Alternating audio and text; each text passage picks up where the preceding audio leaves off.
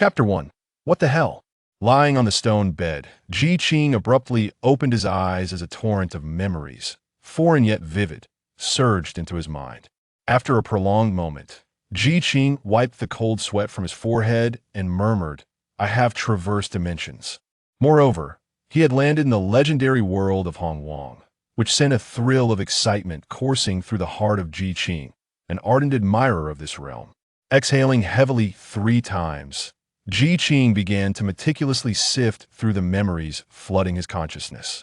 He was the first human crafted by Nuwa during the creation of mankind, possessing the ordinary strength of a golden immortal. And now, it was the early days of the calamity between the witches and the demons.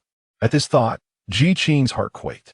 If events unfolded as they typically would, during the Great War, humanity would be sacrificed as offerings for the demon race to forge the slaughtering witch sword. Inevitably, humanity would face a tragic fate, reduced to mere pawns on the chessboard of the powerful. As the very first human in existence, Qing would undoubtedly become the first soul to fall beneath the blade. This is utterly infuriating. After finally traversing to Hongwang, he found himself ensnared in a dire predicament. Who was responsible for dragging him into this? Step forward. No. At this juncture, he must devise a strategy to alter this grim situation. Otherwise, he would become the most unfortunate traveler in history. Is that system present? Qing inquired tentatively. A mechanical voice unexpectedly resonated within Qing's mind. The Great Unity system is currently binding. Binding successful, now loading. Loading complete, system activated. Upon hearing this sequence of declarations, Qing nearly leapt from the stone bed in astonishment. Though delayed, the system had finally arrived.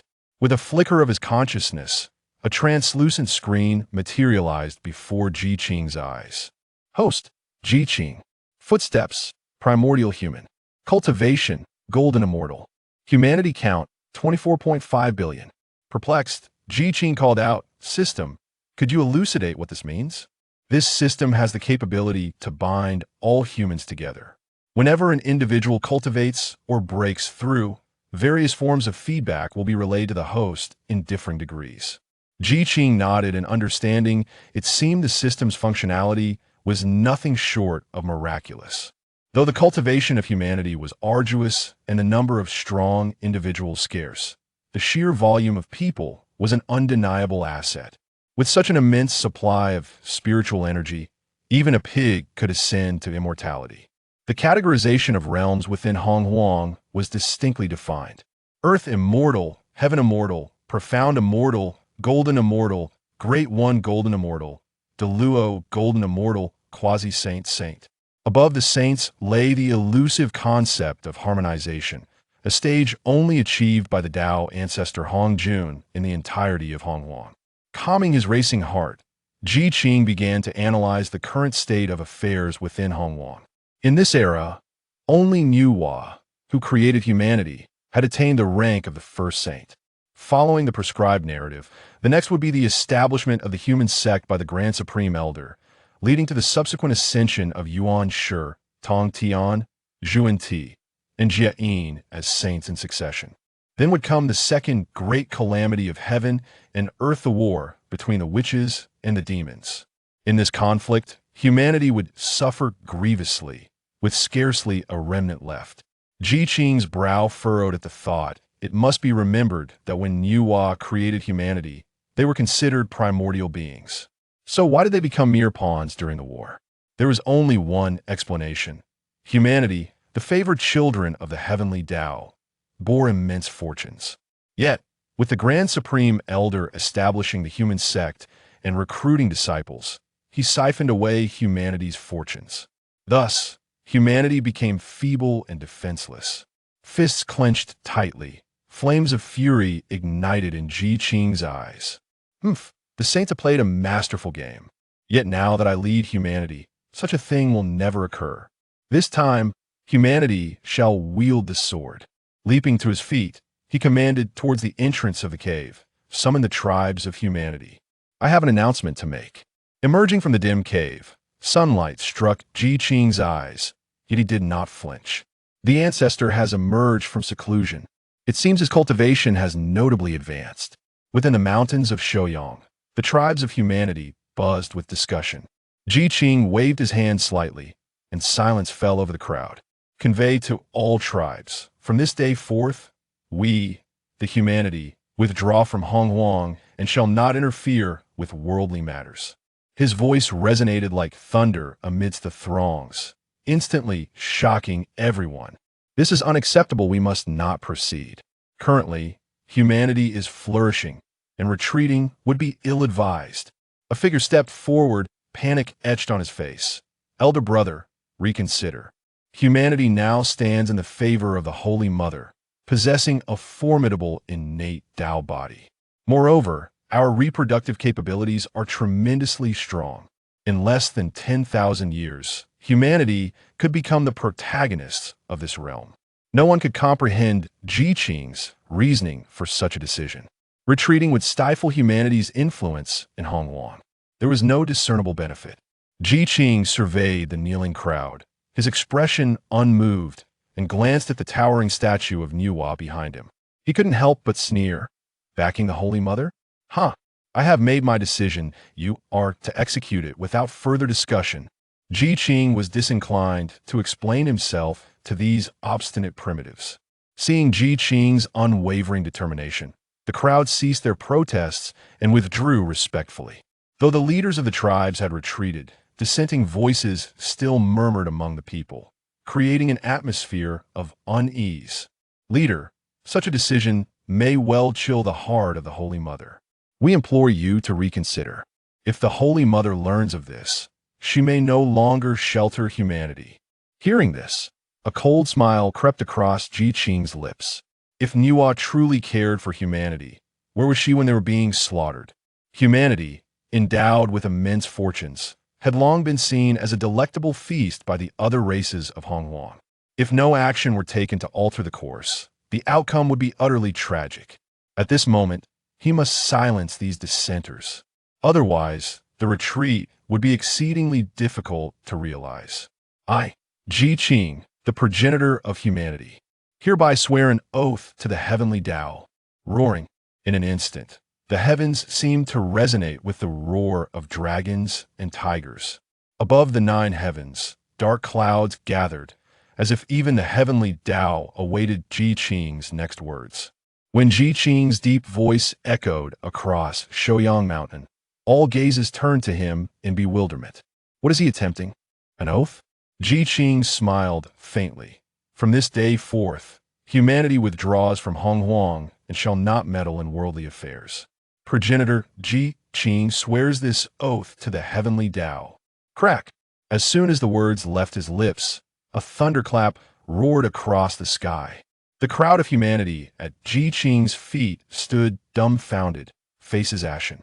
As the progenitor of humanity, having made such an oath that resonated with the heavenly Tao, it indicated the Tao acknowledged the validity of this vow.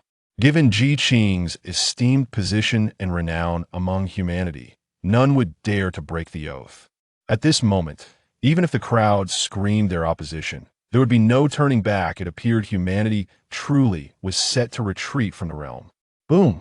Another thunderous roar echoed, causing the timid among the humanity to tremble and collapse to the ground. Yet Qing stood resolute, his hands clasped behind his back, eyes fixed upon the heavens. Above the 9 heavens, it seemed a purple dragon writhe, accompanied by the weighty rumblings of thunder. Oath fulfilled. The elders of humanity appeared, as if their souls had been extracted. Humanity's retreat had become an inevitable fate. Swearing, do you not find something amiss? A figure from the Chaoshu tribe regarded Qing with a peculiar expression. Everything that transpired that day fell off. Swearin shook his head, explaining, do you not recall the holy words of Lady Nuwa? Indeed, it was once declared that humanity would undoubtedly become the protagonists of this vast Honghuang. Yet now, as Qing swore to the heavens, the Tao seemed to acknowledge it. Could it be that Nuwa's words were not genuine?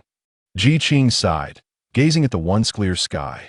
Considering humanity's withdrawal, it indeed aligns with the heavenly Tao.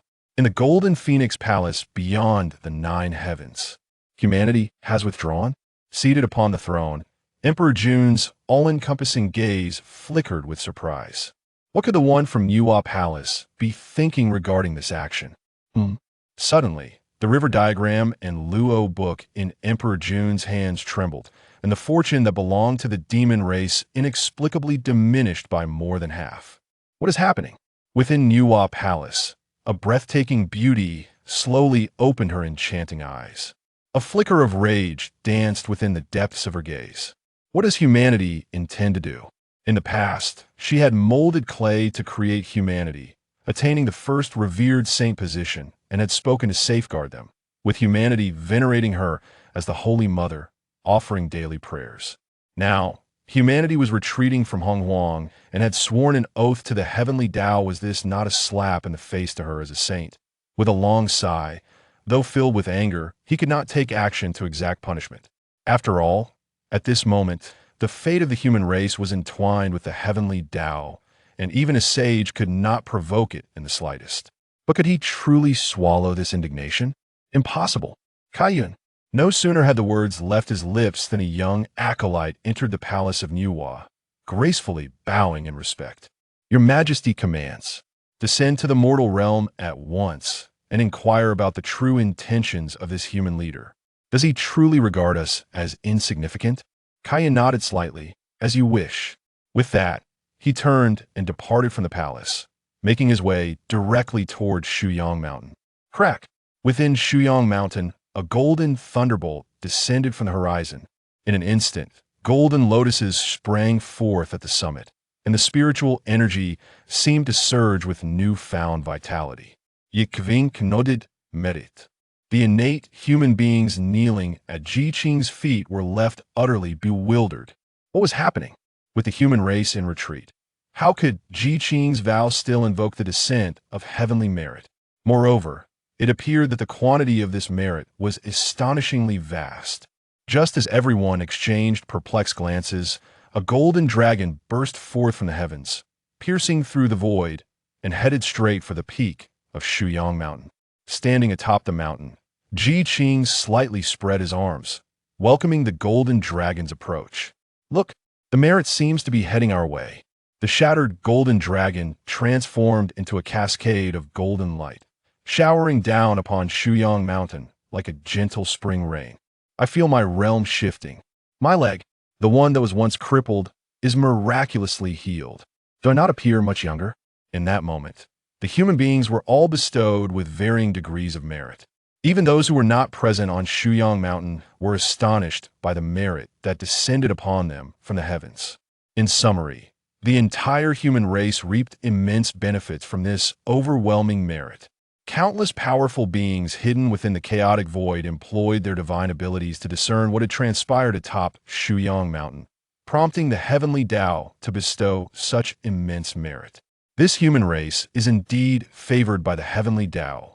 Those who understood the sequence of events could not help but express their astonishment, feeling both envy and trepidation toward the human race. Hong Jun, witnessing this, let slip a precious porcelain bowl from his grasp, his eyes reflecting shock. The human race retreats, the heavenly Tao responds. Among all present, the most astounded was Qing, who had initially failed to comprehend why the heavenly Tao would bestow such merit.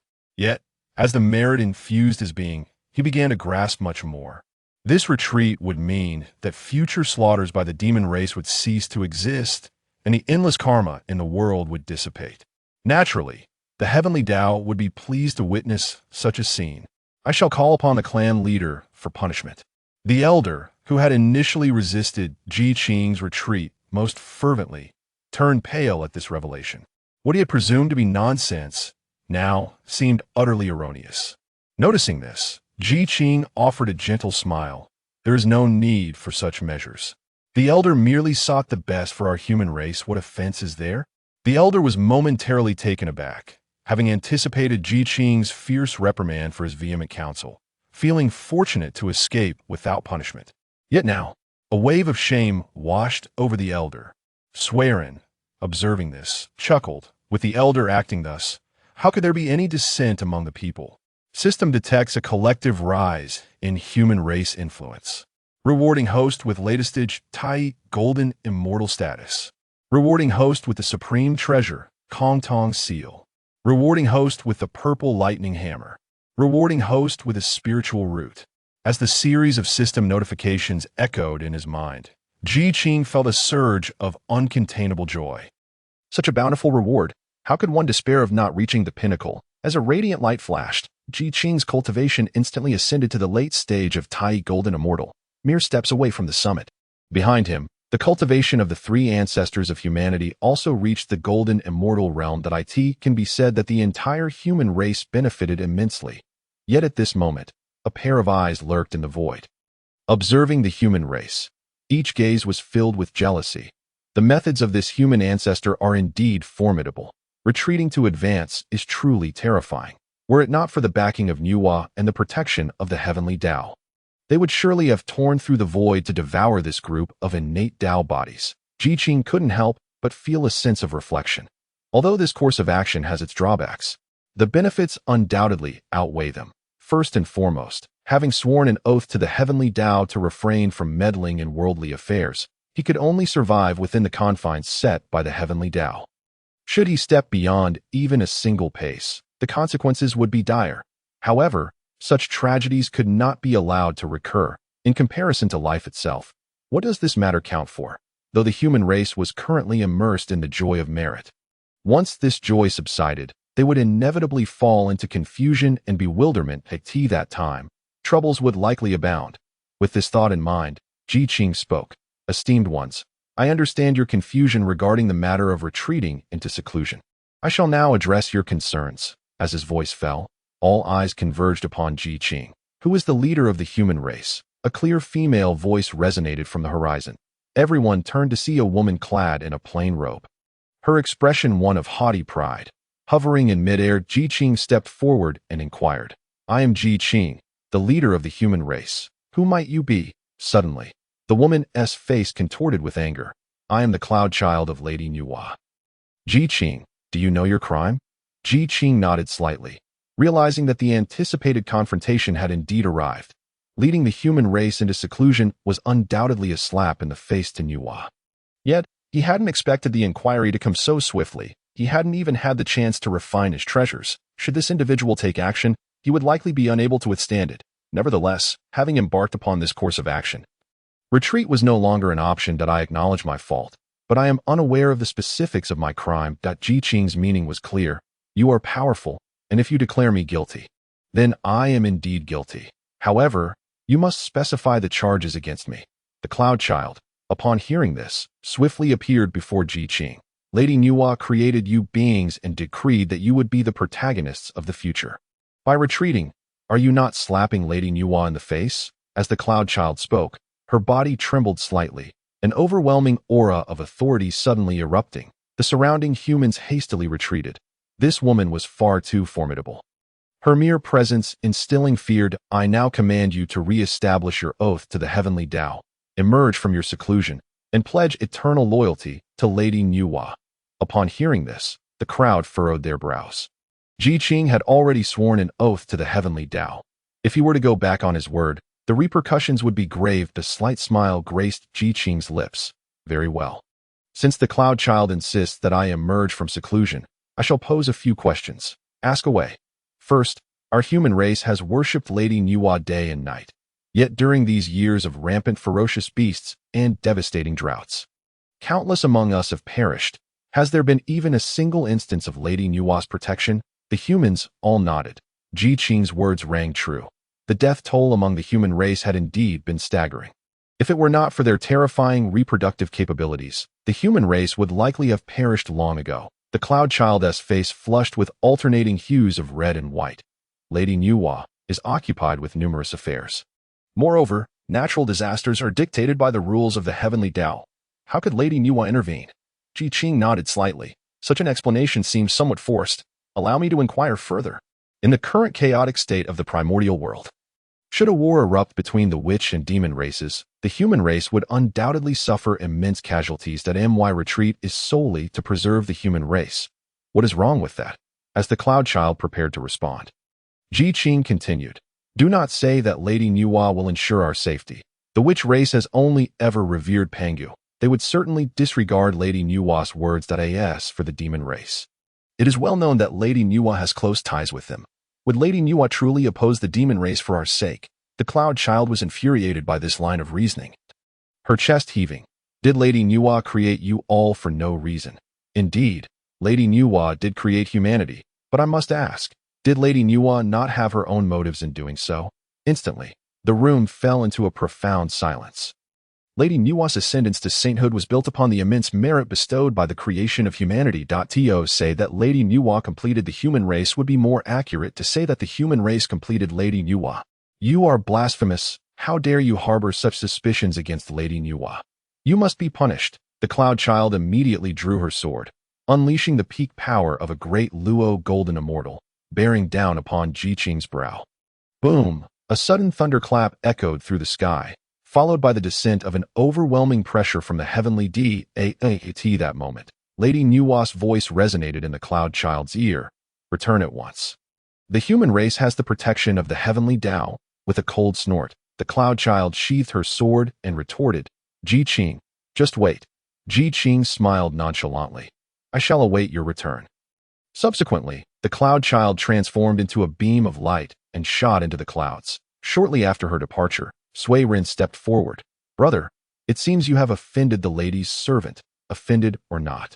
What we must do now is to overcome all obstacles and strive for development, Sui Rin inquired. So how shall we specifically develop? Let us refrain from conflict and strife, focus on procreation and cultivation. The crowd pondered briefly before immediately nodding in agreement with Qing's proposal. Such an approach would indeed yield greater benefits than drawbacks for the human race. After addressing some mundane matters, Qing returned to his cave dwelling. Seated upon the stone platform, Qing carefully examined the fluctuations of spiritual energy within himself. Although he had ascended several realms through the sudden influx of merit, it had also led to instability in his cultivation, that he should refine the rewards from the system to stabilize his realm before seeking to break through to the great Luo golden immortal stage. With a thought, a small hammer radiating violet light appeared in Qing's palm. The supreme spiritual treasure, the purple lightning hammer. This top-tier weapon would greatly enhance Qing's current capabilities as he operated his internal spiritual energy. He began to refine the hammer that flickered with electrical sparks. With another thought, a large seal materialized before Qing's eyes. What a remarkable treasure, the Kongtong seal, a supreme treasure of merit for humanity. Combined with Qing's current immense merit, was indeed a perfect match. Gently closing his eyes, the fortune of humanity surged wildly as he began to refine the seal. 10 years, 20 years, 80 years, Qing suddenly opened his eyes. And a tremendous surge of merit power erupted from the Kongtong seal, rushing towards him. It is complete. Although he had refined 2 supreme treasures, Qing's seclusion could not yet conclude. He closed his eyes once more and fell into meditation. Centuries passed in the blink of an eye, and the once tumultuous spiritual power within Qing had become remarkably stable. His previously unstable realm was now firmly grounded. Moreover, during these years, the cultivation of the human race had also brought Qing substantial benefits. During this time, Qing had even refined and absorbed the spiritual root. At this moment, Qing was but a step away from achieving the harmony of the 5 energies within his chest. Ready to ascend to the great Luo golden immortal. Slowly opening his eyes, he seemed to perceive stars swirling in the essence of all things. Rising to his feet, he gazed into the distance beyond his cave. Murmuring, I wonder how the human race is faring now. Within the 8 scenery palace, an elder furrowed his brow, displaying a visage of deep worry. This elder was none other than Laozi, one of the 3 pure ones. It had been several 100,000 years since Lady Nuwa had achieved sainthood through the creation of humanity. However, as a fellow ordained saint, Laozi had as Yuan sure beheld the situation, he could not help but inquire. Did not the master once proclaim that my senior brother would be the second sage in this realm? Has my senior brother encountered some tribulation? Alas, I once calculated that my opportunity for sanctification would be bestowed upon that individual of the human race. Yet now, the state of humanity. If what my senior brother asserts is true, this matter is indeed most troubling. Tong Tian added, the human race has now retreated. No one wishes to provoke this spiny creature. Burdened with karma, Yuan Shi exchanged a glance with Tong Tian. This situation is indeed troublesome. They had both calculated countless times that their chances of achieving sanctification lay with Taishang.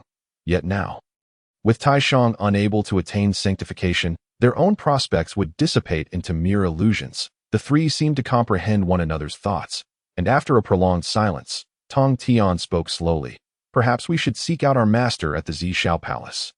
Indeed, this matter is of great consequence. We must allow our master to make the final judgment. Taishang Laozi waved his hand dismissively. To disturb the master during his quietude would surely earnest his ire. Do you not recall what our master said after the division of treasures at Zishao Palace? Tong Tian furrowed his brow upon hearing this. The way of heaven remains unchanged. Hong Jun does not manifest. Taishang Laozi nodded. Since the master has yet to appear, it indicates that there remains a glimmer of hope. Quite so, senior brother. I nearly disturbed the master. How foolish of me. Yuan Shi reassured. Let us three engage in rational deduction to see if we can discern a sliver of opportunity. The other two nodded in agreement. You speak wisely, senior brother. We shall deduce the heavenly mysteries here within the Zishao Palace. Since the master does not emerge, it signifies that the way of heaven has not altered. Excellent. The three began to sit cross-legged, closing their eyes tightly, as golden lotuses seemed to materialize around them. And obscure runes began to swirl in their midst. Meanwhile, Qing stood atop Shoyang Mountain, gazing down below. The strength of the human race is varied. The mightiest among us is none other than I. At the peak of the Tai golden immortal realm. Yet, amidst the vast expanse of the Deluo, where golden immortals abound like dogs, this is scarcely sufficient. How might one change this state of affairs? Lost in contemplation, Qing's eyes suddenly gleamed with a golden light. To elevate our overall strength, a solid foundation must be laid. The creation of characters is an excellent method in the current primordial world.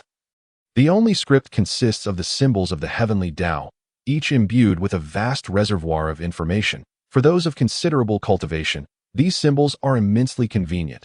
However, for the relatively weaker human race, comprehension remains elusive. Thus, it appears that the creation of characters is indeed essential. How shall characters be created? Qing had already attempted to inscribe the characters of the future upon the ground. But they were immediately erased by a mysterious force, undoubtedly the heavenly Tao. This indicated that the heavenly Tao did not recognize Qing's method of character creation. Sanqing created characters, according to the development of the primordial world. It would be countless years later before Sanqing observed the shapes of rivers and mountains to devise each pictogram. Thus, Qing began to observe the myriad phenomena of the world. The first character he inscribed was Rin, a simple stroke and a dot-forming human. Just as Qing was pleased with his creation, he suddenly sensed something amiss and added 2 horizontal lines atop the character. Sky. With a crack, thunderclouds roiled above, and this time the heavenly Tao did not erase the character, even responding in kind. The great powers of the primordial realm, stirred by the thunder, turned their gazes toward Qing. What was this progenitor of the human race up to? It seemed the heavenly Tao was responding to him again. What symbols was he drawing? These strange characters appeared meaningless. Yet, at that moment, Qing had entered a state of self-forgetfulness. A stick in hand, creating thousands of incomprehensible symbols upon the yellow earth. 1 year, 2 years, 10 years.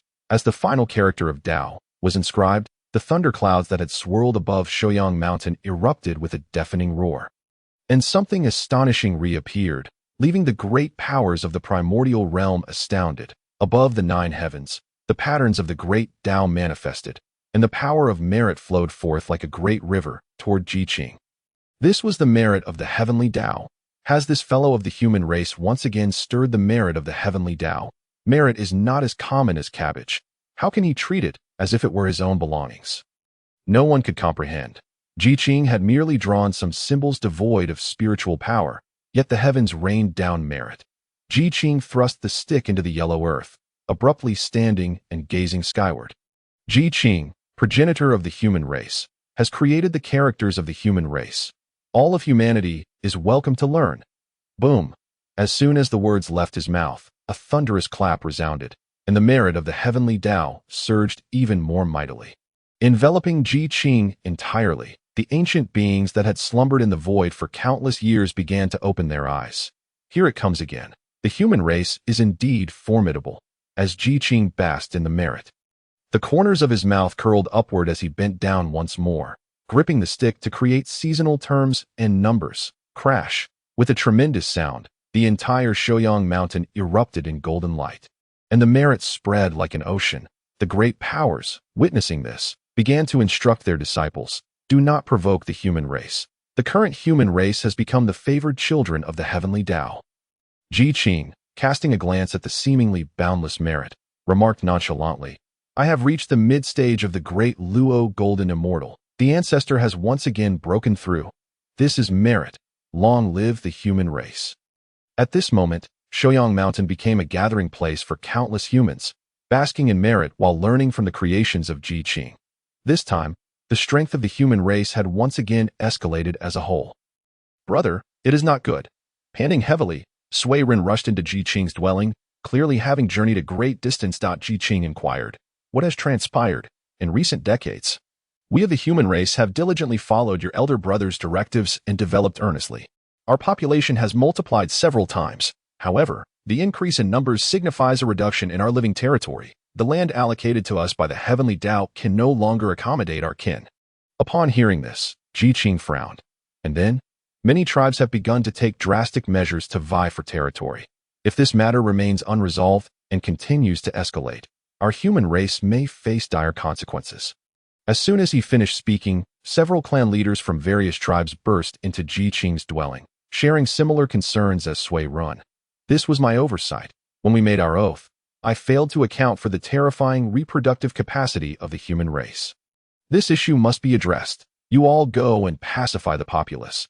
I shall handle the territorial matters. Understood. Several clan leaders promptly withdrew. This matter is urgent.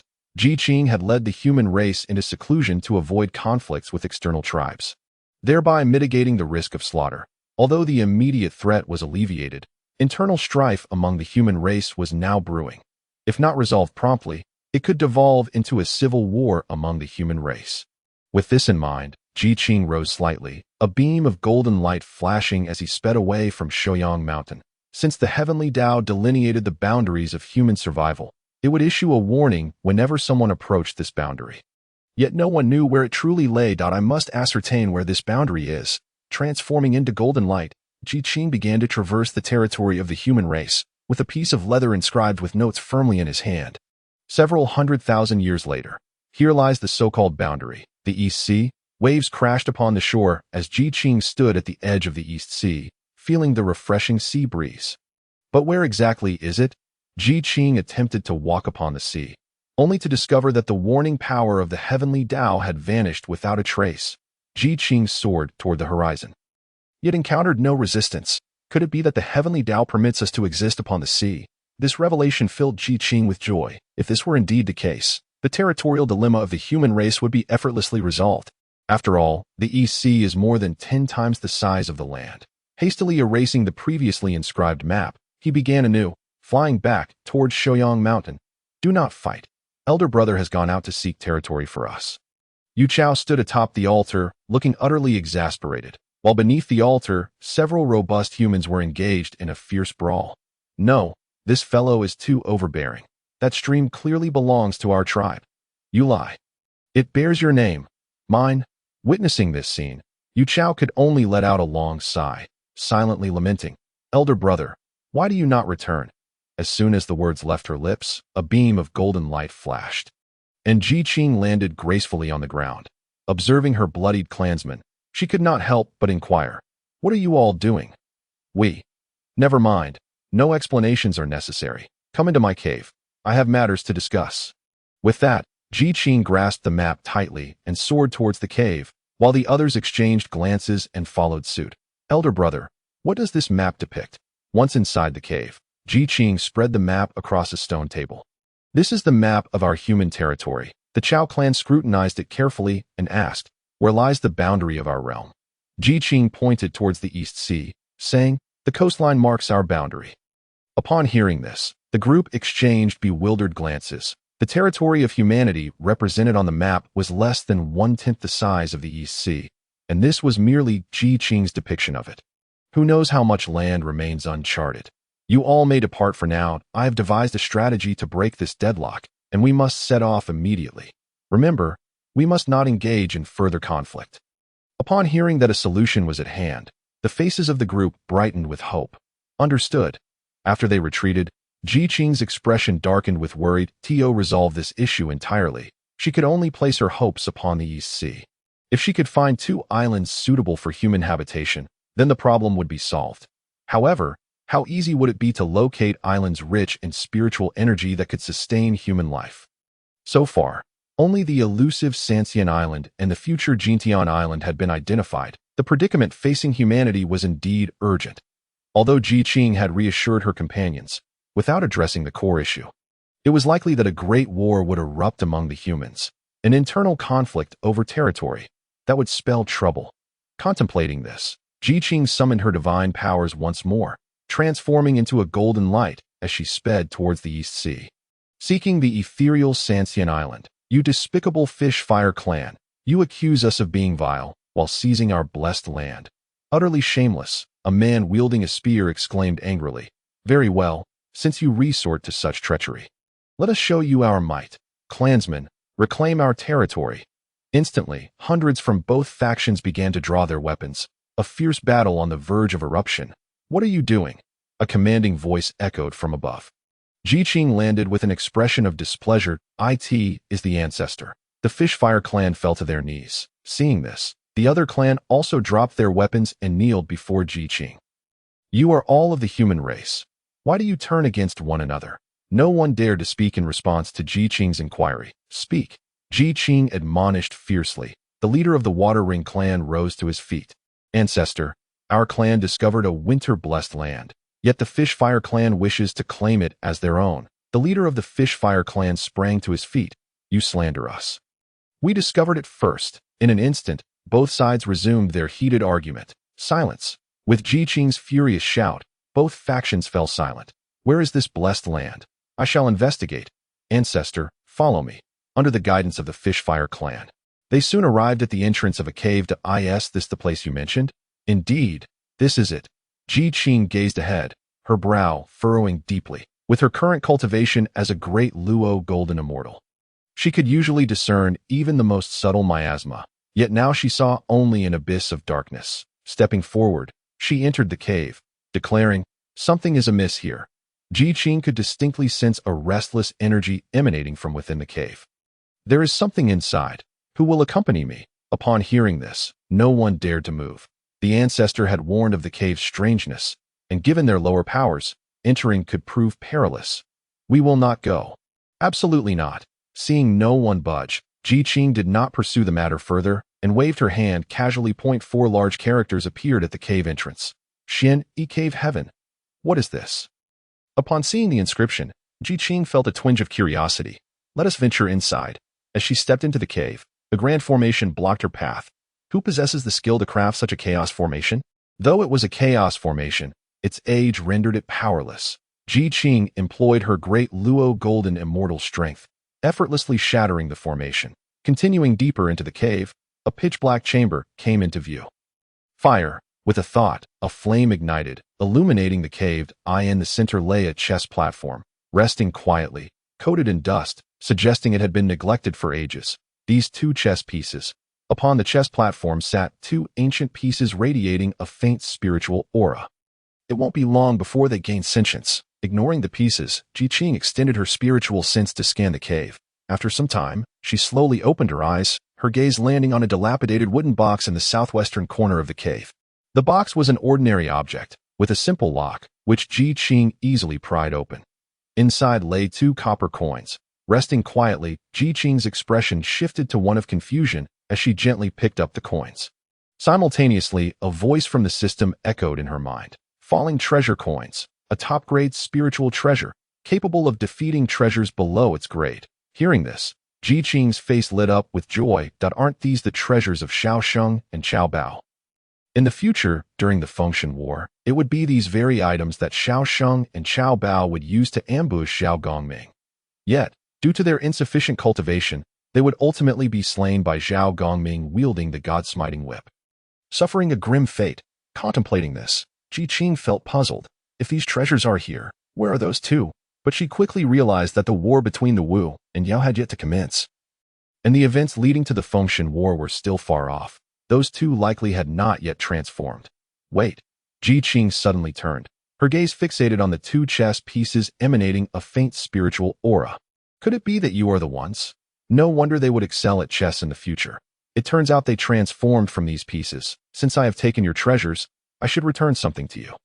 She flicked a strand of innate spiritual energy, directing it into the chess pieces. With this, their future would not be so dire.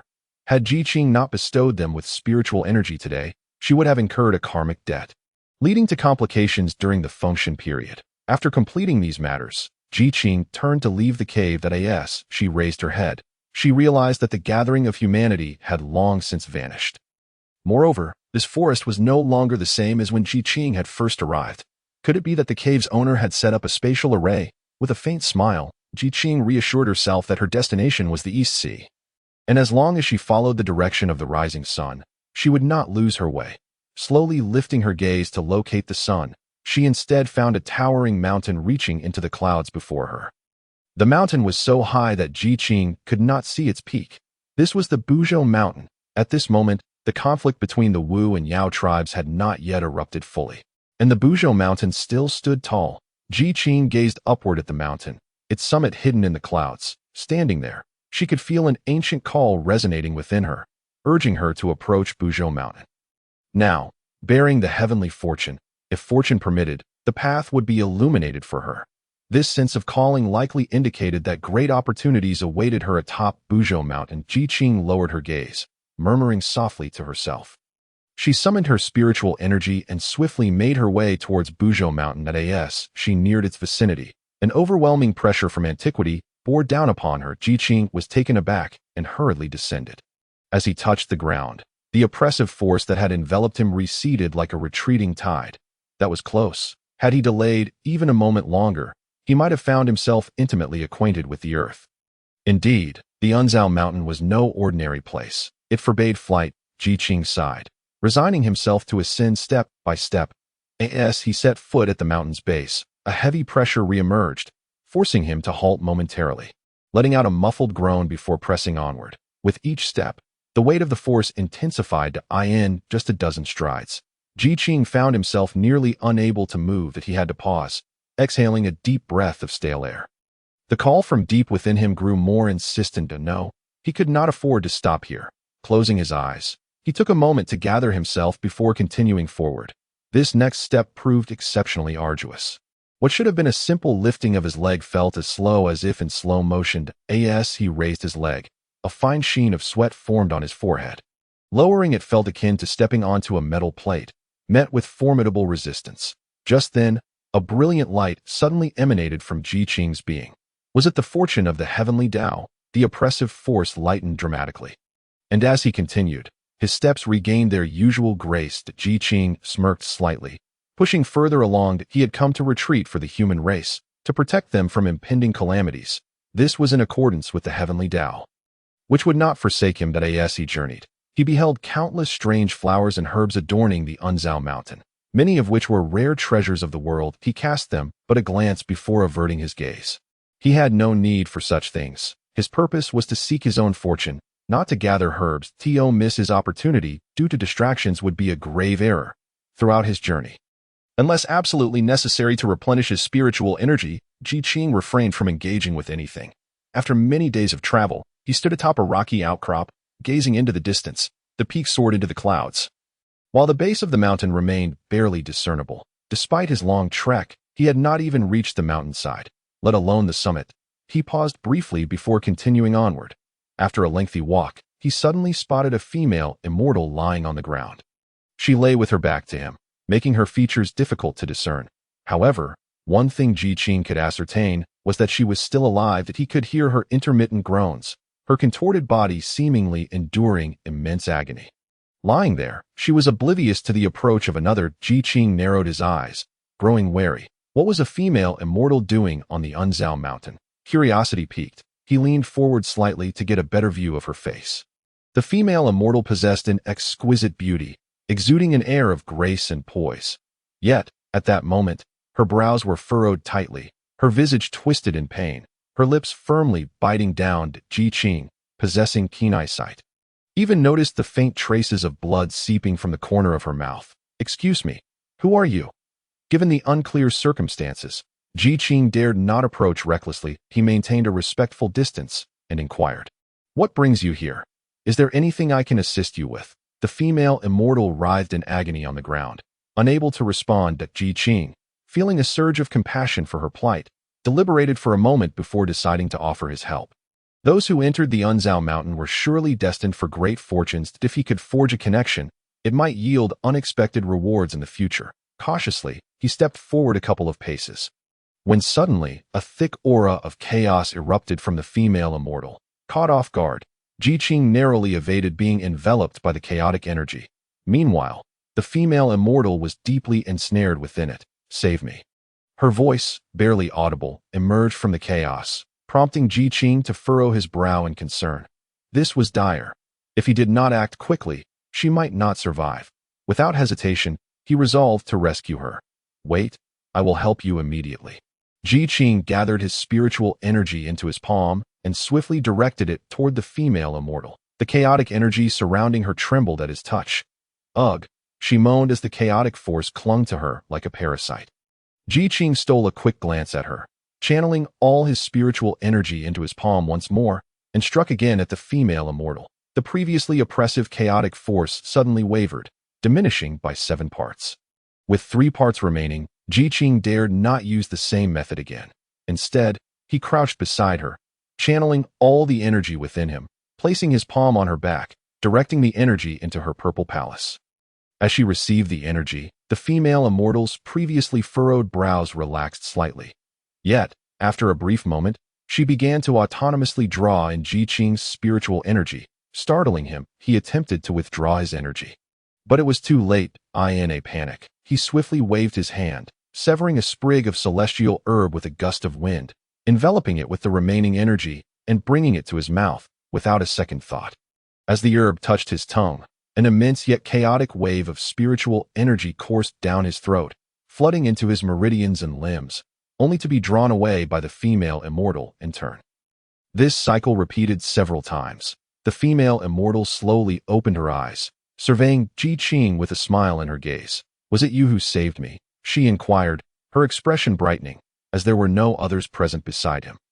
Qing replied, "May I ask who you are and how you came to be in this predicament?" The female immortal's smile faltered slightly, then she sighed with resignation. "I am the Queen Mother of the West from Kunlun.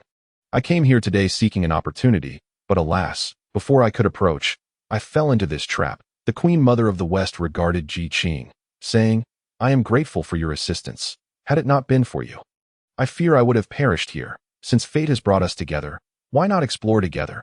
It would be a way to repay your kindness." Qing was momentarily stunned. This person was indeed the Queen Mother of the West. In later generations, she would be regarded as one of the few great powers by a stroke of luck. He had inadvertently entangled himself in a significant karmic bond with such an esteemed figure. Although she intended to repay him through exploration, should he ever find himself in need, she would likely not hesitate to assist him. As Qing reveled in his good fortune, he suddenly heard a soft sigh beside him. Confused, he turned to the Queen Mother of the West, who was gazing wistfully toward a certain spot on the mountainside. Following her gaze, Qing's body stiffened, his eyes widening in disbelief. Could it truly be the peach tree of immortality? According to legends, the peach tree existed in the heavenly realm, a treasure belonging to the Queen Mother of the West, with 1,200 trees in front, middle, and back, each possessing unique effects, all of which were sacred and rare in the world.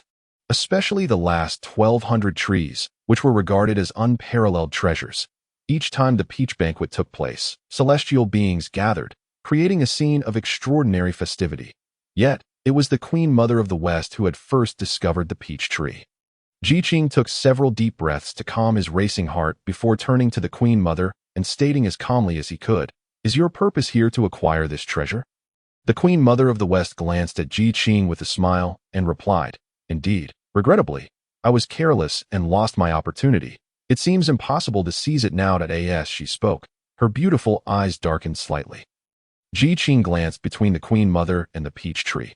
Just as he was about to speak, the Queen Mother continued, "However, since you and I share a connection and you have appeared at this moment, since I cannot claim this treasure, I shall bestow it upon you. Qing was taken aback.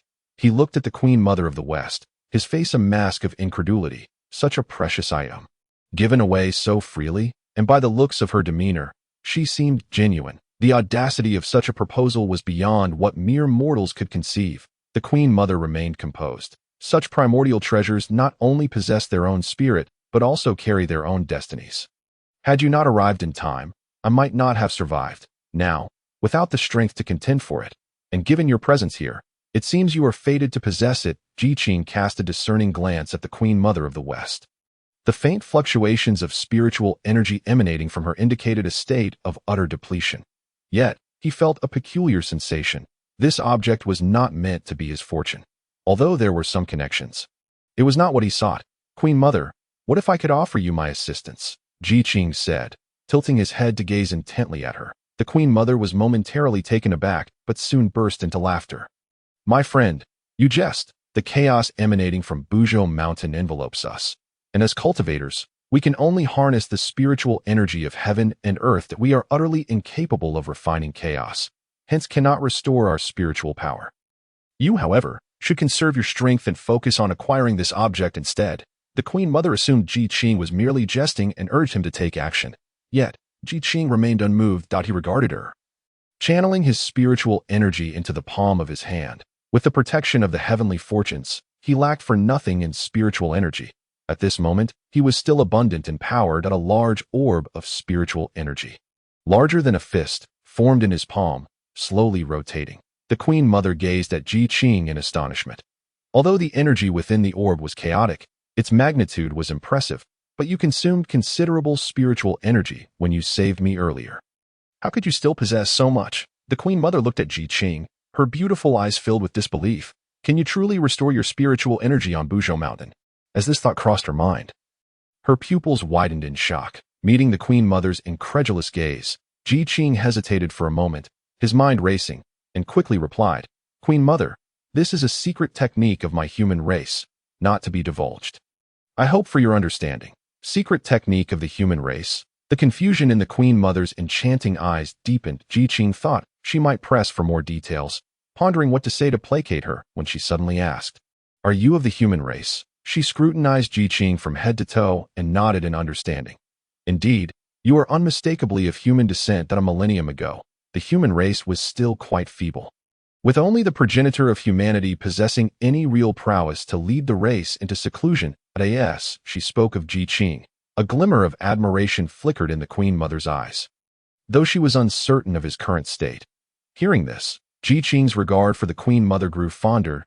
He bowed respectfully and said, I am indeed Qing, the progenitor of humanity. I appreciate your concern.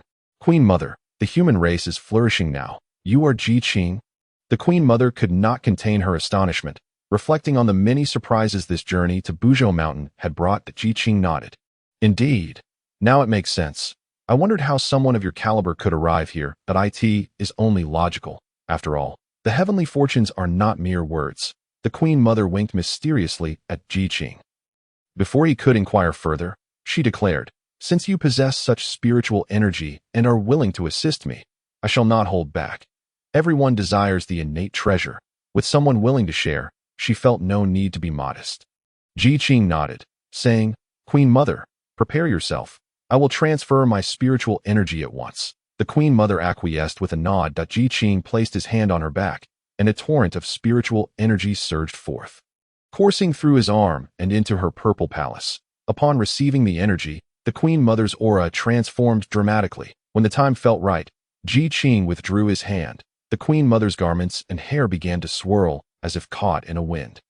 Her body gracefully levitating, stabilizing in midair, she swiftly formed hand seals, a brilliant light intensifying as she accelerated the movements of her fingers, coalescing at her fingertips. Upon completing the final hand seal, the radiance shot towards the peach tree. Break, she exclaimed with a commanding tone, and the peach tree, previously shielded by chaotic energy, trembled violently. As she observed her spell about to be dispelled, the Queen Mother's beautiful eyes narrowed, filled with fierce determination. With a cold huff, she formed another spell and unleashed it once more. The peach tree stilled as if pressed by a pause button, becoming eerily silent. The Queen Mother continued her movements, crafting layer upon layer of seals. The towering peach tree visibly shrank at an astonishing rate, ultimately transforming into a streak of light that soared towards the Queen Mother. She grasped it with a swift motion, reclaiming it in her palm. As she descended, the Queen Mother exhaled a sigh of relief, her eyes brimming with excitement. Qing, my friend, behold. This is the peach tree. Qing glanced at it, offering his congratulations. Congratulations, Queen Mother, on acquiring this treasure. It is thanks to your assistance that I could obtain it. The Queen Mother smiled, but then her expression turned serious. This object also bears a connection to you. Should you ever require it, feel free to send someone my way. Should this tree bear fruit in the future, the human race shall not be overlooked. Qing's eyes brightened at this. The Queen Mother, mistaking his surprise for disbelief, reiterated with earnestness, raising 3 fingers in a vow. Qing couldn't help but smile. Cultivators are most wary of entangling themselves in causality. Once a promise is made, it must be fulfilled. Otherwise, it would rebound upon them during tribulations. Thus, Qing had no fear of the Queen Mother going back on her word. This opportunity to acquire the peach tree while forging a closer relationship with her was indeed a dual victory. Moreover, it would prove beneficial in future predicaments should he seek her aid. Then I shall gladly accept this favor from you.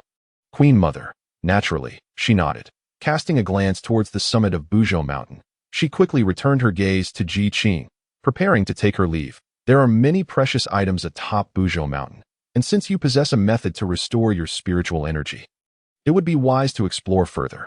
However, I must depart now.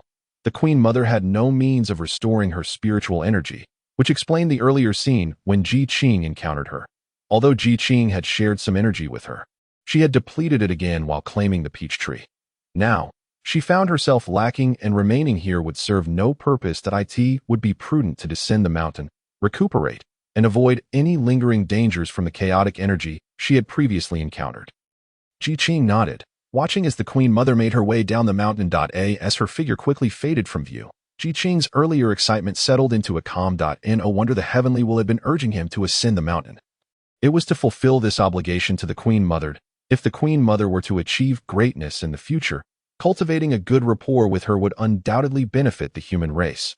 A splendid prospect indeed. Qing turned his gaze back to Buzhou Mountain, ascending the path leisurely. Even if he had missed one opportunity, he might still encounter other treasures of heaven and earth. Embracing this thought, Qing strolled upward.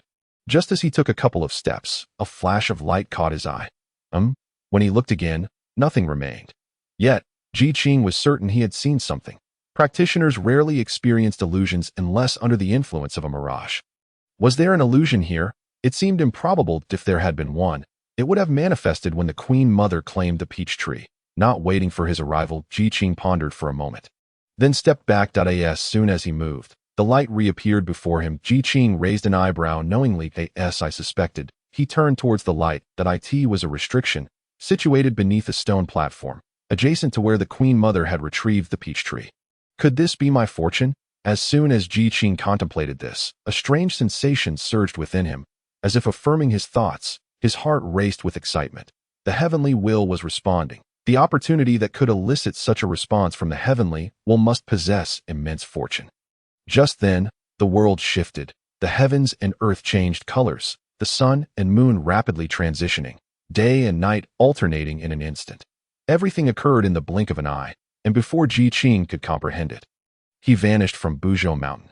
Upon regaining his senses, Qing found himself surrounded by an entirely different scenery. Looking around, he saw a swirling mass of ethereal energy enveloping him, the white mist extending from his side unfurled in all directions, growing increasingly dim and turbulent with distance, as if one could faintly hear the distant rumble of golden thunder within. Qing's soul trembled in response. He gazed in astonishment, witnessing the gas surge with even greater ferocity, crashing towards him like a tidal wave. Instinctively, Qing attempted to evade. Yet, as he willed it, he found his body ensnared, utterly immobilized. The gas approached him like a multitude of sharp swords, aiming at his heart and brow. Its momentum akin to a stampede of 1,000 horses, brimming with lethal intent. A bead of cold sweat formed on Qing's forehead. Almost reflexively, he summoned the Kongdong seal, raising it above his head as a protective artifact.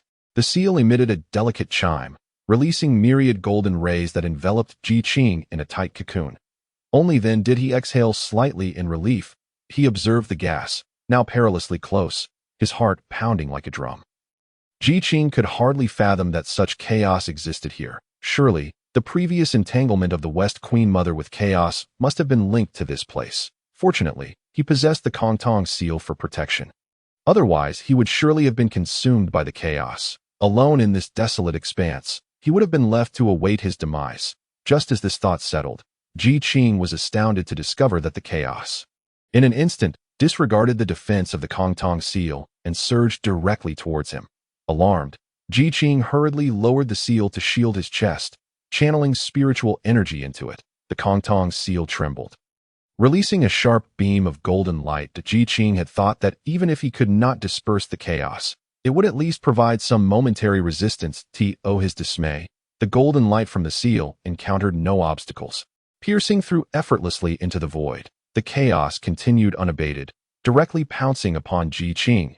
He let out an odd cry, only to find that the chaos had simply bypassed him, racing towards the space behind him. And he felt no harm whatsoever. What is happening? Qing wondered, perplexed, as he searched his body, his face a mask of confusion. In an instant, he realized, it is an illusion array. Understanding dawned, yet Qing's expression darkened in an instant. He had been here for quite some time, utterly oblivious to the fact that this was an illusion array. Had it not been for the array's lack of malice towards him, he feared he would have already been reduced to nothing but bones. Since it was an illusion, there must be a method to break it. Qing summoned his spiritual power, observing his surroundings intently for a considerable time, yet he could find no flaws. He remained silent for a moment, acknowledging the formidable nature of a secret realm that could provoke the response of the heavenly Dao. It seemed he might be trapped here for a while. However, he was not overly concerned. Since the heavenly Dao had guided him here, there must be other mysteries to uncover, and he would not meet his end so easily. He resolved to remain here and discern the true essence of this place. Qing calmed himself, retracting the Kongtong seal, standing still as he silently surveyed his surroundings. Within the grand array, the chaos surged like a roaring sea. Though there was no sound, Qing could distinctly feel the vibrations resonating within his soul. Fortunately, his soul was shielded by the merits of the heavenly Tao, so despite the tremors, he remained largely unscathed. Time seemed to lose its meaning within the array, and Qing could not perceive its passage. He stood there, as if melding with the very fabric of this world, while the chaos roared ever more ferociously. Within this endless ocean of chaos, life forms began to emerge. Qing gazed in astonishment. 1, 2, 100, 1,000, 3,000 beings materialized. The speed at which life forms proliferated escalated rapidly, and in the blink of an eye, thousands of them thrived and evolved in this chaotic sea. After an indeterminate period, these beings awakened their intelligence and established their own systems. Conflicts arose among them, swiftly transforming into wars between systems. The wars expanded, relentless and unending. As life forms continued to be born, the conflicts grew increasingly brutal. With the pace of death accelerating, the number of beings in the chaos dwindled until only 3,000 remained. Qing's eyes widened in shock. 3,000 at the 3,000 avenues. Each of those 3,000 beings stood at the pinnacle of the Luo golden immortals, each possessing the power to annihilate the heavens and earth. Were these the 3,000 avenues? Witnessing this precise number of beings, Qing's heart surged with excitement. From the chaos emerged the 3,000 divine demons of the avenues. Each bore a law of their own, each a formidable force in this world, having achieved their status through countless battles. Just then, the heavens and earth trembled violently. From the depths of the vast chaotic sea came surging waves that disregarded Qing's corporeal form. Crashing against his soul, the relentless vibrations unsettled Qing's very essence. The Kongtong seal, sensing its master's unease, instinctively emitted a resonant hum, hovering above Qing's head to safeguard his soul. With the Kongtong seal support, Qing managed to exhale deeply. He could only wonder what transpired in the depths of the chaos. Even an illusion could provoke such turmoil within his soul. Should this entity materialize, its power would be unimaginable. As if to affirm his thoughts, a myriad of golden lights suddenly erupted from the depths of the chaos. At the center of the brilliance, a 9-petal golden lotus was poised to bloom. The golden light ascended into the air, pausing momentarily before gradually unfolding. Atop the lotus pedestal sat a muscular, bearded giant, his bronze skin radiating strength. The giant sat cross-legged on the lotus, eyes closed, wielding a colossal axe. Surrounded by the laws of heaven and earth, behind his head, a jade tablet inscribed with countless avenues revolved slowly. The moment he manifested, an aura of terror emanated from him. Was he a Deluo golden immortal? A quasi-saint, a saint, or perhaps even a harmonious Tao being? When the golden lotus fully unfurled, the giant suddenly opened his eyes, two beams of golden light shooting forth, piercing deep into the chaos, wherever the light passed. The chaos roiled violently. Qing's eyes widened in astonishment as he murmured, "Is this Pangu?" As if to validate Qing's thoughts, the figure rose abruptly, releasing a thundering roar into the chaos. "I am Pangu." His voice seemed to echo from the distant heavens, shattering layers of chaos as it reverberated in all directions. Wherever the sound reached, the chaotic waves surged, buffeting Qing, causing his hair and clothes to whip wildly. His face contorting in response. The Kongtong seal above his head blazed with brilliance, fiercely protecting his soul.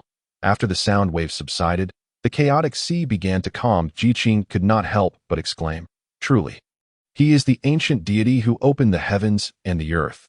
His presence is indeed extraordinary." The divine demons, embodiments of the 3,000 avenues, were stirred, standing at a distance, wary of approaching Pangu. Qing mused, with Pangu now present, and the chaos yet to be unfurled, he would surely create a new world.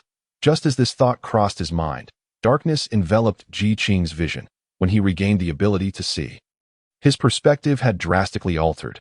The view widened significantly, and he found himself elevated, as if standing atop a peak, gazing downwards. What was this? As Qing pondered, he caught sight of the axe beside him.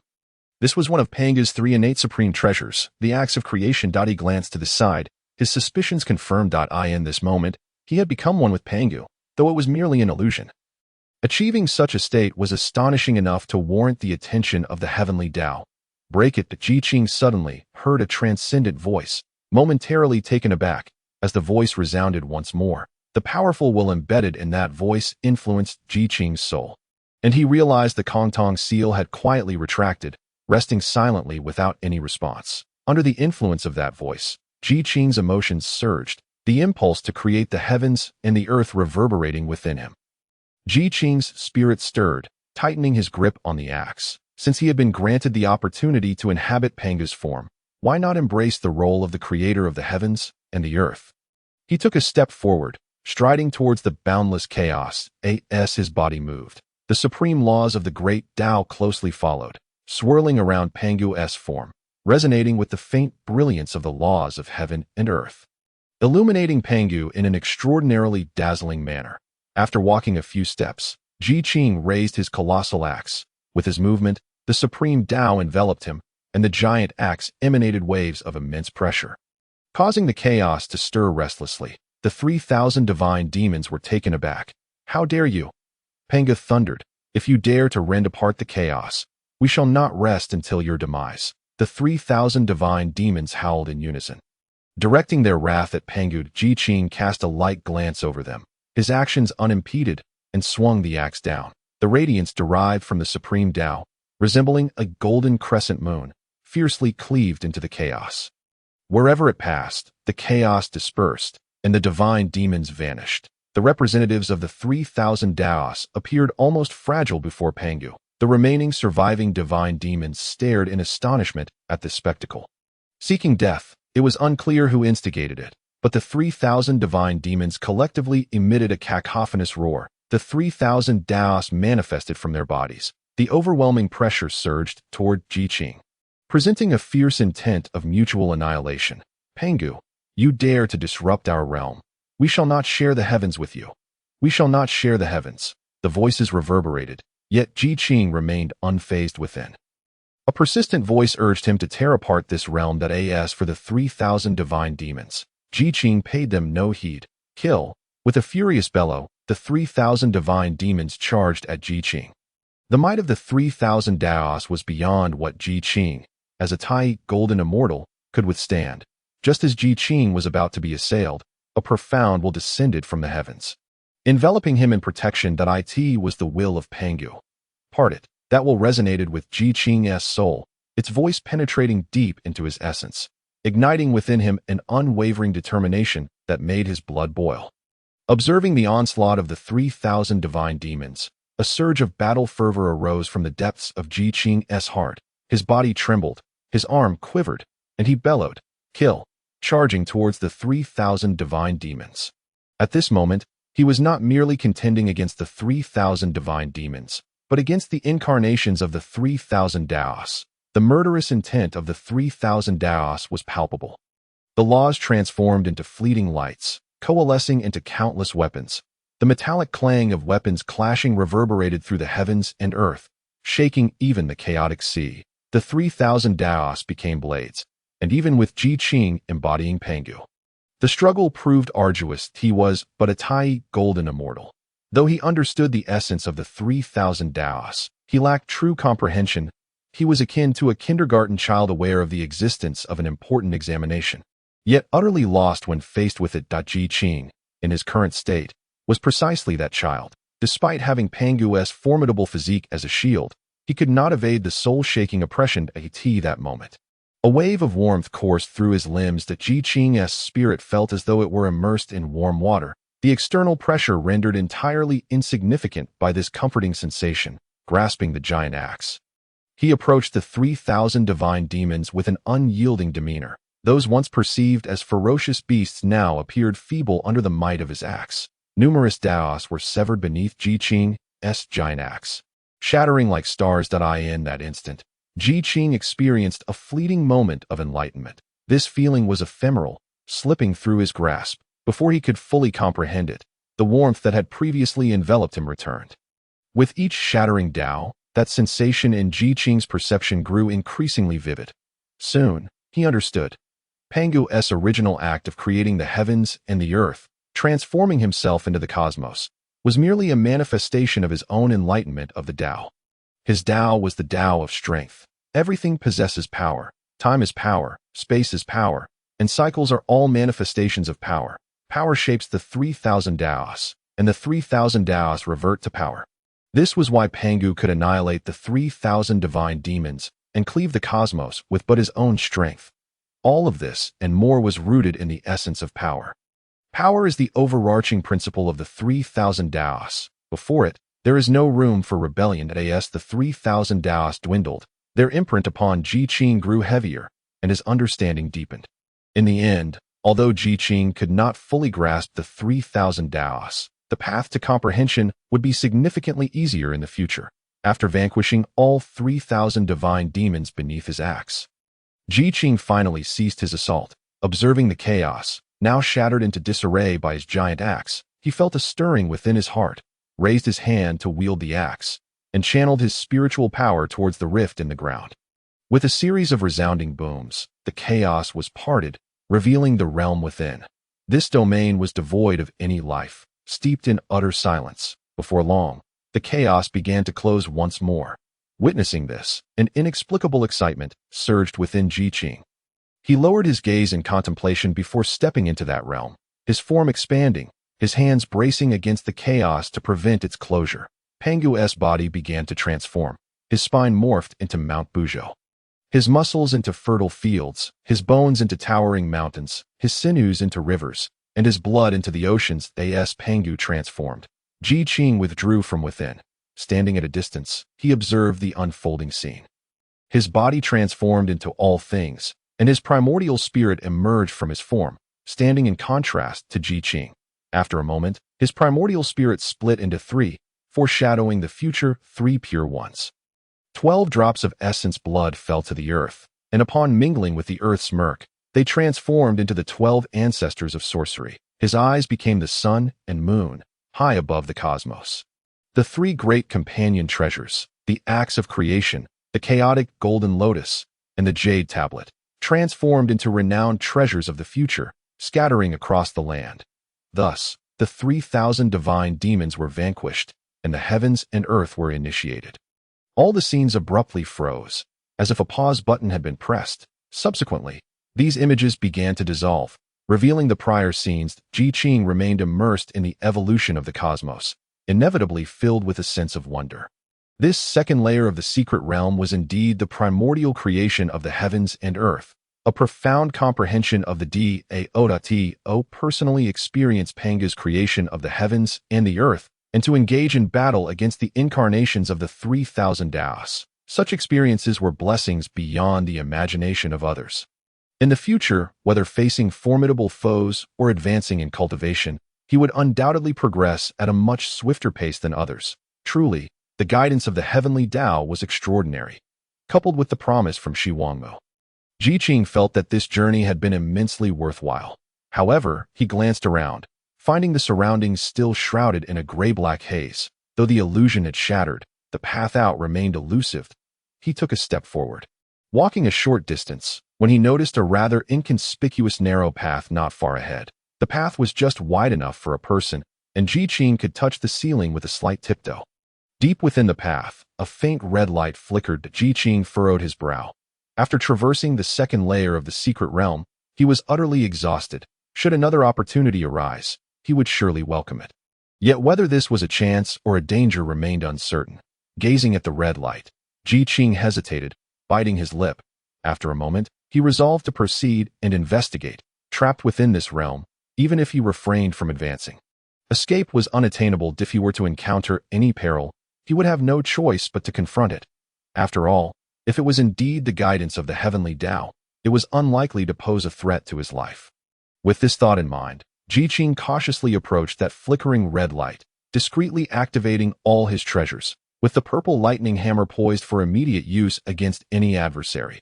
Although his cultivation as a Tai golden immortal was not particularly formidable in the wilderness, the likelihood of escaping was still high. The narrow path was not long. After traversing a short distance, he reached the end. Before him stood a wall, with a square hole opened above.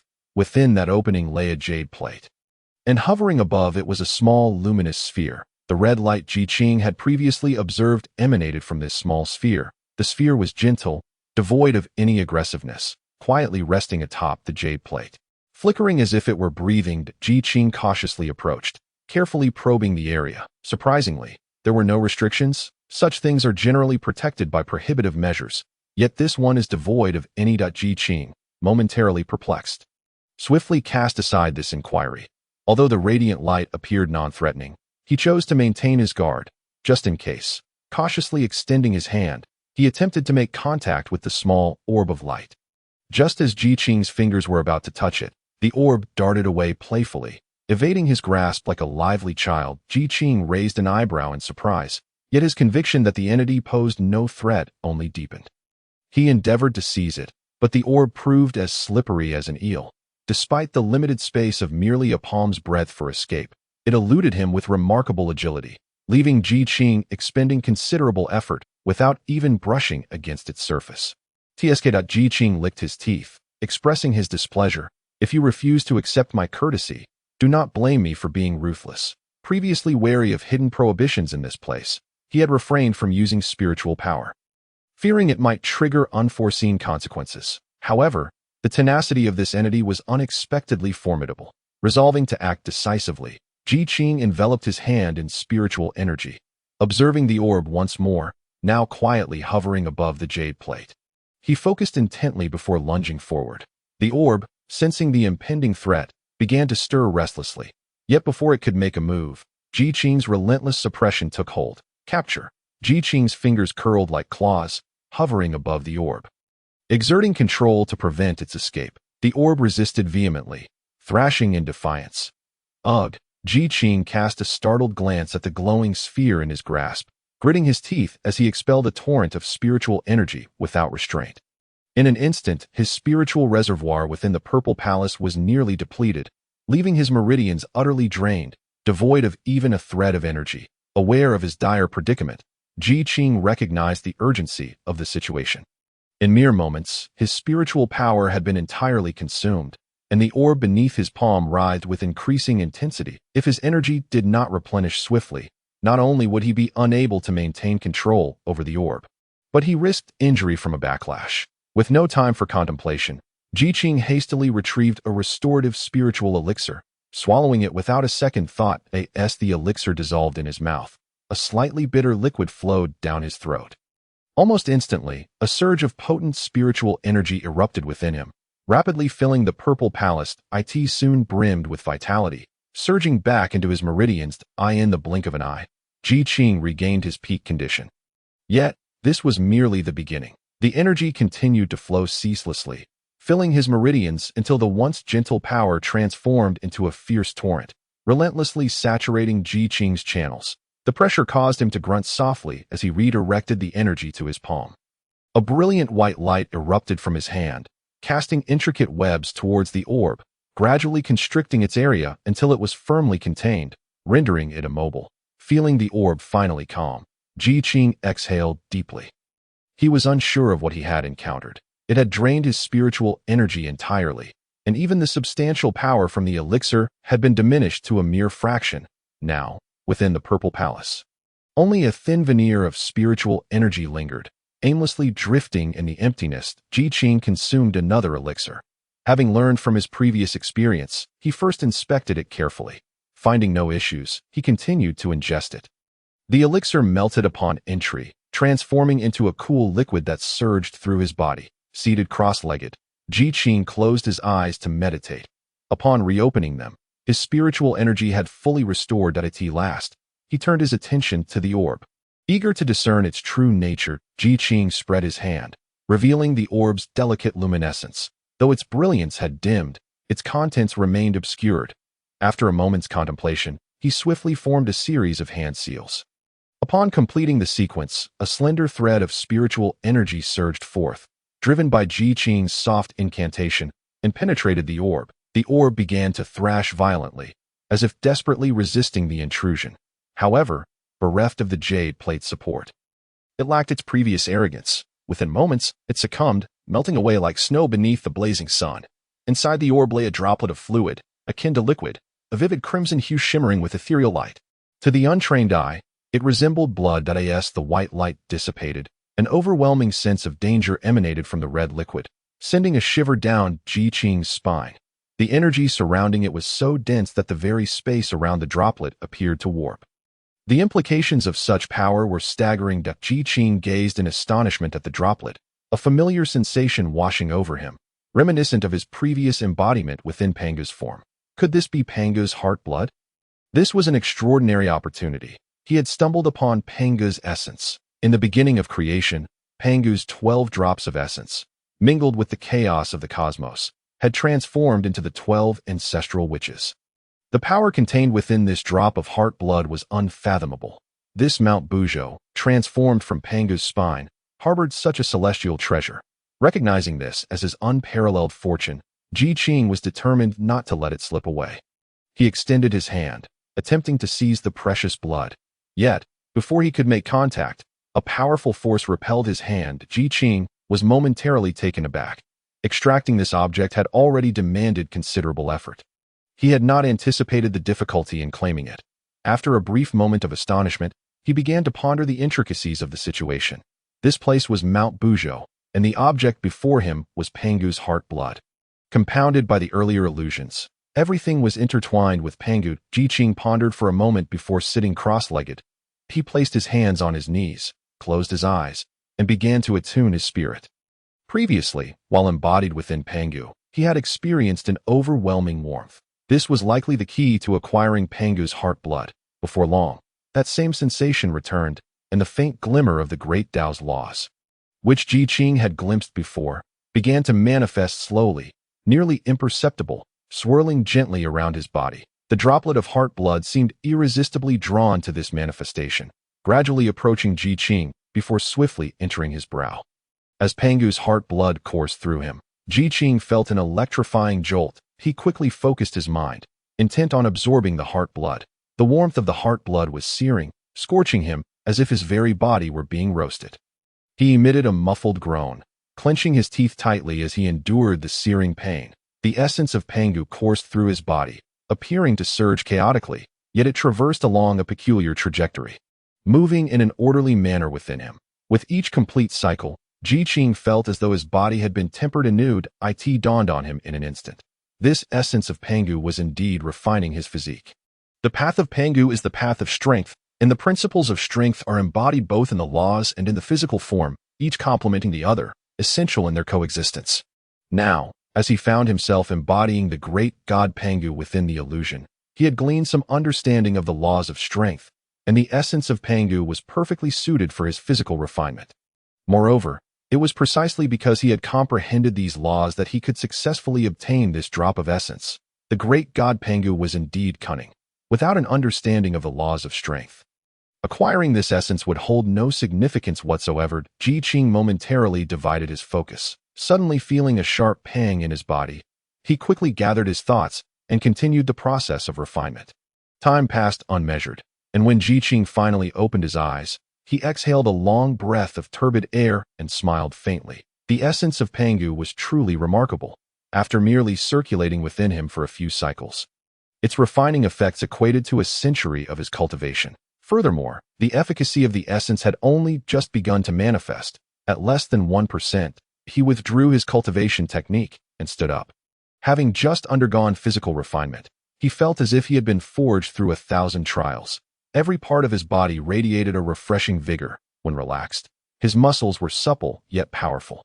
When tense, his body was as resilient as tempered steel. With each punch he threw, it carried tremendous force, and he could even faintly hear the sound of air being sliced. Qing attempted a few punches. Exhilarated by the newfound strength of his body, this was merely a fraction of the essence's power. Should he fully absorb the essence of Pangu, the benefits would be unimaginable. However, Qing reminded himself that such matters could not be rushed. They required time to unfold. As he rose and lifted his gaze, he realized, to his astonishment, that he had unknowingly exited the illusionary array and found himself atop Mount Buzhou. Just as he prepared to descend the mountain, a series of thunderous roars suddenly erupted from the sky. Qing paused in surprise. Looking up in astonishment, he beheld dark clouds swirling ominously above, thickening and lowering, punctuated by incessant flashes of lightning, resembling golden dragons darting about. Witnessing this spectacle ignited a thrill within him. This was the tribulation cloud. It signified that he was about to undergo a tribulation. At present, he was merely at the pinnacle of the Tai golden immortal stage. And if he were to transcend this tribulation, he would ascend to the realm of the De Luo golden immortal. How splendid! He had intended to proceed directly to the Eastern Sea, but if he could break through here, it would greatly benefit his endeavors on the No time to waste. He needed to find a suitable place to prepare for the tribulation. Qing scanned his surroundings and chose a spacious area to sit down. Gazing up at the tribulation clouds above, he felt a surge of anticipation. Having just refined the essence of Pangu and strengthened his body, this was the perfect moment to test the extent of his enhanced physical capabilities. With a resounding boom, the heavens trembled, and a bolt of tribulation lightning, no thicker than a finger, surged toward him. Qing remained unfazed, sitting still as the lightning struck him. The bolt entered his body, causing a slight tremor. Immediately thereafter, his expression turned peculiar. Prior to his crossing, he had read numerous cultivation novels, each depicting tribulation lightning in unique ways. However, this particular bolt felt more akin to static electricity. With a sharp crack, a fleeting pain shot through him, then vanished. Was the power of the tribulation lightning truly so trivial? Qing, puzzled, lifted his gaze to the roiling storm above. The tribulation cloud seemed taken aback by his reaction, roaring even more ferociously. Subsequently, a succession of increasingly thick bolts of lightning rained down upon Qing, totaling 6 in all. The final bolt was as thick as an infant's wrist, yet, when it struck him, it was merely a mild discomfort, inconsequential in nature. As he observed the dissipating tribulation clouds, Qing felt an inexplicable urge to laugh. Was this truly the extent of the tribulation lightning in this world? After a brief chuckle, he closed his eyes to introspect, eager to discern the benefits he had gained from the ordeal. Just as he began to draw his consciousness inward, he was taken aback. Within his body, in the purple palace, the power of the tribulation lightning was enveloped in a radiant golden light. This golden light was none other than the fortune of the heavenly Tao. Thus, it seemed that the heavenly Tao was granting him a favor, which explained the diminished power of the tribulation lightning. That it appeared that the heavenly Tao truly favored him. Overwhelmed with astonishment, Qing was soon filled with joy. However, he was left pondering how to handle the residual tribulation lightning. As the tribulation clouds completely dispersed, An immense surge of heavenly Tao fortune descended upon him. Qing quickly focused his mind, opening his heart to bask in the enveloping fortune. The overwhelming energy cascaded over him, causing his cultivation to begin to shift. He quelled his excitement and, with the calmest of minds, initiated his breakthrough. Before long, under the influence of the heavenly Tao fortune, an immense aura erupted from Qing, surging forth like a tidal wave in all directions. The air became thick and tense around him. In an instant, he reined it back in. After a prolonged period of circulating his cultivation technique, Qing finally exhaled deeply and opened his eyes. Two beams of golden light flickered and vanished in an instant. I've broken through. Unable to suppress his elation, Qing laughed heartily. Not only had he achieved a breakthrough, but he had also leaped several levels, reaching the late stage of the Deluo Golden Immortal. Moreover, his cultivation was remarkably stable, leaving no cause for concern about his foundation. In his excitement, Qing did not forget to check his system panel to see the fruits of his achievements. He accessed the system panel and retrieved his information. Humanity's Great Unity System host. Qing footing. Innate human race cultivation. Late stage Deluo Golden Immortal human population. 462 billion. After thoroughly reviewing the system data, Qing couldn't help but sigh. Indeed, humanity was thriving. In just a few short decades since his emergence, the human population had surged dramatically. It was imperative to seek out the islands in the sea without delay. Prior to arriving at the Eastern Sea, he had already formed a rough plan. The Eastern Sea was dotted with numerous islands, but most habitable islands had been claimed by powerful beings. Moreover, the situation was chaotic, with various factions vying for dominance. The first among them was the Tongtian on Golden Tortoise Island.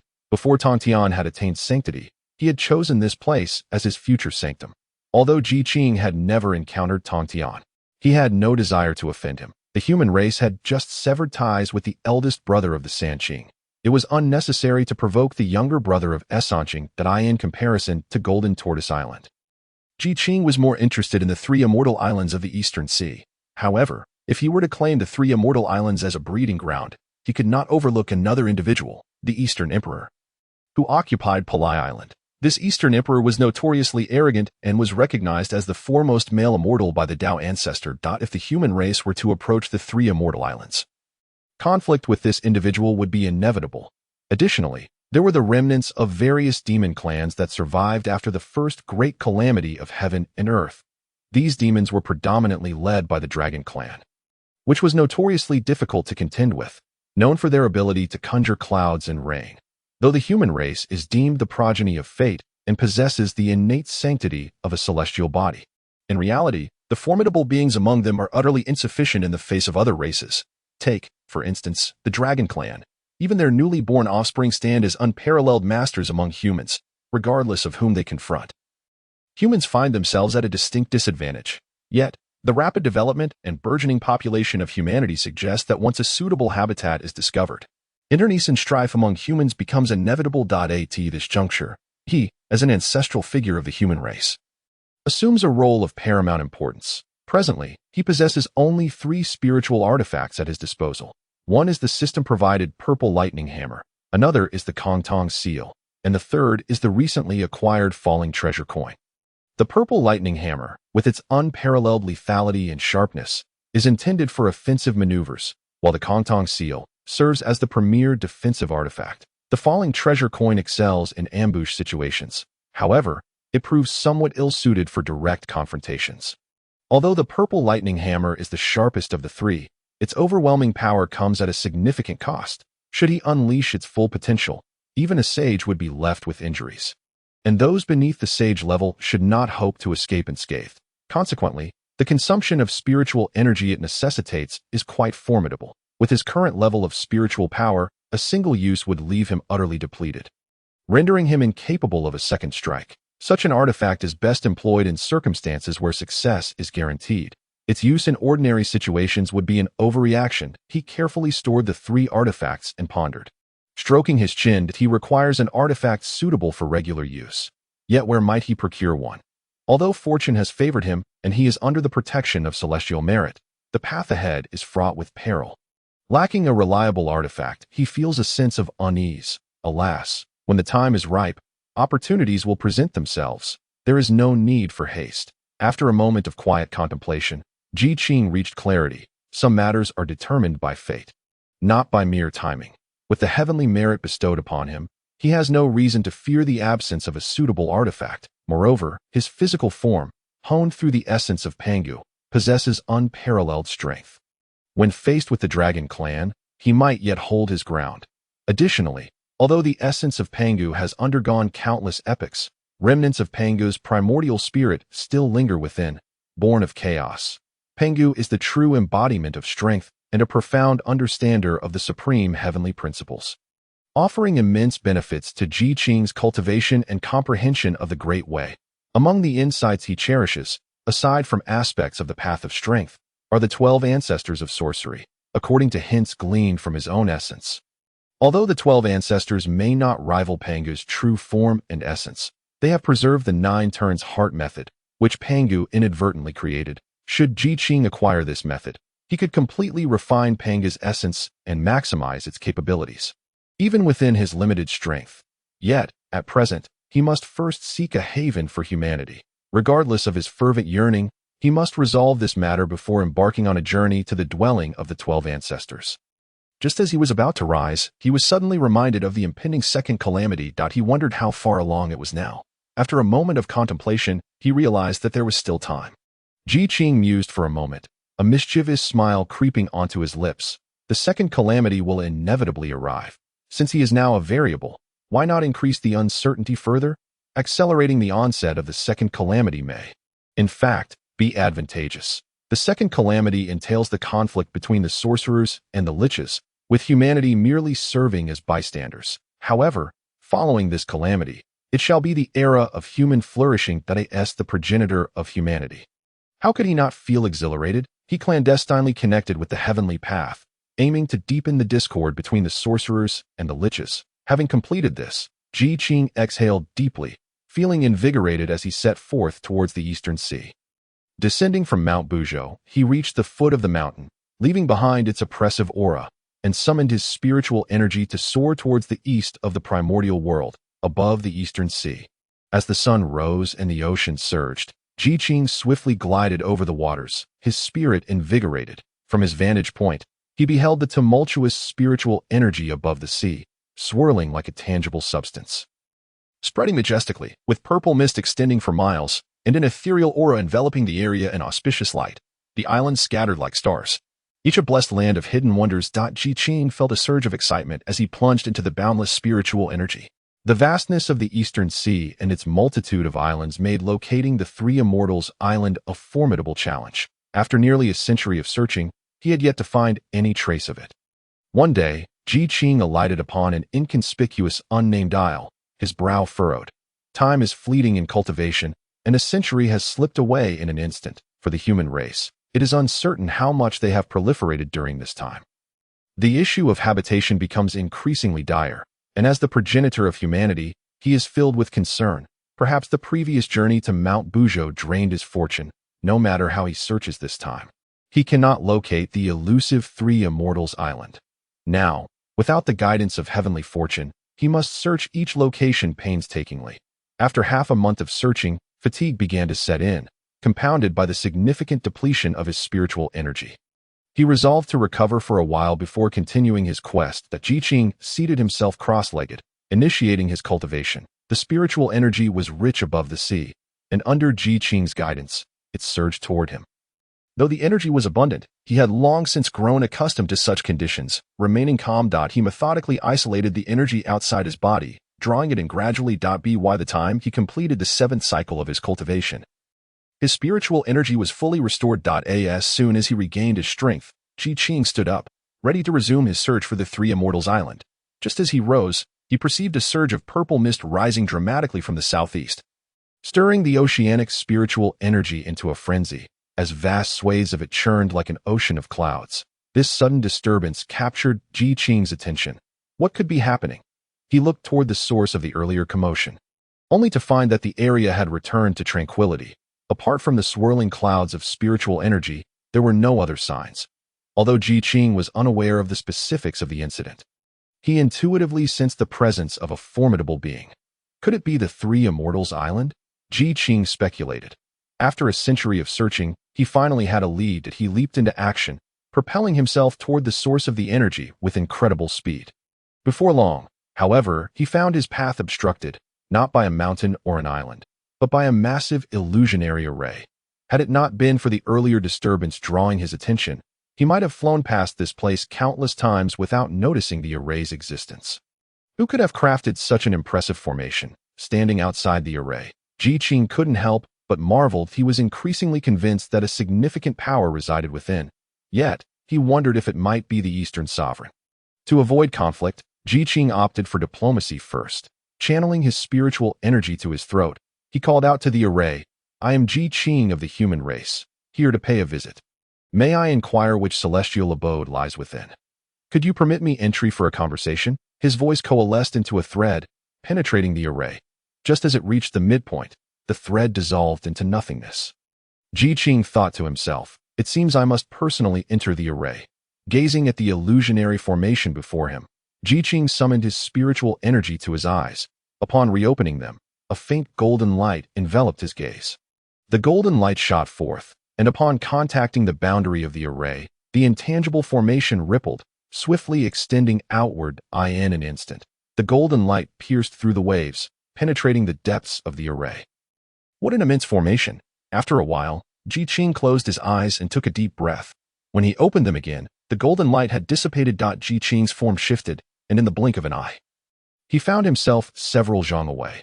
Earlier, he had used his spiritual energy to inspect the array but could only see half of it. The remaining half remained shrouded in obscurity. Yet, even without having thoroughly perused the content, Qing dared to venture forth. He stepped into the formation. He summoned golden light once more, swiftly navigating towards the heart of the array under its guidance. After several days had passed, Qing finally emerged from the grand formation. Before him lay an expanse of ocean, its waters crystal clear and tranquil, beneath a cerulean sky adorned with wisps of ethereal clouds. In the distance, a towering mountain surged from the sea, piercing the heavens with its majestic presence. Its grandeur was imposing, resembling a colossal blade hewn from stone, sharp and perilous. Standing there, one could feel the mountain's formidable aura, prompting Qing to involuntarily exclaim, "What a magnificent mountain!" Qing approached with haste, yet the closer he drew, the deeper his confusion grew. This mountain was so uniquely shaped, yet he had no recollection of it whatsoever. Not entirely accurate. For it was not that he had no impression at all. Rather, it bore no resemblance to the Sanqing island he sought. Just as he was about to land on the island, Qing suddenly halted. Pausing for a moment, as if sensing something, he ascended swiftly into the air. Once he reached a sufficient altitude, he gazed downwards. Was this Qing Island? Previously, his vantage point had been too low to glean the island's full form, only catching a glimpse of the naturally formed neck of the golden turtle. Fortuitously, he had taken a look from above. Otherwise, had he set foot on the island, he might have unwittingly trespassed upon someone else's territory. A moment of hesitation flickered in his eyes. His original intention had been to seek out Sanqing Island, yet unexpectedly, he had stumbled upon this place. This area was destined to become the domain of the Tongtian Taoist. It was uncertain whether the Taoist had already set his sights upon this location. Moreover, the surrounding grand formation was rife with uncertainties. However, having ascended, it seemed unreasonable not to explore further. The ocean was dotted with countless islands. Yet only this island had captured the attention of a sage. It must surely harbor profound mysteries. Reluctantly, Qing felt a pull towards the island. Since he had the fortune to arrive, it indicated that he still held some potential for discovery here. Yet, if he chose not to venture forth, he risked offending the Tongtian Taoist. After much deliberation, Qing resolved to take a look. Having come this far, retreating out of fear of the unknown would be a disservice to the myriad celestial powers he had accumulated. Resolute, Qing dove towards Jinin Island. Moments later, he set foot upon the island, immediately noticing its extraordinary qualities. The island was awash with rare treasures and spiritual herbs, with countless spiritual grasses carpeting the ground, some even boasting roots several 100,000 years old. Anything taken from here would be a tremendous boon for humanity. Furthermore, while humanity had progressed rapidly, it was no longer the innate race, but rather a postnatal one. Compared to the innate beings, the postnatal race had a significant shortcoming, a lack of inherent talent. But if he could bring these medicinal herbs and roots back, it would remedy their deficiencies. Continuing onward, Qing quietly marveled. No wonder a sage would choose this as a dojo. With so many celestial treasures, how could the disciples not flourish and the sect not prosper? He strolled leisurely, relying not on spiritual power, but merely absorbing the sights as he walked. In fact, he spent several years traversing to the center of the island. Throughout his journey, Qing encountered countless celestial treasures, despite their abundance and variety. None truly astonished him. They were merely celestial materials, indeed supreme treasures for humanity. Yet to him, they were akin to wildflowers and weeds by the roadside. He recognized their utility, yet they failed to captivate his interest. After all, his perspective had been sharpened by the essence of Pangu, rendering ordinary items beneath his notice. Surveying his surroundings, Qing found nothing of value, and thus resolved to ascend to the mountain peak. Upon reaching the summit, he gazed out and spotted a tranquil pool nearby. The water was deep and bottomless, its surface undisturbed, reflecting the azure sky and white clouds in a breathtaking tableau. Qing admired the view, moving closer to take a better look. However, after observing for a time, he furrowed his brow, his expression betraying a hint of perplexity. How strange! He stood up and surveyed the area again. It still felt amiss. Once more, he regarded the pool, murmuring, "This is neither a spiritual vein nor a gathering place for spiritual energy. How could there be any spirit power?" As he scrutinized the barely perceptible traces of spiritual energy upon the surface of the pool, Qing's sense of the unusual intensified. He had sensed something incongruous earlier. He mused, "This pool rests atop the mountain, surrounded by relentless sea winds. How is it that it remains so undisturbed, without so much as a ripple? Was there some hidden mystery within?" Qing extended his hand, a thin layer of spiritual energy enveloping it, reaching toward the pool's water. Yet before contact could be made, a force of gentle yet firm energy pushed him back. Undeterred, Qing made several attempts, only to meet the same outcome each time. This only piqued his curiosity further. Initially, he had surmised that the elevated pool, nourished by the essence of the sun and moon, had generated a modicum of spiritual energy. Yet, to his surprise, he had miscalculated. Qing rose and stood to the side, channeling a surge of spiritual energy through his palm, directing it toward the pool. As before, his energy was repelled before it could touch the water, this time by a wave of purple spiritual energy, far more potent than before. Qing was taken aback for a moment. He had utilized 50% of his power, yet, astonishingly, he had not even grazed the surface of the pool. This was indeed intriguing. Qing summoned 80% of his energy into his palm and once again directed it toward the water. The force of a nearly full-powered Luo Jinxian attack surged forth like a tidal wave, causing the entire Jinin island to tremble slightly. However, upon striking the pool's surface, it failed to breach even the outermost layer of defense. What could possibly exist within that possessed such formidable power? After unleashing his attack, Qing found himself slightly winded, staring in astonishment at the pool. He closed his eyes, taking a moment to recuperate before reopening them with renewed determination. I refused to believe it. His energy replenished. He could not accept that this pool of water genuinely possessed the strength to withstand the assault of a Luo Jinxian. Qing's spiritual energy surged, causing his hair and garments to billow wildly in the tempestuous energy, while the overwhelming aura frightened the island's spiritual beasts into submission, causing them to tremble on the ground and emit short, anxious whines. Qing swiftly formed hand seals. Moments later, a simple array-breaking seal materialized at his fingertips. "Break for me." The seal was released, hurtling toward the pool. A surge of purple light erupted from the water, desperately resisting the hand seal. Yet, no matter how formidable the purple light, it was ultimately unanchored, lacking the rapid recovery capability of Qing. In mere moments, the purple light began to wane, as if exhausted. Seeing this, Qing's heart leaped with joy, and he quickly formed another hand seal to strike. The already faltering purple light, under the power of the two seals, rapidly collapsed, scattering into a myriad of purple motes that vanished into the air. In the next instant, a dozen luminous spiritual pearls, radiating 5 colors of brilliance, ascended from the pool. 1, 2, until finally, there were precisely 12. Each one exuded a flowing aura, forming a circle as they rotated above the water's surface, shimmering with fleeting lights, sea-calming pearls. Yet, these were not supposed to belong to the Dingguang immortal. According to the original development, it should have been Dingguang Xian who arrived here first, discovering the Golden Turtle Island. and subsequently presenting it to Tongtian, inviting him to establish a Taoist temple here. Consequently, Dingguangxian was accepted as a disciple by the Taoist Tongtian, logically deducing, anyone who comes here would undoubtedly wish to take a look. Furthermore, since this place was gifted to Tongtian for the establishment of a temple, it stands to reason that one would approach with utmost caution and thoroughness. Failing to investigate would be quite unreasonable. Given that he had come, Dingguangxian could not have overlooked the 12 sea-calming pearls. Yet, this item did not end up in Tongtian's possession, which implies that Dingguangxian must have concealed it for himself. If Tongtian were to discover this, he might very well be driven to fury. As Qing is aware, Tongtian also possesses such an item, albeit 24 of them. Thus, combined with these 12, the total would amount to 36.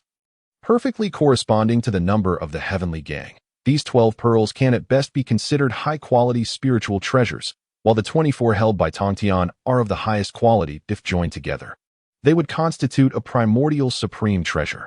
Without even delving into the sheer power of such a treasure, the rarity of this item alone could incite envy among countless saints and practitioners. Although this treasure is indeed desirable, Qing finds himself increasingly hesitant. He had initially intended to enter and seek opportunities, and while he has indeed tested his luck, he now finds himself wavering. This island is deeply intertwined with Tongtian. Should he claim it for himself, it would sever Tongtian's chance of attaining sainthood to Qing, having painstakingly resolved the karmic ties of humanity with other paths. Finds it unwise to entangle himself with Tongtian once more. Moreover, Tongtian is a fated saint, destined to attain sainthood in the future. Although Qing's acquisition of the island would not prevent Tongtian from pursuing other paths to enlightenment. The karmic seed would have been sown, and in the future, should Tongtian establish his disciples would inevitably face tribulations. Qing has striven to extricate humanity from karmic entanglements. Thus, he cannot allow this to resurface. As Tongtian is here to establish a temple, propagate and achieve sainthood, why would Qing wish to become adversarial?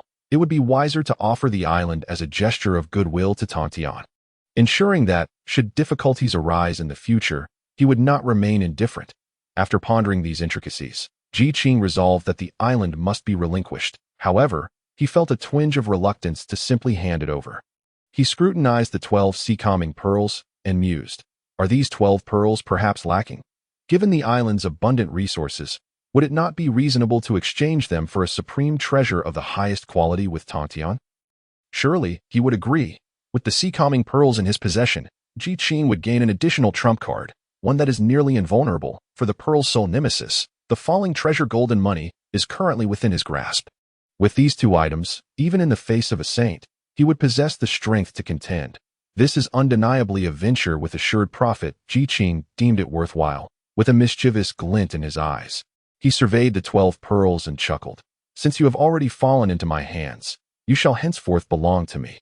Treasures possess sentience. As Qing gazed upon them, they seemed to sense his intentions. Trembling slightly in place before collectively soaring away into the distance. Their speed was such that only a streak of light could be seen. Qing's eyebrows shot up, and he swiftly pursued them. They had already fallen into his grasp, yet they still dared to flee. Such audacity was simply preposterous. He quickened his pace and, in an instant, found himself before the sea-calming pearls. The pearls appeared taken aback by his rapidity, momentarily stunned before scattering in all directions. Witnessing this, Qing's expression darkened. This was not a favorable turn of events. He hastily summoned the Kongtong seal, urging it to ascend into the sky, radiating myriad beams of golden light. The golden light wove into a dense net, enveloping the 12 pearls within. Realizing their escape was futile, the pearls began to frantically dart about in the space created by the Kongtong seal. Bound by the seal, Qing was untroubled by their attempts to flee. Observing the pearls, Qing chuckled. They were merely entities with a hint of sentience, yet they dared to escape from his grasp. Transforming into a streak of light, Qing swiftly lunged toward the pearls. Though the pearls attempted to flee, Qing was swifter still. They stood no chance of evasion as they landed in Qing's hands. They continued to struggle, attempting to break free. With a few hand seals, Qing rendered them as inert as mere objects, obediently lying in the palm of his hand, satisfied with the pearls nestled in his grasp. Qing retracted the Kongtong seal and swiftly made his way to the mountain's peak. With the items secured, he naturally intended to refine them. Finding a suitable spot, he sat cross-legged, closed his eyes, and began the refining process, drawing on his previous experience of refining Panga's essence. This time the refinement of the sea-calming pearls proved significantly easier. Within mere days, he had completely refined the pearls into his own magical treasure. He stored the sea-calming pearls within his mind's sea, then summoned them forth once more, examining them with satisfaction. Previously, he had worried about lacking a magical treasure for regular use. Now, with the sea-calming pearls, his immediate concerns were alleviated. However, this item still harbored certain secrets and should not be prematurely revealed. Until he acquired the remaining 24 sea-calming pearls, it was best to keep them hidden, should Tongtian catch sight of them. He might entertain ulterior motives that Qing only wished to lead humanity safely through the impending calamities of heaven and earth, without attracting unnecessary troubles. Resolute in his decision, Qing opted to search once more. The Golden Turtle Island is replete with numerous spiritual flowers and extraordinary herbs, along with plenty of spiritual roots. These items are exceedingly rare treasures for humanity, although Qing himself may not require them. He could take them back to strengthen humanity. Hence, he would not miss out on these treasures that Qing stowed the sea-calming pearls and returned to Golden Turtle Island, meticulously scavenging the island for its unique flora and countless high-quality spiritual roots. Regrettably, he lacked a storage-type treasure. Otherwise, he would have carted away a significant portion of the resources. After gathering the treasures, Qing turned his attention to the earth veins. He marked his imprint upon the earth veins, signifying ownership of the land. Future visitors would recognize the mark and understand that the land was claimed, thus avoiding unnecessary disputes. Having established the mark, Qing prepared to seek out the three Immortal Island. Just as he emerged from the earth veins and was about to set off, a series of violent disturbances emanated from the distant formation. Someone was breaching the formation. Earlier, Qing had assumed that someone was present, which was why he had set up the formation. However, all indications suggested that this island was unclaimed, and it was unlikely anyone would set up such a grand formation without purpose, since it was not man-made. There could only be one other possibility: a primordial formation. Places capable of forming primordial formations are scarce, each being a cave of fortune or a perilous location, like Mount Bujo or, in this instance, Golden Turtle Island. Qing glanced at the grand formation, momentarily pausing his intention to depart. As the newly minted master of this territory, he could not simply ignore the arrival of visitors. With a flicker of his figure, Qing reappeared hundreds of miles away in an open space. Here, he could clearly observe the newcomers, and they could see him in return. Just as he settled, several figures flashed out from the formation. They seemed unaware of Qing's presence, hastily making their way toward the island. As they drew closer, Qing realized that the three individuals were all of the Great Luo realm.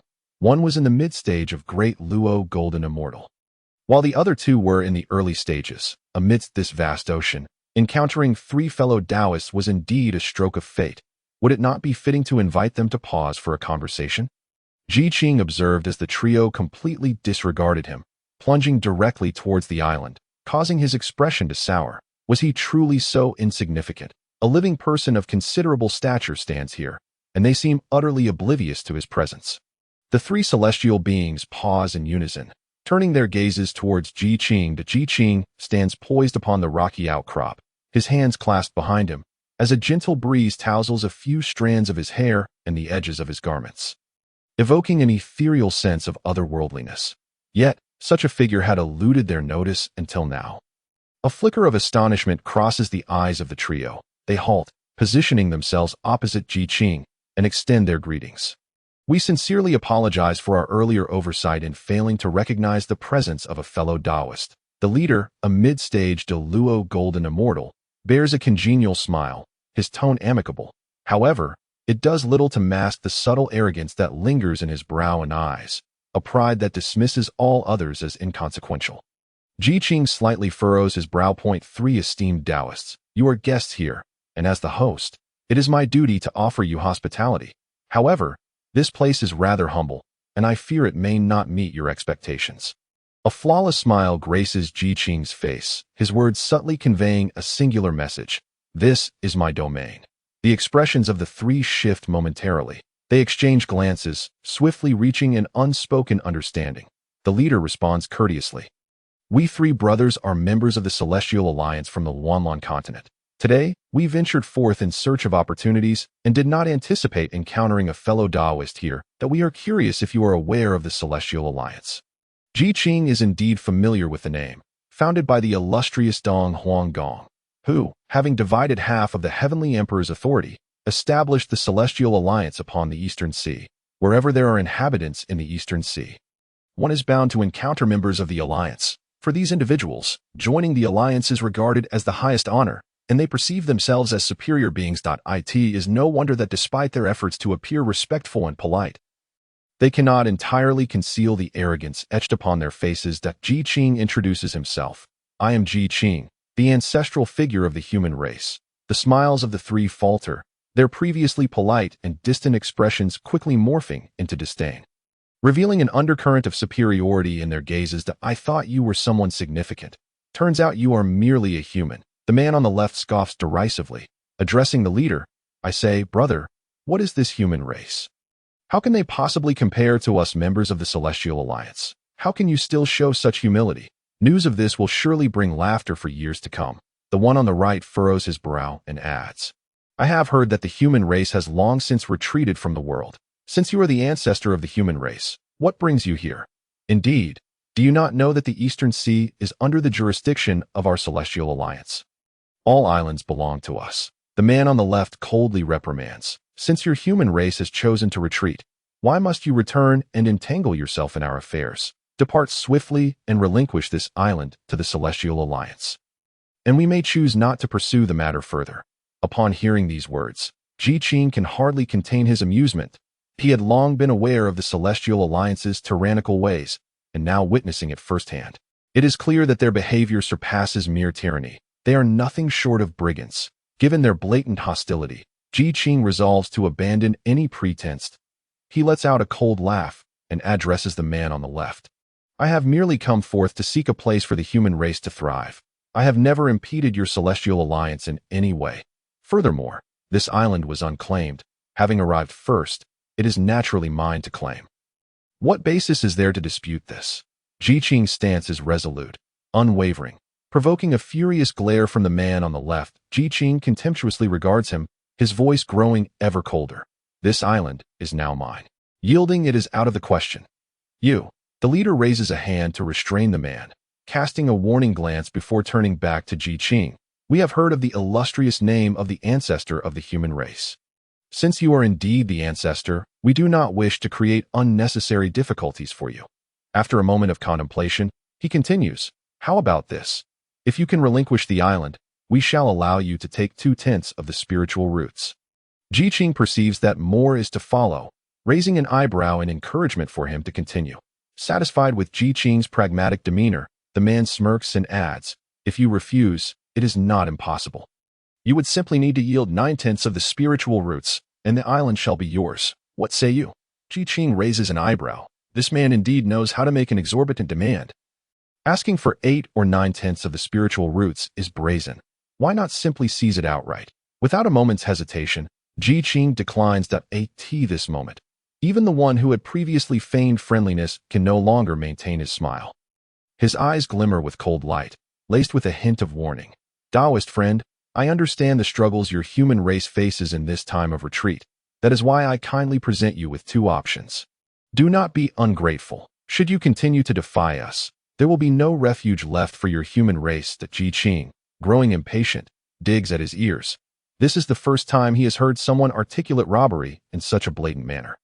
Esteemed gentlemen, this island is already mine. There is no possibility of yielding it, nor will I hand over any items. Therefore, I kindly ask you to take your leave. Qing gestures towards the formation, making his intent abundantly clear. The expressions of the three darken as they retort angrily. Qing, do not think that being the ancestor of the human race renders you beyond our reach. Your kind merely thrived under the protection of Nuwa. Without that, where would your human race stand today? I advise you to leave promptly and avoid entangling yourself in this matter, that I have heard that you swore an oath when leading the human race into retreat. With this leverage, they need not fear that Qing would dare to act. Even if he were to take action, they do not consider him a match for them. 3 Luo golden immortals are hardly intimidated by a single Qing. It is laughable that Ji Qing's expression hardens as he gazes skyward. The three, witnessing this, flash satisfied smiles. This is as it should be. With the heavenly Tao's constraints, why would one break their oath? Their smiles, however, last but a fleeting moment before freezing. Ji Qing's voice rings out, resolute and unwavering. The heavenly Tao possesses spirit. This circumstance is not the result of my deliberate breach of oath, but rather due to coercion that necessitated self-defense to safeguard the future of the human race. Should there be any transgression against the heavenly Tao's oath, it was never my intention. As Ji Qing's words echo, a series of thunderous roars resound from the heavens, seemingly in response to his declaration. The thunder above gradually subsides, and Ji Qing lowers his gaze, casting a cold smile at the three before him. He has already received the heavenly Tao's approval. Even if he were to act, it would not constitute a violation of his original oath. Realizing that Ji Qing would not relinquish this island, the trio's resolve strengthens. Upon entering the island, they had discerned its rich spiritual energy. Teeming with treasures of heaven and earth, if they could obtain such bounty, it would significantly enhance their cultivation. Moreover, they observe that Ji Qing's cultivation is not vastly superior to theirs, and he stands alone. It seems they have the advantage. The three exchange glances, a silent agreement forming among them. Since you seek death, do not blame us for our lack of courtesy. Their spiritual power surges dramatically, the overwhelming aura of the Luo golden immortals crashing down upon Ji Qing. Intent on ensnaring him completely, the island trembles as countless beings fall prostrate in terror, some daring enough to steal glances. The four ascend into the air, their spiritual power swirling rapidly, emanating an immense pressure. Ji Qing regards the three with a cold smile curling at the corners of his mouth. These three are hardly worthy of his effort. Attack. A furious roar erupts from the trio, igniting Ji Qing's battle spirit. He unleashes a mighty cry, addressing the three with fervor. If you seek death, then allow me to grant your wish. The three find this utterly amusing. How could a single Luo golden immortal possibly contend with their trio? Ji Qing, observing the rapidly approaching adversaries, raises an eyebrow and summons the purple lightning hammer. The hammer expands dramatically as Ji Qing swings it with force, launching it towards the three with unstoppable momentum. Ugh! A muffled groan escapes them as they crash to the ground like lifeless dogs. Ji Qing raises his hand, the purple lightning hammer swiftly returning to his palm, shrinking to the size of a thumb. Obediently hovering before him. With such meager skills, do they dare to covet my possessions? They must be oblivious to the meaning of the word death. Ji Qing nonchalantly steps forward, standing beside the three, casting a mocking glance in their direction. In the next moment, Ji Qing's expression shifts abruptly as he looks up. An overwhelming pressure descends from the sky, instilling terror in the hearts of the island's inhabitants. The cloud of auspiciousness materializes above, with several formidable auras descending from the heavens. A pre-saint. How could there be the aura of a quasi-saint here? Ji Qing cast a cold glance at the three immobile figures lying on the ground, a sardonic smile gracing his lips. So, is it that, fearing the shame of the immortal alliance after witnessing their inability to contend, they have deliberately dispatched a quasi-saint to join the fray? Such behavior from the immortal alliance, should they ever grow stronger in the future, would truly be an affront to reason. Ji Qing stood firm, tilting his head upwards to gaze into the heavens. Amidst the suffocating aura that commanded the submission of all things, he remained entirely unaffected. He summoned the purple lightning hammer once more, unhesitatingly directing it towards the three on the ground. Impudent wretches, how dare you? As Ji Qing's murderous intent flared, the numerous powerful beings atop the auspicious clouds widened their eyes in shock. Glaring at him with palpable fury, their roars reverberated, creating visible shockwaves that rippled outward. Darkening the skies, Ji Qing cast a cold, sidelong glance at them. Drawing a deep breath, he suddenly opened his eyes wide. In an instant, a barely perceptible layer of profound Tao laws flickered around him. As the laws flashed past, spiritual energy surged in layers within his grasp, accumulating more and more, the force of the Tao that had previously flickered beside him reemerging. Suddenly, the heavens and earth roiled, and deep, resonant growls echoed through the air. Then, a small hammer materialized in his palm. Ji Qing hurled it upwards with force, and the purple lightning hammer rapidly expanded, adorned with intricate and enigmatic markings. Had someone been observing closely at that moment, they would have noticed that those markings had previously manifested upon the laws of power. With an explosive roar, the purple lightning hammer, infused with overwhelming might. Shot towards the quasi-saint with an unmatched velocity, leaving a dazzling trail of purple light in its wake. The quasi-saint's pupils constricted sharply as he instinctively retreated. Those great Luo strongmen who failed to escape in time emitted not a single sound before vanishing into the blinding purple radiance. Instantly reduced to ash, where the purple lightning hammer passed, the air scorched, as if set ablaze that moment. The stones beneath Qing's feet crumbled, the ground charred, the surrounding exotic spiritual flowers were engulfed, turning to charred remnants. Even some spiritual beasts succumbed to that strike, reduced to ashen corpses in midair. The quasi-saint who barely escaped looked pallid, his complexion shifting from green to white, and ultimately to a deep, inky black. Who is this person?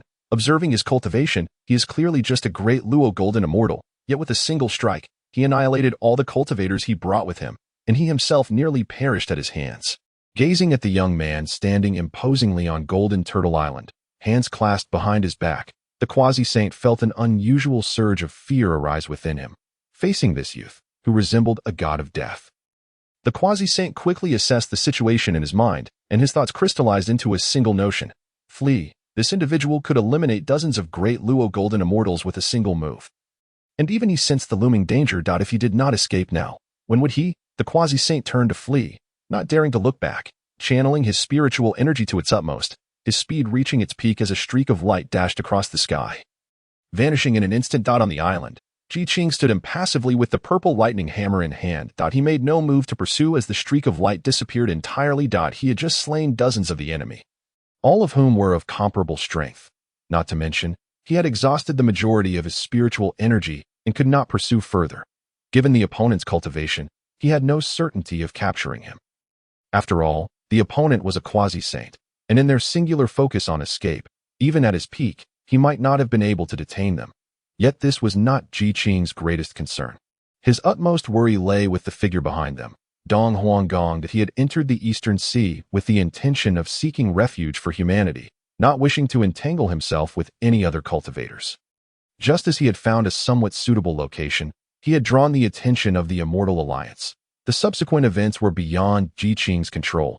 Should they attempt a forceful seizure, if he did not intervene, the island would be utterly unattainable, and finding a foothold in the Eastern Sea again would be a formidable challenge. Thus, he acted. Any further actions would merely serve as a deterrent. However, Qing now had to contemplate his next steps. With the quasi-saint's escape, he would undoubtedly report the earlier events to Dong Huanggong, and with Dong Huanggong's treacherous nature, he would certainly not let Qing go unpunished, since he had offended Dong Huanggong. Qing felt no fear. He stowed away the purple lightning hammer and performed a grand spell to conceal all the mysteries of the island. After completing this, he glanced once more at the innate grand array. A hint of regret flickered in Qing's eyes. The innate grand array could indeed be refined, but the process would be protracted, and since it was intended to be gifted, he was not the best candidate to undertake the refinement. The only concern was that Dong Huanggong would likely trace the grand array back to this location. At that moment, a terrifying pressure descended from the heavens. The oppressive force was so formidable that, even from an unknown distance, it bore down upon Qing like an immense mountain, instilling a profound sense of dread. This is bad. It is Dong Huanggong. In the Eastern Sea, the only individual capable of such celestial cultivation and overwhelming might could only be him. Qing entertained no other thoughts. An instinctive wave of helplessness washed over him, and almost reflexively, he activated his divine powers and fled at full speed. If he could just escape the Eastern Sea and return to the Honghuang mainland, Dong Huanggong would have to consider more before acting against him. But as he fled, that formidable presence shadowed him closely, almost as if it were watching him return to Honghuang. That it was only after he had entered Honghuang that the sense of danger began to dissipate. Once that feeling vanished completely, Qing finally halted his frantic escape, finding a place to land, and turned back to gaze in the direction of the Eastern Sea, still haunted by vestiges of trepidation. At some moment during his flight, he had even doubted whether he could return to Honghuang. The adversary was overwhelmingly powerful, akin to an infant facing an adult in his presence. Qing could not even muster the will to refute.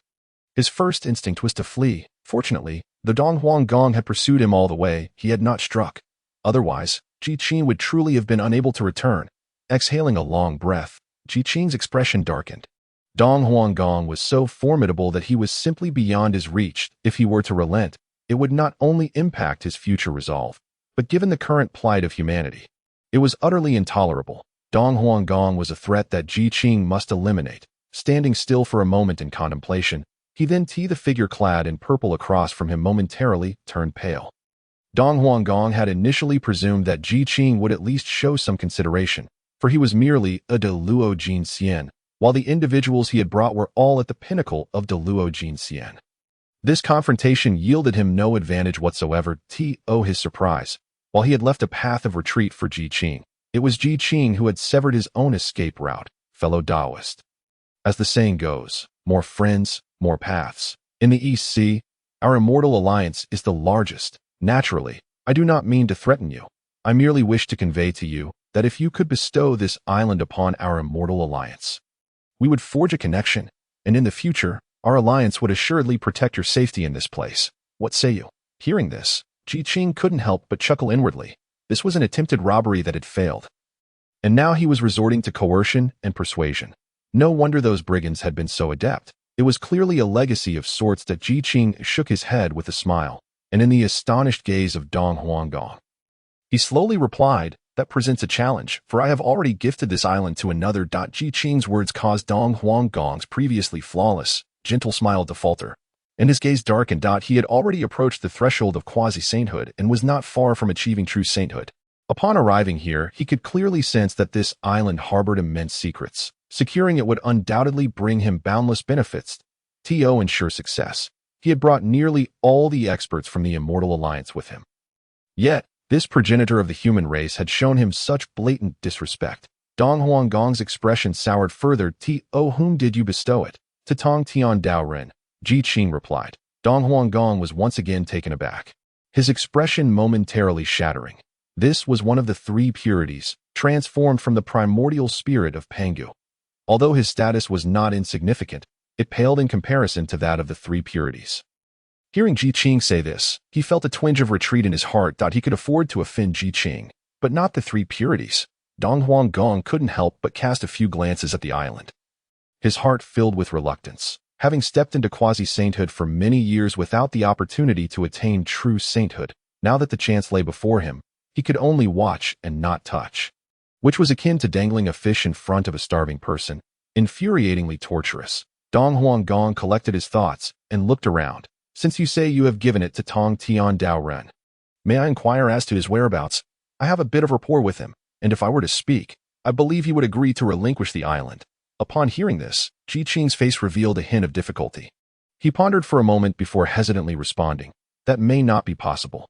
Although I have already sent someone to him, I do not know if Tong Tian Dao Ren will consent. Dong Huanggong's eyes brightened.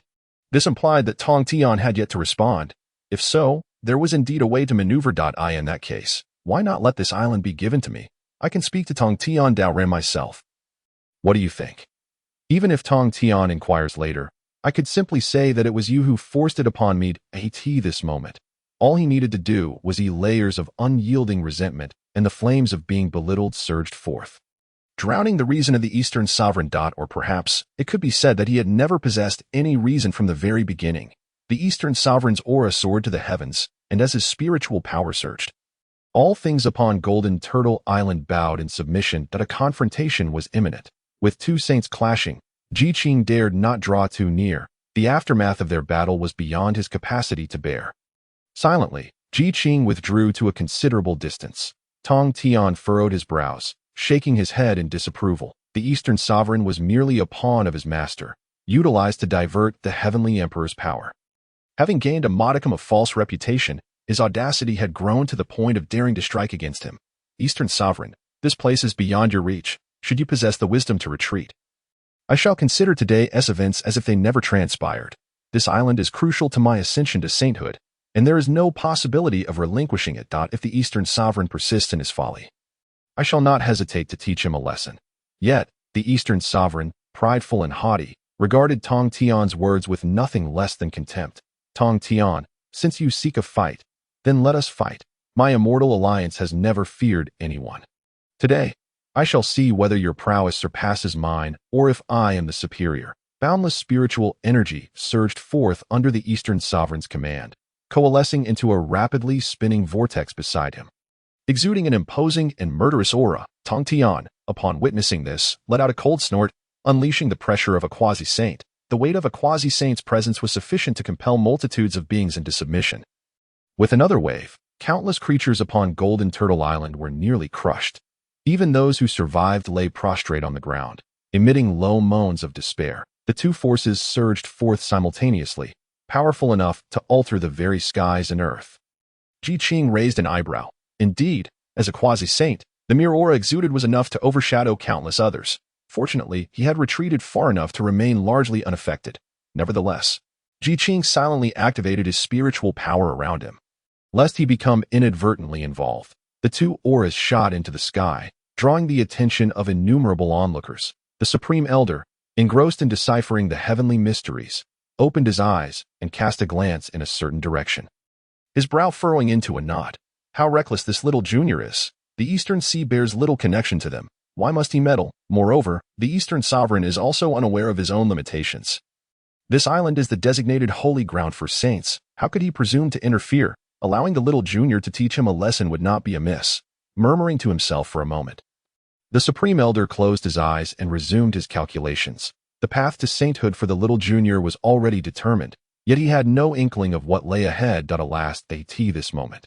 Yuan Shi upon Kunlun Mountain could not help but shake his head. Why does this little junior, instead of remaining in his own cave dwelling, venture into the Eastern Sea of others? Is he not afraid of entangling himself in future troubles? Being his own little disciple, he could not simply overlook the matter. Raising his hand to perform calculations, his expression changed drastically. Tong Tian Taoist? Nuwa furrowed her brow. How did he end up in the Eastern Sea? Her gaze shifted slightly, landing on the figure not far away. It was Qing, the very progenitor of humanity who disregarded her commands and led the human race away from her protection. What is he doing here? Nuwa raised her hand to calculate, her expression darkening. She had not anticipated that he would, after previously plotting against her, now provoke a clash between two quasi-saints. It seemed she had indeed underestimated Qing. At the eye of the storm, Tong Tian and the Eastern Sovereign stood in confrontation. The Eastern Sovereign's aura reached its zenith, and amidst the swirling spiritual energy, a faint dragon's roar could be heard. Conversely, Tong Tian maintained a calm demeanor, and upon closer inspection, one could discern a hint of disdain and contempt on his face. The Eastern Sovereign's anger flared, since taking command of the Eastern Sea and leading the Immortal Alliance. He was the first to dare look upon him in such a manner. If he did not exact some form of retribution today, all his years of cultivation would have been in vain. Rise, with a sharp command, the spiraling spiritual energy that had been circling him coalesced behind him. In mere moments, a five-clawed golden dragon manifested behind the Eastern Sovereign. Roar, a clear and resonant dragon's roar echoed through the heavens. Waves of sound rippled outward from the Eastern Sovereign, and even at this considerable distance, the noise caused Qing's garments to flutter wildly. Fortunately, Qing was shielded by his spiritual power, thus suffering minimal impact. Watching the Eastern Sovereign, he couldn't help but find it amusing. Though both Tong Tian and the Eastern Sovereign were quasi-saints, one stood at the pinnacle, merely a step away from achieving sainthood, while the other was leagues away from that realm. Such a disparity, and yet the Eastern Sovereign dared to act. Surely, he was relying on the support of those behind him. But how could those individuals possibly assist in a battle between two quasi-saints? Qing found himself intrigued. Just as Qing pondered, the Eastern Sovereign let out a furious roar and propelled himself towards Tong Tian like a streak of light. Tong Tian raised the Qing sword, his gaze cold as he fixed his eyes on the Eastern Sovereign. Despite the disparity in cultivation, he could not afford to be careless.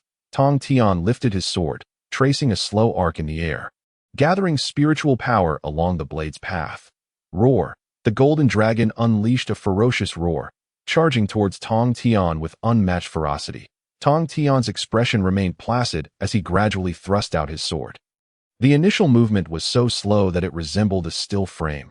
Yet, as the sword extended further, its speed increased exponentially, carrying with it an ever-growing force of spiritual energy. With a thunderous crash, a brilliant golden light erupted from the center of the heavens and earth. Ugh! Qing instinctively shut his eyes. When he opened them again, he found Tong Tian standing calmly in place while the Eastern Sovereign had been sent flying thousands of zhang. His pristine purple robe appeared as though it had been ravaged by countless blades, hanging in tatters upon his form, his hair disheveled, and a trickle of blood at the corner of his mouth. The cultivators who had accompanied the Eastern sovereign were left in disbelief at this sight. The Eastern sovereign had been defeated. He, who valued his image above all else, had never been seen in such a disheveled state. The cultivators gazed at Tong Tian, their eyes glimmering with trepidation. If even the Eastern sovereign could not prevail, how could they expect to succeed? The Eastern sovereign stood there, gasping for breath like a deflated bellows. His eyes red with fury as he glared at Tong Tian, as if he wished to devour him whole. Having achieved victory, Tong Tian did not pursue the attack. He remained where he was, holding the Qing Ping's sword downward, and spoke softly. Eastern sovereign, if you withdraw now, this matter shall be considered settled. Ji Qing found this sentiment quite amusing. Now that Tong Tian had intervened, the karmic ties were already formed. The distinction between killing or sparing lives mattered little. Not to mention, given the Eastern sovereign's narrow-mindedness and his current state of defeat, would he truly withdraw so easily? Ji Qing's predictions proved accurate. Upon hearing these words, the Eastern sovereign's rage surged anew, directed straight to his crown. His near full force strike was rendered a mere joke before Tong Tian. And yet, he was expected to retreat. Such a notion was utterly delusional. Tong Tian, do not be complacent. The Eastern sovereign transformed into a streak of golden light and once more charged towards Tong Tian. Witnessing the Eastern sovereign's actions, Tong Tian could only shake his head in resignation. With a sweeping motion of his sleeve, a powerful gust of wind surged towards the golden light, dispersing it with a forceful blow. The golden light instantly shattered into countless specks, scattering into the air. The Eastern sovereign staggered as he landed, his body unsteady. Observing this scene, the cultivators who accompanied the Eastern sovereign turned various shades of blue and purple, their expressions shifting like a kaleidoscope, clenching his teeth. The Eastern sovereign endured for a moment before spitting out a mouthful of blood. Alliance leader, the cultivators looked at the Eastern sovereign with concern. After being repelled twice, continuing the fight would yield no chance of victory. Unable to contain themselves, the cultivators urged, Alliance leader, let us retreat. We can seek another island if we lose this one. Such words were like daggers in the Eastern sovereign's ears. What was this? Did they all look down upon him? Today he would demonstrate to everyone that he, the Eastern sovereign, was not afraid of Tong Tian. All cultivators, heed my command. Set up the 10,000 immortals' great formation. Upon hearing this, Ji Qing's heart jolted in surprise as he gazed incredulously at the Eastern sovereign. This formation was one of the 4 supreme killing formations from the Primordial age. He intended to use it against Tong Tian. In the present day, the Tong Tian Taoist has yet to attain saintly status, rendering him incapable of contending with the situation. Ji Qing, with a relaxed body but taut muscles, fixates intently on the distance, missing not a single flicker of movement. The cultivators exchanged glances, their bodies swiftly darting. As a magnificent grand formation soared into the heavens, within the formation, Dong Huang Gong floated mid-air, enveloped in resplendent radiance, exuding an air of extraordinary nobility. Were he to discard his tattered garments, he would undoubtedly astound all who beheld him. Tong Tian, prepare to receive my challenge. An unparalleled spiritual force surged into Dong Huang Gong's being, causing his garments to billow as if caught by an unseen wind, resonating with a fierce sound. In the blink of an eye, Dong Huang Gong's form began to swell, doubling in size within mere moments. His piercing gaze was fixed firmly on Tong Tian. The Wanqing Grand Formation was a lethal array, nearly insurmountable for anyone below the saintly level. Even a saint would find it difficult to escape unscathed. Tong Tian, merely a quasi-saint, dared not act recklessly in the face of this formation. He raised his hand to summon the Yugu. A vessel appearing above him, shaped like a wide mouth tapering below, supported by 4 short legs. Ji Qing immediately recognized it as the Hunyuan Golden Dipper, with the Yugu in his left hand and the Qingping sword in his right. Tong Tian stood poised beneath the Hunyuan Golden Dipper. As the array operated, Dong Huang Gong's momentum escalated. A chilling aura emanated from the Wanqing Grand Formation, causing Tong Tian's heart to sink as he narrowed his eyes dangerously. In that fleeting moment, he sensed the aura of a saint emanating from the formation. It felt as though it was a primordial essence, imbued with transcendent Taoist principles, causing Tong Tian's heart to tremble, as if the long-dormant barrier within him had shifted slightly. However, he had no time to dwell on this. The formation channeled boundless spiritual energy into Dong Huanggong's body, solidifying the golden dragon behind him, which danced amid a faint crackle of golden thunder. Within the formation, Dong Huanggong's eyes snapped open, locking onto Tong Tian with unwavering intensity. With a thunderous roar, Dong Huanggong swiftly exited the formation, transforming into a streak of light as he charged towards Tong Tian with ferocity. Tong Tian hastily centered his thoughts, summoning 3 supreme spiritual treasures to meet the onslaught. Golden light enveloped Tong Tian. When their forces clashed, the sound was eerily muted. Yet Qing discerned that this strike possessed a power far beyond the previous exchanges, that a brilliant explosion centered around Tong Tian erupted rapidly. As the light dissipated, all present beheld Dong Huanggong standing with his hands clasped behind his back, an air of haughtiness and satisfaction evident on his face. Meanwhile, Tong Tian, who had previously claimed 2 victories, was sent hurtling thousands of zhong away. Witnessing this, Dong Huanggong felt a significant portion of the pent-up frustration within him dissipate. He even found the leisure to smile and say to Tong Tian, Taoist, I had expected you to possess greater prowess. Yet today's encounter reveals you to be merely this, the distant Tong Tian Taoist. With an impassive expression, wiped the blood from the corner of his mouth. He glanced at Dong Huanggong, and then at the formidable Wanxin Grand Formation behind him. This formation was indeed formidable. Had he not utilized the Hunyuan Golden Dipper for protection, he feared the consequences would have been far graver than merely spitting a few drops of blood. After observing for a moment, Tong Tian let out a light chuckle. Dong Huanggong, do you truly believe such means can wrest this island from my grasp? Amused, Dong Huanggong regarded him, brushing aside his disheveled hair with an air of arrogance. Taunting, the outcome is already determined. Though my personal strength may not rival yours, reclaiming this island is now beyond your reach. As I previously stated, if you withdraw, I shall cease my pursuit. What say you? Observing Dong Huanggong's smug demeanor, Qing felt a surge of disdain. It was no wonder that he would meet such a fate later. There was a reason behind it. However, Tong Tian's situation was precarious. With this formation in play, should Tong Tian lack a countermeasure, he would have no choice but to concede. This thought, Qing found himself somewhat amused. Tong Tian was a predestined saint, bound by an unbreakable connection to this island. How could he possibly allow it to fall into another's hands? He was indeed worrying for naught. Tong Tian regarded Dong Huanggong, his tone remaining as cold and dismissive as ever. You wish to compare formations with me? Very well, today I shall show you what constitutes a true supreme killing array. As the last word left his lips, a terrifying blood-red aura surged skyward, stirring the winds and clouds, sending living beings fleeing in terror. In an instant, the surroundings were thrown into chaos. Within the 8 Scenes Palace, the Supreme Elder rose abruptly, looking quizzically towards a certain direction. A middle-aged Taoist in Kunlun Mountain furrowed his brow, a flicker of jealousy flashing in his eyes. The Emperor Jun of the Monster Court, astonished, descended from his throne, gazing at a particular spot, his gaze flickering with an inscrutable expression. Meanwhile, Qing stood frozen, utterly astonished. Had this escalated too far? Observing the blood-red aura that soared into the sky. Feeling the ancient essence it seemed to carry, Qing felt a slight headache brewing. Across from him, Dong Huanggong's expression darkened ominously. The surging aura momentarily stunned him, leaving him in disbelief as he beheld 4 swords, each radiating a fierce killing intent, rising beside Tong Tian. The 4 swords hovered menacingly above Tong Tian's head as he raised a hand to produce a formation diagram. Tossing it into the air, the diagram unfurled with the wind.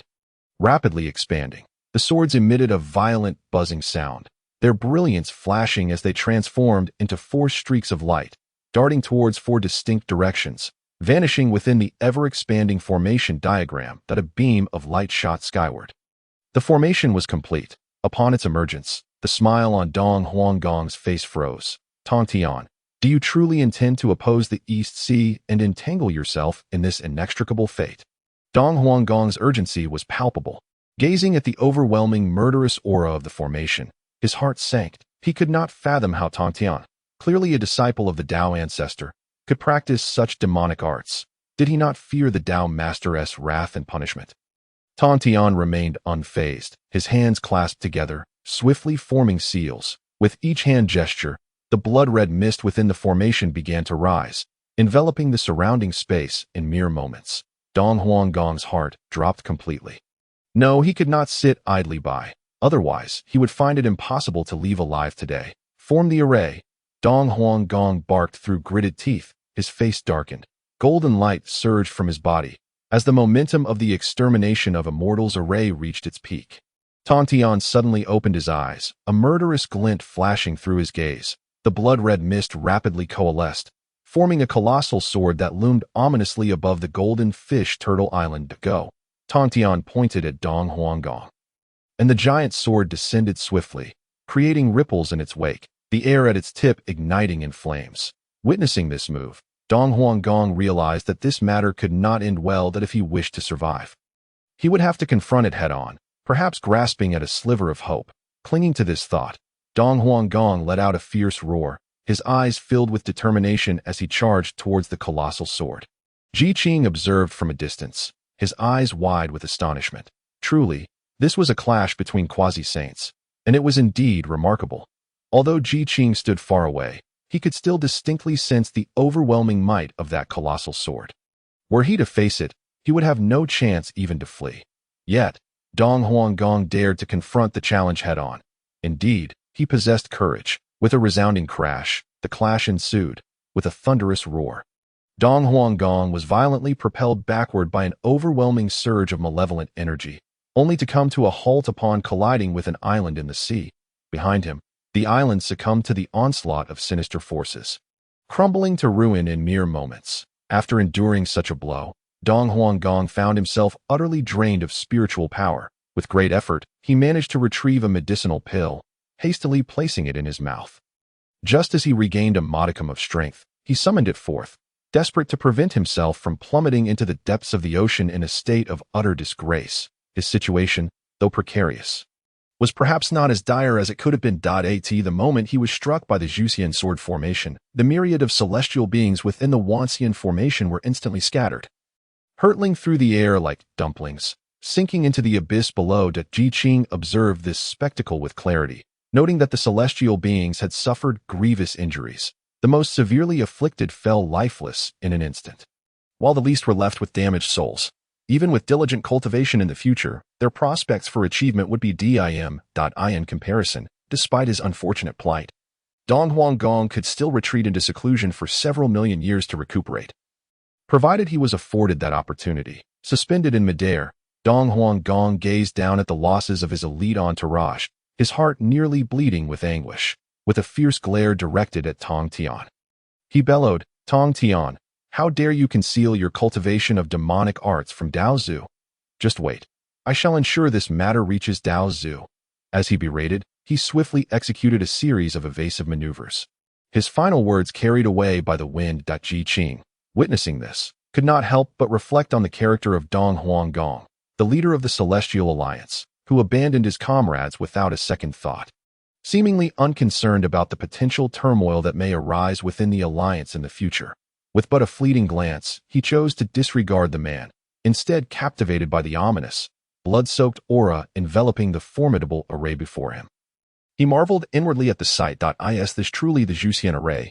But the Zhuxian array was only meant to manifest during the sealing of the gods. How could it appear so prematurely? He recalled that the Zhuxian array had only been unraveled when the four saints entered its domain. In stark contrast to the present predicament of Dong Huanggong, Qing found himself remarkably fortunate. Perhaps, at this moment, Tong Tian had yet to attain sainthood, and thus the full extent of the Zhuxian array's power had not been realized, allowing Dong Huanggong to escape with his life. Even among the celestial beings, a significant number had survived. Had they encountered the Zhuxian array under Tong Tian's dominion after his ascension, it was likely none would have emerged unscathed. An unusual exhilaration coursed through Qing, urging him to draw nearer to observe one of the four great killing arrays up close. However, the sheer malevolence emanating from the array deterred him from approaching. Qing felt a pang of regret. On the other side, Tong Tian, having witnessed Dong Huanggong's retreat, showed no inclination to pursue him to the bitter end. He retracted the array, causing the ominous energy to dissipate, restoring the once tranquil and serene atmosphere of Jinbi Island. Only the devastation left in the wake of battle served as a testament to the chaos that had unfolded here. Qing, my friend, Tong Tian addressed, having secured Jinbi Island from Dong Huanggong's grasp. His spirits were lifted. This island is the sacred ground of our destined sage. Accepting your kindness, I must express my heartfelt gratitude. Rest assured, I, Tong Tian, shall forever remember this favor. Consider it a significant debt of gratitude I owe you. The implication was clear. Should Qing ever require assistance, Whether now or in the future, Tong Tian would not hesitate to oblige as one of the three pure ones, a disciple of Daozu, and an incarnation of the primordial Pangu. Receiving a pledge from Tong Tian was a thrilling prospect for anyone under heaven. Yet, Qing promptly declined the offer. "You are too kind. Dao Long simply calling my name suffices." Qing responded, "This island was a transaction between us, and all ties of cause and effect are thus resolved. There is no question of owing favors." He had already established the terms when he sent Sui Run to meet Tong Tian, agreeing to hand over the island in exchange for 24 Ding Hai pearls. Now, his insistence on clearing the relationship seemed to be an attempt to distance himself from potential complications. Upon hearing this, Tong Tian's expression darkened. Sensing the shift, Qing hastily clarified, "Dao Long, please do not misunderstand. I am but a member of the human race, and my kind is already withdrawn from the primordial chaos. Should you become entangled with my people, it would inevitably invoke karmic repercussions. If this leads to defiance of the heavenly order, the consequences could be dire. The withdrawal of humanity from the primordial chaos is what the heavenly order desires. If it is indeed as you suggest, and I owe a debt of gratitude, then that karmic link cannot be easily severed. Should we provoke the heavenly order, it would be a grave misstep." Realizing the implications of Qing's words, Tong Tian felt a chill run through him. Standing before Tong Tian, Qing's heart raced with apprehension. He was but a step away from sainthood. Should he attempt to discern the heavenly secrets, it would be a simple matter. If Tong Tian detected any schemes, his wrath could swiftly lead to Qing's demise. This was not the outcome Qing desired. Fortunately, after listening to Qing's words, Tong Tian's demeanor softened considerably, providing Qing with a sense of relief. However, until the matter was fully resolved, Qing remained on edge. Tong Tian regarded him with increasingly appreciative eyes. Qing's heart nearly leapt from his chest.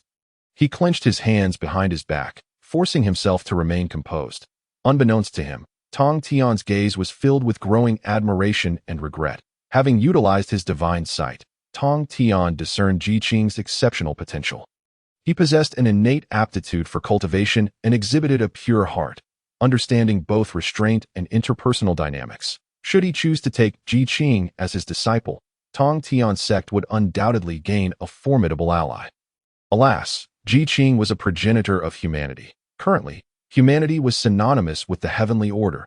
Any entanglement would incur immeasurable karmic consequences. But as someone on the brink of sainthood, Tong Tian was most wary of such matters. Despite his fondness for Qing, he could not entertain thoughts of taking him as a disciple. It was a lamentable circumstance indeed. Yet, as he regarded Qing with satisfaction, coupled with the immense favor of receiving such a significant sacred ground, Tong Tian felt compelled to repay this kindness. Contemplating this, he came to a decision. Qing, my friend, while you have gifted me this island, I cannot be overly stingy. The 24 Ding Hai pearls are merely ordinary spiritual treasures, of little use to you. Instead, I possess several sacred artifacts imbued with unparalleled opportunities. Choose one that resonates with you as a token of my gratitude. What do you say?" This proposition had been thoroughly considered by Tong Tian. Qing, currently a mere deluo golden immortal amidst the sea of countless such beings in the primordial world, was as vulnerable as an infant. Bestowing upon him opportunities to enhance his cultivation would be a fortuitous act. Yet, he was unprepared for Qing's immediate rejection. "Dao Long, I appreciate your good intentions, but this matter was previously agreed upon, leaving no room for last-minute changes. Moreover, given my current strength, possessing a supreme treasure would inevitably attract unwanted attention, leading to unrest. It is far wiser to retain the Ding Hai pearls, which I can utilize for self-preservation without drawing scrutiny." Qing calmly articulated the pros and cons, suppressing his inner urgency. Upon hearing this, Tong Tian inwardly chastised himself for his impatience. He had focused solely on repaying a favor without considering that he might inadvertently place Qing in a perilous situation. Regretting his earlier impulse, Tong Tian lamented that he could not take Qing as a disciple. Without further ado, he produced the 24 Ding Hai pearls, lifting the restrictions upon them, and using gentle spiritual energy to present them to Qing. "Your words resonate deeply. My friend, I had indeed miscalculated," he conceded. "These pearls are yours." Qing beheld the pearls hovering before him. He could hardly contain his joy, nearly bursting into exultation. At long last, he had acquired a primordial treasure. Eagerly accepting the pearls, he bowed to Tong Tian, exclaiming, "Dao Long, I gratefully accept this gift. Our karmic ties are now resolved. Until we meet again." Upon finishing her words, Ji Qing transformed into a streak of light. Swiftly retreating from the island, Tong Tian, observing her hurried departure, secretly chuckled, believing she was unable to maintain her composure. Little did he know that Ji Qing's intentions were not as he presumed. She was not eager to quickly claim the 24 pearls for herself, but rather feared that he would realize she had schemed against him and might retaliate with deadly wrath. Thus, she seized the pearls and vanished. Tong Tian shook his head with a smile, his cold gaze surveying the entire island. Employing his abilities, he began to set up various arrangements as Ji Qing left the island. Her speed intensified further, already at a pace of 6 or 7 parts, now elevated to a full 12 that after soaring for over half a month, she felt that Tong Tian would no longer pursue her, and finally sought refuge in a mountain cave. She meticulously layered several protective barriers around the cave before retrieving the 24 pearls. The restrictions on the pearls had dissipated. They were now unclaimed, awaiting her refinement. However, Ji Qing only dared to refine these 24 sea-controlling pearls, wary of the 12 others, fearing any unexpected events might provoke Tong Tian, and if she alarmed him, she would undoubtedly face dire consequences. Ji Qing scrutinized the 24 pearls for a moment, then formed a hand seal to commence the refinement process. After several months of diligent effort, she successfully claimed the 24 pearls as her own. With a satisfied smile, she opened her eyes, her expression radiating contentment. With these 24 pearls in her possession, she had gained an additional layer of security. When the opportunity arose, she would refine the 12 other pearls as well. At that point, she would possess a congenital supreme treasure, granting her the strength to contend even against a sage, and at the very least, she might have a chance to escape. Unlike before, when Tong Tian clashed with Dong Huanggong, she had not even entertained the thought of fleeing. Resigned to her fate, having secured her life, Ji Qing resolved to summon the 24 pearls to test their power. However, after searching for some time, she found herself at a loss. What could possibly be the reason? Ji Qing was momentarily stunned. Typically, once a magical treasure is refined, it can be summoned directly. Yet these 24 pearls had vanished without a trace. Akin to a cow sinking into the sea. Where had they gone? Ji Qing, unwilling to give up, searched again, but to no avail. In that instant, she nearly lost her composure. After expending so much effort and risking so much to acquire these 24 pearls and refine them, only to find them missing, who could remain calm in such a situation? Ji Qing certainly could not. After much contemplation, she decided to check the system once more. Her previous magical treasures were all stored in the system's treasure section. Perhaps this item was there as well. After rummaging for a while, Ji Qing scoured the system, yet still found no sign of the sea-controlling pearls. However, she did discover another item in the magical treasure section. Hunyuan Pearl, Fragmented, Grade, Congenital Supreme Treasure Origin, Heavenly Dao 50, Heavenly Transformation 49, Heavenly Dao lacking 1. Thus transforming into Hunyuan Pearl. Function: contains the primordial world, can conceal heavenly secrets, evade heavenly punishment. Refinement level 0. Upon reading this, Ji Qing's expression stiffened. So, after competing with the Immortal Alliance for the island, scheming against Dong Huanggong, and leveraging Tong Tian, what she obtained were these peculiar treasures. It was not to say that the Hunyuan Pearl was inferior. On the contrary, it was far too exceptional. So exceptional that without absolute strength, Ji Qing would not dare to utilize it unless in a dire situation. What is the Hunyuan Pearl? It is a treasure that can be mentioned alongside the Panga's acts of creation, the Chaos Golden Lotus, and the Jade Wheel, known as the 4 great chaotic supreme treasures. The other 3 treasures transformed into other supreme treasures during Panga's creation of the world. Only this item managed to escape calamity. Falling to the lower realms, it transformed into 36 sea-controlling pearls. Now, with the 36 pearls refined by her, they had evolved into the Hunyuan Pearl. Furthermore, it needed to be refined anew. The Hunyuan Pearl is a chaotic supreme treasure, and she, merely a Daluo golden immortal, would likely take millions of years to refine such a treasure. Ji Qing gazed at the treasure section with a complex emotional turmoil, unsure whether to laugh or cry. The process of refinement alone would consume countless years. Though the second calamity had little to do with the human race anymore, the challenges faced by humanity were increasingly arduous. Not only could they not afford to wait, but even if they could, Qing herself was uncertain whether she could successfully refine this item. What use would it be to possess it, other than inviting disaster? The more she pondered, the more overwhelmed she felt. Her gaze drifted aimlessly across the treasure section until it inadvertently fell upon the 3 question marks on the Hunyuan Pearl's interface. What did these question marks signify? Qing summoned the system. System, what do these 3 question marks mean? Is it related to refining the Hunyuan Pearl? System, indeed. What is the relationship? Speak quickly. Upon hearing there was indeed a connection, Qing's spirits lifted, suppressing the excitement bubbling within her. And she asked eagerly. The system explained. The host can consume human race merit to refine this item. Human race merit was something Qing possessed abundantly, although she lacked magical treasures and opportunities to enhance her cultivation. She had no shortage of human race merit. Just from the characters she had previously created, she had amassed a vast amount of merit that time. She had wondered what use this merit would serve, never expecting it to come in handy so soon. However, the amount of human race merit needed for this refinement would be considerable. Without a secure location for the process, there was no guarantee that unexpected events would not occur midway. It is often said that the most dangerous places can also be the safest. Qing returned to the East Sea.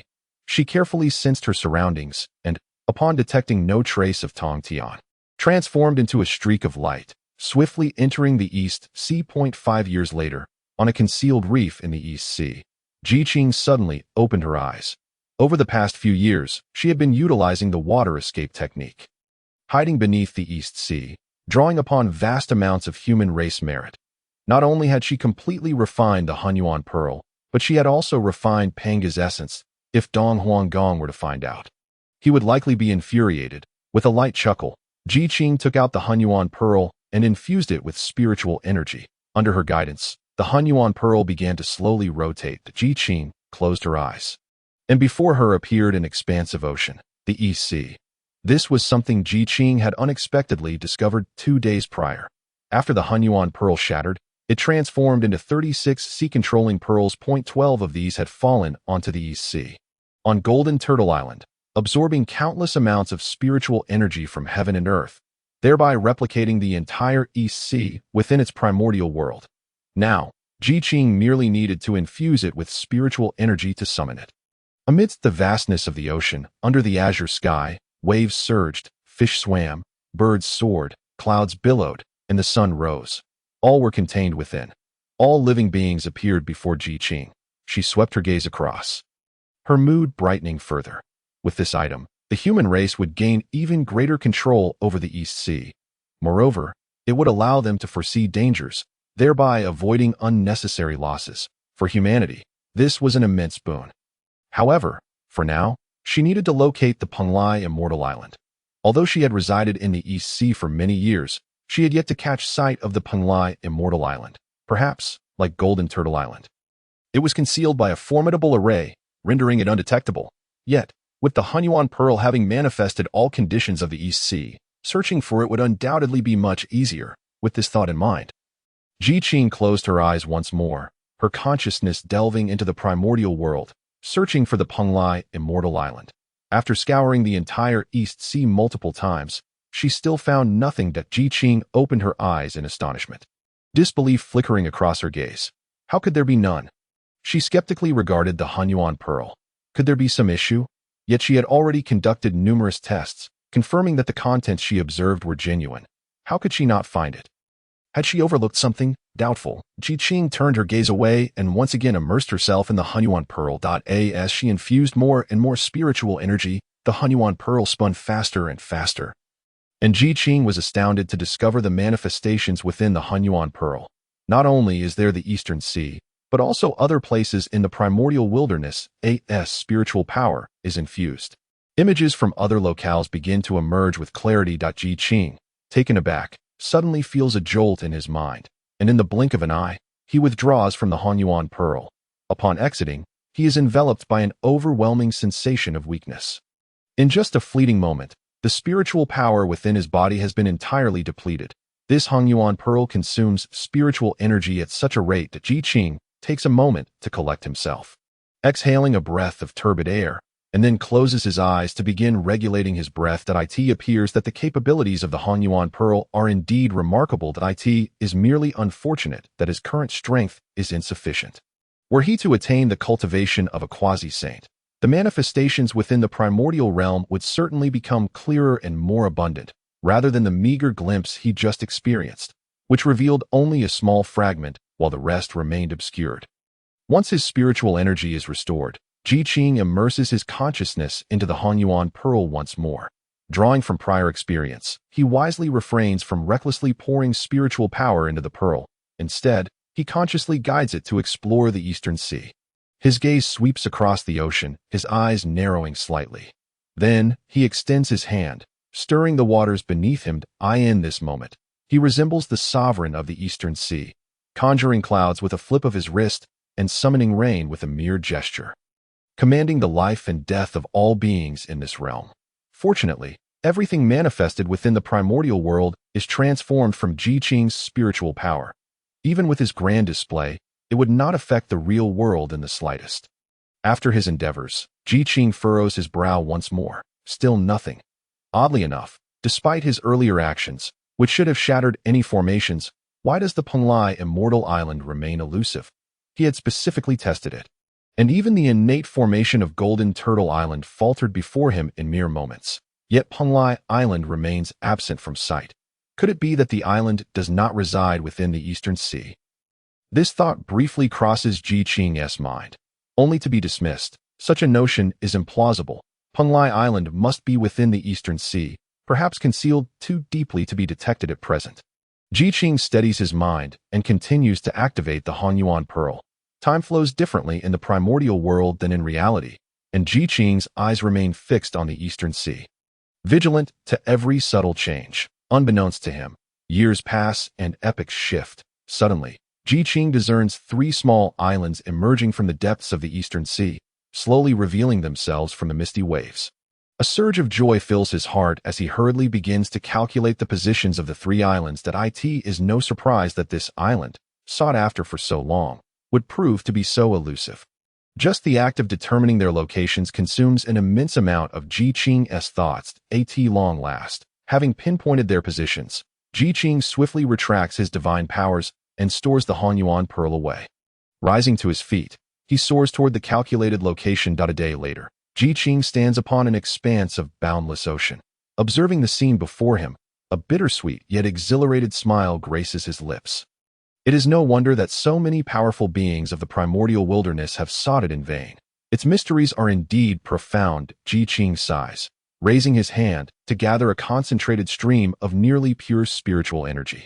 Under his command, the energy gradually adopts the principles of spatial law. Go, Qing proclaims, thrusting the energy imbued with spatial laws toward the vast expanse of sea. The previously empty horizon, a mere stretch of water, begins to ripple with layers of waves. Infused with formidable spatial power, Qing nods in satisfaction. Fortunately, over the past 5 years, he has not only refined 2 supreme treasures, but has also gleaned considerable insights into the principles of the Tao. Aided by the blood of Pangu and his previous experiences within the illusionary formation, the spatial law is among these. As the waves undulate, the space begins to warp, revealing a circular entrance of about 10 feet in diameter before Qing. Adjacent to this entrance, the waves continue to ebb and flow. This must be a small world conjured through the spatial law, and the 3 immortal islands are surely contained within it. Without a second thought, Qing leaps into the small world. The moment he enters, the entrance vanishes abruptly, and the ocean surface returns to its previous state, as if nothing had occurred. Upon entry, a wave of dizziness washes over him. And when he opens his eyes again, he finds himself surrounded by an expansive sea. Mist swirls above the water, and the sky radiates with ethereal light. The distant calls of seabirds echo softly, and a serene atmosphere envelopes everything. Within this gradually shifting fog, Qing catches sight of a verdant island floating in midair. This must be Penglai. Qing swiftly approaches the island and descends gently. As he sets foot upon the immortal island, he cannot conceal the tumult of emotions within him. Especially the overwhelming spiritual energy that greets him on the island fills Qing with a sense of elation. Truly, it is an immortal isle. Qing marvels at his fortune. Moments later, he regains his composure and begins to survey the entirety of the small island. Lush vegetation flourishes, and numerous creatures thrive, each adhering to their own survival patterns. As he wanders the island, his conviction grows stronger. This is the very place he has tirelessly sought, a sanctuary for the human race. The island is vast, far surpassing the territories currently designated for human habitation. Even while harnessing spiritual energy, Qing finds himself wandering for over several years. Furthermore, the island is brimming with heavenly materials and earthly treasures. Even the lowest grade spiritual roots are over 100,000 years old, while the highest boast ages in the millions. Should these treasures be taken outside, they would undoubtedly incite fierce competition among countless individuals. Yet, Qing harbors no intentions of trading them away, at least not for now. Although cultivating for the human race is relatively easy, their progress remains markedly slow due to various circumstances. With the abundance of these spiritual roots and flora, combined with the spiritual beasts present, the cultivation levels of human practitioners could be significantly elevated. In due course, the strength of humanity could ascend to new heights. As Qing strolls and observes, he plucks any appealing specimens he encounters. Upon reaching the center of the island, however, his attention is abruptly captured. His gaze instinctively draws toward a pool of water shimmering with an otherworldly glow in the eastern sea, where mists abound. Rare treasures often coalesce. For instance, the pool on Golden Turtle Island nurtured 12 sea-calming pearls. One can only wonder what marvels lie within this pool. As Qing approaches the water, the scene within the pool gradually unveils itself before his eyes. He is astonished to see that the pool's surface sparkles with the radiance of the sun, moon, and stars, alternating in a harmonious dance, as if it encapsulates the vastness of the starry sea. Dazzling and resplendent, drawing the gaze irresistibly. This is the three-light divine water. Qing stands in astonishment, then erupts into joyous exclamation. He never anticipated that within Panlai Island, such a rare treasure would be found. It is well known that the three-light divine water is a premier healing elixir in the primordial world, exceedingly difficult for ordinary cultivators to even glimpse. Yet here, an entire pool is at his disposal. What does this imply? It signifies that, for anyone below the rank of saint, whether their body suffers or their soul is troubled, a single drop of the three-light divine water would restore them to full vitality without a trace of risk. However, acquiring the three-light divine water is no simple feat. It is not merely the pool itself, but rather the essence extracted from the sunlight, moonlight, and starlight that radiates from the water. Even a quasi-saint would face immense challenges in extracting a single drop. And for those below that rank, the task becomes even more daunting. If Qing, merely at the pinnacle of the great Luo golden immortal stage, wishes to condense a drop, he would need to expend countless efforts. Yet, this is indeed a remarkable opportunity. Qing gazes at the pool, his eyes gleaming with excitement. Such a monumental chance, if missed, would be a grave loss. Moreover, he has already gauged that should all the tricolored radiance be extracted, it could yield at least 20 drops, sufficient to allow him to resurrect 20 times in times of dire peril. Should others come to know of this, they would likely be consumed by jealousy, their rationality set ablaze. Such a precious boon must remain hidden from outsiders.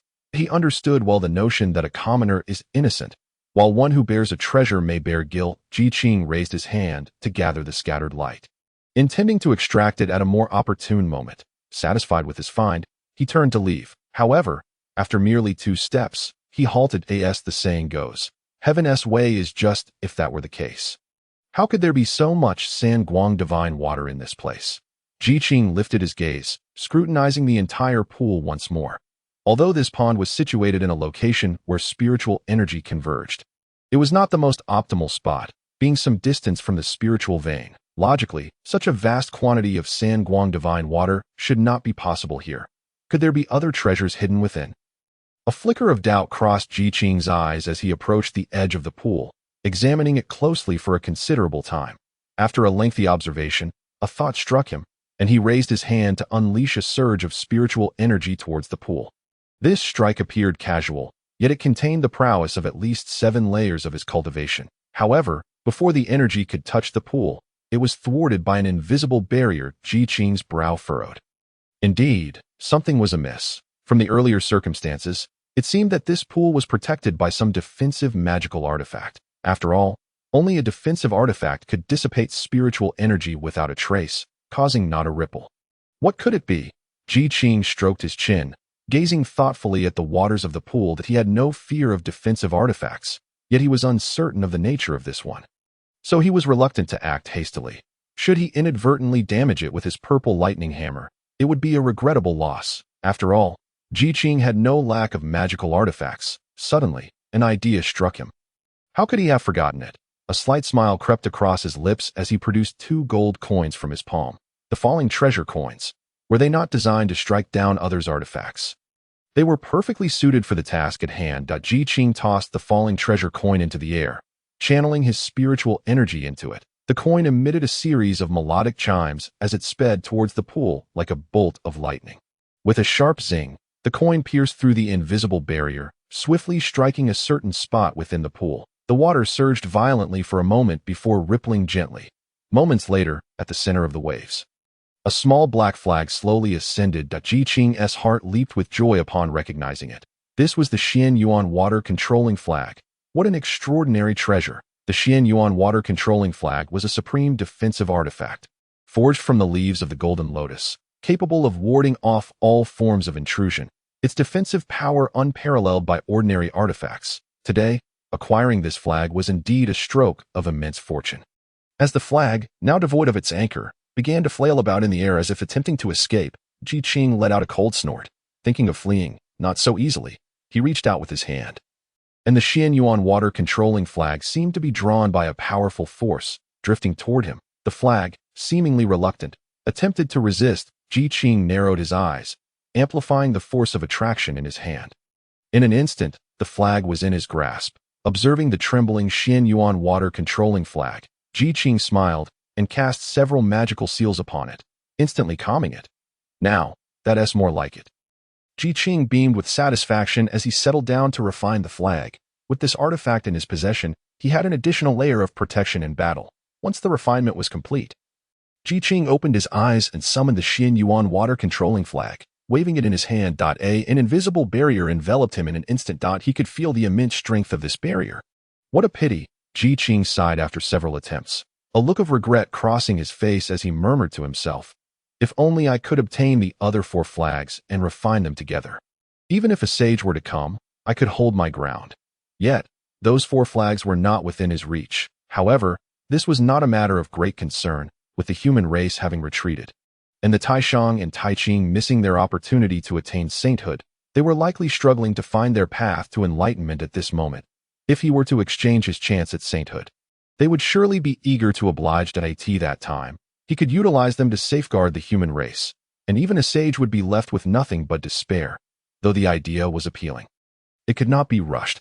Moreover, even if he desired to negotiate, he needed something of substantial value to offer. Otherwise, he would incur the wrath of those he offended. With both paths currently unclear, he could only suppress his thoughts.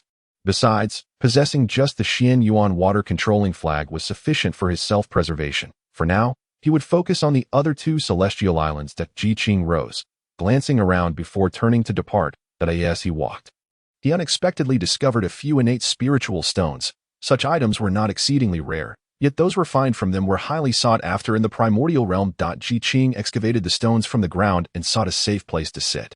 He took out the innate spiritual stones, channeling his spiritual energy through his palm, gradually generating intense heat to melt them and remove any impurities. After meticulously eliminating all impurities, he began to slowly instill the principles of spatial law with his other hand. Should he succeed in refining it, it would become a rare storage artifact in the primordial realm. At that time, it would greatly facilitate the transport of any precious herbs or plants, just as the artifact was on the verge of taking shape. A sudden hiss echoed, and the promising embryo was rendered useless. Staring at the powder in his palm, Qing exclaimed, again. He refused to believe that once would suffice. If one attempt failed, surely 2 or 3 would succeed. Casting the powder from his palm, Qing commenced refining once more. Having never refined a storage artifact before, this was his first attempt. Fortunately, he had several innate spiritual stones at his disposal. Losing 1 or 2 was not a significant setback. After several attempts, Qing grew increasingly adept at the process, and his speed quickened at the final moment. He poured all his focus into the artifact that was about to take shape.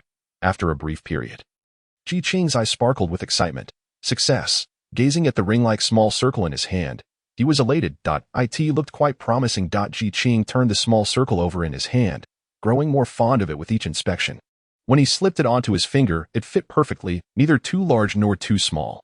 After performing a blood recognition ritual, he opened the storage artifact to inspect its interior space. Previously, while refining, a single thought had altered the hand seals and magical formulas.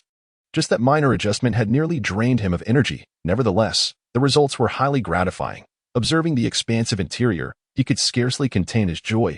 Truly, hard work pays off. He finally possessed a storage artifact. With it, he could directly collect any superior spiritual roots or plants he encountered. Without hesitation, Qing set out to scour the Palai Island. Wherever he passed, it was as if a bandit had swept through. Any spiritual roots of reasonable age were seized, and naturally, no fine herbs could escape his grasp. After traversing the entire island, only low-grade spiritual roots and herbs remained scattered across the vast expanse of Palai Island. These items have remained untouched by Qing, and they may be preserved for the future development of the human race. Currently, he intends to retain them for his own needs, and, upon locating the 3 immortal islands and confirming a settlement for humanity, to return to the Hongwang continent to enhance the cultivation of human practitioners. After completing these tasks, Qing began to calculate the locations of the other 2 immortal islands. With the assistance of the Primordial Pearl, his calculations became significantly easier, and within merely a few days, he successfully identified the other 2 islands. The one closest to his current location is Fangzhong Island, one of the 3 immortal islands. Qing meticulously deduced that the entrance to this island is situated on an unnamed small island. He understood that, like Palai Island, this island is likely enveloped by spatial laws, rendering ordinary methods ineffective for locating it. Even if one were to find its position, without the corresponding laws to pave the way, the entrance would remain elusive.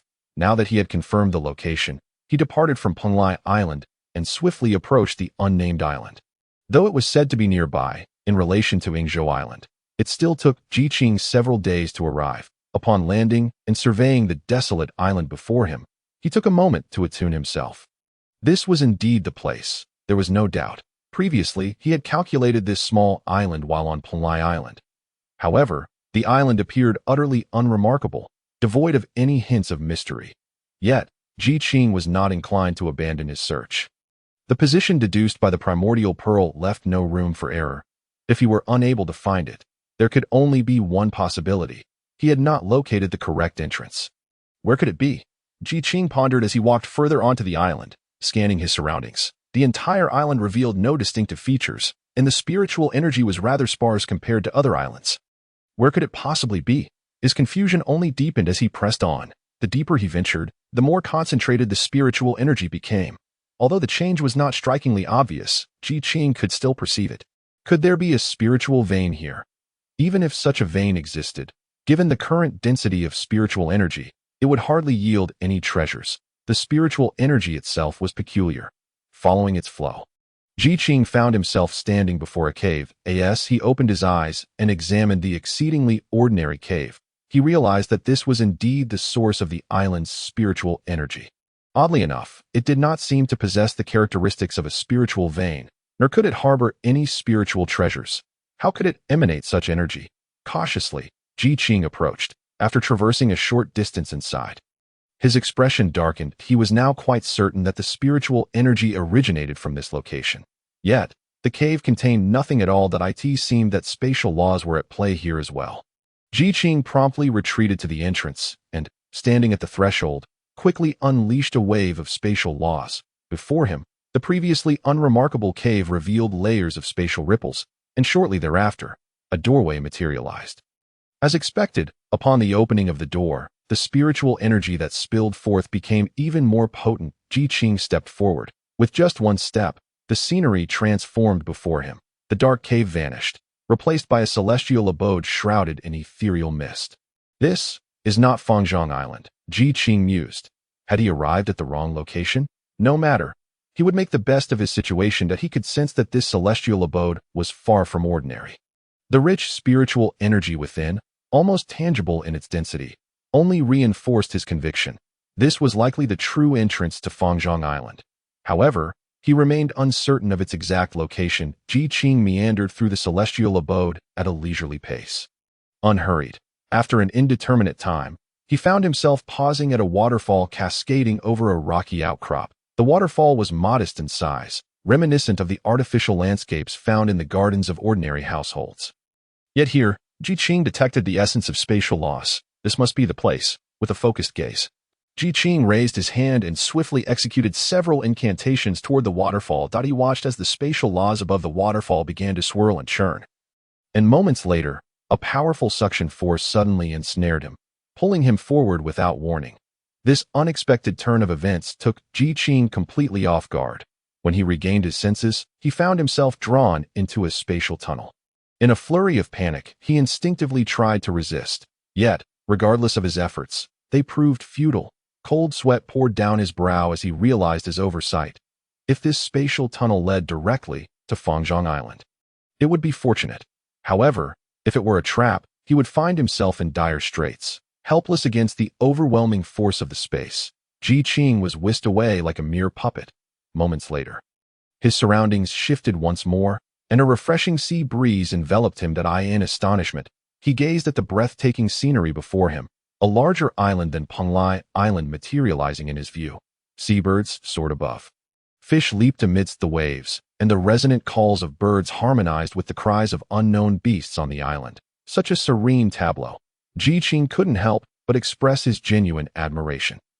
Having confirmed that Penglai Island was indeed suitable for human habitation, it appeared that Fangzhong Island would likely prove equally accommodating. If Yingzhou Island were to mirror this, the foundation for human development would be secure. Qing descended upon Fangzhong Island and began his exploration. Unlike Penglai Island, as he traversed Fangzhong Island, he encountered numerous treasures of nature, yet those he recognized and understood were few. Additionally, there were various unknown spiritual beasts thriving on the island. After wandering for over half a year, Qing's brow furrowed increasingly tight. This island was rich in resources and abundant in spiritual energy. However, due to the overwhelming density of this energy, it rendered the island ill-suited for human habitation. Though humans possess innate sacred bodies, making them ideal for cultivation, their physical forms are ultimately too fragile to endure the purifying effects of such concentrated and pure spiritual energy. In time, rather than benefiting their cultivation, it would lead to significant detriment for humanity. This was not the outcome Qing wished to witness. Continuing deeper into the island, the spiritual energy became so dense that it was visible to the naked eye. As he walked, droplets of water began to cling to his hair and clothing. These droplets were formed from the condensation of spiritual energy. The density of spiritual energy here was astonishing. Qing brushed off the droplets without much concern. After all, such richness had already been evident at the entrance. If the spiritual energy here were any less intense, that would indeed be peculiar. He ventured further, and the mist of spiritual energy transformed into a gentle rain, falling from the sky with a soft patter. Suddenly, Qing halted in his tracks. Something was amiss. While the spiritual mist could be explained by the island's long-standing closure, preventing the energy from dissipating. What of the spiritual rain? The energy required for spiritual rain is exponentially denser than that of mist. Yet, here it was, manifesting before him. Could it be that a spiritual treasure was emerging? Such a grand display of spiritual rain defied explanation otherwise. Qing hastily made his way toward the center of the island, eager to uncover what extraordinary treasure could possibly summon such spiritual rain. Upon reaching the island's heart, he beheld a towering spiritual root reaching skyward, adorned with layers of leaves resembling lotus petals. Higher still, several fruits resembling pearls adorned the branches, each etched with intricate patterns, at the center of which were the characters Huangzhou. This is, Qing gazed at the soaring spiritual root, eyes wide with astonishment. After a prolonged moment of scrutiny, he finally regained his voice. Huangzhongli. His voice was barely audible, tinged with a sense of lamentation and astonishment. Qing never anticipated that this legendary treasure, one of the 10 primordial innate spiritual roots, would be found on Fangzhong Island. Even more astonishing was the fact that he had the fortune to witness the Huangzhongli, and not just any Huangzhongli, but a mature one. As he gazed at the fruit slowly absorbing the surrounding spiritual energy, Qing's eyes sparkled with excitement.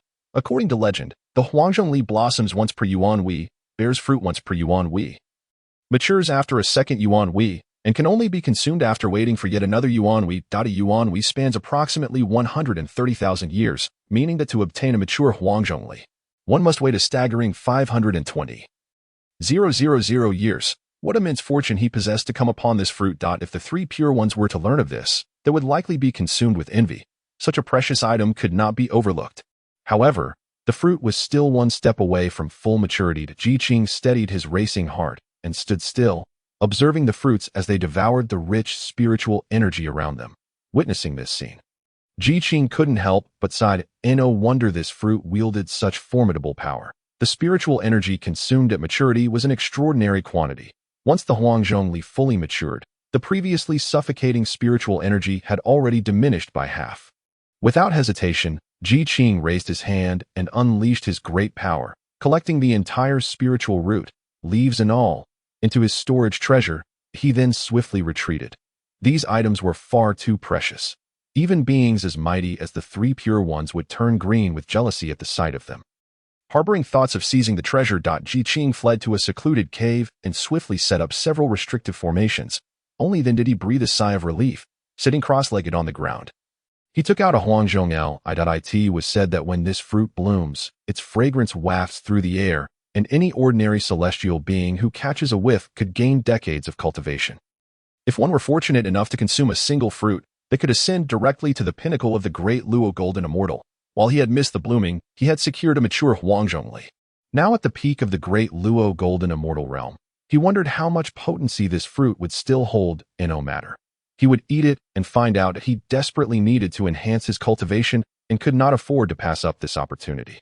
Qing placed the huangjongli in his mouth and closed his eyes, beginning the process of refining it. The fruit dissolved instantly, and a vast, pure surge of spiritual energy rapidly flowed into Qing's meridians.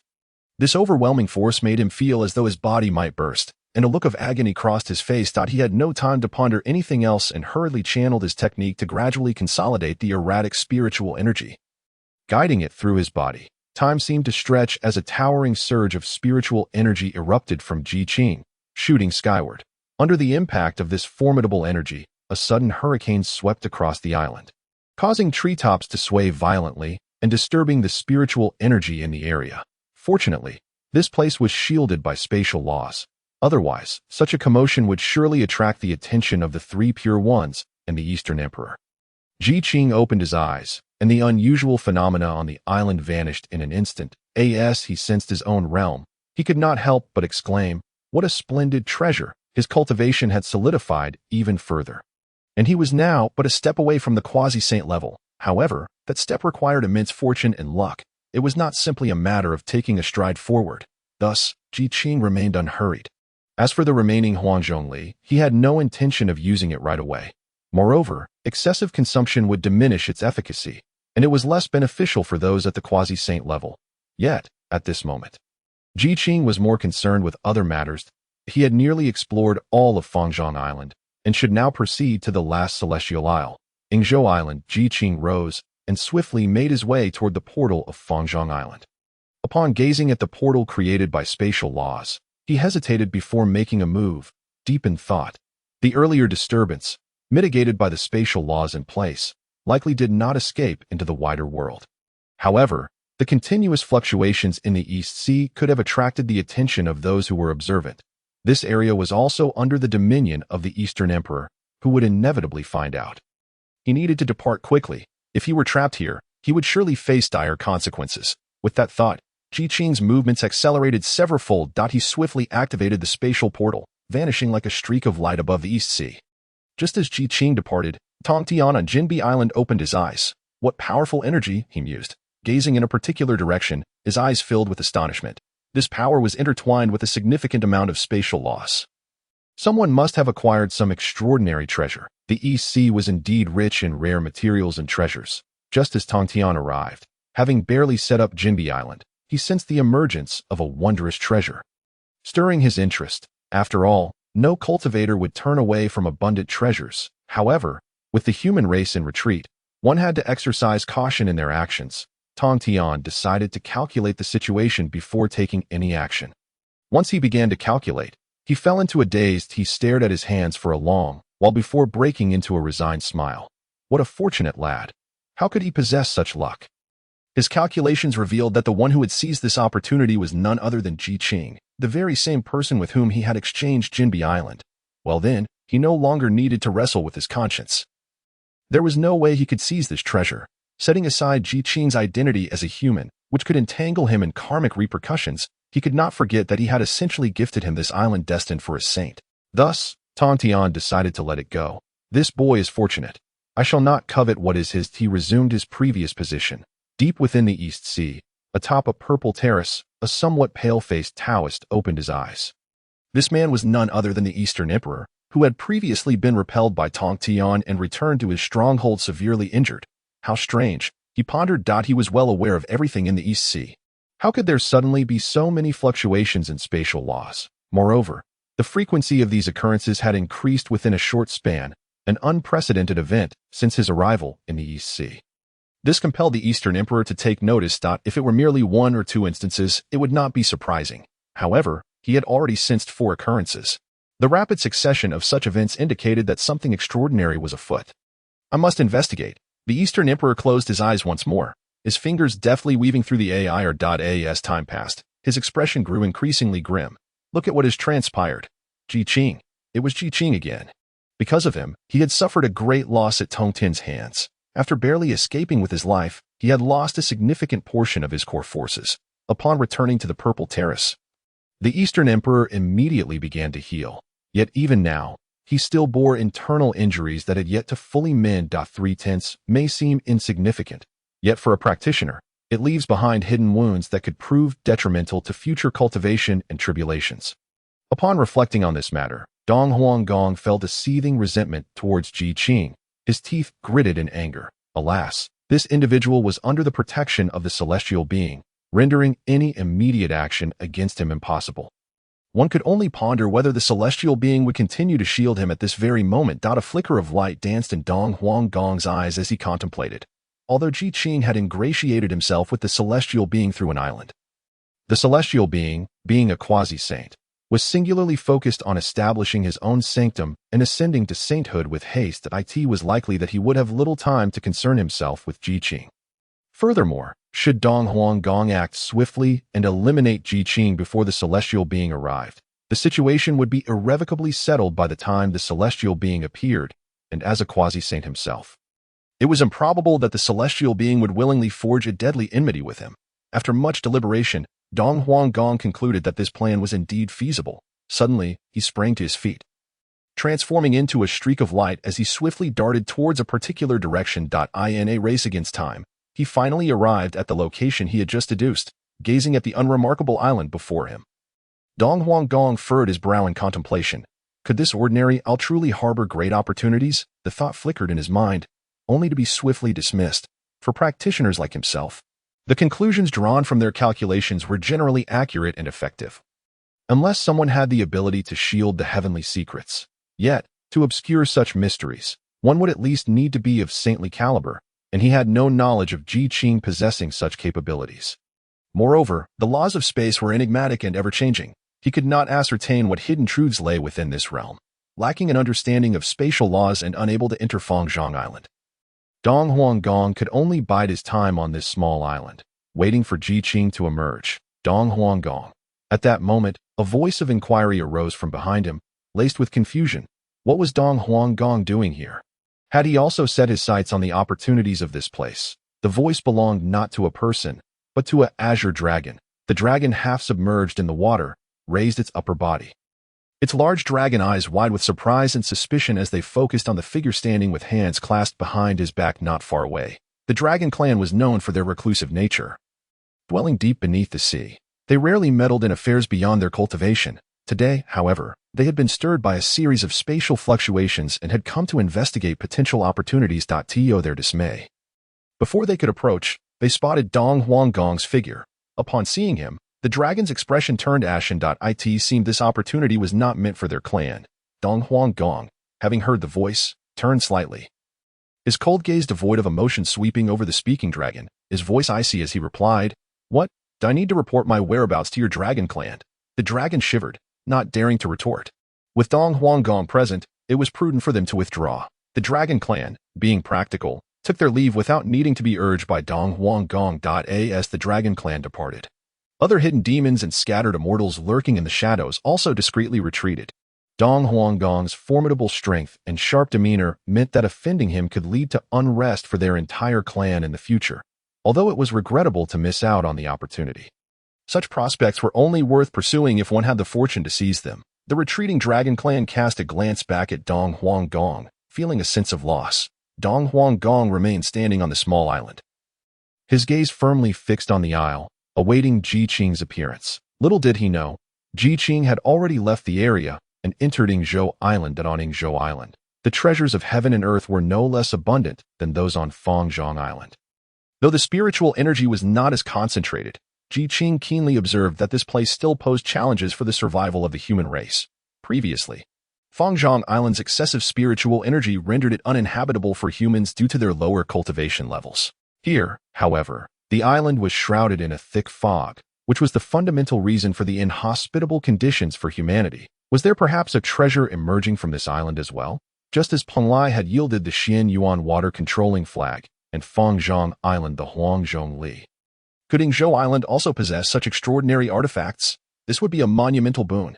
Filled with excitement, Ji Qing began to search fervently. However, he was not in a rush, having only just arrived on the island. He had yet to fully grasp the situation. Even in his quest for treasures, he remained observant of the island's environment. That it must be said, Yingzhou Island was indeed worthy of being one of the 3 immortal islands, teeming with various spiritual roots and herbs. If he could dispel the fog surrounding the island and facilitate human development here, the benefits for humanity would be endless. After exploring the island, Ji Qing lifted his gaze. At the edge of his sight loomed a mountain peak enveloped in cold, white mist. The fog cascaded down from the summit, spreading outwards like a center. Judging by appearances, the source of this mist should be atop the mountain. The peak was not particularly high and seemed relatively close. He decided to investigate. With a flicker of determination, Ji Qing summoned his spiritual energy and soared towards the mountain, although it appeared to be a short distance. Ji Qing found himself flying for over half a month without even covering a third of the journey. His expression darkened.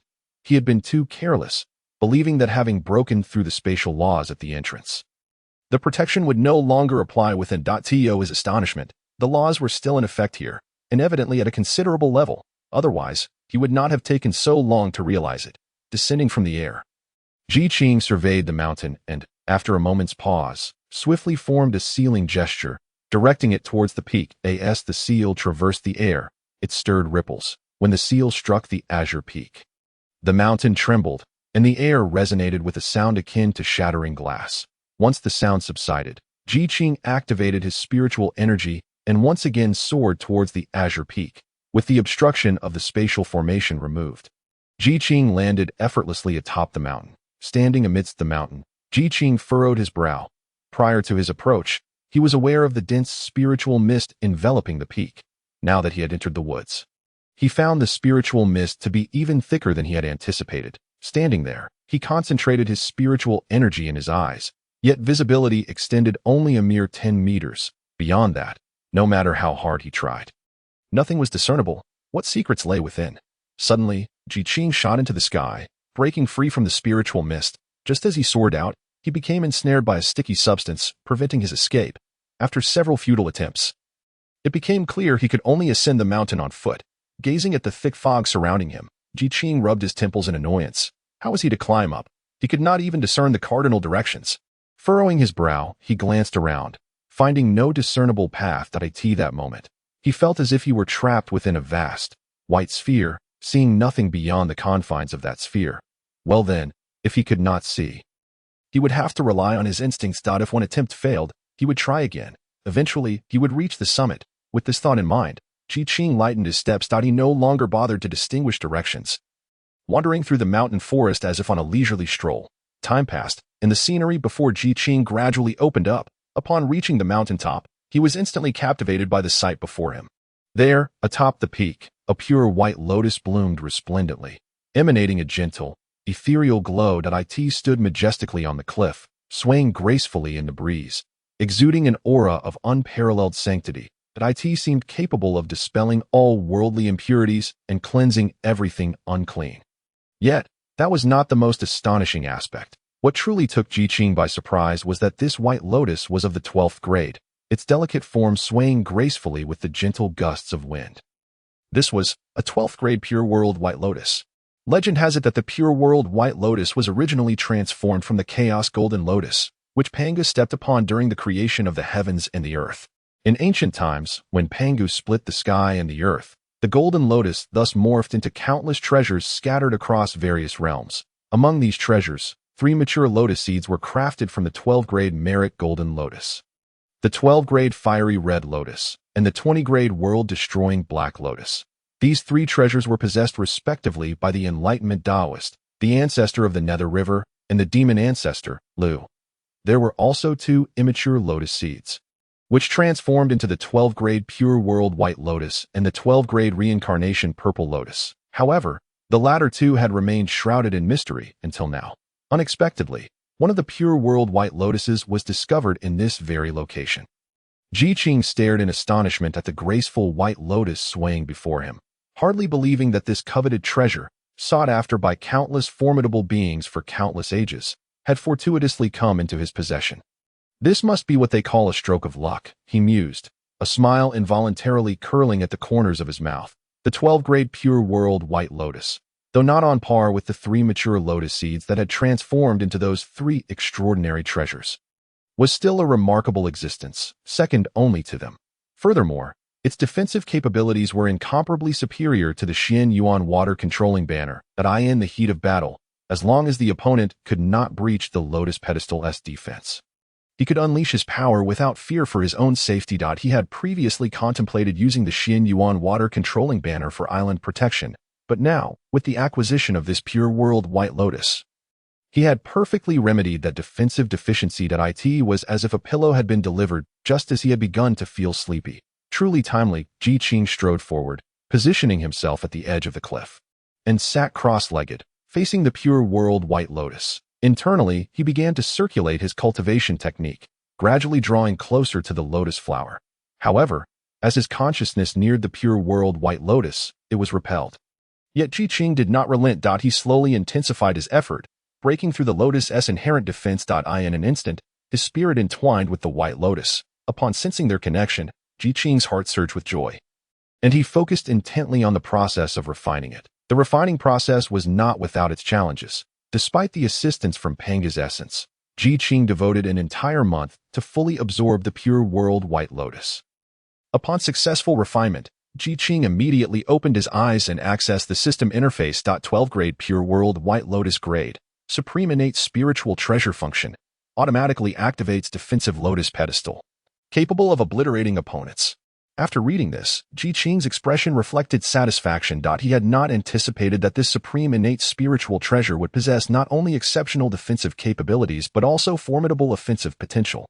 Among the myriad treasures, it stood as a paragon of both offense and defense. Even when facing the Eastern Emperor, he felt confident in his ability to defeat or even eliminate him. With the pure world white lotus secured, the dense spiritual mist enveloping Yingzhou Island had dissipated, leaving only a portion still floating in the air, drifting with the wind.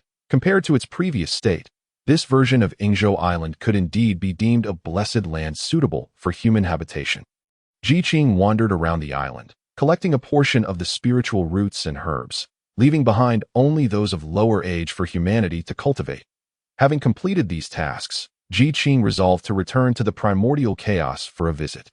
He had been away for many years and was uncertain of the current state of the human race. With a residence already selected, it was time to relocate humanity to these 3 celestial islands for their independent development.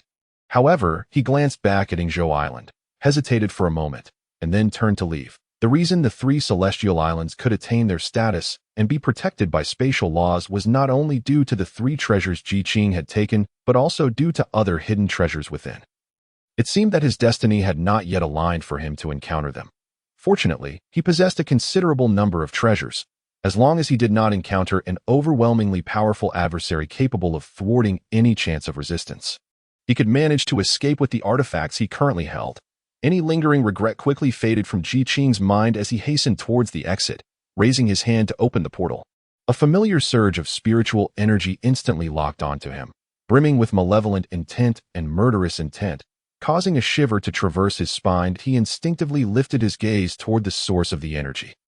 And his pupils constricted in shock. Not far away, the Eastern Emperor stood facing the wind, his garments billowing without a breeze. The spiritual energy surrounding him surged violently, creating a chaotic layer of spiritual aura in the space around him. Anything that ventured too close, be it person or object, would be torn to shreds. It must be said that although the Eastern Emperor was the weakest among the quasi-saints, his techniques were visually stunning, grand, and majestic. Albeit ultimately superficial. Qing felt a sense of disdain stir within him, yet he remained vigilant. Regardless of his weaknesses, the Eastern Emperor was still a quasi-saint. The disparity in strength was undeniable, and he could not afford to underestimate him. As Qing's thoughts raced, the Eastern Emperor's animosity towards him deepened to a boiling point. Were it not for Qing, he would not have been entangled in the affairs of Tongtian, nor would he have suffered a humiliating defeat at his hands. Now, with a sworn enemy before him, it would be a disgrace not to eliminate Qing, who had tarnished his reputation as the foremost male immortal in the realm. Before anything else, he needed to ensure this brat relinquished the treasures he had pillaged from the Eastern Sea. Hand over the treasures you acquired in the secret realm, and I may spare your miserable life. The Eastern Emperor declared, his spiritual pressure crashing down upon Qing, attempting to force him to kneel at his feet, or else be forever trapped in this place. Were it any other peak de Luo Jingxian, they might indeed find themselves subdued by the Eastern Emperor's overwhelming pressure. However, who was Qing? He was a wielder of several supreme spiritual treasures and possessed the Chaos Pearl, a legendary artifact. Why would he fear such a trifling display of pressure? Observing the Eastern Emperor, who resembled a peacock preening for a mate, flaunting his power, Qing could not help but smirk coldly. His cultivation had risen, and he had refined several treasures, resulting in a significant enhancement of his capabilities. Even without Tongtian's presence, he was not necessarily destined to lose to the Eastern Emperor. This was an opportunity to assess just how far his strength had progressed. Resolute in his decision, Qing's gaze towards the Eastern Emperor transformed, not as a rival to be feared, but as a testing ground for his skills. What if I refuse to comply? Qing taunted, his eyes gleaming with mockery. The Eastern Emperor's expression darkened as he reprimanded. You are truly ungrateful. With a cold snort, the Eastern Emperor's violent spiritual energy rapidly coalesced, surging towards Qing with the intent to crush him beneath its might. As the force barreled toward him, the air itself rippled in response. Qing stood firm, refusing to evade. Instead, taking a moment to absorb the overwhelming presence. He could not deny that the difference in strength between a peak de Luo Jingxian and a quasi-saint was not merely a matter of one step. It was a chasm of power. Having faced countless treasures, he was not intimidated by such displays.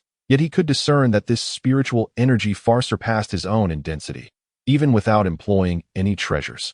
The Eastern Emperor could overpower him in a contest of spiritual strength. However, knowing full well that his spiritual power was inferior, it would be foolish to engage in such a futile contest without utilizing his own treasures. Just before the oncoming wave of spiritual energy could strike him, Qing's thoughts shifted, and he swiftly darted toward the surface of the sea. The entrance to Ingzhou Island lay just behind him. Although it was protected by spatial laws, it was prudent to engage elsewhere. Seeing this, the Eastern Emperor mistook Qing's retreat for cowardice, snorting derisively. Think you can escape? He scoffed, determined to see just whom Qing could rely upon for salvation in Tongtian's absence. Brat, leave behind your treasures, and I may grant you a reprieve. Qing fled. He remained acutely aware of the Eastern Emperor's relentless pursuit. Once he felt the distance was sufficient, he halted and turned to face the Eastern Emperor. A faint smile gracing his features. The Eastern Emperor's eyes. That smile was anything but innocent. Instinctively, the Eastern Emperor paused his advance, standing just out of reach as he reiterated his previous demand, surrender your treasures, and I shall spare your life. Qing rolled his eyes, exasperated. Can't you phrase that differently? How about this? Qing replied casually, adjusting his attire as he flashed a bright smile at the Eastern Emperor. You relinquish all your treasures, and I shall spare your life. What do you say? The Eastern sovereign was utterly infuriated, almost to the point of laughter. You dare to attempt to rob me? Has this fool been driven mad by some experience within the secret realm? How audacious of him, a mere quasi-saint, to speak such reckless words to a peak great Luo golden immortal. He must have lost his mind. Qing smiled more genuinely. That I sincerely offer you this advice. But if you choose to disregard it, I have no objections. After I defeat you, your possessions shall rightfully belong to me. Upon hearing this, the Eastern sovereign was even more convinced that this young man had indeed lost his senses. In that case, come and take it. He could not be bothered to engage in further banter. With a flick of his wrist, a dragon-headed staff materialized in his grasp. Taste my strike. The Eastern sovereign charged towards Qing. And midway through, his form suddenly flickered, reappearing directly above Qing. Qing lazily lifted his eyelids, casting a languid glance at the Eastern sovereign, then concentrated all his spiritual energy to his toes. With a gentle push against the surface of the sea, he propelled himself backward with the swiftness of a flying fish. The Eastern sovereign, having missed his strike, felt a rush of shock, quickly replaced by fervor. Before entering the secret realm, Qing had not even dared to confront him directly. Yet now, having emerged from the secret realm, he was able to evade his grasp, while the previous strike had only utilized a fraction of his power. Even that was more than sufficient to trouble a great Luo golden immortal that in contrast. Qing moved with calmness and poise, retreating while even smiling at him, but it appeared that his gains from this secret realm were beyond what an ordinary person could achieve. How fortuitous that all these treasures would soon belong to him. The Eastern sovereign landed where Qing had previously stood, channeling energy into the dragon-headed staff, which began to tremble slightly as the power surged within it. Before long, a resounding dragon roar echoed across the eastern sea. Qing could not suppress a laugh at this spectacle. This was a technique he had previously employed during his battle with Tong Tian. How foolish of the Eastern sovereign to think he could use such a tactic against him. He was sorely underestimating him. A colossal dragon took shape behind the Eastern sovereign, its glaring eyes filled with malice. Fixated intently on Qing to go, the Eastern sovereign commanded, pointing his finger. The enormous dragon, swaying its massive form, lunged toward Qing with agility. The overwhelming dragon might radiated outward, causing the surrounding creatures to flee in terror. Qing arched an eyebrow, his concealed hand deftly revealing a pearl. With his other hand, he formed a sword shape with his fingers, slowly inscribing an arcane symbol in the air. A wave of chaotic energy emanated from Qing. This chaotic essence swiftly merged with the spiritual energy within him, transforming into a thin barrier at his mental command. Just as the barrier took form, the dragon let out a roar and crashed into it. In an instant, it was gone. The Eastern sovereign was taken aback. That dragon was a manifestation of his treasured staff. How could Qing have absorbed it? You brat, return my treasure at once, the Eastern sovereign, suppressing his astonishment, glared vehemently at Qing, demanding the return of his prized possession. That staff was crucial to him, and to have it seized by someone of inferior cultivation was utterly humiliating. Qing dissipated the barrier and grinned wickedly at the Eastern sovereign. You wish to reclaim it. Although the Eastern sovereign did not move, his intent was clear in his unwavering gaze. That Qing smirked maliciously. That is utterly impossible. If the roles were reversed, would you return the favor? You would likely kill me while I am weak. Having been toyed with, the Eastern sovereign's complexion turned a shade of green. You seek death. Though he had lost his dragon-headed staff, he possessed plenty of means to deal with this youth. A vast surge of spiritual energy erupted, and a colossal hand manifested above the Eastern sovereign, imbued with quasi-saintly might, crashing down toward Qing. The hand swelled as it caught the wind, rapidly expanding to unimaginable proportions, casting shadows across the land. Creatures that had managed to hide beneath the water in a desperate attempt to escape felt the pressure and fled deeper into the abyss or scattered in all directions. Those who were slow were crushed by the overwhelming force, turning the once blue waters crimson with blood. The commotion was considerable. Qing glanced around, his expression one of indifference, observing the bones littering the seafloor. He shook his head in disapproval. To kill me is one thing, but must you involve so many innocents? Qing raised his gaze to the sky, where the colossal hand loomed ominously, a tremendous pressure descending upon him.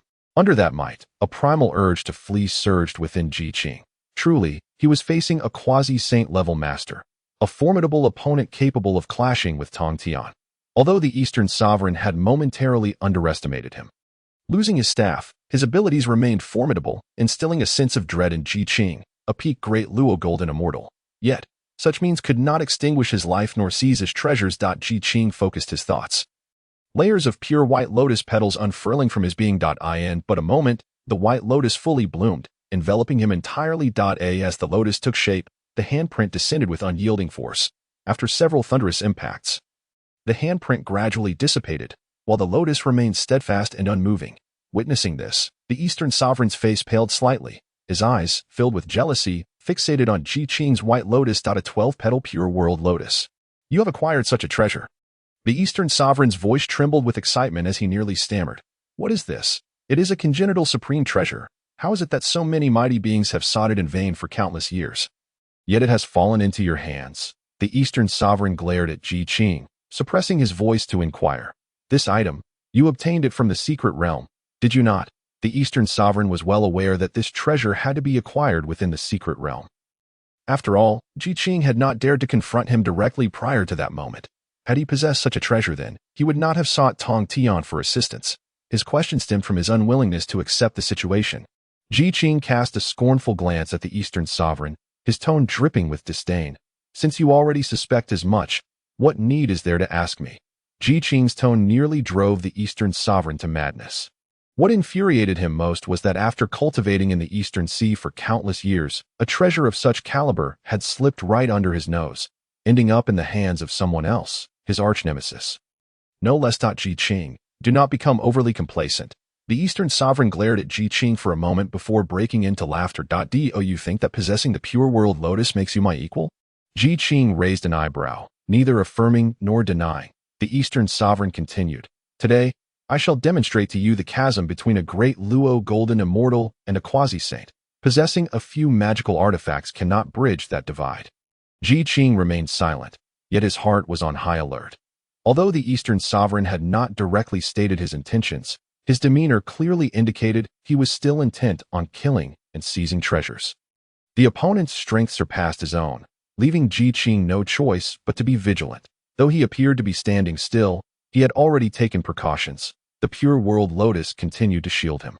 And he had drawn forth the chaotic pearl, ready to counter at the necessary moment. The Eastern sovereign closed his eyes, swiftly forming seals with his hands. The sky roiled with wind and rain.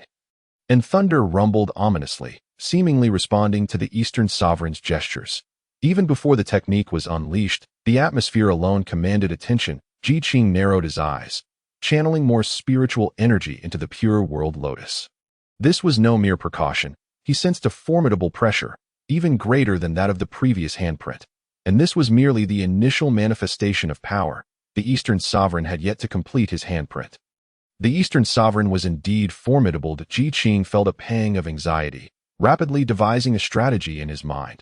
After much contemplation, he suddenly realized he might not be able to cope. The Eastern sovereign's handprint took shape. He opened his eyes abruptly, unleashing a fierce shout. Go! The storm clouds in the sky ceased their tumult, and a bolt of lightning, thicker than a barrel, shot towards Ji Qing. In that instant, Ji Qing felt the chilling grip of death. This is bad. Ji Qing swiftly waved his left hand, and the chaos pearl radiated with brilliant light. The very moment the lightning struck Ji Qing, he quickly activated the chaos pearl and hastily flashed into the Hongmeng world. Just as he vanished, the bolt of lightning crashed heavily onto the spot where Ji Qing had stood. As the lightning descended, the seawater instantly evaporated, leaving behind a massive pit spanning hundreds of square meters on the expansive sea surface, where the creatures within were instantly reduced to ash. Dong Huanggong gazed at the empty pit, feeling both triumphant and regretful. He remarked, a cultivator at the great Luo golden immortal level, even with so many magical treasures, remains a useless person. How can he possibly compare to me, a quasi-saint? It is a pity for that 12th-ranked pure world white lotus. Such a treasure. Wait, the 12th-ranked pure world white lotus is an exceptional treasure. Logically, even if Ji Qing could not withstand his own magical power, that treasure should not have been destroyed. Could it have fallen into the sea? Not seeing it around, I must check the ocean. Just as Dong Huanggong was about to flash over, he warily sensed a fleeting, faint ripple of spatial laws not far in front of him in this oceanic expanse. Before he could comprehend what had transpired, he saw the person who should have been obliterated beneath his magical lightning abruptly appear on the sea surface, standing where he had previously vanished, with a solemn expression as he gazed downwards. After the magical lightning struck, the sea surface was severely impacted, and the enormous pit left behind was so vast that the boundless seawater could not instantly fill it. Ji Qing looked at the large pit, his expression shifting several times. Dong Huanggong was astonished, incredulously staring at Ji Qing. How can you be unscathed? Dong Huanggong was filled with existential doubt. He had clearly witnessed the lightning strike. Even for someone at the pinnacle of power, it would require considerable effort to block it. How had Qing managed to emerge without even a single hair harmed? Was it due to the sudden appearance of the spatial loss? Hearing the voice, Qing turned to look at Dong Huanggong. Did Dong Huanggong intend to kill me? Qing's tone was calm, rendering it impossible to discern his emotions. However, Dong Huanggong's face darkened to an extreme. He knew Qing must have some means of self-preservation, yet he remained oblivious to what it truly was. This feeling of uncertainty, beyond his control, left him extremely displeased that a grudge had already been formed. Dong Huanggong had no intentions of letting Qing off. Coldly, he declared, Qing, today it is either your death or mine. Qing welcomed the challenge. Since Dong Huanggong sought death, he would gladly oblige. Qing raised his hand, and the purple lightning hammer materialized in the center of his palm, gradually enlarging. Upon seeing the crackling, radiant purple lightning hammer in Qing's hand, Dong Huanggong was once again taken aback, exclaiming, "How did this item come to be in your possession? How could the purple lightning hammer be in Qing's hands? Wasn't it a treasure of immense power?" Thinking of this, Dong Huanggong recalled the Golden Tortoise Island. He was genuinely envious that Tong Tian would so generously bestow such a treasure upon Qing. But Qing was momentarily stunned before breaking into a smile that he realized he had understood Dong Huanggong's perception. Did he believe that the purple lightning hammer was a gift from Tong Tian? But it mattered little. Furthermore, he could still leverage the influence of Tong Tian's name, even though it was not he who had sought to do so. Therefore, Qing refrained from providing any explanation. He regarded Dong Huanggong and stated, "Dong Huanggong, did you not desire a life and death struggle? I too wish to see just how much capability you possess." Having learned from previous experiences, Qing would not stand idly by this time, allowing Dong Huanggong to launch his attacks without resistance. Previously, he had harbored the intention to test the treasures and probe Dong Huanggong's true strength.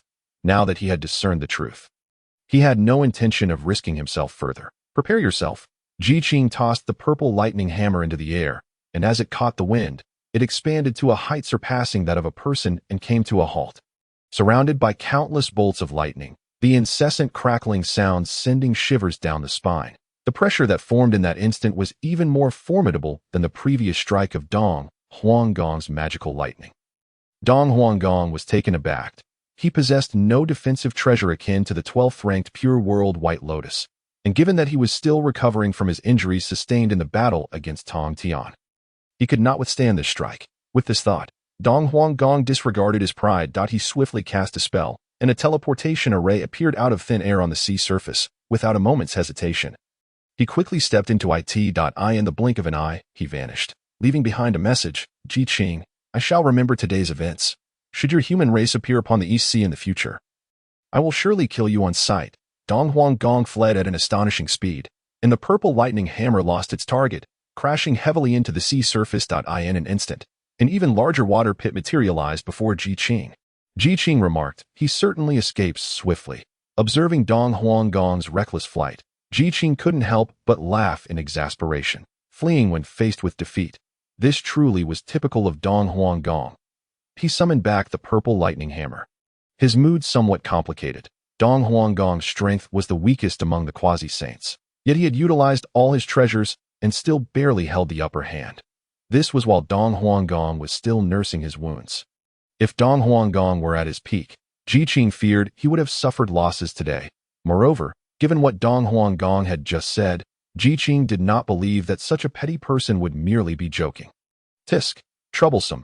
The considerable commotion earlier had undoubtedly attracted numerous onlookers. With Dong Huanggong having retreated, Qing also needed to depart hastily. Fixing his gaze in a particular direction, he sped away, all the while contemplating his strategies. Although Dong Huanggong's quasi-saint status was somewhat inflated, he had significant ties to Dijun. Qing had intended to kill Dong Huanggong, but now that he had fled, this had spared him a burden of karma.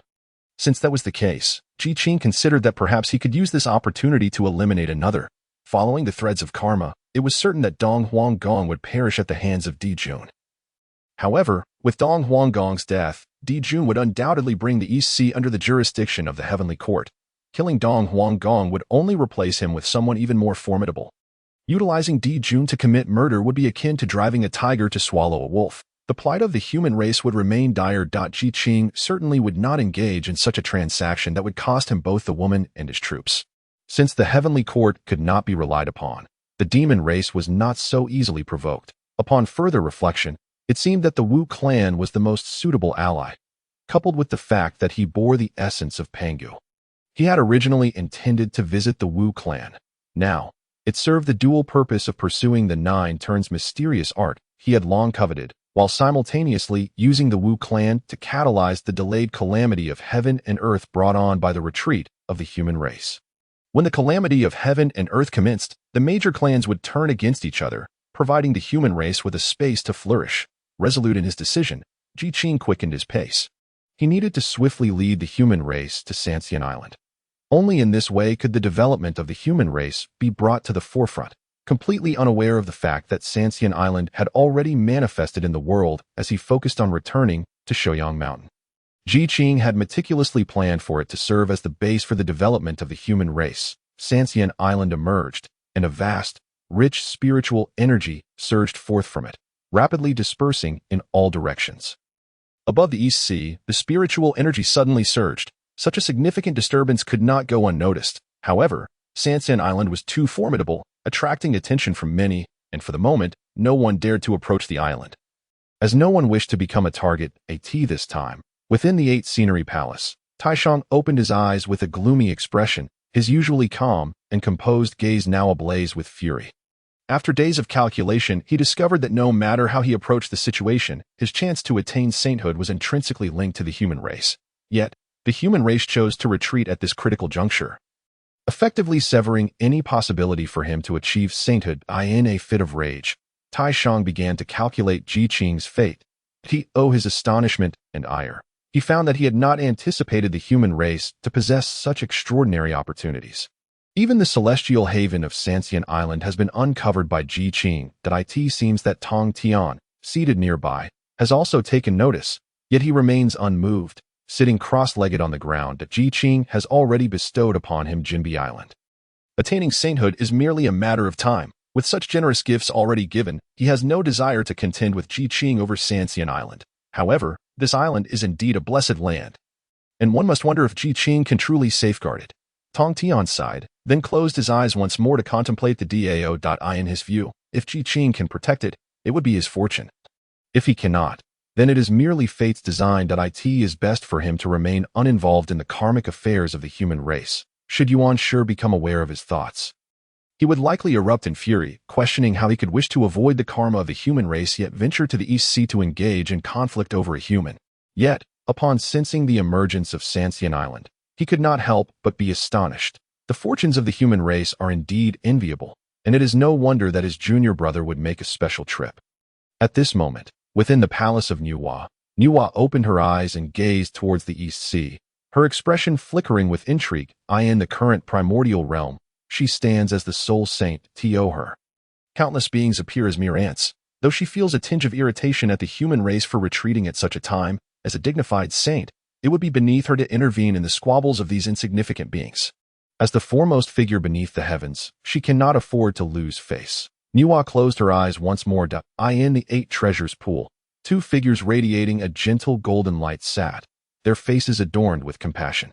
Senior brother, do you truly believe the human race possesses such great fortune? The Jain Taoist, without opening his eyes, maintained a serene and holy expression, reminiscent of the pure white lotus in Qing's hand.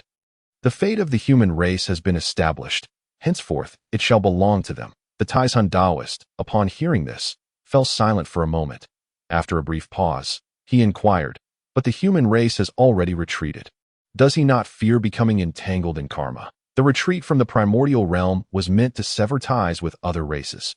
Yet now, this ancestral figure of the human race has taken the initiative to provoke conflict. Taizhan Taoist shook his head at this moment. The Laoyin Taoist finally opened his eyes, a compassionate smile illuminating his gaze. These matters are not for us to concern ourselves with. What we must do now is to focus on the Tao.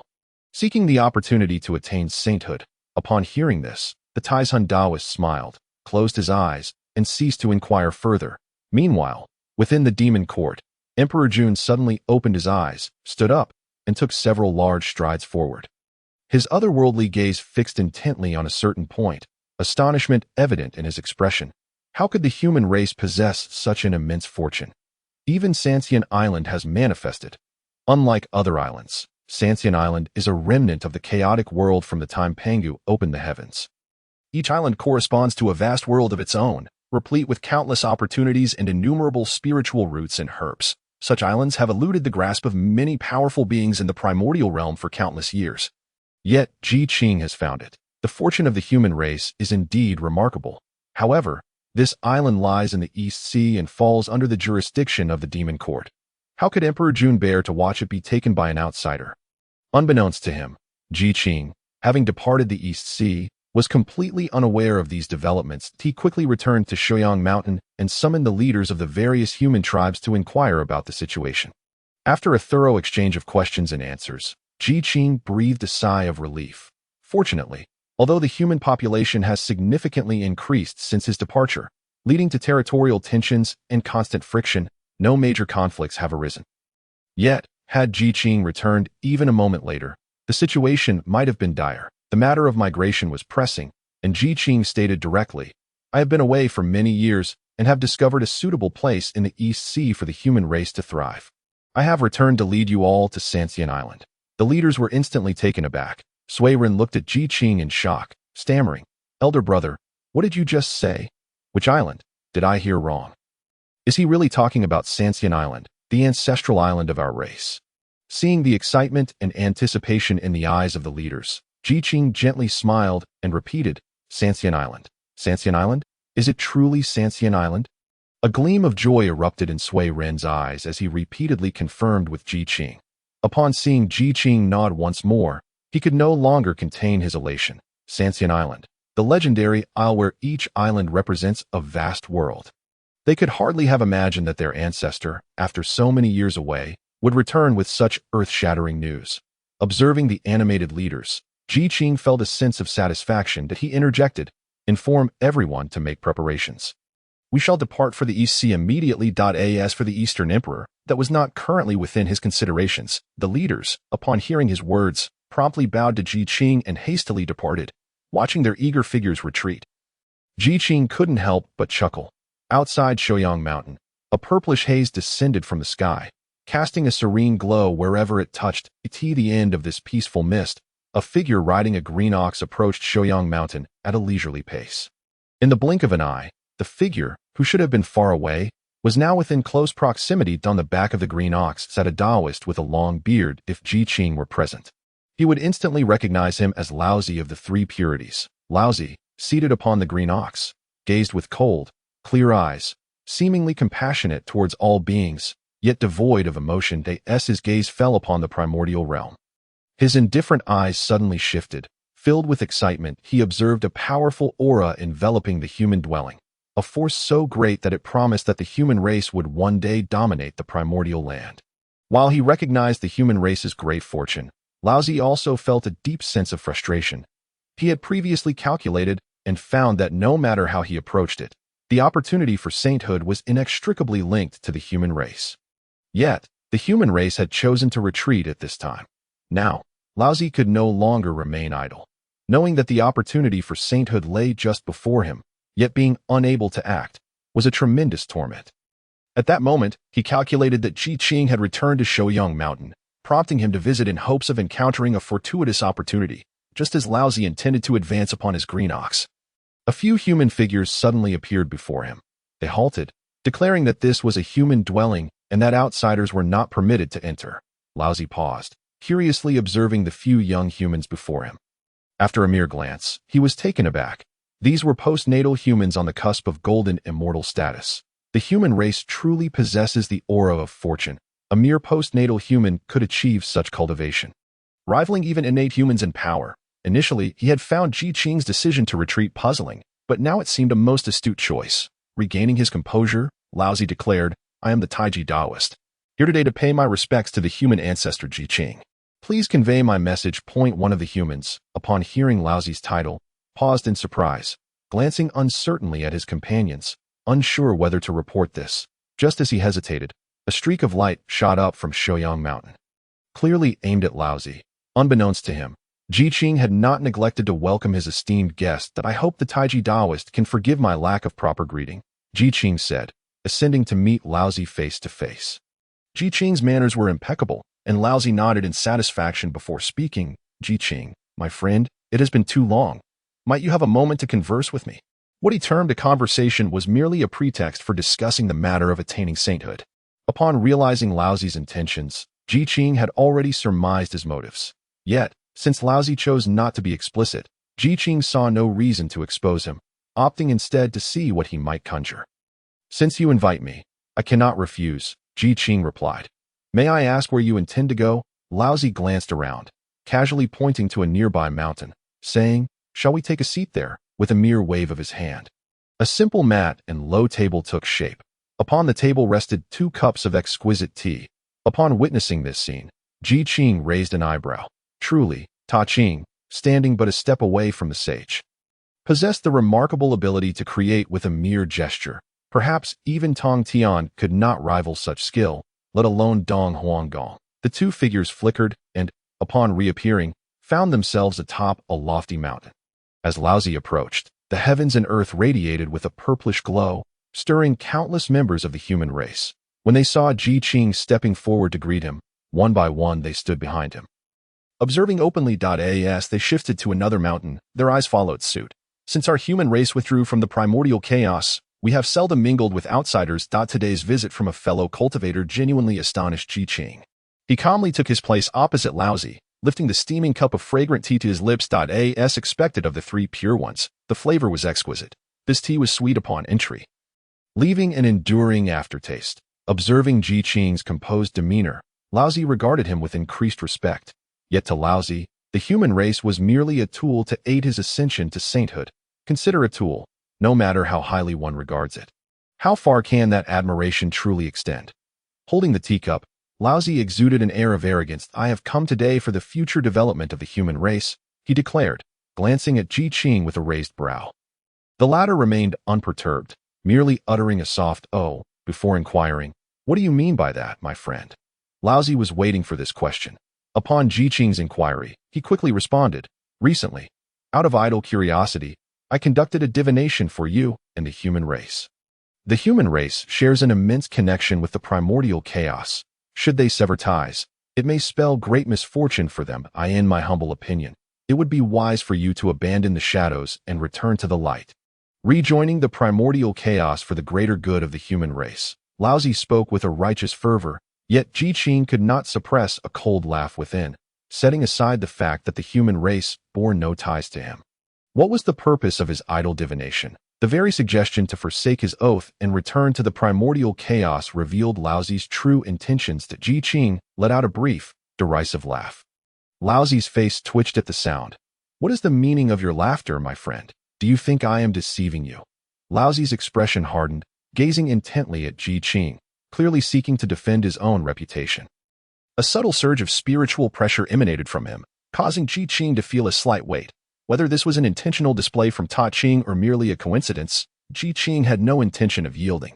He raised his gaze, a smile dancing at the corners of his lips, and remarked, I am well aware of your intentions, my friend.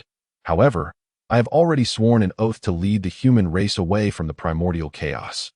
And there is no turning back. Anticipating Qing's refusal, Laozi felt no surprise upon hearing his response. What if I were to propose an exchange? Seeing Qing lift his head to regard him, Laozi assumed his suggestion had struck a chord and pressed on. If you would nullify your previous oath and return to the primordial chaos, I would ensure the protection of the human race once I attained sainthood. It was clear that should Qing acquiesce, the human race would gain 2 saints as their backing, a privilege unmatched by any other tribe. With such an offer on the table, would the human race not reign supreme in the primordial chaos? Laozi could not believe Qing would remain unmoved by such generous terms. Yet, rather than being swayed, Qing felt a tinge of disdain. The human race had previously been safeguarded by Nuwa, the first saint of heaven and earth, a true pillar of support. Yet what had been the outcome? For the sake of his own interests, had she not disregarded the fate of the human race? Now Laozi arrived with seemingly favorable terms, yet they bore no distinction from Nuwa's past actions. Both sought to exploit the human race and then abandon them. If it were merely a past transgression, it might be forgivable. Yet the present human race, under Qing's leadership, had long since withdrawn from the primordial chaos, and there was no possibility of return. Ji Qing's refusal was resolute and unyielding, causing Laozi's countenance to darken. So, you were determined to reject my humble proposal. With his previously warm smile now vanished, Laozi's gaze turned cold and piercing, his aura intentionally radiating pressure to compel Ji Qing into submission. The pressure surrounding Ji Qing intensified, prompting him to emit a cold snort as the pure white lotus slowly manifested around him. This left Laozi momentarily stunned, previously calculating Ji Qing's fortune. He had not anticipated that he would possess such a treasure. My friend, the primordial chaos is rife with powerful beings. While you may lead the human race to retreat for now, can you ensure their everlasting withdrawal? Laozi's words were laced with advice, yet the purplish glow above him deepened, intensifying by several degrees. Enveloped in this light, a wave of murderous intent converged upon Ji Qing from all directions, carrying an air of coercion.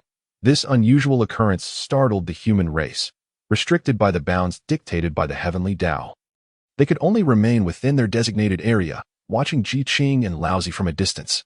Unable to hear their words, they speculated that a disagreement had transpired, leading to a sense of unease for their ancestor. At that moment, Ji Qing let out a laugh. With a mere thought, the previously subtle protection of his white lotus expanded dramatically, its color solidifying from ethereal to tangible. The looming sense of danger that had enveloped him dissipated instantaneously. I understand your words, my friend. However, since our human race has already pledged allegiance to the heavenly Tao, we cannot go back on our word. I fear I must disappoint you. Ji Qing's expression remained calm. Witnessing this, Laozi gritted his teeth in frustration that it seemed he would return empty-handed today. How infuriating that this young man had sworn an oath, binding his hands, were it not for his desire to avoid entanglement and karmic consequences. He would have surely struck him down on the spot. Even with the pure white lotus, before Qing, it would only prolong his demise. Taking a deep breath, Laozi suppressed his anger. The surrounding purple light softened, and the previously oppressive pressure vanished entirely. I trust you are aware of the purpose of my visit. Thus, I shall be forthright. My friend, you know that my opportunity for sainthood lies within the human race. If you assist me in achieving this, I shall offer you an additional grand gift on top of my previous promises. What say you? A grand gift. Ji Qing found it amusing. Qing's desire to elevate the human race to sainthood would inevitably entangle him in karmic threads. In the face of future calamities, the human race would surely suffer greatly, and he would be compelled to intervene. The losses incurred by the human race aside, his attempt to resolve these karmic ties with a mere grand gift was nothing short of a shrewd maneuver. Ji Qing shook his head once more. In Qing's eyes, the conditions he presented were the most favorable in the world. The human race already had Nuwa as their protector, should he attain sainthood. They would possess 2 saints, among the myriad tribes of the primordial chaos, who could boast of such backing. Not to mention, as one of the 3 pure ones, his agreement would imply favor from the other 2 as well. With such advantageous terms, Ji Qing had no grounds to refuse. Qing believed that Ji Qing could not possibly possess such steadfast resolve to decline. Yet to his astonishment, Ji Qing responded with a dispassionate, "Not good." The smile on Qing's face froze instantly. Your kind intentions are appreciated, yet I must reaffirm that I have already sworn an oath to the heavenly Tao, and I cannot go back on my word. Ji Qing asserted with conviction. Both knew that if Ji Qing were resolute in his defiance, the worst consequence would be some personal injury. It was not an irrevocable decision. His declaration was merely an excuse to reject Qing's proposition. Qing's expression darkened. So, you are adamant in your desire to withdraw from the primordial chaos? Ji Qing nodded. Qing's face soured further. You would risk offending both the 3 pure ones and the Saint Nuwa? This statement bore an implicit threat, yet Ji Qing remained unfazed. Shaking his head calmly, Qing's expression darkened to a shade of utter fury. You ungrateful beings of the human race shall not remain oblivious to the kindness extended to you. Qing, rising with a swish of his sleeves, cast a furious glare at Ji Qing and reproached sternly, I genuinely consider the welfare of the human race, yet you, in your short-sightedness, would forsake the greater good for the sake of trifling gains. Such a hypocrite as yourself is beneath my contempt. Having said this, Qing mounted his azure bull, draped in violet radiance, and swiftly vanished into the horizon. Ji Qing, observing the departing figure of Qing, could not help but let out a cold laugh. It was clear that he, driven by self-interest and the ambition to attain sanctity, disregarded the fate of humanity, while paradoxically presenting himself as a paragon of righteousness. Had Ji Qing not been privy to subsequent events, He might have been tempted to applaud Qing's audacity as he watched the last remnants of light fade from the sky. Qing's initial disdain gradually transformed into gravity. Qing could no longer remain composed. Should he fail this time, he would undoubtedly devise further schemes in the future. Furthermore, Qing glanced towards the vast expanse of the primordial land, where the human race gathered, a formidable aura swirling above them. Such immense fortune would surely incite the covetous eyes of countless ancient powers. In that eventuality, the human race, devoid of any substantial backing, would be nothing more than playthings in the hands of these mighty beings, to be toyed with at their whim. When the second cataclysm of heaven and earth commenced, the fate of humanity would likely be even more tragic than before. It appeared that urgency was paramount. Qing sighed. Within the Hall of Pangu among the 12 ancestor witches, since the conclusion of the first battle between the witches and the demons, the grand door had remained firmly shut. The 12 ancestor witches who entered had not emerged since. Were it not for their soul lamps still burning brightly, the witch clan would have long since lost their composure. Inside the Hall of Pangu, the atmosphere was thick with tension. Alas, a low sigh escaped. Laden with a sense of helplessness, as Emperor Jiang opened his eyes and lamented, I had not anticipated that after so many years and such great effort, we would still find no solution. No matter how we calculate, the conflict between the witches and the demons remains unresolved. The demon Emperor Dijuan's strength was formidable, compounded by the presence of Dong Wang Tai. Both were individuals of immense power. And Dong Wang Tai possessed the supreme treasure, the Chaos Bell. With these two alone, they could match the 12 ancestor witches equally. Furthermore, the demon clan boasted numerous formidable practitioners, and had even garnered the allegiance of ancient powers such as Kunping and Fuxi. In contrast, aside from the 12 ancestor witches, the witch clan had few who could rival these beings. When meticulously assessed, it became evident that the witch clan had no chance of even achieving a stalemate with the demons. Not to mention, Fuxi was the brother of the Saint Nuwa. In the future, it was inevitable that Nuwa would intervene should the witch clan confront the demons. After Hutu's words, the atmosphere in the Hall of Panga grew even more somber. With the intervention of the foremost saint of the primordial world, the outcome of this battle was all but predetermined. Zhurong, infuriated, roughly tousled his hair and began to curse. What kind of situation is this? Are we to simply accept this, allowing the demons to bully us at their leisure? The 12 ancestor witches fell silent in unison. Witnessing their silence only heightened Zhurong's agitation. Had he known it would come to this, he would have preferred to retreat like the humans, thereby avoiding endless entanglements with the demons. In recent times, they had been keenly aware of the opportunities that the human race had been seizing. To claim they felt no envy would be disingenuous. However, they were acutely aware that the human race was entangled in complex karmic ties. Moreover, their immediate adversary was the demons, not the humans. After cursing a few more times and receiving no response, Zhurong grudgingly fell silent. After a long while, Hutu's voice broke the stillness, suggesting, "Perhaps I should calculate once more to see if there might be any other opportunities." Upon hearing Hutu's words, the other 11 witches' eyes brightened instantly.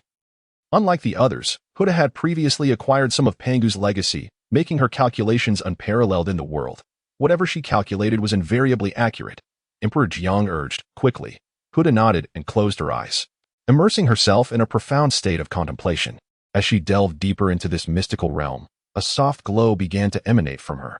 With her hands positioned gracefully, her fingers moved swiftly, calculating with astonishing speed, creating afterimages as time passed. One of Hutu's hands seemed to manifest countless others, rendering even the other 12 ancestor witches unable to discern her movements. Moments turned into minutes. Suddenly, Huda lurched forward, a jet of blood bursting forth from her throat like a swift arrow, causing her calculations to abruptly cease. Emperor Jiang and the others exchanged alarmed glances, each reflecting shock in the other's eyes. Hutu's exceptional calculating prowess and innate talent had never before led to such a situation. What could have transpired? The others gathered around Hutu, concern etched on their faces. As she recovered slightly, Emperor Jiang urgently inquired, "What happened? Why did you spit blood? Did you calculate something momentous?" Huda lifted her head, revealing a pale countenance. Meeting Emperor Jiang's gaze, he felt a sinking dread. Rarely did Huta display such sorrow in her eyes. Sensing the gravity of the situation, Emperor Jiang's heart plummeted further. Hutu then spoke. "Just now, I calculated that our witch clan will face a great calamity in 10,000 years. An extinction calamity." Upon hearing these words, the expressions of the 12 ancestor witches changed dramatically. Zhurong exclaimed, "Hutu, could you have made an error in your calculations? Our witch clan is born of Panga's essence. Bearing his legacy, how could we possibly face such a catastrophe? The others echoed in agreement. Indeed, Hoodoo, did you not err in your calculations? Although they expressed such sentiments, they all understood that Hutu's calculations, derived from Panga's legacy, were distinct from ordinary divination and could not possibly be flawed. Yet the result was simply too difficult to accept, leading them to delude themselves into thinking Huda had miscalculated. Huda was acutely aware of their thoughts. But the truth remained unchanged. You must understand that my calculations cannot be mistaken. Moreover, this result was gleaned at the cost of my own blood, a hard-won glimpse of the heavenly secret, and cannot be false. As her words fell, an eerie silence enveloped the hall of Pangu. The implications of this outcome were almost unbearable. The might of the witch clan was unmatched by any other race. The it was precisely because of this strength that their physical form was the most robust in the primordial world. Yet, such a powerful race was poised to face extinction. After a moment of silence, Emperor Jiak asked, Hutu, have you discerned the cause of this calamity? By whose hand will our witch clan perish? Huda nodded. Having indeed uncovered this information, she replied. The demons, a bitter smile crossed Huda's face as she added, regrettably, my strength is insufficient. Despite my utmost efforts, I could only ascertain this fragment of information, nothing more.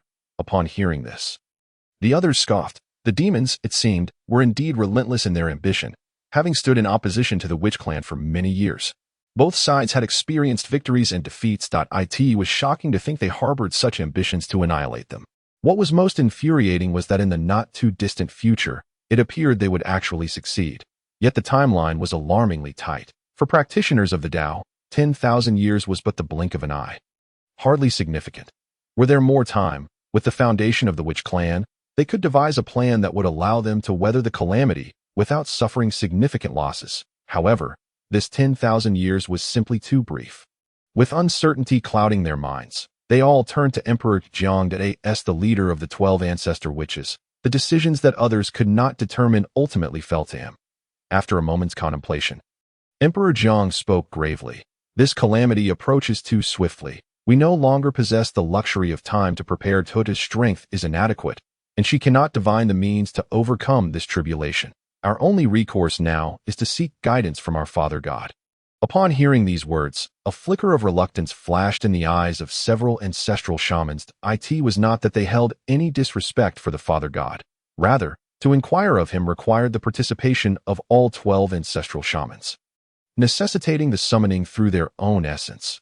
Consequently, their collective strength would be significantly diminished. Should any unforeseen circumstances arise during this period, the shaman clan would be left without a protector. Di Jiang understood their concerns and spoke with a commanding tone. Consider the dire situation we face. A great calamity approaches. If we do not swiftly seek a method to transcend this tribulation, our clan will face annihilation.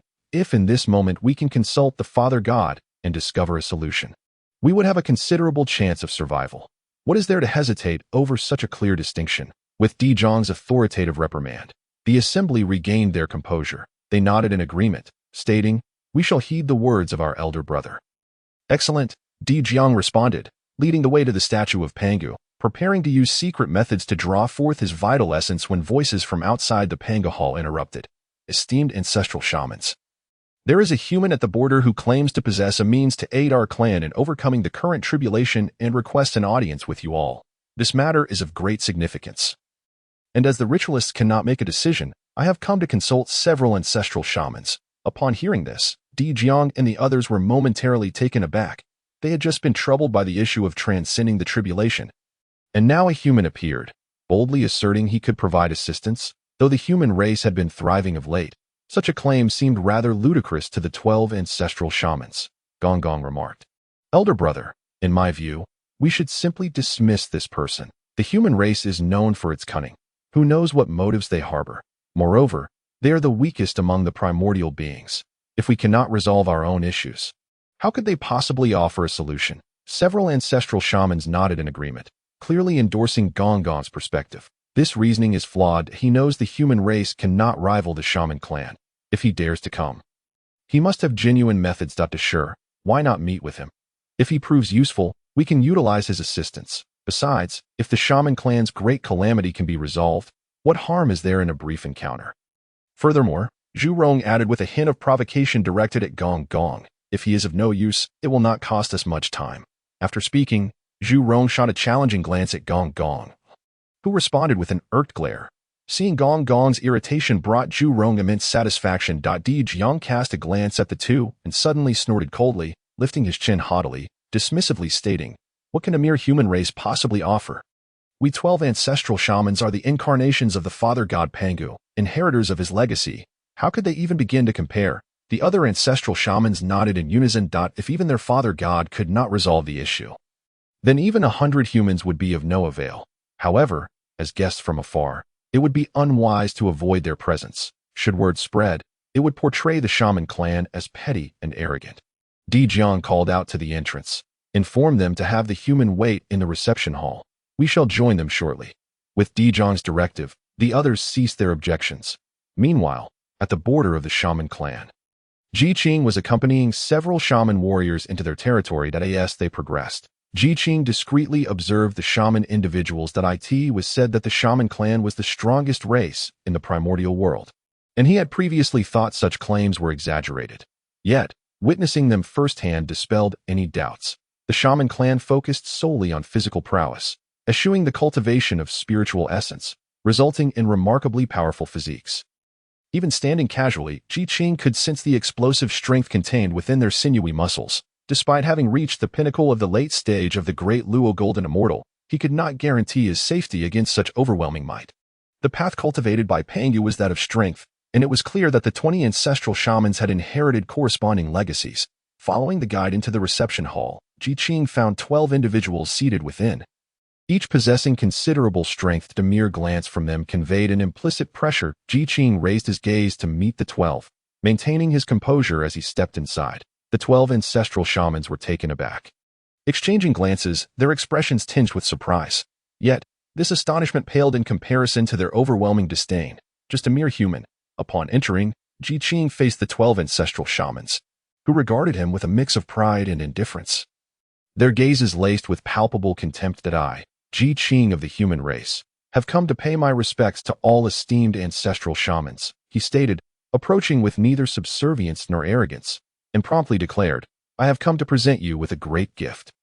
Zhu Rong burst into laughter. A mere human, a lowly great Luo Golden Immortal, dared to claim he had a gift for them. It was utterly absurd. Di Jiang chuckled as well, asking dismissively, "Oh, what great gift do you speak of? Pray, enlighten us." Standing tall, Qing's expression radiated confidence as he boldly proclaimed, "I can assist the shaman clan in achieving the status of a saint." The reception hall fell into an abrupt silence. The 12 ancestral shamans stared at Qing as if he were a madman. What did it mean to be a saint? They were the most formidable beings in the entirety of the primordial realm. And thus far, only one saint had emerged. The audacity of Qing to utter such words was astounding. To give birth to a saint required not only profound cultivation, but also unparalleled fortune. Even if Qing possessed extraordinary abilities to elevate someone's cultivation, could he conjure the necessary luck from thin air? Di Jiang regarded Qing with an expression that conveyed unspoken incredulity.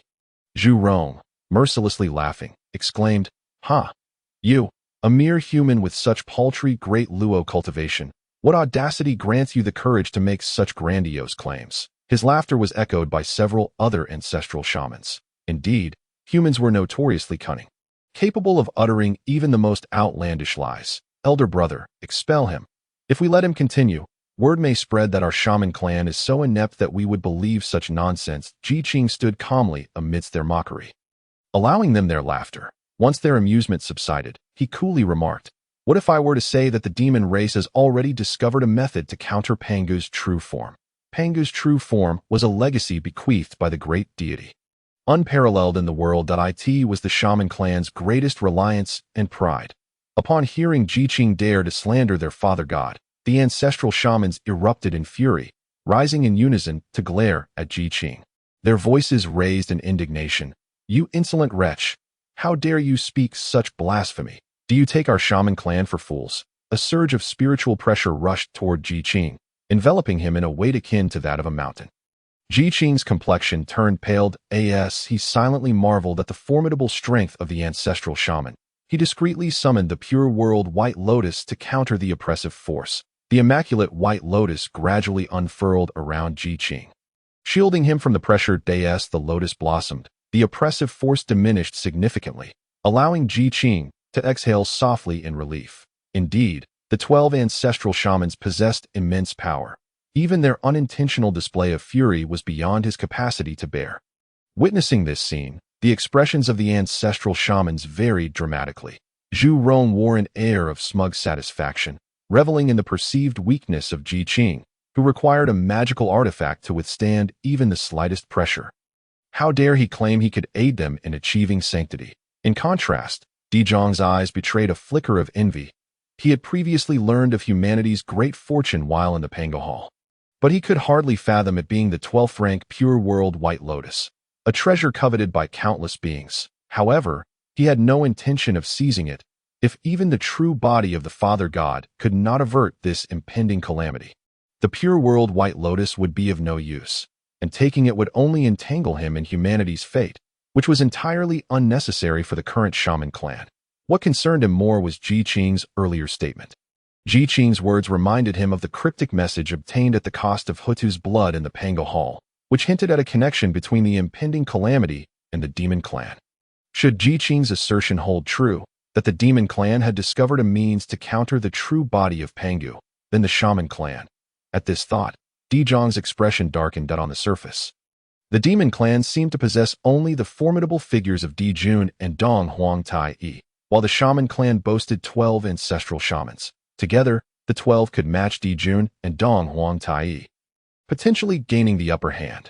Yet, beneath Jun and Dong Huang Tai Yi, there existed countless demon gods and saints, while the shaman clan had no other formidable practitioners aside from the 12 ancestral shamans.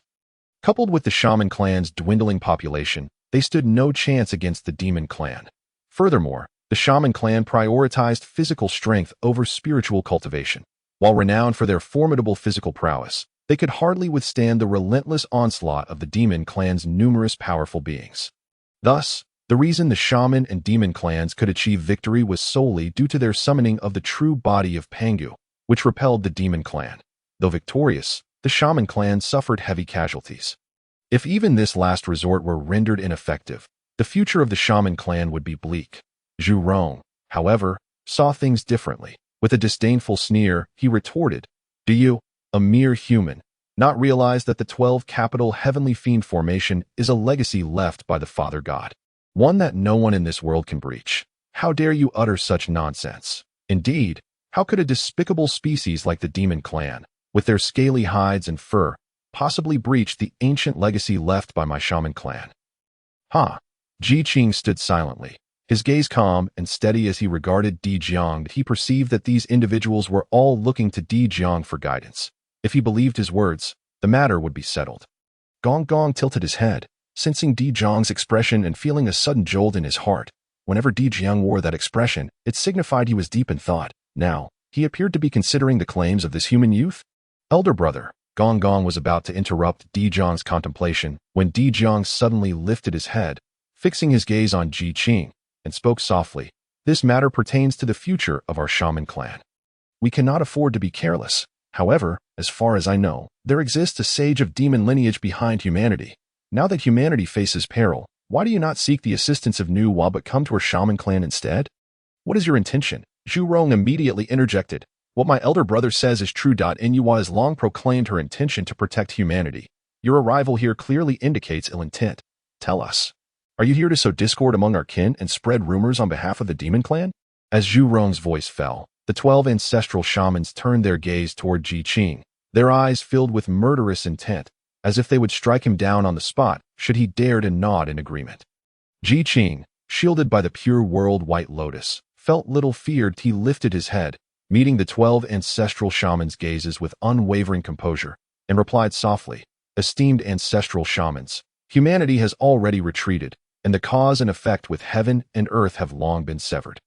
Moreover, since the inception of our race, the sage Nuwa has never offered us an ounce of care. My presence here, disregarding the ties of cause and effect, is solely because I have foreseen that humanity is destined for tribulation, which shall manifest through the demon clan." Upon hearing Qing's words, A glimmer of contemplation flickered in Dijiang's eyes. Nuwa's declaration of protection for humanity meant that other clans would not dare to covet humanity, allowing for their independent development. In this regard, humanity was somewhat ungrateful.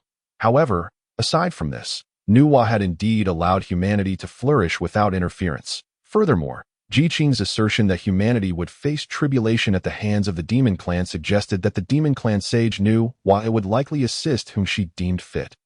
However, the gravity of this matter prevented Dijiang from making a hasty decision. But he glanced toward Zhu Jiuyin, who immediately understood. His eyes shone with divine light, shooting toward the heavens, as if he could penetrate numerous dimensions and glimpse into the future. Even the flow of time in the entire reception hall began to slow. As time passed, Zhu Jiuyin's expression grew increasingly grave. After an indeterminate period, the divine light in his eyes gradually faded. His countenance reflecting uncertainty, Dijiang hastily inquired, "What did you see?" The other ancestral shamans regarded him with anxious expressions. Zhu Jiuyin replied, "Elder brother, I foresee that in the imminent great battle, the demon clan will wield a blood-red great sword, slaying countless members of our kin." Qing added, "That blood-red great sword is forged from the flesh and blood of countless humans." Zhu Jiuyin's revelation was enough to send shockwaves through Dijiang, and the subsequent revelation left him even more astounded. He turned to Qing, his gaze shifting. Dijiang rose and approached, saying, "Friend Qing, we were remiss earlier. I hope you will forgive us." He then personally invited Qing to take a seat of honor. Qing sat down and shook his head, saying, "No offense taken." Dijiang returned to his position, his expression grave. "Since you have foreseen the future, what countermeasures do you propose?" As soon as Dijiang finished speaking, Zhu Rong immediately interjected, "Is what you said about aiding our shaman clan in achieving sanctity still valid?" Just as he finished, he received a fierce glare from Dijiang. Impatient, Zhu Rong, feeling wronged, retreated to his position, muttering under his breath, "That was proposed by friend Qing. I merely inquired." Following this incident, Zhu Rong, who had previously referred to Qing as a mere human child, now addressed him as friend Qing.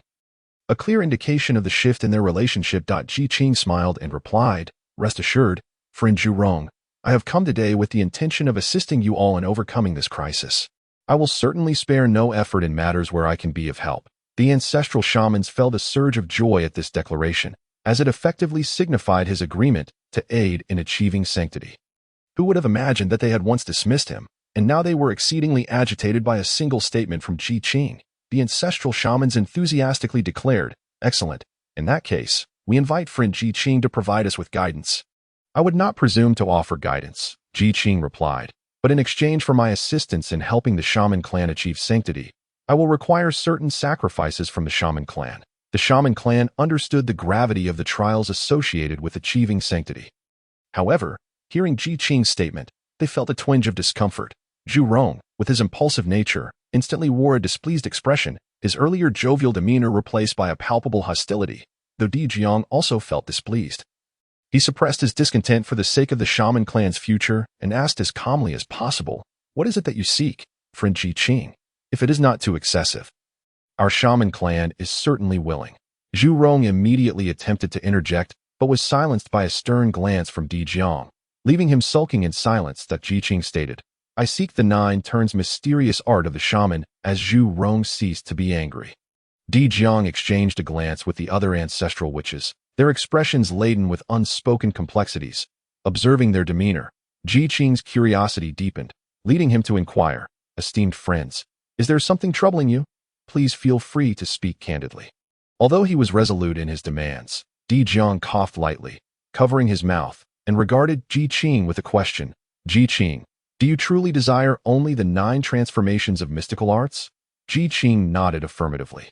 "I seek solely the 9 transformations of mystical arts." Cough, cough. Dijiang responded, "In my humble opinion, it would be more prudent for you to select another." Zhu Rong interjected urgently, "It should indeed be so."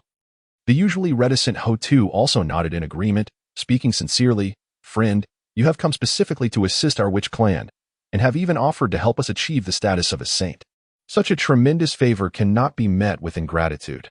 Please, do choose another, and rest assured, our clan shall not treat you unjustly." The other ancestral witches nodded in unison, as though Ji Qing's insistence on the 9 transformations of mystical arts was a grave misfortune.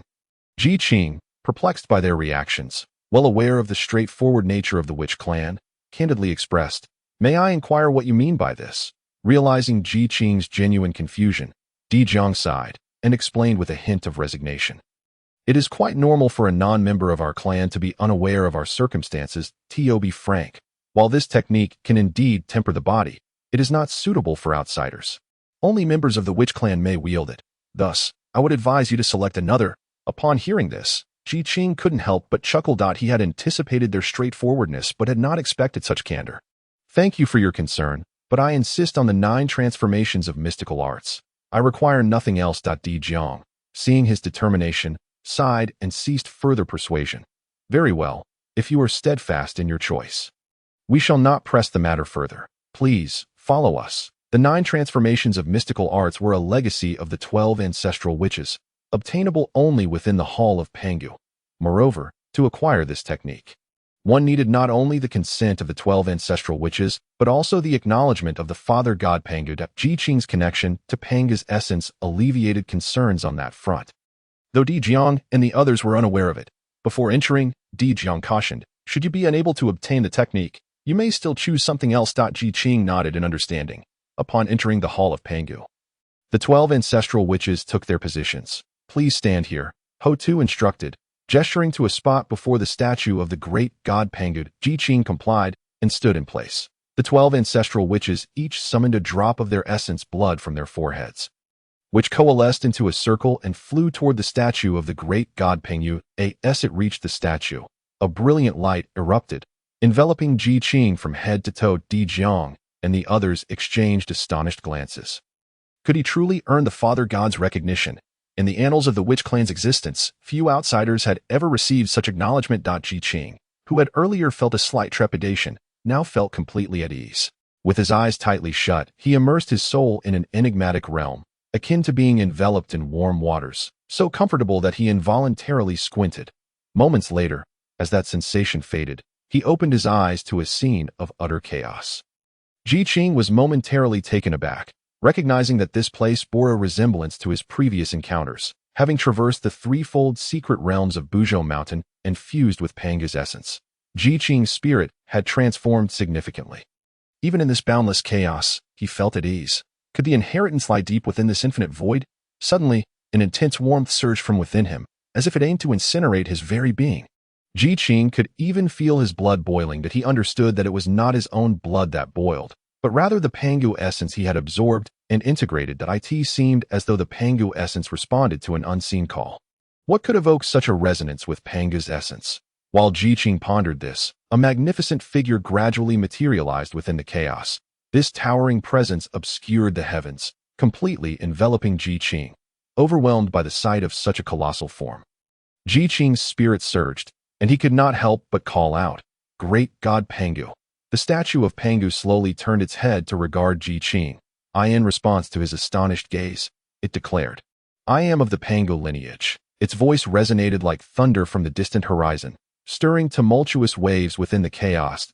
As these waves approached Ji Qing, they instinctively veered away from him. Witnessing this, a profound sense of insignificance washed over him, for he was but an ant in the presence of the great god Pangu. Having received a response, Ji Qing was momentarily stunned before a surge of excitement enveloped him. "Great God Pangu, are you speaking with me?" As soon as he uttered these words, he felt an urge to laugh. The great god Pangu, having long since achieved enlightenment, had transformed into the vastness of the cosmos. His essence had already left a fragment of his soul on Buzhou Mountain, making it impossible for him to be present here. Yet, how could the great god Pangu, who had transcended countless epochs, possibly converse with him across the chasms of time and space? Just as Ji Qing felt his thoughts were fanciful, he was astonished to see the divine figure who had once cleaved the heavens and earth nod slowly, his gaze softening as it fell upon Ji Qing. Indeed, Ji Qing. Was it truly so? Startled, Ji Qing rose swiftly, scrutinizing the great god Pangu with bewilderment. Noticing the deity's silence, Ji Qing continued to observe. After a moment, he finally spoke. "Great God Pangu, forgive my impudence. That it is widely known that after creating the universe, you transformed into all things. Many claim that you have long since passed away, but now, does the great God still exist within this world? Have you truly not perished? Qing's conjecture was not without foundation. From the outset at Buzhou Mountain, every opportunity he had encountered was intricately linked to Pangu. From the essence of Pangu to the treasures obtained through the fateful encounters on the Three Immortals Island, and finally to the witch clan's quest for techniques, every event was inextricably tied to Pangu. Furthermore, if the great god Pangu had indeed perished, how could he support so many fragments of his soul for such an extended period?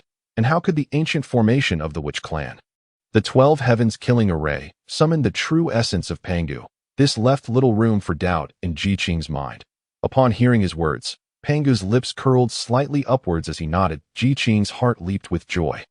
Yet, he noticed the great god Pangu shake his head, neither affirming nor denying Qing's inquiry. Qing was momentarily bewildered. Pangu granted Qing no time for contemplation, issuing a stern command: concentrate your spirit. Qing's scattered thoughts instantly coalesced as he lifted his gaze to Pangu. Behind the deity, countless divine and demonic figures materialized. These were the very beings Qing had slain when Pangu had cleaved the heavens and earth.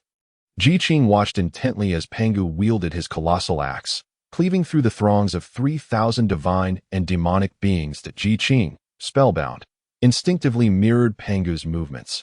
Joining in the battle that as he became increasingly engrossed. The Pangu essence within him surged once more, igniting a fervor that he could hardly contain, compelling him to continue learning each of Pangu's techniques. As time flowed by, Qing gradually realized that the Pangu essence he had previously refined was, in fact, never truly refined at all. That it was only now, under the guidance of the great god Pangu, that he had genuinely achieved refinement. Simultaneously, his prior, seemingly ambiguous insights into the path of strength had ascended to a new level. What once appeared veiled in mist now crystallized into clarity. Qing danced with increasing fascination, as if entering a state of transcendence, his body moving instinctively. Again and again, he continued until the searing heat within him was entirely dissipated. He was unaware of when the statue of Pangu vanished. Upon regaining his senses, he found that his spirit had consolidated significantly, and his sea of consciousness was now adorned with countless peculiar characters. Though he did not recognize any of these characters, he could read them with remarkable precision and grasp their meanings. As he finished examining these characters, a surge of joy filled his heart. It was, astonishingly, the complete version of the 9 transformations' profound art. With this, he felt as if he had been endowed with newfound wings. Having acquired the technique, Qing immediately immersed himself in it. The characters began to revolve around him, slowly spinning. The first layer, the second layer, the third layer. He lost track of how much time passed, as his understanding of the 9 transformations' profound art deepened. He astonishingly reached the pinnacle of the 5th transformation. The 9 transformations' profound art was the most formidable body-refining technique, and mastering all 9 transformations could validate one's path and achieve the great path of strength. As descendants of Pangu, the Wu clan naturally practiced this art. With this technique, the physical power possessed by the 12 ancestors of Wu was unparalleled in the world. With mere physical strength, they could shatter the myriad laws of existence. The 5th transformation led to the great Luo, the 6th to the quasi-saint, the 7th to the saint, the 8th to the heavenly Dao saint, and the 9th to the great Dao. Qing discovered that due to his practice of the 9 transformations' profound art, his comprehension of the path of strength had deepened further. Simultaneously, his cultivation had experienced a tremendous enhancement. With just one opportunity, he could ascend to the quasi-saint realm. In the Pangu Hall, the 12 ancestors of Wu gazed at this scene in astonishment. They watched as Qing gained their father god's recognition and witnessed his rapid ascent in power. Although he had not yet truly entered the ranks of quasi-saints, his strength surpassed that of an average quasi-saint. It seemed that Taoist Qing had completely mastered the 9 transformations' profound art. Di Jiang could not help but exclaim, for such an occurrence was exceedingly rare within the Wu clan. Qing's spirit lingered in the chaos, awaiting the complete stabilization of his realm before emerging from the void. Having just integrated the essence of Pangu, he radiated the aura of the Wu clan from within. Were it not for witnessing it with their own eyes, the 12 ancestors would have doubted whether he possessed any Wu lineage. However, having seen it firsthand, they understood all the more clearly that Qing was of the human race. This revelation only deepened their astonishment. Fellow Taoists, is there something amiss with your gazes upon me? Qing opened his eyes to find a dozen pairs of gentle eyes fixed upon him. It would be false to claim he was not surprised. Just as he finished speaking, he keenly sensed a subtle change in the attitude of the 12 ancestors towards him. They scrutinized Qing. Absorbing the familiar aura he exuded, Zhang remarked, "Having lived for so many years, I never expected to witness such a spectacle today, which truly astonishes me." Ho-Tu nodded in agreement. Beside them, Zhu Rong exclaimed with his booming voice, "Indeed, to gain the acknowledgement of our Father God, you are quite the extraordinary individual. Now that you have received his recognition, from this day forth, we are brothers. In the future, there is no need for formalities between us." Zhu Rong pounded his chest with earnest assurance. The other ancestors burst into laughter at his words. After the mirth subsided, Qing said, "In that case, I shall dispense with pleasantries to be honest. I have a request to make of you all." Upon hearing this, Zhang readily agreed without hesitation. Qing spoke of his ability to assist the Wu clan in achieving a saint, but he acknowledged that the emergence of a saint was no trivial matter.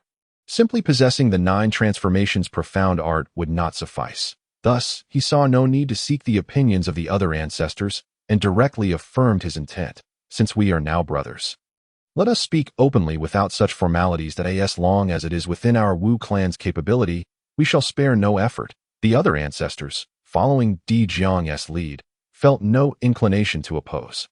With this, Qing continued, "You are all likely aware that our human race recently encountered a fortuitous opportunity, unexpectedly discovering the 3 immortal islands in the Eastern Sea. The emergence of the 3 immortal islands had sent ripples throughout the vast wilderness. Though the 12 ancestors had not left the Pango Hall, they were well aware of this matter. Zhang said, "The 3 immortal islands are a blessed land of hidden realms. Should the human race obtain these islands as a foundation for development, their future will undoubtedly be boundless. However, the 3 immortal islands have long been the focus of attention from various parties. Are you seeking our assistance to guard against outsiders attempting to seize them?" Zhang's concern was entirely reasonable. Compared to the Wu clan, the human race appeared more vulnerable, and their cultivation was relatively low. Without Qing's intervention, they likely would not even be able to maintain basic stability, let alone secure the 3 immortal islands. Yet, despite Qing's prowess, he had only reached the quasi-saint level, which was still insufficient against the threat of formidable enemies. Upon hearing this, Zhu Rong immediately stepped forward, his eyes blazing with determination. "Brother, do not worry. Leave this matter to us. We guarantee that no one in the vast wilderness will dare to cast their eyes upon your 3 immortal islands." Qing felt both touched and amused at this. With the Wu clan's involvement, others would certainly be more restrained. After all, the renowned physical strength of the Wu clan was well known, coupled with the true body of Pangu. Most would be hesitant to engage in direct confrontation. However, Qing clarified, "You have misunderstood my intent that I do not wish for you to merely guard the islands. Rather, I seek your assistance in merging the 3 immortal islands into one. One island equates to 1,000 great worlds. Thus, the 3 immortal islands would encompass 3,000 great worlds. Moreover, given the considerable distance between the 3 islands, if the human race were to be distributed across them, it would pose significant communication challenges in the future, and safety would also be a matter of great concern for Qing. After all, he was but one person, and the others of the human race lacked the cultivation to compete with other clans. Additionally, the Eastern Sea was under the watchful eye of the Eastern Emperor Tiger. Should he fail to oversee everything, dire consequences could easily ensue. In terms of defensive formations, he currently possessed only a single Xian Yuan water-controlling banner. Even if he were to gather all 5 banners, he would still be unable to deploy a formation capable of protecting 3 islands separated by thousands of miles, whether from the perspective of communication and development for the human race or regarding resource security. Merging the 3 immortal islands into one was undoubtedly the best course of action. This was a task that Qing's own strength could not accomplish, but it was well within the capabilities of the Wu clan. The 12 ancestors possessed the power to move mountains and fill seas, and given their mutual interests, Qing believed this request would not be met with refusal. Zhang was about to agree when Ho-Tu interjected. "The matter of the 3 immortal islands is not difficult. However, regarding your prior promise to assist our Wu clan in achieving a saint, what do you plan to do about it? A myriad of years is but a fleeting moment." She had previously witnessed the tragic state of the Wu clan during the Great Calamity alongside Zhu Jiuyin, making this matter particularly pressing for her. Upon hearing this, Qing smiled lightly, gesturing towards Ho Tu. In truth, the opportunity to attain sainthood lies within you. My role will be to give you a gentle push at the right moment and help avert unnecessary dangers. As for the rest, with your aptitude and opportunities, you will naturally attain sainthood smoothly. At these words, Ho Tu was taken aback. The other ancestors turned to gaze at her in unison. Among the 12 ancestors, Di Jiang held the highest cultivation and prestige, and they had always believed that the opportunity for sainthood resided with him. They had not anticipated that it would actually be Ho Tu's day. Before they could fully digest this revelation, Qing interrupted. Esteemed ancestors, let us discuss this matter later. The dangers facing the human race are imminent, so I hope you can first assist me in merging the 3 immortal islands into one. After Qing spoke, Zhu Rong frowned. Skepticism etched upon his face as he regarded Qing. Brother, do not think we doubt you. Previously, you sought the 9 transformations of mysterious arts, which we have duly granted you. Consequently, you have reaped the benefits. However, you have yet to fulfill your promises to us, yet you now ask us to assist you with another matter. Is this not rather inappropriate? Upon hearing this, the other ancestral witches displayed expressions of agreement. Qing chuckled. Since Senior Zhu Rong harbors doubts, I shall first take my leave to inform Senior Ho Tu of the key to achieving sanctity. Should he find me credible, we may then resume our discussions on other matters. What say you? This suggestion is indeed commendable. Ho Tu, being one of the 12 ancestral witches, and someone with whom they have cohabited for many years, is certainly trustworthy. Zhu Rong remained silent, instead gazing at Ho Tu's day. After a moment of contemplation, Ho Tu nodded and stated, Then please, fellow Taoist, impart your knowledge. Qing approached Ho Tu, leaning in to whisper confidentially. Upon hearing his words, Ho Tu's face reflected contemplation. After a brief moment, enlightenment dawned upon her. Her eyes suddenly sparkled as she addressed Di Jiang. Eldest brother, he is indeed credible. The opportunity for our witch clan to attain sanctity is preordained, and Qing did not speak falsely. Di Jiang cast a glance at Ho Tu's day. Her expression was earnest, and her tone resolute, indicating that Qing's assertions had gained her approval. Thus, Di Jiang no longer hesitated. If that is the case, let us make preparations to set forth to the East Sea soon, to lend our brother Qing a helping hand. Upon hearing this, the tension that had been coiling within Qing finally relaxed. Unable to contain his joy, he smiled and expressed his gratitude. In that case, I shall trouble you all that a trifling matter in comparison to the future prospects of the witch clan and achieving sanctity. Qing's request was but a small favor for them. Di Jiang arranged for Qing to have a room to rest, while he and his 11 brothers immediately summoned the priests.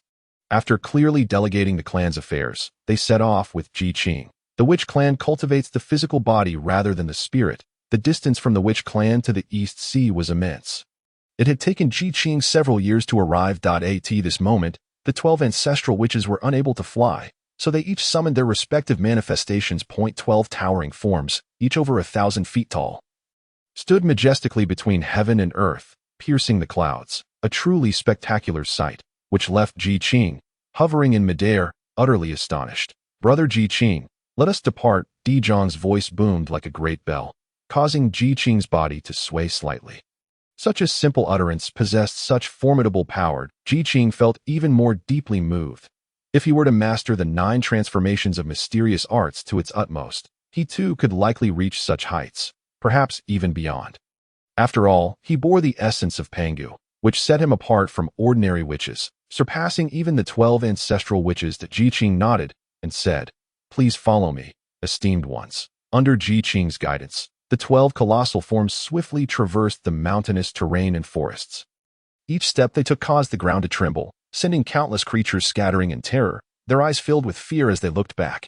Across the vast expanse of the primordial world, numerous powerful beings blinked in astonishment, gazing in bewilderment at a particular direction. How curious! The 12 ancestral witches have emerged. The overwhelming power of the 12 ancestral witches rendered it impossible for anyone to notice Qing, who was not far behind them. Qing expressed his astonishment. Since the last war between the witches and the demons, the 12 ancestral witches have not appeared for many years. Why have they suddenly manifested? Moreover, they seem to be in a great hurry, using their manifestations without restraint. Where could they be headed? Under Ji Qing's lead, the 12 ancestral witches rapidly approached the East Sea. Those who had been monitoring their movements finally understood. They were indeed bound for the East Sea. Could it be that the 12 ancestral witches wished to intervene? Tong Tian furrowed his brow, his expression darkening. Previously, the human race had encountered an opportunity with the 3 immortal islands. After Ji Qing's departure, various factions had gathered in the East Sea, intending to vie for supremacy and seize this opportunity from the humans. To their surprise, the 3 immortal islands had barely manifested for 2 days before vanishing again. Leaving the powerful beings astonished, in an instant, they shifted from hostility to cooperation. Yet, despite their myriad attempts, they could not breach the spatial laws surrounding the 3 immortal islands. Reluctantly, they withdrew, although Tong Tian had no intention of competing. He also had no plans to offer assistance, choosing instead to observe the spectacle from his golden turtle island. As he watched them retreat, Tong Tian lamented Ji Qing's fortuitousness. Little did he know that it had not been long before the witch clan sought to intervene as well. After glancing twice, Tong Tian abruptly paused, then broke into a smile. He then peacefully closed his eyes, returning to his pursuit of the Tao, for it is said that cultivation knows no passage of time. Ji Qing and his companions traveled rapidly. By the time they reached the East Sea, a decade had elapsed. Exchanging glances, Ji Qing was the first to soar towards the location of the 3 immortal islands. With the 12 ancestral witches trailing closely behind, with each leap of the 12 manifestations, they covered thousands of miles in a single bound, plunging into the sea and closely following Ji Qing. We have arrived. Upon reaching the entrance of Penglai Island, Ji Qing halted, landing on a deserted islet. The 12 ancestral witches, witnessing this, leapt from the sea, retracting their manifestations in midair to land beside Ji Qing. Gazing at the vast ocean before them, Zhu Rong remarked, "Brother Ji Qing, did you not say this was the 3 immortal islands? Why do we not see it?" He glanced disdainfully at the small island beneath their feet, saying, "Do not tell me this, is it?" Ji Qing chuckled. "Senior Zhu Rong, you are mistaken. This is merely an ordinary island. The entrance to the 3 immortal islands lies elsewhere." Ji Qing advanced a few steps. Standing still to form a seal amid the puzzled gazes of Di Jiang and the others, he exclaimed, "Go." With a swift motion, his hand seal flashed into the air before vanishing. Immediately, a passageway materialized. Ji Qing stepped aside, gesturing for Di Jiang and the others to take a look inside. This was indeed Penglai Island. Di Jiang and the others stood in stunned silence. They had not anticipated that Ji Qing possessed the means to assist Ho Tu in achieving sanctity, nor that he had mastered the spatial laws to such a degree of proficiency. Di Jiang gestured towards the passageway. "You 3 ancestral witches, proceed to this island." The 3 nodded and soared inside. Ji Qing then led the others towards the other 2 islands. After crafting the necessary arrangements for the second time, Di Jiang stated, "At that time, we shall merge these 3 islands together." Ji Qing replied, "In that case, I appreciate your efforts." The witch clan's entry into the East Sea was indeed a significant matter. The East Emperor, who had previously lost his treasured dragonhead staff in the confrontation with Ji Qing and had been severely injured, had long since noticed the emergence of the 12 ancestral witches. Not only did he perceive the 12 ancestral witches, but he also detected Ji Qing nearby. Upon seeing Ji Qing, he was filled with wrath, yet dared not provoke the might of the 12 ancestral witches. Initially, he believed Ji Qing had foolishly courted danger by inciting the witch clan. However, after waiting for a while, both parties coexisted peacefully. This incited a deep-seated resentment within the East Emperor. Yet, this only served to temper his actions further. After all, the 12 celestial formations summoned by the witch clan, which invoked the true form of Pangu, were not something he could withstand. Yet he could hardly fathom Ji Qing's audacious ambition to merge the 3 immortal islands into one. A sheer folly. The East Emperor sprang to his feet, ready to storm out. Just as he took a step, his expression shifted once more. Having already lost his prized possession, the dragonhead staff, and with 12 ancestral witches now by Ji Qing's side, how could he possibly contend? However, if he chose to remain passive, the memory of being soundly defeated by Ji Qing lingered in his mind, filling him with unwillingness. As the esteemed leader of the primordial male immortals, could he not reclaim even this semblance of dignity? What would be left for him to do if he could not? He might as well take up farming. The East Emperor paced restlessly, grinding his teeth as a cunning plan began to take shape in his mind. Regardless of the relationship between the witch clan and Ji Qing, The 12 ancestral witches could not possibly remain by Qing's side at all times. As long as the 12 ancestral witches were present. He could not believe that he, with his peak cultivation, would be unable to contend against a mere late-stage great Luo Jingxian. A jest in the endeavor of moving mountains and filling seas. Qing was an utter novice.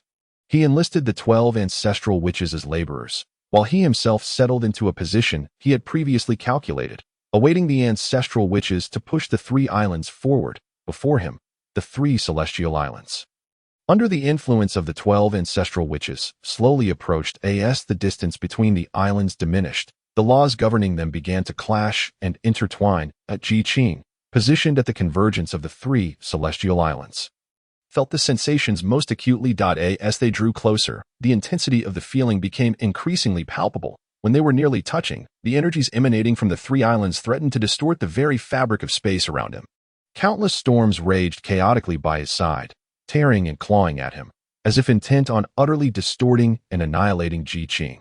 Fortunately, Qing had previously fused with the essence of Pangu, and within the Pangu Hall, he had further integrated this essence.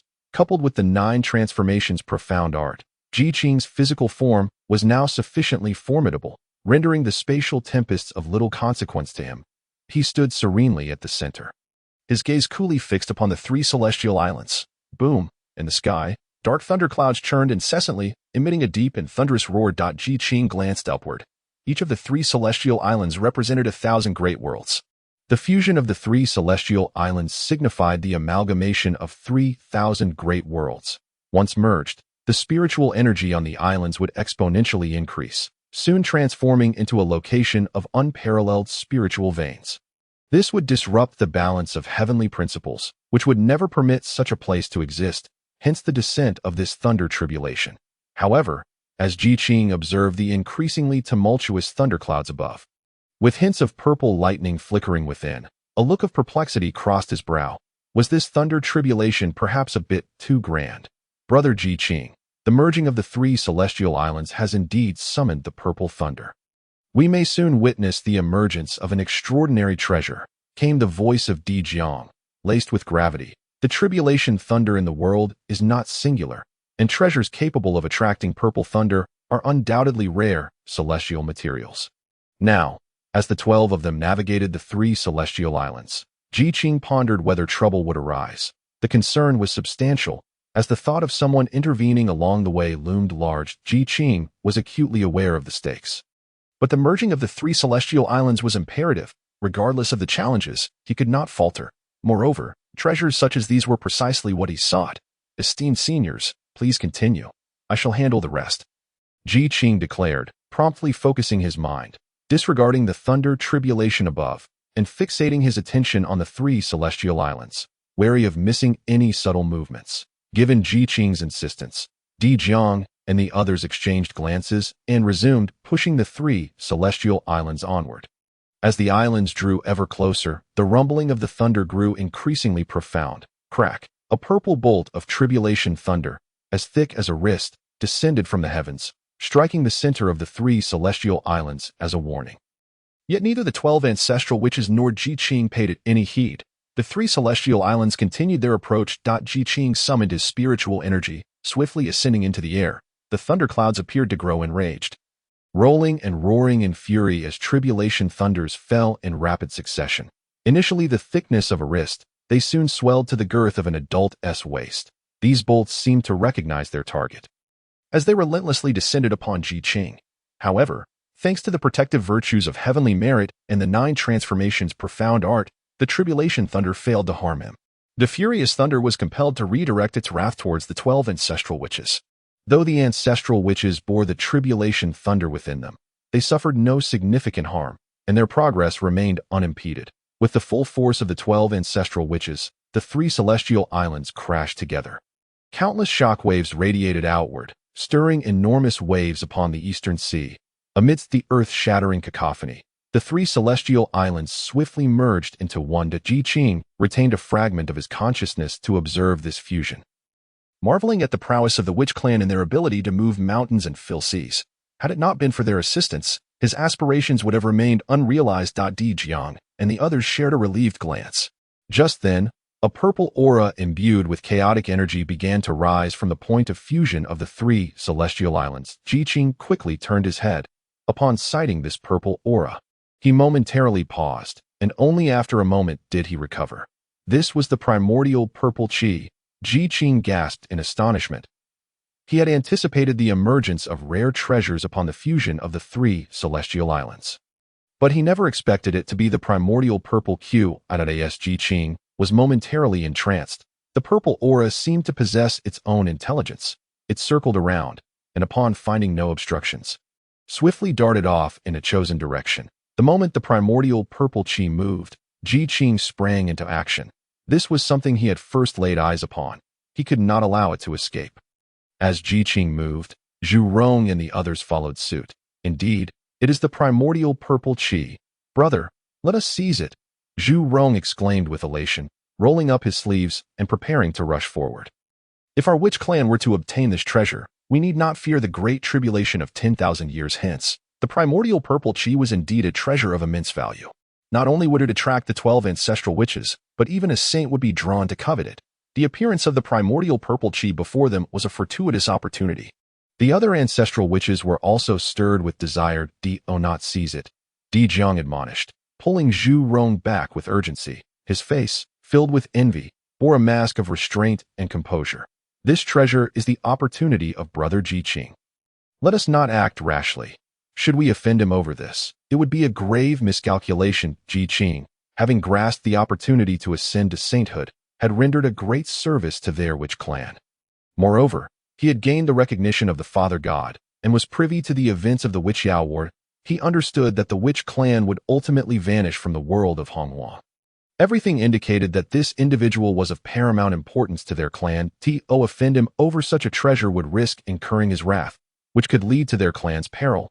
Zhu Rong, reluctant, scratched his head and said, but, before he could finish, Di Jiang noticed that the previously fleeing primordial purple qi had suddenly come to a halt, only to soar directly towards Qing moments later. Qing raised an eyebrow in surprise. Before he could react, the primordial purple qi surged into his chest at an astonishing speed. Qing stood momentarily stunned. The 12 ancestral witches were equally astonished. None of them had anticipated that the primordial purple qi, which had seemed ready to flee, would plunge into Qing's embrace like a fledgling returning to its nest. Qing had no time to ponder. He quickly sat down, closed his eyes, and began to seek the source of the purple aura that had entered his body. Although he did not understand why this aura had chosen him, he could sense that it bore no malice. Upon entering his body, it swiftly settled within his purple palace, tranquil and devoid of any intent to cause chaos. Just as Qing immersed his consciousness within, he felt a profoundly mysterious energy surging within him. This energy guided Qing into an extraordinarily enigmatic realm. A purple auspicious mist seemed to descend from the heavens, enveloping Qing in its embrace. The powerful energy emanating from the purple mist rendered the world around him dim and made the gods tremble in their hearts. The 12 ancestral witches, witnessing this spectacle, turned a myriad of colors in their astonishment. Qing, it seemed, possessed such extraordinary fortune. Fortuitously, they had refrained from seizing it. At this moment, Qing was oblivious to the thoughts swirling in the minds of the 12 ancestral witches. He was deeply immersed in a world of his own. With the refinement of the primordial purple qi, Qing's root bones underwent multiple purifications, cleansing away impurities time and again. The previously mottled root bones had become significantly more pristine. His root bones were refined. His comprehension deepened. Qing's cultivation advanced. Various mighty beings were stirred. From the western horizon, a ray of dawn ascended. Shortly thereafter, Taiji and Yuanshi Tianzuan also found themselves unable to remain indifferent. Far away, in a realm untouched by worldly affairs, Zhen Yuanzi, who had been engrossed in a game with friends, was momentarily startled to see Hong Yuan rise in excitement. Upon sensing the cause, he promptly stood up. The demonic clan and scattered immortals rushed toward the eastern sea at their swiftest pace. Such a miraculous fortune descending from the heavens was an opportunity they could not afford to miss. Not far from the recent events, both Tongtian and Dongwang Gong stirred into action the moment the primordial purple energy manifested. They were the closest to it, thus the first to arrive, upon witnessing the newly formed island of Sanqing. Enveloped in the primordial purple energy, Ji Qing felt an insatiable greed arise within him. Ji Qing, swiftly surrender the primordial purple energy, and I may spare your life, Dong Huang Gong exclaimed, his eyes aflame with rage. He could not fathom why Ji Qing was favored with such heavenly treasures, while he had toiled for countless years in the East Sea, unable even to locate the island. With the emergence of the primordial purple energy, an influx of powerful beings would surely come to seize it. If he failed to claim it before their arrival, all hope of obtaining it would be lost. Thus, upon his arrival, Dong Huang Gong bellowed towards Ji Qing. Tong Tian cast a disdainful glance at Dong Huang Gong. Friend Ji Qing, I have already exchanged the Dinghai Pearl with you for assistance in acquiring Jinbi Island, and you had agreed that once this matter was concluded, there would be no lingering ties. Yet, considering your kindness, I refrained from contesting you when you attained Sanqing Island. However, circumstances have changed. I fear I cannot relinquish the primordial purple energy, so I hope you can understand. Tong Tian's words were reasonable and logical, leaving no room for criticism. The hastily arriving Tai Qing and Yuanshi Tianzun happened to overhear Tong Tian's remarks and nodded in agreement, exclaiming, indeed, the other friends had arrived quite swiftly. The Taoist of Tsiutai and the Taoist of Jane wore serene smiles, greeting the three pure ones. I thought we were prompt enough, yet it seems the three of you were even quicker.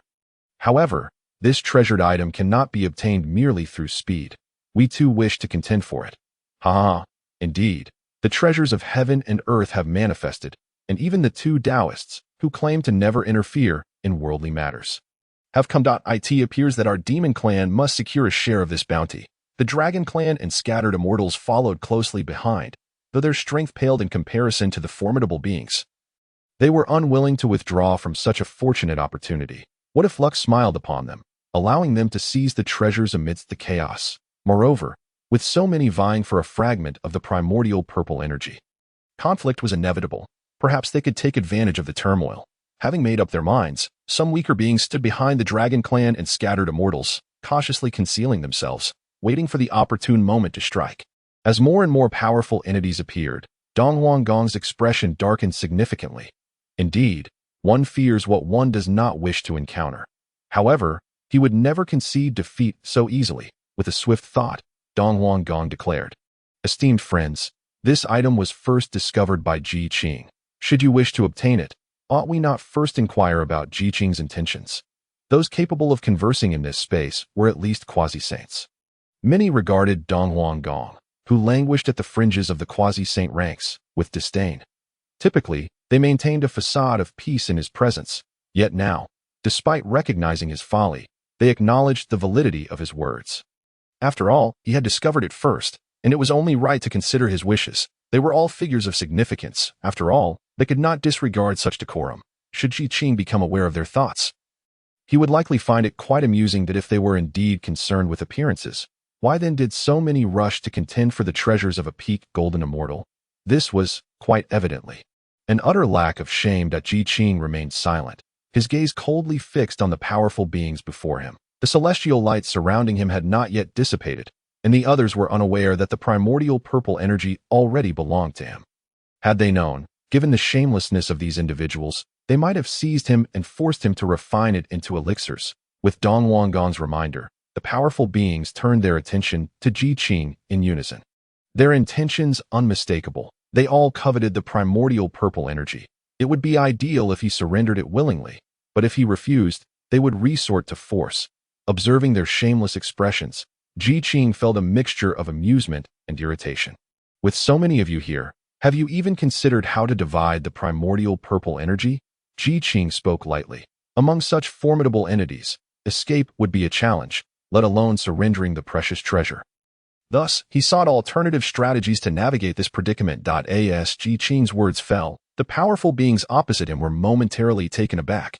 Clearly, this question had not crossed their minds. The primordial purple energy was a supreme treasure. Everyone desired to monopolize it and had never considered the prospect of division. Realizing their expressions, Ji Qing understood their thoughts. He scoffed inwardly. Maintaining a composed demeanor, he continued, considering your appearances, you must already have your calculations. Since none of you are willing to share, it seems I am placed in a difficult position.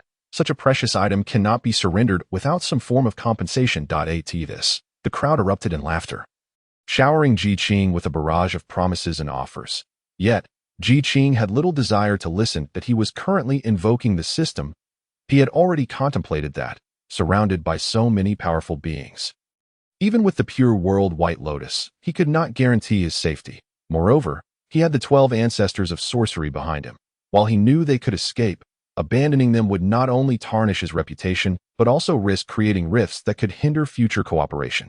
Though he possessed the Thunderbolt Hammer, such a singular weapon of destruction lacked sufficient power. After all, one treasure could not simultaneously vanquish or repel so many formidable entities, as for the falling gold and the Xian Yuan water control banner.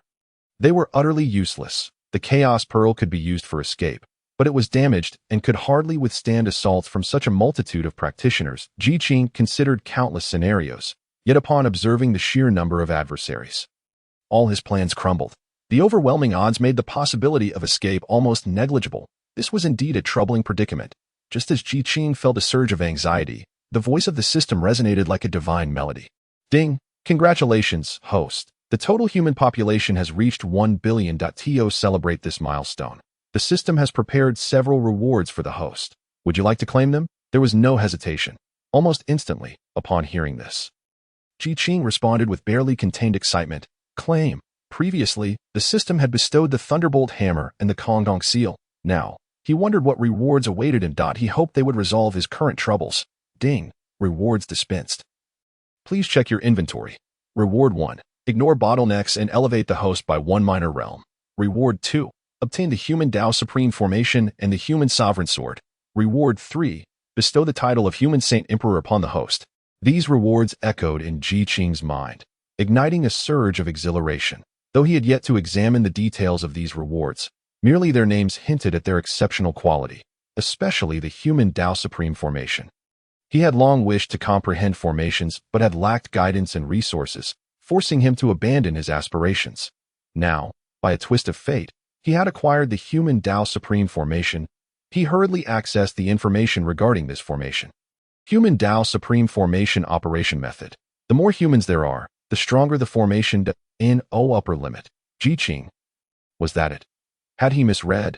Just from this single line, he understood that this formation, once unleashed, would possess unimaginable power, much like the myriad immortal formation employed by Donghuang Gong, which was crafted by countless great Luo golden immortals. Though the formation appeared mundane, its strength was derived from the abilities of the one who arranged it. The greater the strength of the array maker, the more formidable the formation. Had Donghuang Gong brought even more individuals that day and set up the myriad immortal formation, the outcome against Tongtian would have been uncertain. Now, this Human Tao Supreme Formation was comparable to the myriad immortal formation. Yet, when truly operational, it would be even more terrifying. After all, while there are many great immortals, they are but a mere speck in the vast ocean when compared to the members of the human race. Yet, for such a formidable formation, the introduction consists of merely a single sentence that Ji Qing returned to the previous page, continuing to examine the Human Sovereign Sword. Human Sovereign Sword Grade. Supreme Treasure of the Human Race Effect. A personal sword of the human sovereign. Symbolizing the identity of the Holy Emperor of Humanity. Extraordinarily sharp. Characteristic. This sword is a supreme treasure of the human race's merit contract. The stronger the contract, the greater the power the sword can unleash. This sword is immune to all laws, allowing the user to negate the karmic consequences of those they slay. Upon reading the final sentence, Ji Qing trembled with excitement. The absence of karmic entanglements meant he could slay others at will without fear of repercussions. Coupled with the fact that this was a supreme treasure of the human race, its power was incomparable to ordinary artifacts, with the addition of the purple lightning hammer, and now the Human Sovereign Sword. His offensive capabilities had soared. After finishing his reading, Ji Qing took a deep breath and turned his gaze to his attribute panel. Name. Ji Qing Cultivation. Early stage of quasi-saint. Upon finishing his review, Ji Qing was overwhelmed with joy. His astonishment. He had directly broken through the peak of the great immortal and stepped into the realm of quasi-saint. Although it was merely the early stage, with the enhancement of so many treasures and countless opportunities, he was already capable of contending with those in the mid-stage. Furthermore, with the defensive prowess of the pure world White Lotus, the numerous powerful beings present no longer posed a threat to him. With newfound confidence, Ji Qing's demeanor became sharper. Under the subtle guidance of the Eastern Emperor, the crowd began to discuss whether the primordial purple qi should be divided among those present or taken by a single individual. However, they failed to notice the Eastern Emperor, who initiated this discussion, wearing a strangely amused expression as he coldly observed Ji Qing. He had already made up his mind. When these powerful beings let their guard down, he would seize the opportunity to snatch it. Once he acquired the primordial purple qi, he could refine it immediately. Now that he was a quasi-saint, he believed that with the aid of this primordial purple qi, he could successfully attain sainthood. Even if he couldn't achieve that, he would surely reach the late stage of quasi-saint, rendering these individuals no longer a threat to him. Yet, he had forgotten that the primordial purple qi rightfully belonged to Ji Qing, who would naturally not relinquish it. As discussions reached a conclusion, Ji Qing heard someone address him. Ji Qing, my friend, with so many of us gathered here, there is no possibility for your escape. However, we do not wish to resort to violence, lest innocents be harmed. Therefore, we propose that you select one person to whom you may surrender this item, and we shall withdraw. How does that sound? Of course, if you hand over the primordial purple qi, we will guarantee your safe departure. Furthermore, the 3 immortal islands will henceforth belong to the human race, and we shall not infringe upon them. Disregarding the credibility of this individual's words, the demand for Ji Qing to submit the primordial purple qi was utterly unacceptable. As for the 3 immortal islands, they were rightfully his. Ji Qing lifted his gaze, coldly fixing his eyes on the speaker. What if I refuse to comply? The moment those words left his mouth, the expressions of the crowd shifted dramatically. Ji Qing, you must listen carefully. The speaker changed. Ji Qing looked over and recognized this person as Djun. As he spoke, an aura capable of stirring up great waves over the eastern sea surged towards Ji Qing. Your race has already withdrawn from the primordial chaos. These treasures of the chaos are inherently unrelated to your kind. We remember that your race was once under the protection of the Saint Nuwa, which is why you were allowed to obtain the 3 immortal islands. Do not be ungrateful. Djun's voice was low, imbued with a palpable threat. The expressions of the 3 pure ones darkened in response. Ji Qing, my friend, the primordial purple qi is a treasure beyond compare. One that your race cannot bear. I advise you to surrender it. Should you refuse, do not blame us for our ruthlessness. Countless pressures bore down upon Ji Qing. His expression grew increasingly grave. The appearance of a supreme treasure is meant for those fated to possess it. The primordial purple qi now belongs to me. Ji Qing, are you not afraid of violating the heavenly principles and incurring karmic retribution by forcefully taking it? The faces of the crowd turned cold. The human race's karmic ties were something no one wished to entangle with. The law does not punish the masses. We do not believe that if we slay you together, the heavenly principles will retaliate. With those words, the crowd's murderous intent towards Ji Qing became blatant and unrestrained. Your race has long since retreated from the primordial chaos, yet you still dare to pressure us so? Do you not find this excessive? Ji Qing retorted coldly, while internally contemplating how to extricate himself from this predicament. Although he had now attained quasi-saint strength, facing so many powerful beings from the primordial chaos left Ji Qing feeling uncertain. How could he, alone, contend with such a multitude? Yet, the current situation allowed no room for retreat. Hearing Ji Qing's inquiry, the Eastern Emperor sneered. The treasures of heaven and earth belong to the capable. This has been the rule since time immemorial. Where is the excess in that? I suggest you quickly hand over the primordial purple qi, lest you suffer the consequences. The human race's cultivation is woefully inadequate. Even with your recent breakthrough, how could you possibly stand against so many of us? It would be wiser to surrender the primordial purple qi to avoid death and destruction. Ji Qing regarded them with an unflinching gaze, devoid of any sign of wavering.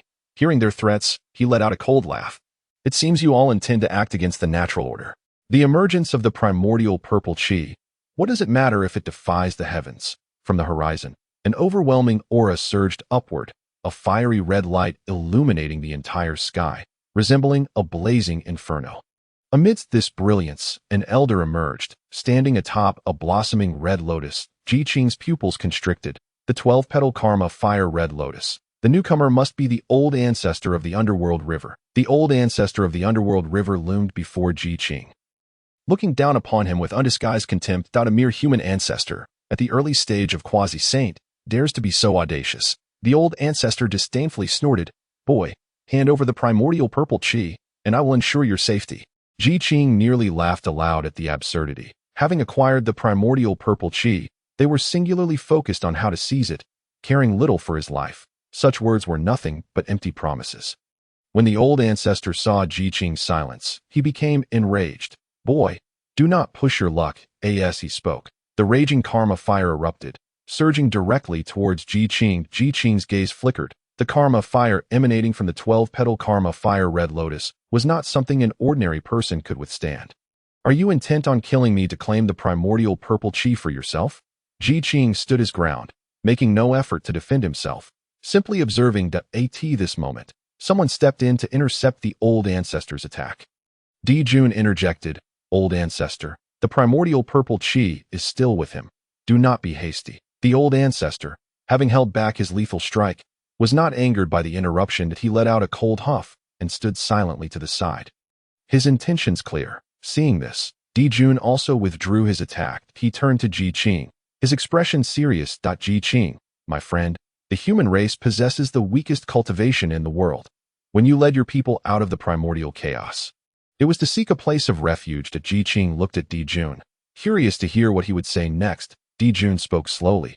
Today, in pursuit of this treasure, you have once again entered the primordial chaos, which truly contradicts your original intentions. It would be wiser to surrender it, thus avoiding karmic entanglements and preventing future troubles for the human race. Upon hearing this, Qing nearly burst into laughter. The human race had withdrawn from the primordial chaos, but there was no decree forbidding them from cultivating or acquiring treasures. Moreover, the Eastern Sea was within the realm defined by the heavenly principles. His actions here in seizing treasures were not infringing upon anyone else. Even if there were karmic repercussions, they would fall upon Jun and the others. How could it be that the human race would bear the burden?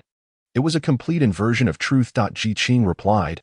All Qing was momentarily taken aback. He truly had no knowledge of this. Could it be that they would press so relentlessly? It turned out there was this layer of intrigue beneath it all.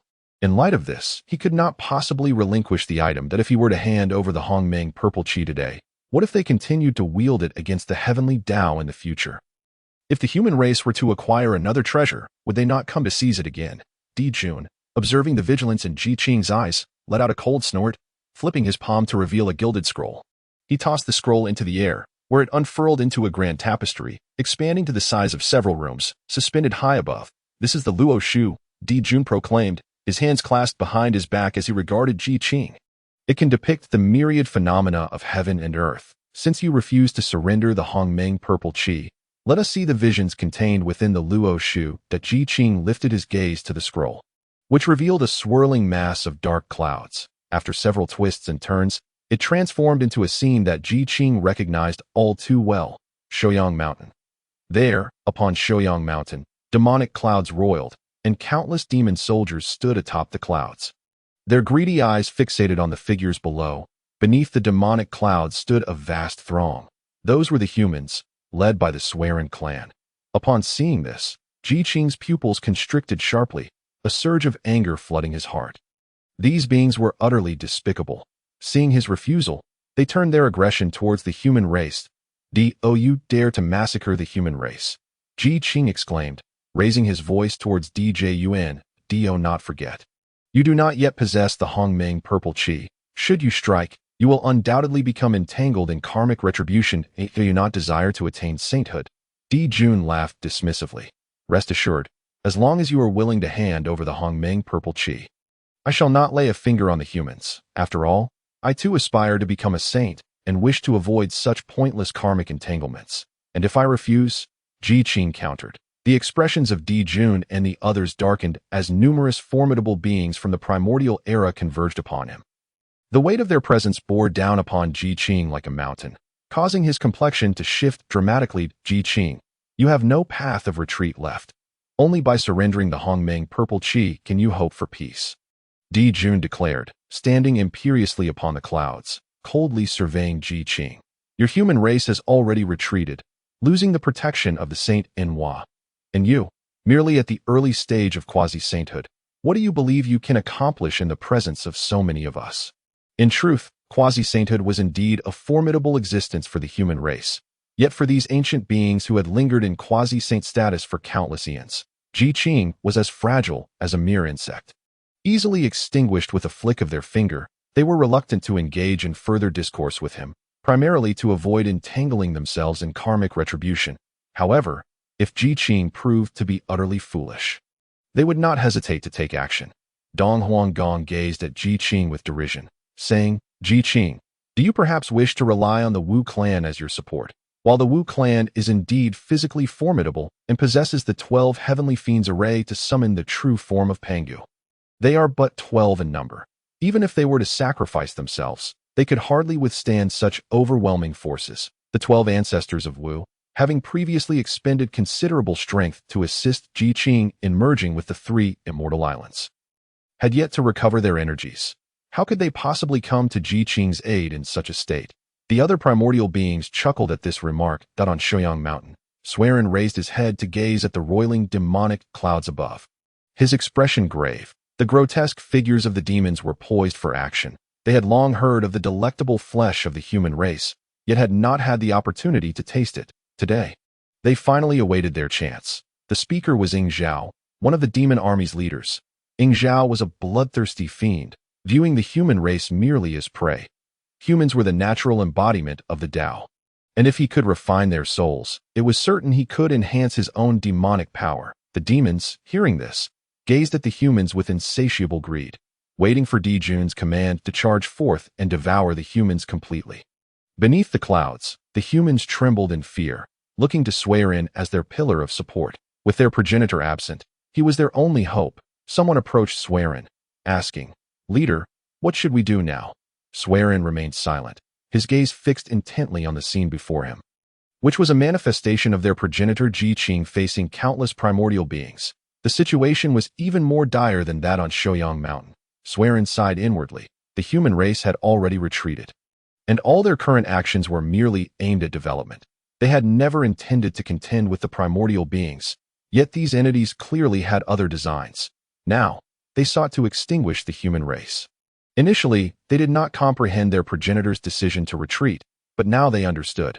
Having retreated, these beings were willing to disregard the heavenly Tao and launch attacks against the human race. Had they not retreated, the human race would have been akin to livestock, slaughtered at will. Although Swearin felt anger, what weighed more heavily on him was concern. Qing stood alone against such overwhelming odds, with almost no chance of survival. He now wondered how Qing would navigate this perilous predicament. Above the East Sea, tension mounted. The 12 ancestors of Wu exchanged glances, silently positioning themselves behind Qing, their gazes resolute and watchful. Dijiang spoke. Brother Qing is a friend of our Wu clan. Today, when a friend is in peril, how can we stand idly by? We shall advance and retreat together with Brother Qing. As Qing faced off against the others, Dijiang had already contemplated this decision carefully. According to the calculations of Ho Tu and Zhu Jioyin, Qing played a crucial role. If he were to perish here, it would surely spell disaster for the Wu clan in the years to come. Regardless of Qing's acknowledgement by the Father God, for the sake of the Wu clan's future, they could not allow him to be slain before their eyes. Dijiang spoke, and the other ancestors naturally voiced no objections. I have sent warriors from the Wu clan to hasten to Shoyang Mountain in support. With the aid of the spatial formation, they should have already arrived. Now, with no worries behind us, we can fight with abandon. Dijiang moved to Qing's side and spoke in a lowered voice. Upon hearing this, Qing felt an overwhelming surge of emotion. The human race was facing a catastrophic extinction. Those who would assist meant standing with the human race against the entire primordial realm, leaving Qing both surprised and touched. Before Qing could respond, Zhu Jioyin also approached. He looked at Qing earnestly and said, Brother Qing, we shall not hide our intentions. Our assistance to you is also rooted in the interests of the Wu clan. If we do not lend aid today, our clan will surely face a calamity of 1,000 years. If we can seize even a sliver of hope today, we shall rely heavily on you in the millennia to come. His words were sincere, devoid of any concealment. This not only did not incite any displeasure in Qing, but rather deepened his appreciation for the forthrightness of the Wu clan. But he smiled and nodded. Brother Zhu Jioyin, your words resonate with me. Today, with the Wu clan's assistance, should the Wu clan face troubles in the future, I shall certainly not hesitate to aid you. A confrontation today was unavoidable. If the primordial beings sought to claim the innate Tao body of the human race, they would have to see whether they could indeed seize it. Ji Qing's thoughts stirred, and the ethereal image of the pure world White Lotus gradually appeared beneath his feet. In one hand, he grasped the human emperor's sword, while the other cradled the Kongtong seal. A beam of golden light soared into the heavens, the overwhelming aura of the heavenly Tao surging skyward, causing the primordial beings to covet it enviously. This magnificent aura was truly the envy of all. If such power could be acquired, what immense gain it would yield, even if they could not obtain the Hongmeng purple qi. Possessing such substantial heavenly Tao fortune would be exceedingly beneficial, the crowd murmured, beginning to stir restlessly. The three pure ones, standing at a distance, could not help but feel a pang of envy, truly, as the future protagonists of heaven and earth. This kind of fortune was beyond the reach of ordinary beings. It is remarkable, Tai Qing murmured softly. If only we could possess such fortune, how could we fear the retribution of the heavenly Tao? The thoughts of the three purities echoed the sentiments of the multitude. They gazed upon Ji Qing as though he were a delectable cake awaiting division. Hutu, observing the avarice glimmering in their eyes, could not help but feel a twinge of disdain. These formidable beings of the primordial era, who usually carried themselves with an air of unapproachable nobility, revealed a core of insatiable greed. Emperor Jiang nodded in agreement. Yet a shadow of worry clouded his brow. Previously, they had expended a significant portion of their spiritual energy to amalgamate the three immortal islands. Though they had regained some strength, they had yet to return to their peak. With so many adversaries before them, this battle seemed poised to tilt heavily in favor of their opponents. Just as Emperor Jiang was engulfed in concern, Ji Qing spoke. Esteemed seniors, please rest assured I shall forever remember your assistance in times of peril, and I will not allow any harm to come to you through my actions. Standing resolutely before the 12 ancestral witches, Ji Qing held his head high, unflinching as he met the gaze of his opponents. Regardless of the battle's outcome, his courage was commendable in the eyes of Tai Qing. This young man possesses some audacity, commented Tong Tian, shaking his head in regret. In their perspective, today marked Ji Qing's inevitable defeat. To oppose so many powerful beings for a primordial purple aura that he could never claim was, in their view, an unwise course of action. Yuan Shi nodded silently. Nearby, Zhuanti and Jane exchanged a knowing glance, both wearing gentle smiles. It is my belief that Ji Qing intends to retain the primordial purple aura. If that is the case, let us strike him down first, and thereafter, may the spoils go to whoever is capable. As Dong Huanggong's words echoed, a chorus of agreement surged from the crowd. A colossal pressure descended upon Ji Qing, akin to the very heavens collapsing, causing him to kneel upon the ground with a thud. Despite several attempts to rise, he found himself unable even to muster the will to resist. The humiliation of being at the mercy of others ignited a fierce redness in Ji Qing's eyes. The 12 ancestral witches exchanged glances and stepped forward in unison, shielding Ji Qing from the brunt of the oppressive force. Though the witch race did not cultivate spiritual consciousness, their formidable physiques were unrivaled in the primordial realm.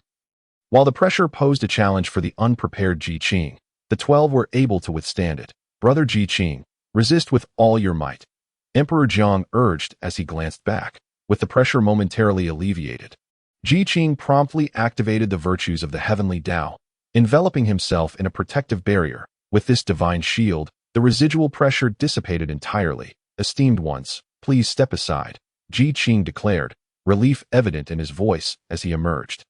A delicate veil of golden light now shrouded him, eliciting a mixture of envy and jealousy among the onlookers. The virtues of the heavenly Tao he wielded as a protective shield. Go, Dong Huanggong, unable to contain himself, bellowed as he charged forward, prompting a rush from the others who feared falling behind and missing their chance on Shouyang Mountain.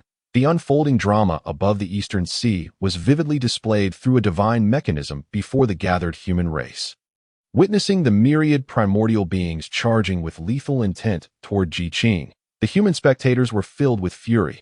These individuals are utterly shameless. Our human race has long withdrawn from the primordial chaos. Yet they still dare to attack us. Do they not fear the retribution of the heavenly Tao? Did you not hear? They proclaimed that possessing the primordial purple aura would negate the heavenly Tao's punishment. What have they to fear? The indignation of the human race boiled over as they rallied against the primordial beings. Sui Ren fixed his gaze unwaveringly on the scene unfolding before him. He observed as Ji Qing momentarily faltered, receiving a harsh blow to his waist that sent him hurtling backward, blood spurting forth as he flew thousands of meters before coming to a halt.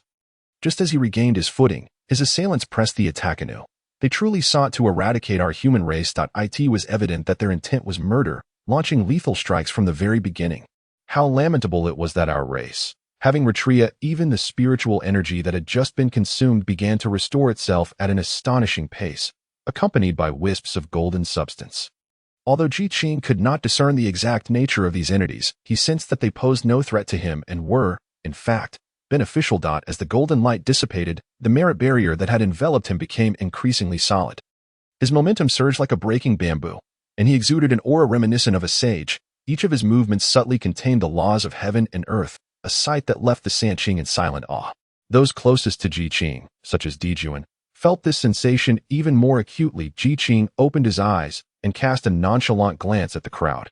When his gaze fell upon the Sanqing island below, a flicker of sorrow crossed his eyes. The towering spiritual trees had been ravaged by the aftermath of their battle, now toppled, and some even uprooted. This was the foundation for the future development of the human race, and it could not be allowed to be destroyed. Qing raised his hand, conjuring a grand formation from countless merits to protect Sanqing Island within its embrace. As the formation activated, the already ethereal Sanqing Island took on an even more mysterious air. Qing surveyed the scene with satisfaction, nodding in approval. Truly, the supreme moral formation of the human race produced by the system was remarkable. Not only did it consume a significant amount of his merit, but its defensive capabilities rendered it impossible for others to breach easily. Seeing this, Dong Gong felt an indescribable mix of emotions. Such a vast amount of merit was something no one but Qing would dare to expend so freely. Consequently, the gazes of the others towards Qing shifted dramatically. Although they had previously clashed with him, they had not genuinely regarded him as a threat. Their eyes filled with disdain.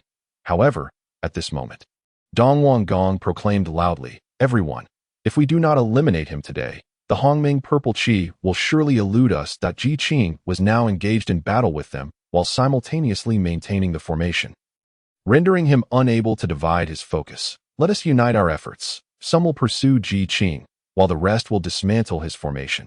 Even if we cannot obtain the Hongming Purple Qi, the spiritual roots and plants on Sanqing Island are treasures in their own right. Once we breach the formation, all who witness will share in the spoils, and how much each can take will depend on their own fortune." Dong Gong's words incited immediate excitement among the crowd.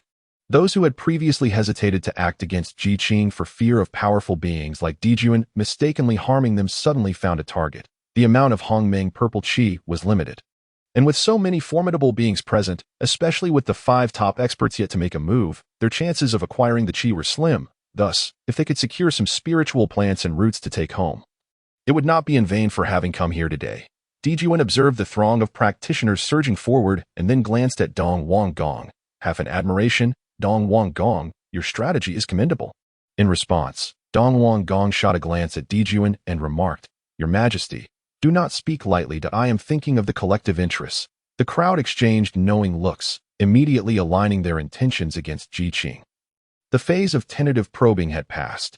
Any further actions would be lethal. Dong Tai let out a long howl, summoning a great bell above his head, while Dijuan waved his hand, causing the Luoshu to emit countless rays of golden light. Dong Gong raised his hand, and numerous members of the Immortal Alliance appeared behind him, swiftly forming a grand array. This was an array Qing recognized, the 10,000 Immortals array used during his battle with Tongta. As Qing observed the display of their cards, he did not dare to underestimate them and quickly summoned the purple lightning hammer. He was enveloped in a golden light of virtue, providing him with adequate defense for the moment. That instant, a colossal golden lotus phantom materialized behind him. The golden lotus slowly opened. A towering figure appeared before the crowd. "Brother, Qing, we have specially summoned Father God's true form to assist you," came the voice of Dijiang from behind Qing. Hearing this, Qing turned around and smiled gratefully. "Thank you all for your efforts." While Qing was engaged in his confrontation, the 12 ancestors of Wu had taken advantage of the moment when others were distracted to swiftly set up the 12 heavenly killing array, meticulously summoning the true form of Pangu. Although this true form was not the actual Pangu, the dense chaos aura it radiated was still suffocating to the onlookers. Witnessing this, Dijuan's expression darkened. although they were not afraid of the true form of Pangu. It was indeed a troublesome adversary. They had initially believed they could swiftly eliminate Ji Qing and seize the Hongming purple qi, but this unforeseen complication arose, which was infuriating. 12 Ancestors of Wu. Do you truly wish to get involved in this murky affair? Dijuan spoke in a deep tone. Dijiang replied, Today, my Wu clan stands with brother Ji Qing in life and death. That Dijiang's words provoked a laugh from Dijuan. Very well, since you refuse to recognize the situation, do not blame my demon clan for lacking consideration for your Wu clan. Dijuan cast a glance at Dong Wangtai and commanded, Attack. Dong Wangtai infused spiritual energy into the Eastern Emperor Bell, which resonated as it hurtled towards the true form of Pangu. The true form of Pangu was indeed powerful, but that referred to its peak state. Currently, the 12 Ancestors of Wu were not at their prime. And having expended a drop of their essence blood to empower Ji Qing's 9 revolutions mysterious art, the true form they summoned could only match Dijuan and Dong Wangtai on even terms. If they hoped to achieve victory as before, it would not be so simple. With only the 12 Ancestors of Wu as his allies, and now that they were entangled with Dijuan, Dong Wanggong felt a surge of delight. It seemed that the Hongming purple qi would be his. Ji Qing, prepare to meet your demise, Dong Wanggong bellowed, channeling the power of the 10,000 Immortals array as he transformed into a streak of light. Lunging towards Ji Qing. Ji Qing stood ready, and just as Dong Wanggong was about to reach him, a peculiar talisman unfurled swiftly, expanding to shield Ji Qing securely behind it. Dong Wanggong's strike collided with the talisman, erupting in a burst of brilliant light that compelled the onlookers to shut their eyes and avert their gaze. Dong Wanggong was repelled, standing in midair with a myriad of emotions swirling on his face as he stared at the talisman. Wang Mei, what is the meaning of this? Dong Wanggong glared at the talisman, gritting his teeth in anger. If you wish to partake in the spoils, I have no objection, but what is the purpose of obstructing me? As his voice fell, a radiant beam descended from the west, revealing a graceful figure within the colorful light. The newcomer raised her hand, and the talisman obediently shrank to the size of a palm. Flying into regress. My elder brother, she said, I have come not to contend for the Hongming purple qi, but because Ji Qing has saved my life. I cannot allow you to harm him today. Upon hearing this, Dong Wanggong frowned deeply. Sister, do not act foolishly. Ji Qing has become the target of all in the Hongming. Do not involve yourself in this. Depart quickly, and I shall pretend this incident never occurred.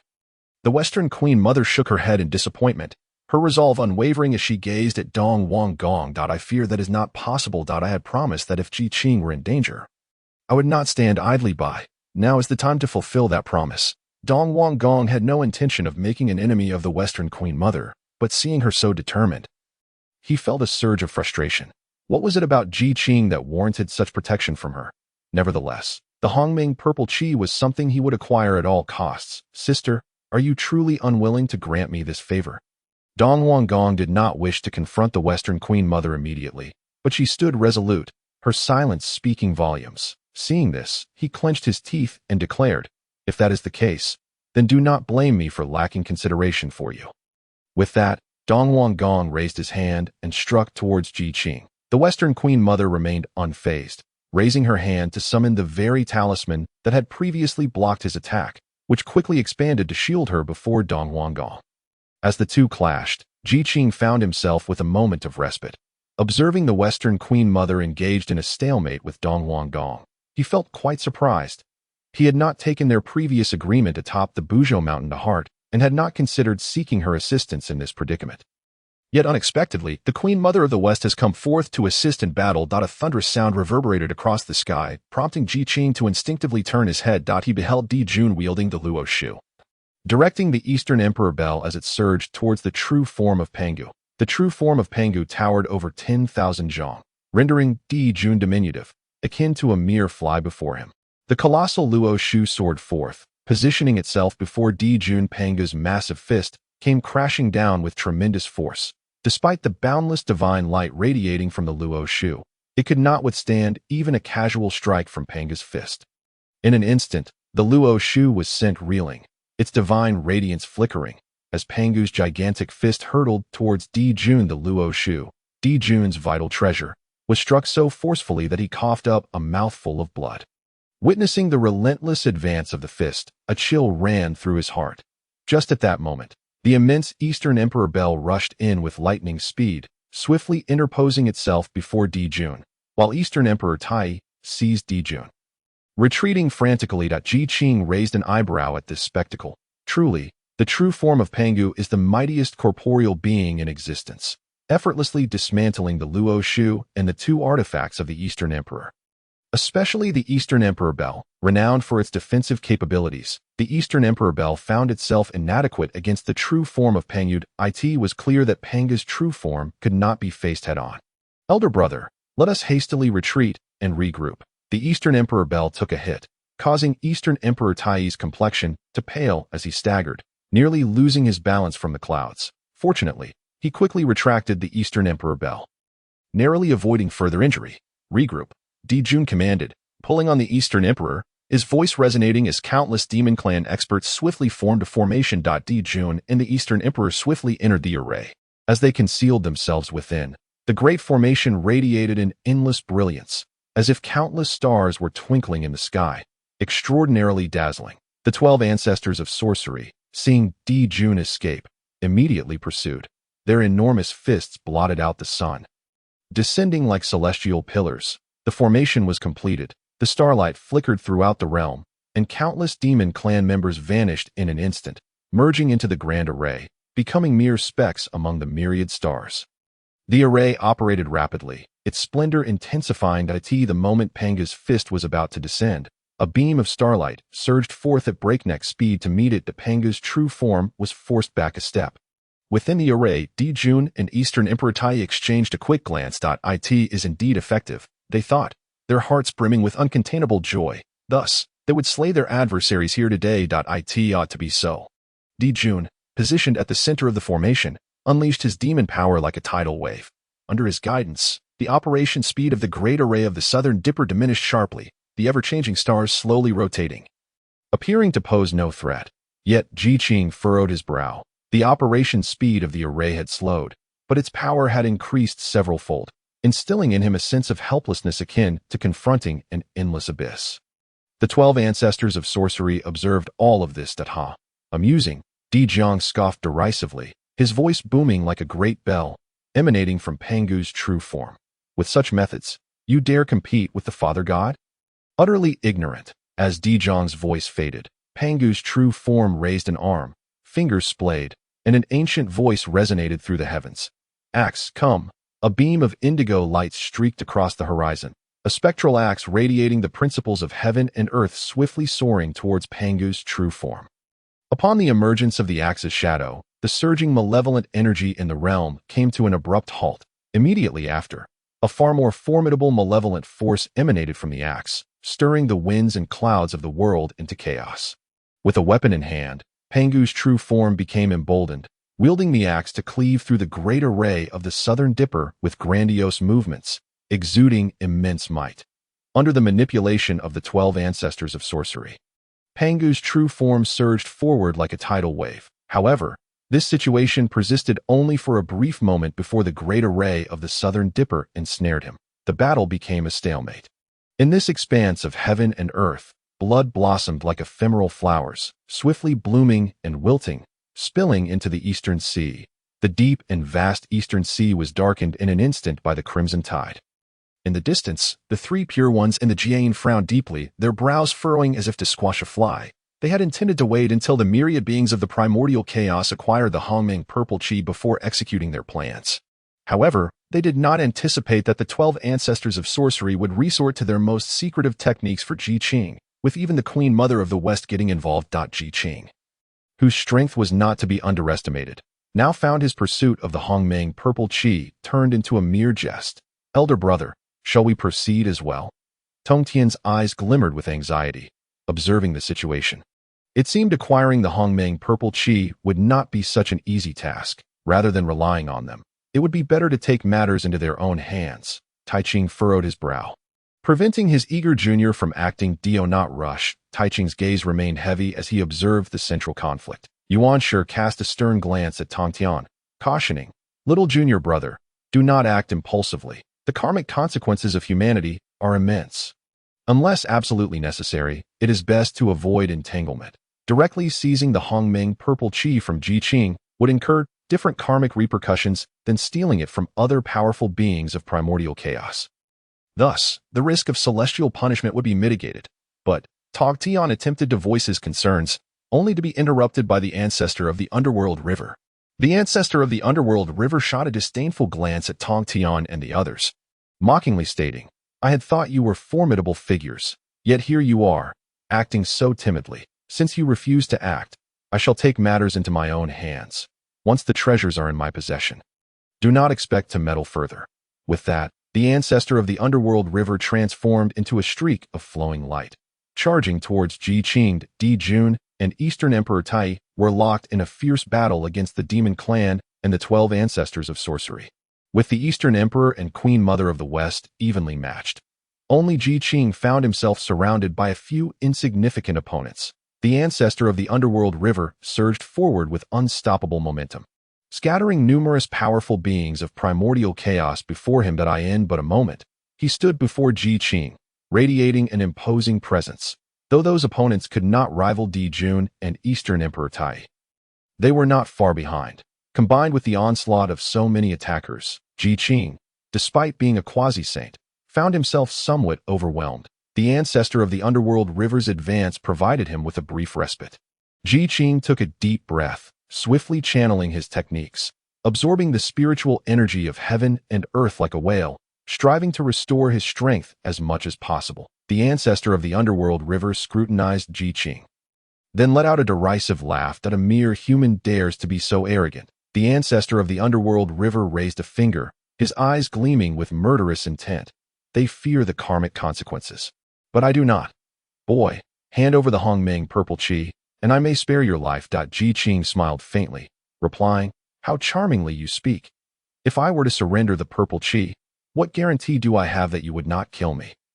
The ancestor of the underworld river scoffed, about to respond, when Qing interjected, "Furthermore, if I were to yield the Hongmeng purple qi, what would prevent you from taking advantage of your superior cultivation to cripple my powers afterward?" The ancestor of the underworld river's expression momentarily stiffened. "Your words are overly dubious. I cannot take them at face value, unless you swear that after I hand over the Hongmeng purple qi, you will not harm me in the slightest and will ensure our safe departure. I shall not relinquish it to you." Qing's lips curled into a smirk, a glimmer of calculation in his eyes. The ancestor of the underworld river hesitated, his face reflecting contemplation. The surrounding figures grew anxious. Even the 3 pure ones, who had remained inactive until now, could no longer sit idly by. Everyone focused intently on the ancestor of the underworld river, secretly preparing their spiritual artifacts in cautious vigilance. If it were merely to seize the Hongmeng purple qi, he might still have a chance to escape swiftly before others intervened.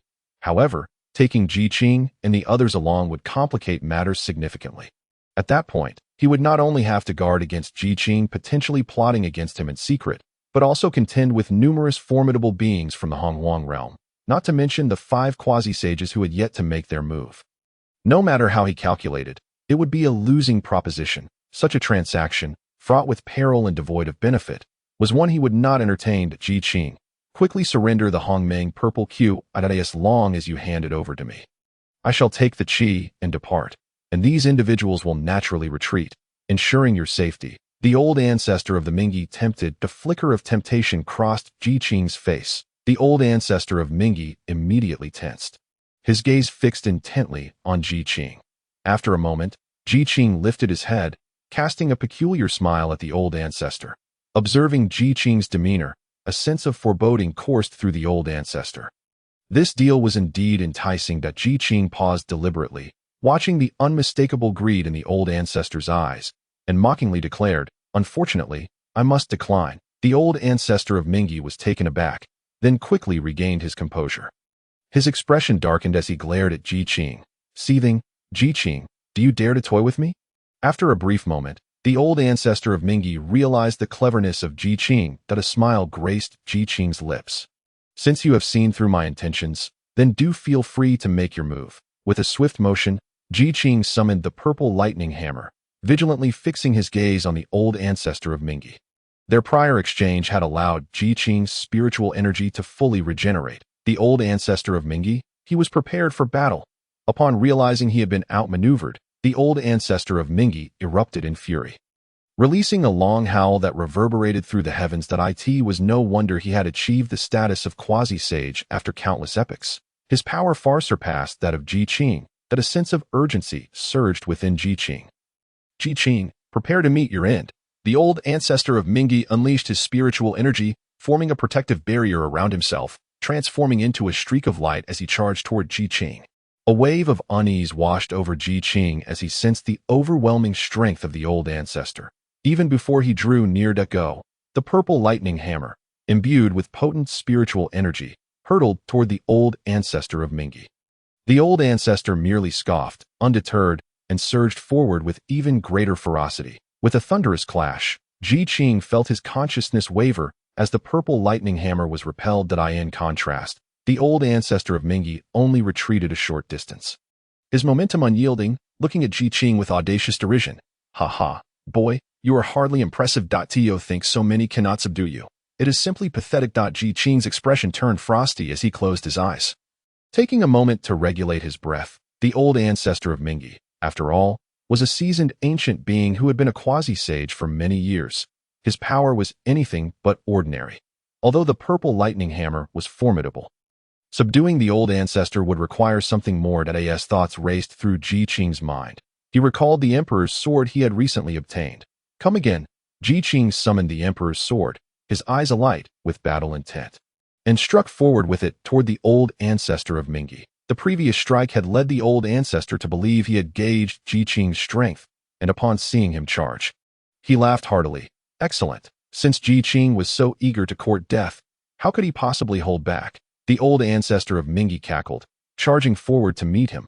This sword, infused with countless merits of the human race, possessed such tremendous power that it sent the old ancestor of Mingyi careening back several thousand miles. The old ancestor paused, a hint of surprise flickering across his face as he regarded Qing, seemingly astonished by the latter's overwhelming strength. Having landed a successful blow, Qing felt emboldened, ready to pursue the advantage, when suddenly a massive claw shot out from beside him, slicing through the air with a fierce wind.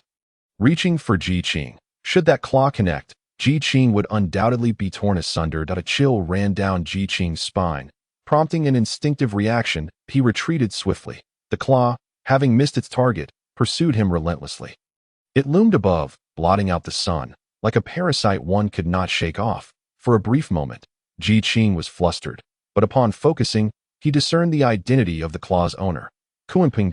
He had often felt something was amiss when it came to the demon race, and now he understood it was the absence of the demon master Kunping. This demon, immense in stature, could darken the skies with a single wing beat. The massive claw capable of obliterating him was a testament to that. Qing swiftly retreated, eyeing the relentless pursuit of the demon master Kunping, and summoned the Kongtong seal, hurling it toward the claw. The Kongtong seal's might was formidable, temporarily repelling the demon master. Seizing the moment, Qing surveyed his surroundings. Upon doing so, his heart sank. The 12 ancestors of sorcery had not been at their peak prior to this, and their ability to force Di Jun and Dong Huang Tai into deploying the Great Starry Array was already at its limit. Now, the 12 ancestors were showing signs of decline, unable to endure for much longer. Looking over at Shi Wangmu, the situation appeared equally grim. Behind Dong Huang Gong stood the Alliance of Immortals, bolstered by the Great Immortal Array, while Shi Wangmu was alone, struggling to hold on. Moreover, the intermittent harassment from the Dragon Clan and Rogue Immortals rendered her situation exceedingly precarious. Should he falter, those formidable beings from the Honghuang realm, who had been lurking in the shadows, would undoubtedly pounce and tear them to shreds. Qing's gaze darkened as he regarded the approaching Kunping and the old ancestor of Mingyi. Summoning all his spiritual energy, he charged forward to meet them. The torrent of spiritual energy surged forth from Qing. Kunping was taken aback, halting his advance. This fellow, something was amiss. Though he appeared merely a quasi-sage, the series of techniques he employed subtly contained the power of the laws. Kunping's expression shifted dramatically as he hastily retreated. Not good. Retreat. With a piercing cry, he took to the skies in a flurry. The old ancestor of Mingyi also withdrew hastily, revealing the 12-petal infernal lotus beneath his feet. Kunping fled rapidly while Qing chose not to pursue, instead maintaining his momentum toward the old ancestor of Mingyi.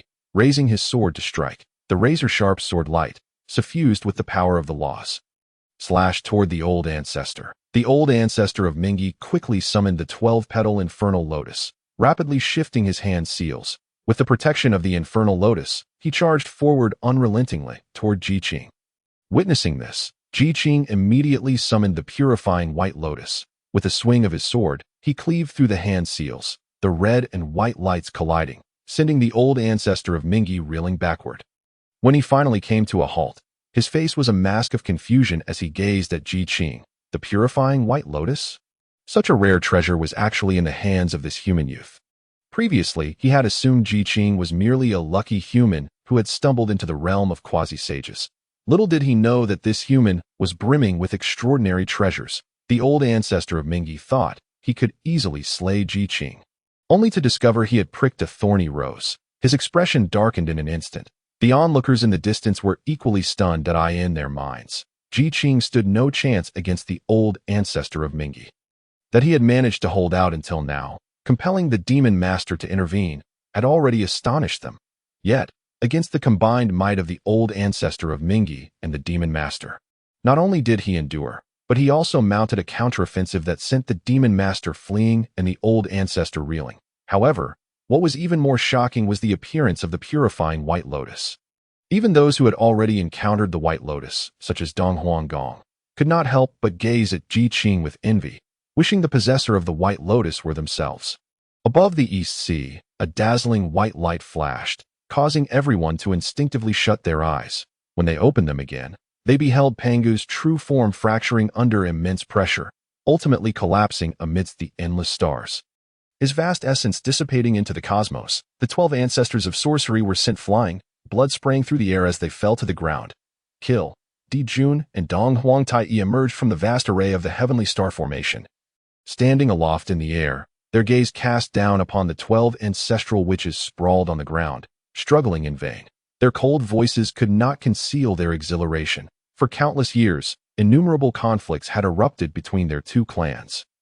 Yet each time they seemed poised to seize victory, they were thwarted by the true form of Pangu. However, today, fortune had favored them with an opportunity. The annihilation of the witch clan was at hand. The myriad demons were commanded to advance and slay the 12 ancestral witches. With a mere gesture, Dijun signaled, and the demons surged forth from the heavenly star formation, charging towards the beleaguered ancestral witches with a battle cry. The 12 ancestral witches, shaken to their core, found their strength and spiritual energy utterly depleted as they beheld the oncoming horde of demons descending upon them like a rainstorm.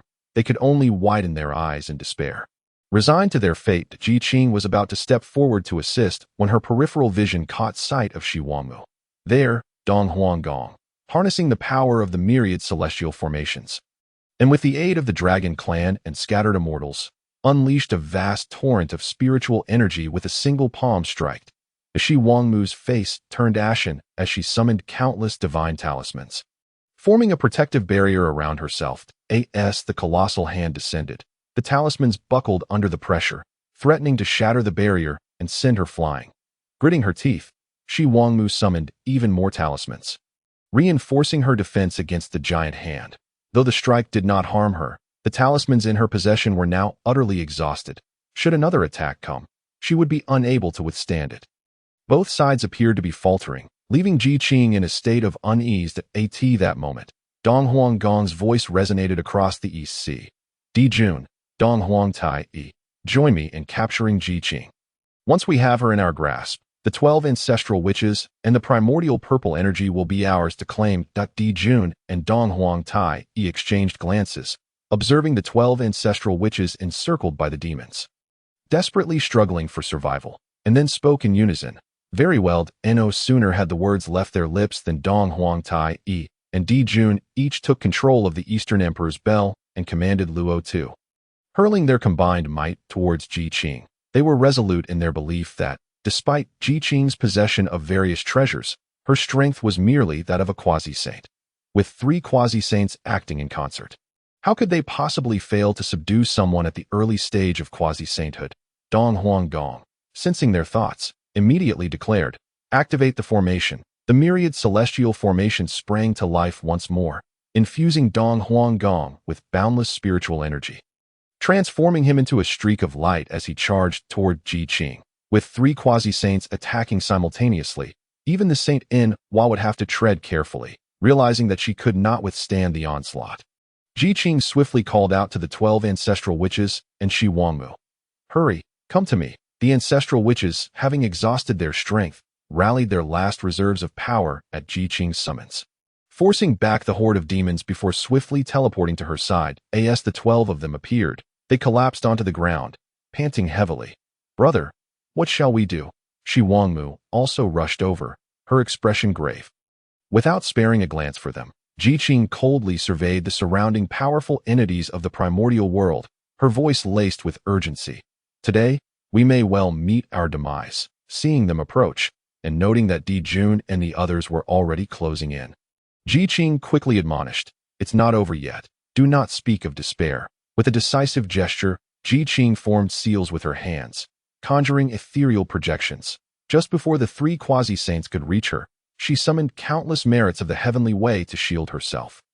Having completed her preparations, she offered no glance to the others. Hastening toward the human Tao Supreme formation as they neared the formation, it seemed to possess a will of its own, parting to create a passage for Qing and her companions. After their strikes met with naught but emptiness, the combined effort of the 3 quasi-saints crumbled into nothingness. By the time they sought to pursue Qing, she had already entered the formation. Dong Huang Gong's expression darkened. The 3 quasi-saints had struck, yet they allowed Qing to escape, an affront that felt akin to being trampled into the ground. The faces of his companions mirrored his discontent. "Friends, Qing has exhausted her options. Let us unite to breach the formation and see what further tricks she might possess to evade us." The others, finding wisdom in his words, responded fervently. "Onward, seize Qing. Kill." The chorus of powerful beings surged forth, unleashing their most formidable techniques upon the human Tao Supreme formation. Within Shoyang Mountain, the carnage was even more harrowing than that above the East Sea. The human, demon, and witch clans clashed violently, blood and corpses strewn about. Countless spells were hurled indiscriminately, each seeking to extinguish the life of the opponent. Swearin and the witch priest stood back to back, their expressions grim. There were far too many demons. Although the witch clan was physically robust, their numbers were few. While they could contend with the demon clan, they found themselves overmatched. The human clan, though numerous, lacked the cultivation to rival their foes. Resorting to desperate struggles, Swearin beheld the hellish scene before him, his heart twisting in anguish. Once a place of tranquility, Shoyang Mountain was now engulfed in the roars of battle. Blood flowed freely, and the ground was littered with the dead. The demons roared with excitement, tearing off an arm from one unfortunate soul, raising it high as the warm blood coursed down their throats, their eyes gleaming with bloodlust. Truly, the innate Tao body was exquisite. This sensation was indeed sublime. Had I known the flesh and blood of humans could be so delectable, we should have acted sooner. Such cultivation would surely allow us to advance by leaps and bounds. What are you waiting for? Kill them at once.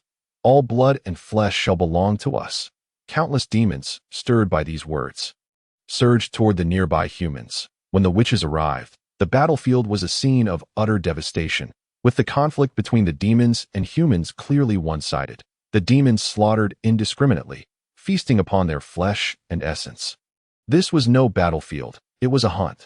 This was the domain of the demons, and the humans were merely their prey. Kill, assist the humans in slaying the demons, driving them from Shoyang Mountain. The witch priest raised his staff, pointing toward the heart of the slaughter, an air of deadly intent surrounding him. The warriors of the witch clan roared, "Kill," and transformed into towering figures, charging at the demons.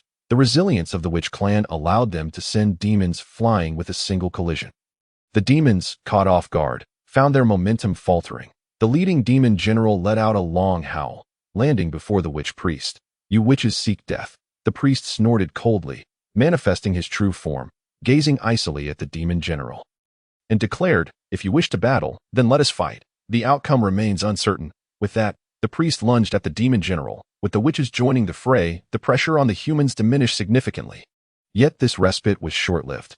Although the witches were formidable, their numbers were too few. Even as they fought valiantly against several demons, a vast number still surrounded the humans. The humans remained on the brink of collapse.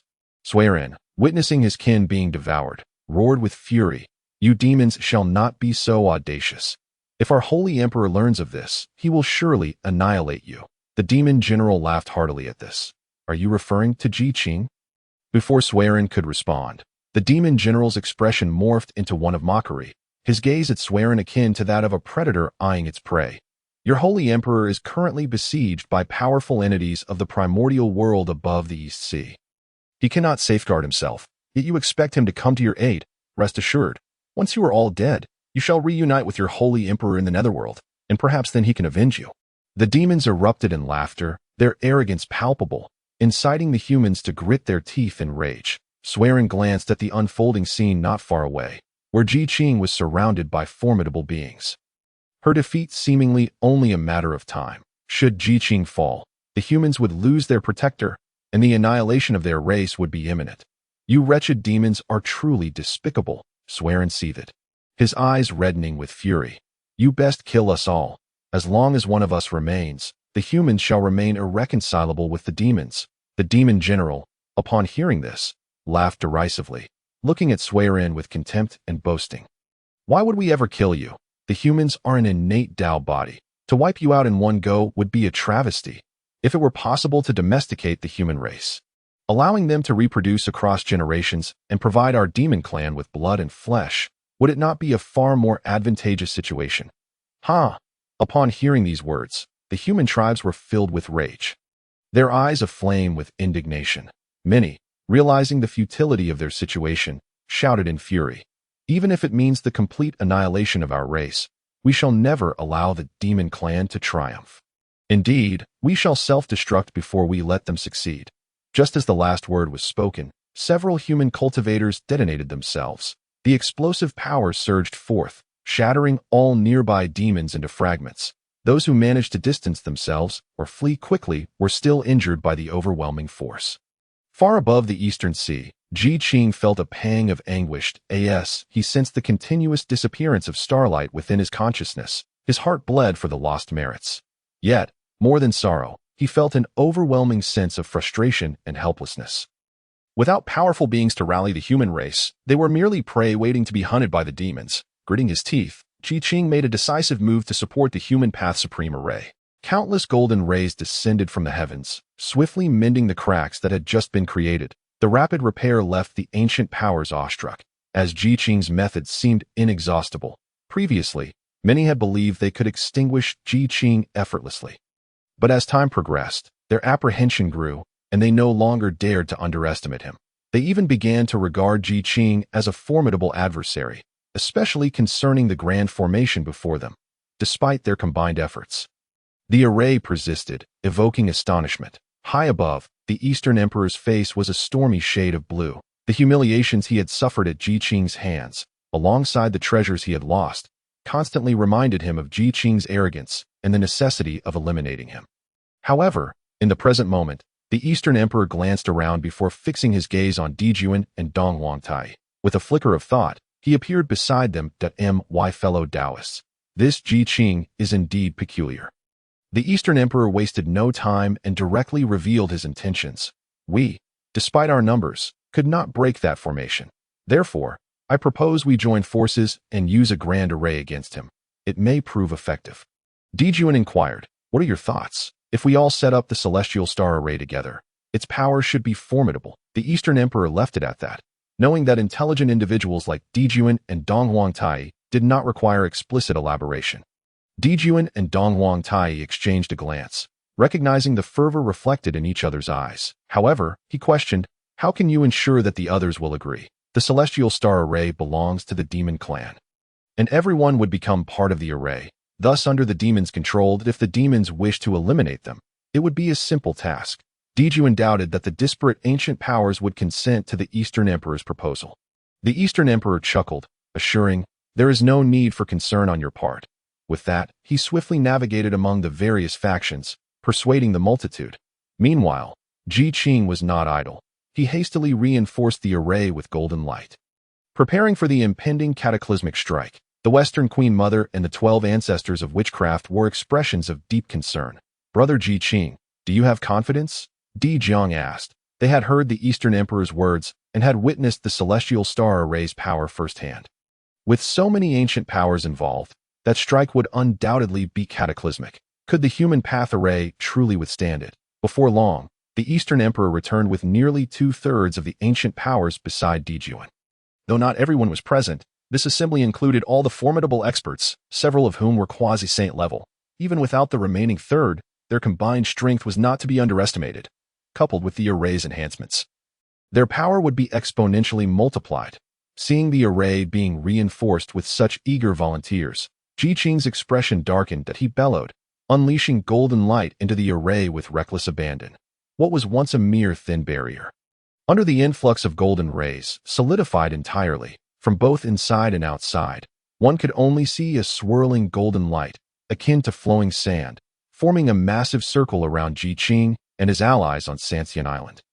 The 12 ancestors of witchcraft and the Western Queen Mother gazed upon this spectacle in shock, yet their greater emotion was one of worry. Suddenly, a tremor rippled through the heavens, the ocean began to boil, and an overwhelming pressure descended from above, rendering the air nearly unbreathable. Those who had not joined the celestial star array retreated miles away to avoid being caught in the maelstrom on Sanqing Island.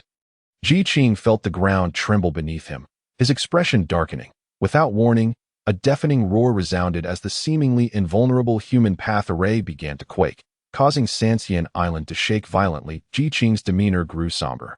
While he summoned the pure world White Lotus to shield himself, he continued to channel countless golden rays to maintain the array. The 12 ancestors of witchcraft and the Western Queen Mother struggled to protect themselves, let alone assist him. Ji Qing unfurled the pure world White Lotus. The human path array erupted with a series of thunderous crashes, and countless golden rays disintegrated, scattering into myriad points of light. Following this spectacle, a colossal beam of light descended from the heavens, striking fiercely towards Ji Qing. Ji Qing hastily channeled all his energy into the pure world White Lotus, which spun wildly, emitting a deafening hum. The beam of light struck the lotus with lightning speed that a resonant sound reverberated through the cosmos. The brilliance hardly lingered, and in the blink of an eye, it sent Ji Qing hurtling away.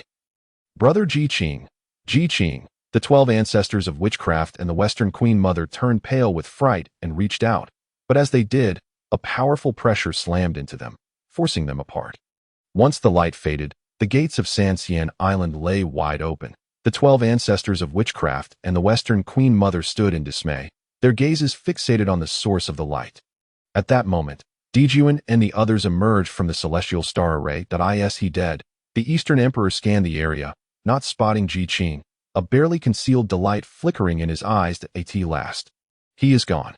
Although he had not personally dealt the fatal blow, a tinge of dissatisfaction lingered in his heart.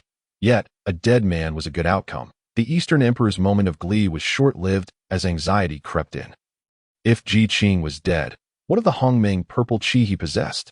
Everyone began searching for that item, but none could find it. Someone speculated, could it be that the recent strikes scattered the Hongmeng purple qi?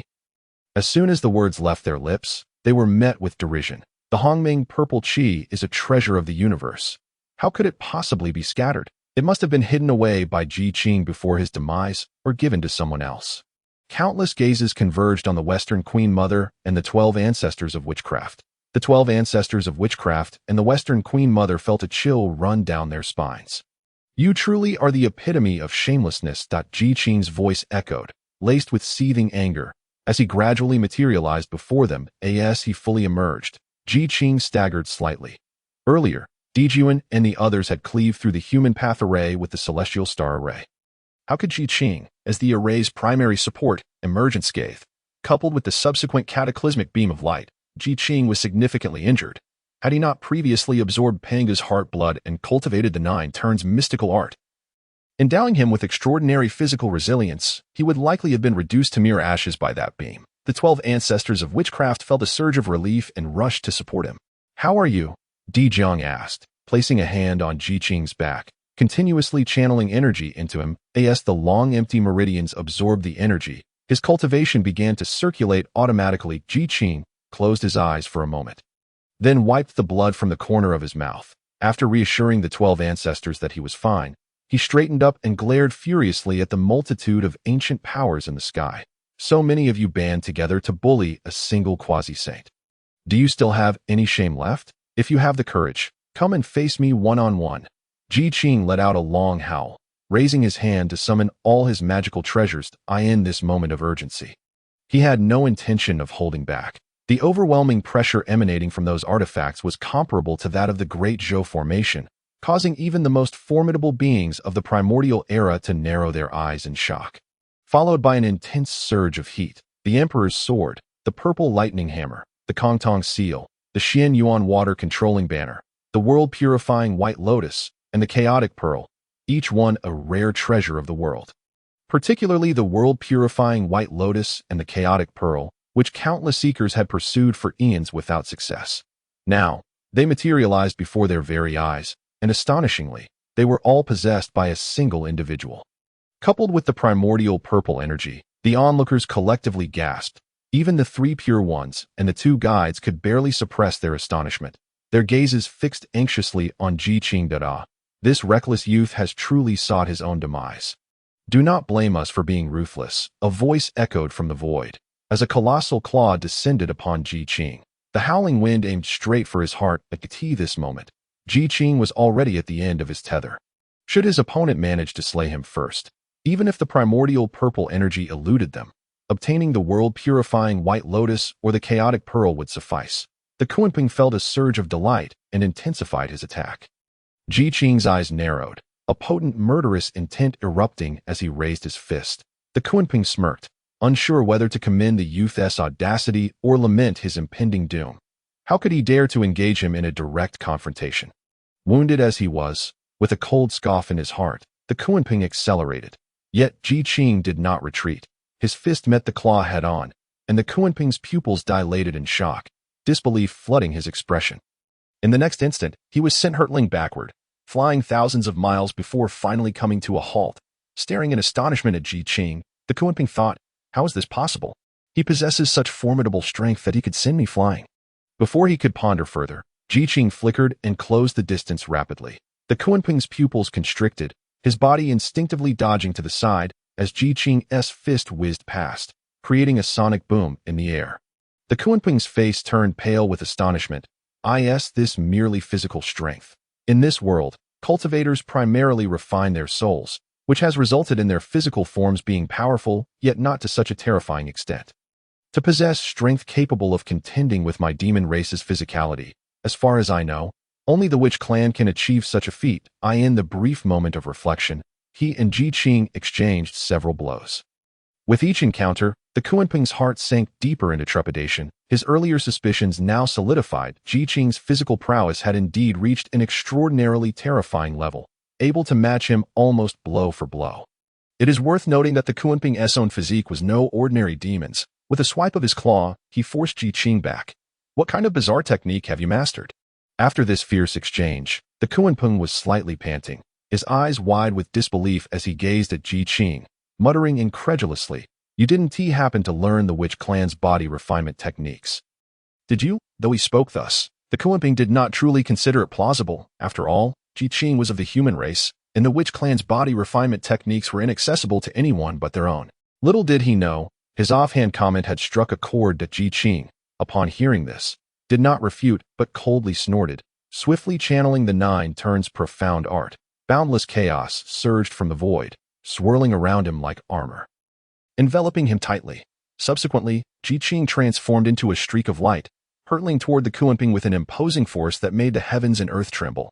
Even the Kunping, who prided himself on his physical strength, could not help but turn pale at this sight. This truly a technique of the Witch clan? The Kunping exclaimed in alarm, hastily attempting to evade. What in the world is happening? The onlookers were left in stunned silence. Exchanging bewildered glances, the three pure ones, not far off, were momentarily taken aback that a thunderous crash resounded as Qing charged toward the Kunping at incredible speed. The Kunping had intended to dodge, but Qing's velocity was overwhelming, and he failed to evade. The crowd then witnessed the Kunping being violently propelled away, blood streaming from his mouth. Further deepening their incredulity, a searing pain struck the Kunping's chest, leaving him momentarily dazed. As he regained his senses, he felt countless astonished eyes upon him, and his face flushed with embarrassment. How could the mighty demon master Kunping endure such humiliation? Qing, do not think that because you possess the witch clan's techniques, you can act with impunity before me. You, a mere child, dare to compare yourself with me. You fall woefully short. As his words fell, the Kunping's form rapidly transformed, morphing into a gigantic bird that blotted out the sky. Enormous wings unfurled behind him, casting a shadow that obscured much of the light. Qing Rai. As soon as Qing's words fell, thunderous roars reverberated through the sky, causing the assembled powerful beings to shudder in trepidation. However, the magical artifacts had already been unleashed, and there was no possibility of retraction. Qing stood defenseless, unwavering. Should this strike be successfully executed, Qing would cease to exist in this world, just as countless magical artifacts were poised to obliterate Qing. The situation took a sudden turn. Beams of multicolored light emerged, repelling all the magical artifacts back into the heavens. Qing gazed at the barrier before him, a smirk curling at the corner of his mouth. The powerful beings present, upon witnessing the shimmering barriers, were left with pallid expressions. Sanqing, Jing, Zunni, what is the meaning of this? Jun glared furiously at Sanqing, nearly grinding his teeth in anger. Do you intend to monopolize this? Sanqing and the two from Jane shared equally grim expressions, particularly Laozi and Yuan Shi, whose countenances were exceedingly foul. Since the human race retreated into obscurity, their path to sanctification had been abruptly halted. No matter how they calculated afterward, they could not evade the human race if they wished to attain sanctification. At this moment, Qing's utterance was undeniably a threat against them. The powerful beings of the Honghuang realm fixed their gazes upon Sanqing, demanding a satisfactory answer. Yet, this answer was met with a unified coldness from Sanqing. Even the usually amiable Jane appeared displeased that Qing, relying on the profound connection with the human race, was truly inciting their ire. Especially Laozi, whose expression was so foul it was almost unbearable to behold. Esteemed ones, should you desire to seize the treasures, we shall not object, but you must not harm this individual. Upon Laozi's declaration, the powerful beings collectively turned pale with fury. Despite their overwhelming numbers and prolonged battle, they had failed to subdue Qing completely. In fact, he grew only more formidable as the fight progressed, even wounding the demon master Kunping. Now, when victory was within their grasp, to annihilate this individual and seize his treasures and soul, the previously passive Sanqing and Jane had unexpectedly intervened, declaring that he must not be harmed. How could they possibly obtain the supreme treasures without injuring him? Were they to wait for a dream to realize this? Jun's face darkened with barely contained anger as he stepped forward, glaring at Sanqing and Jane. Is brother Ta Qing jesting? We were just engaged in a fierce battle, on the brink of vanquishing him, and you now emerge to utter such words. What is your intent? Though you stand at the pinnacle of quasi-sainthood, we are not intimidated by your numbers. If you do not provide a clear answer today, do not blame us for showing you no courtesy. With that, the ethereal image of the Eastern Emperor Bel manifested behind him, clearly displaying his displeasure. Sanqing and Jane wore faces of indignation, suppressing their tumultuous emotions within. Long ago, when the human race retreated, the five had meticulously calculated their paths. They had already reached the pinnacle of quasi-sainthood, merely half a step away from becoming saints. Yet, that half step was intertwined with the human race. The retreat of the human race meant their paths to sanctification were abruptly severed. To this end, Ta Qing had even retreated into seclusion to seek a way to become a saint. Yet, despite countless calculations, he could not avoid the involvement of the human race. Now, Qing wielded the threat of sanctification against them. How could they turn a blind eye, even knowing that intervening would offend the myriad powerful beings of the Honghuang realm? They had no choice but to act as Qing's enforcers. The thought of this made Sanqing seethe with anger. Ta Qing took a deep breath, suppressing his fury as he spoke. This matter concerns you not. In any case, this individual must not be harmed. Qing, who had been quietly recuperating behind the five, chuckled upon hearing this. Oh, you fear not to kill me. Is that it?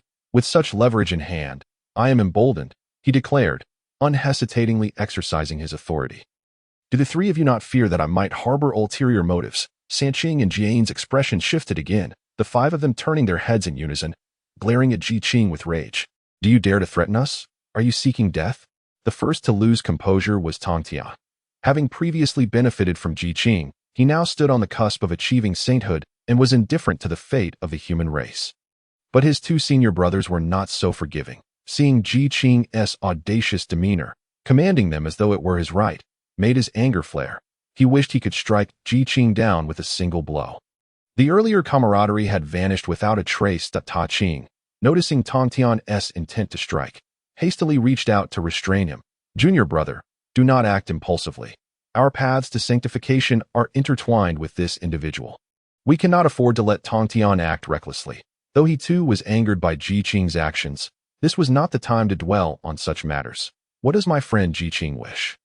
Qing raised his gaze, his expression cold and filled with a predatory rage, gritting his teeth. As long as it is reasonable, we can acquiesce, but Qing must also exercise moderation. In truth, both Yuan Shi and Qing were well aware that concerning the matter of sanctification, even if Qing were to voice unreasonable demands, as long as they did not contravene the heavenly principles too gravely, they would likely comply. Jane and Zunny may not have spoken, but their attitudes spoke volumes. Qing smiled, casting a glance at the five, then sweeping his gaze over the myriad powerful beings of the Honghuang realm, his lips curling into a smirk. It is simple, as long as I and my companions remain unharmed. I, Qing, can assist in your paths to sainthood. Upon hearing this, the Eastern Emperor burst into raucous laughter. He had encountered arrogance before, but never one as brazen as Qing's, for such a minor figure of the human race. At the early stages of quasi-sainthood, to dare claim he could aid them in becoming saints, it was simply laughable. 5 Esteemed brothers, do you truly intend to believe the words of a mere human race individual?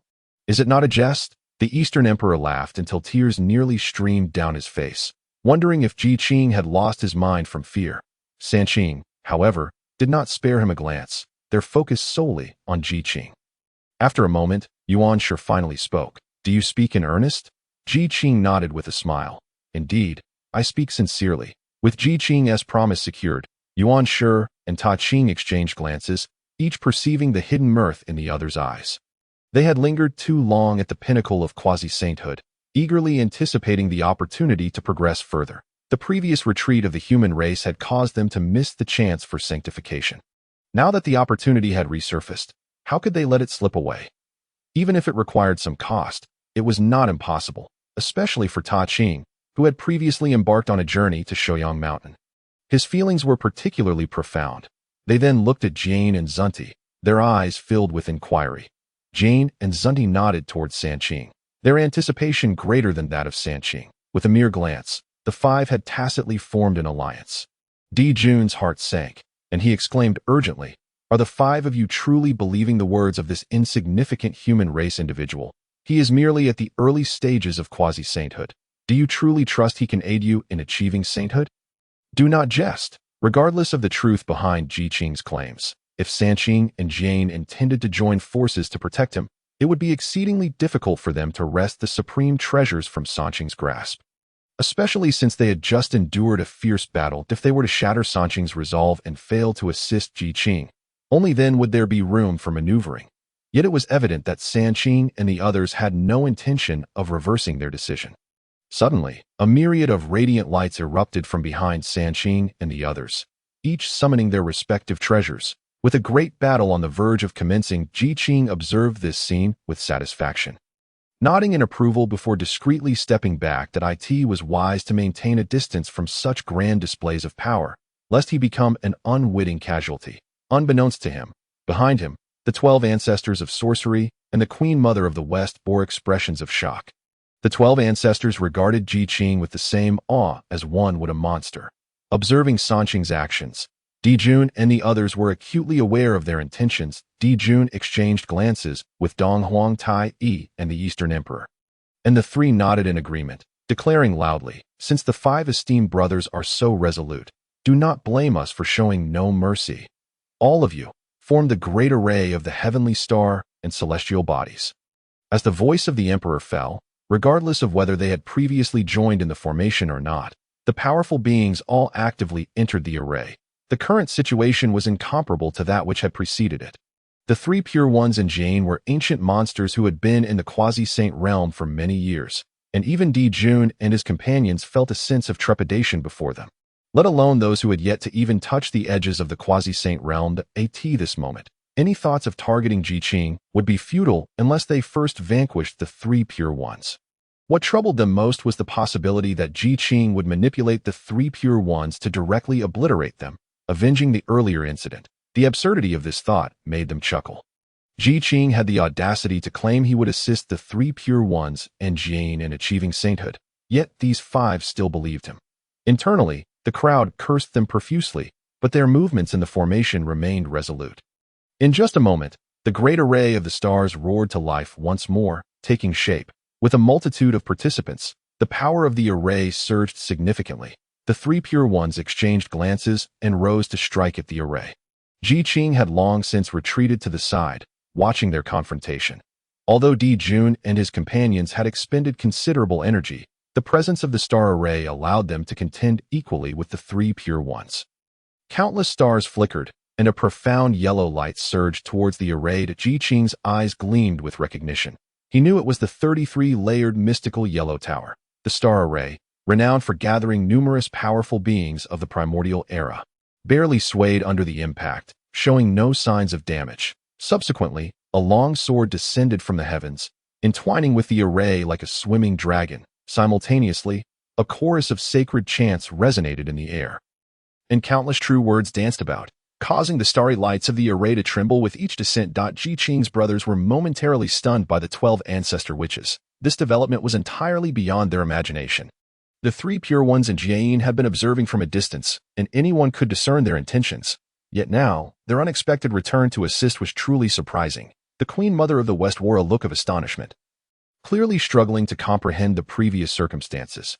Even her gaze towards Qing was imbued with confusion. However, with the crisis still unresolved, her curiosity would not prompt her to speak. Suddenly, the dynamics of the battle in the sky shifted. The three pure ones, joining forces for a strike, caused the previously balanced great array of the stars to shatter with a thunderous crack. Di Jun and his companions were violently expelled from the broken array, blood spurting from their mouths as they glared furiously at the three pure ones. The old ancestor of the underworld river, possessing the deepest strength, suffered the least damage. Now, watching the three pure ones, he could not suppress his angered "Liar, you are destined saints. Achieving sainthood is merely a matter of time. What reason do you have to meddle in such murky waters? Were it not for your interference, Qing would have been at our mercy by now."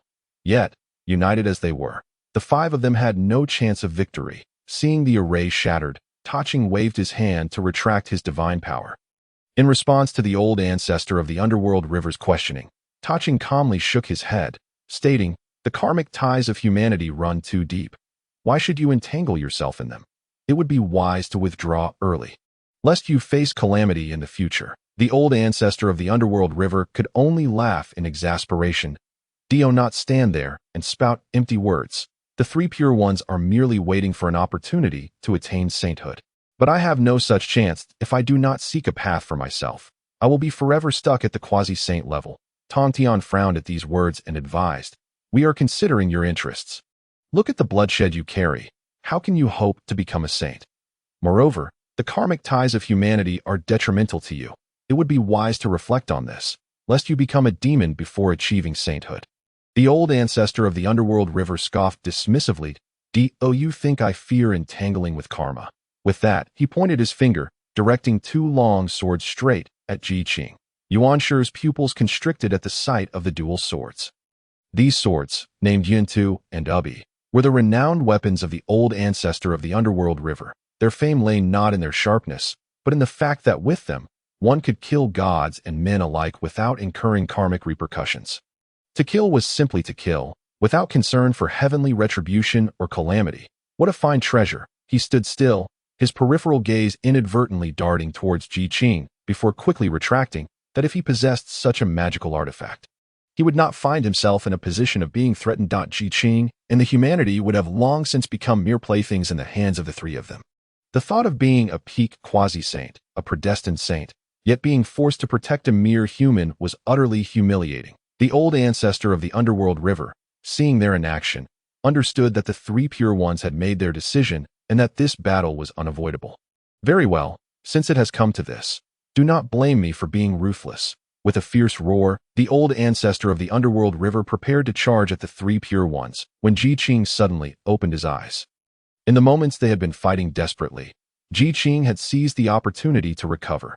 Now fully restored, he stood ready. The three pure ones had their backs turned to Qing and were unaware. But the old ancestor of the underworld river noticed first. Upon seeing Qing's eyes open, a fierce killing intent flashed in the eyes of the old ancestor. Qing, did you not promise a one-on-one duel? What does it mean to hide behind the three pure ones? I give you this chance. Come forth and engage me in battle. Qing's gaze sharpened slightly as he turned his attention towards the old ancestor of the underworld river. Their eyes met, and in that instant, a flurry of sword light and shadows erupted. The three pure ones and Jane, sensing the tension, wisely fell silent. If Qing could take action on his own, it would spare them the embarrassment of acting as his enforcers. That Qing, my friend, do not act impulsively. Brother Qing, you must think carefully. Those Yuan-Tu and Ubi are not to be trifled with. The 12 ancestor witches and the Queen Mother of the West urged him, fearing that Qing might be led into a trap by the old ancestor of the underworld river's challenge.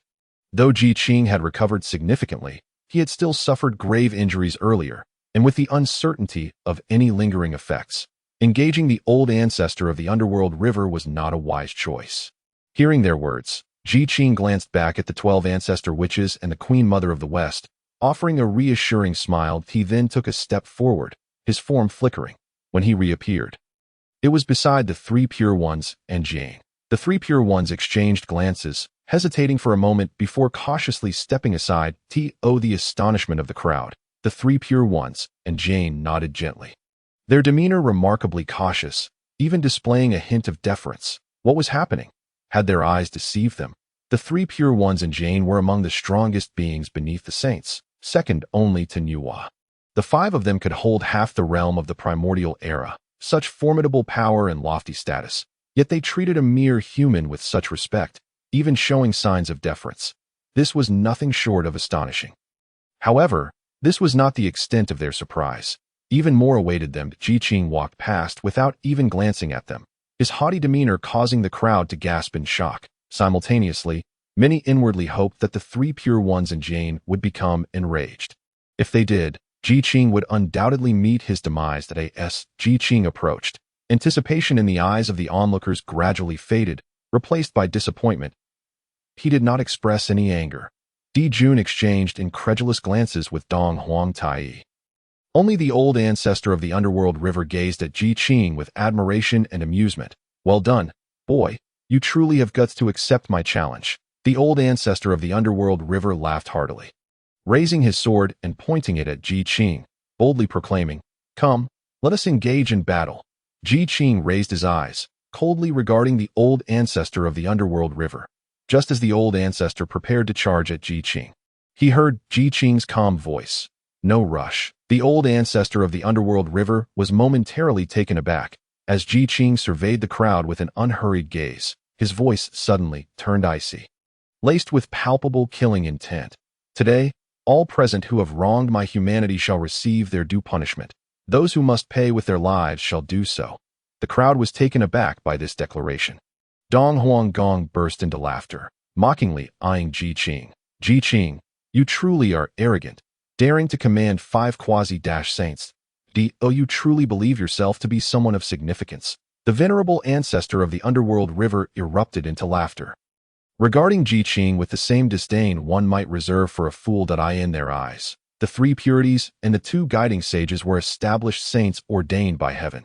How could a mere mortal command them? Moreover, such an audacious demeanor was utterly inconceivable. How could 5 heavenly ordained saints heed his commands? The underworld river ancestor wore an expression of calm assurance, confident that the 3 purities would not intervene.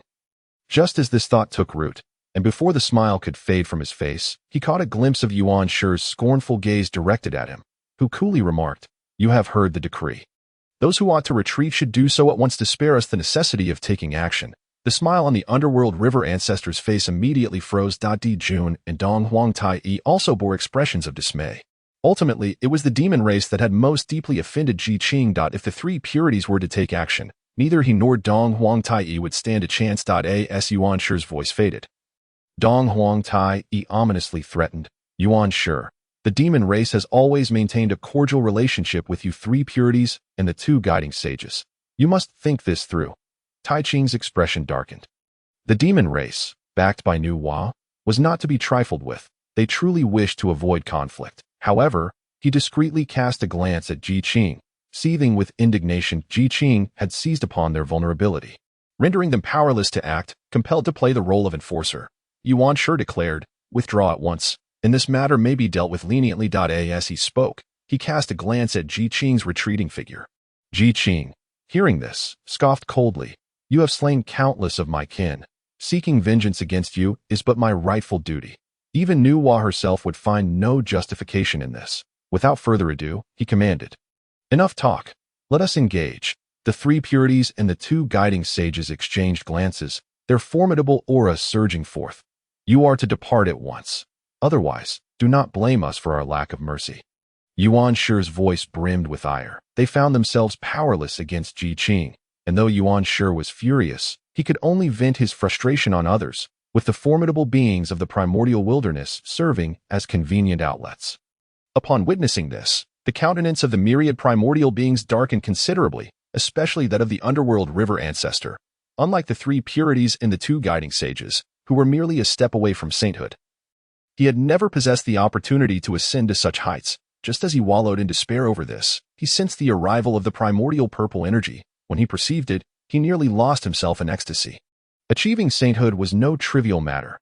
Nuwa became a saint, and the three purities and the two guiding sages attained their status because they received a thread of primordial purple energy. Possessing this energy equated to having the potential for ascendance. Only one more opportunity was required to ascend to greatness. Thus, the manifestation of primordial purple energy attracted the covetous gazes of countless beings. Now, with the three purities and the two guiding sages aligned with Ji Qing, they had effectively severed the saintly aspirations of many, himself included. The underworld river ancestor's eyes blazed with resentment as he fixed a steely glare upon the three purities, furiously demanding, "What if I refuse to withdraw?" Yuan Shi narrowed his eyes, a piercing glint flashing forth. The underworld river ancestor felt a sinking sensation in his heart. The impending battle was about to erupt. While behind them, the two guiding sages appeared unfazed, exchanging leisurely glances and communicating silently. "Are we truly to be subjugated by the human race today?" Kunti inquired. "If we allow him to succeed today, we, the two sages of the West, shall forever be overshadowed by Ji Qing." The guiding sage responded, his visage serene, yet his eyes betraying a subtle scheming. "Though your words hold truth, we cannot afford to let Ji Qing falter today." Kunti clearly did not comprehend. Casting a puzzled glance at the guiding sage, the latter continued, "As the progenitor of the human race, Ji Qing governs all humanity. Should he fall, our path to sainthood would become exceedingly arduous." Like Tai Qing, during the time the human race retreated, they had meticulously calculated that their chances for ascendance were intimately tied to the fate of humanity. If humanity were to suffer, it would be tantamount to severing their own chances for ascendance. However, the guiding sage squinted, continuing to relay thoughts to Kunti. "This incident may indeed serve our purposes, and how might we utilize this?" Naturally, they sought to reclaim the human race for their own ends. Upon hearing this, Kunti's spirits brightened, as if a hand had swept aside the clouds of doubt. His smile became more genuine as he exchanged glances with the guiding sage, then inquired through silent communication, "What shall our course of action be?" The guiding sage's machinations were fervent, yet the impending conflict loomed ominously. In stark contrast to the tension among others, Tong Tian exuded a remarkable composure, although he too radiated a formidable aura. Prepared to confront any eventuality, he appeared significantly more at ease, devoid of even a hint of greed. Compared to his two elder brothers, Tong Tian's state of mind was remarkably more serene. He had secured the Golden Tortoise Island and had lingered there for quite some time. While the opportunity for ascendance had yet to present itself, he was not overly anxious. Although primordial purple energy was indeed a precious commodity, he had grown less fixated on it given the current circumstances. Setting aside the potential karmic entanglements with the human race, he reflected that had he not entertained such thoughts previously, he would not now be subject to Ji Qing's coercion. Ultimately, this too was a matter of karmic consequence with the human race. Presently, he had not yet grasped it. merely contemplating the human race's possessions. With the situation now unfolding, the consequences were unpredictable. For the moment, he was merely an enforcer. Should this interfere with his path to sainthood or complicate matters unnecessarily? It was far from desirable. Thus, Tong Tian resolved to avoid provoking the human race unless absolutely necessary. For now, his sole concern was to resolve the immediate predicament. Observing the numerous primordial beings, Tong Tian found himself genuinely admiring Qing. By his own strength, he had managed to incite the ire of virtually all primordial beings. Were it not for his unique status, he might already have been reduced to a state of despair.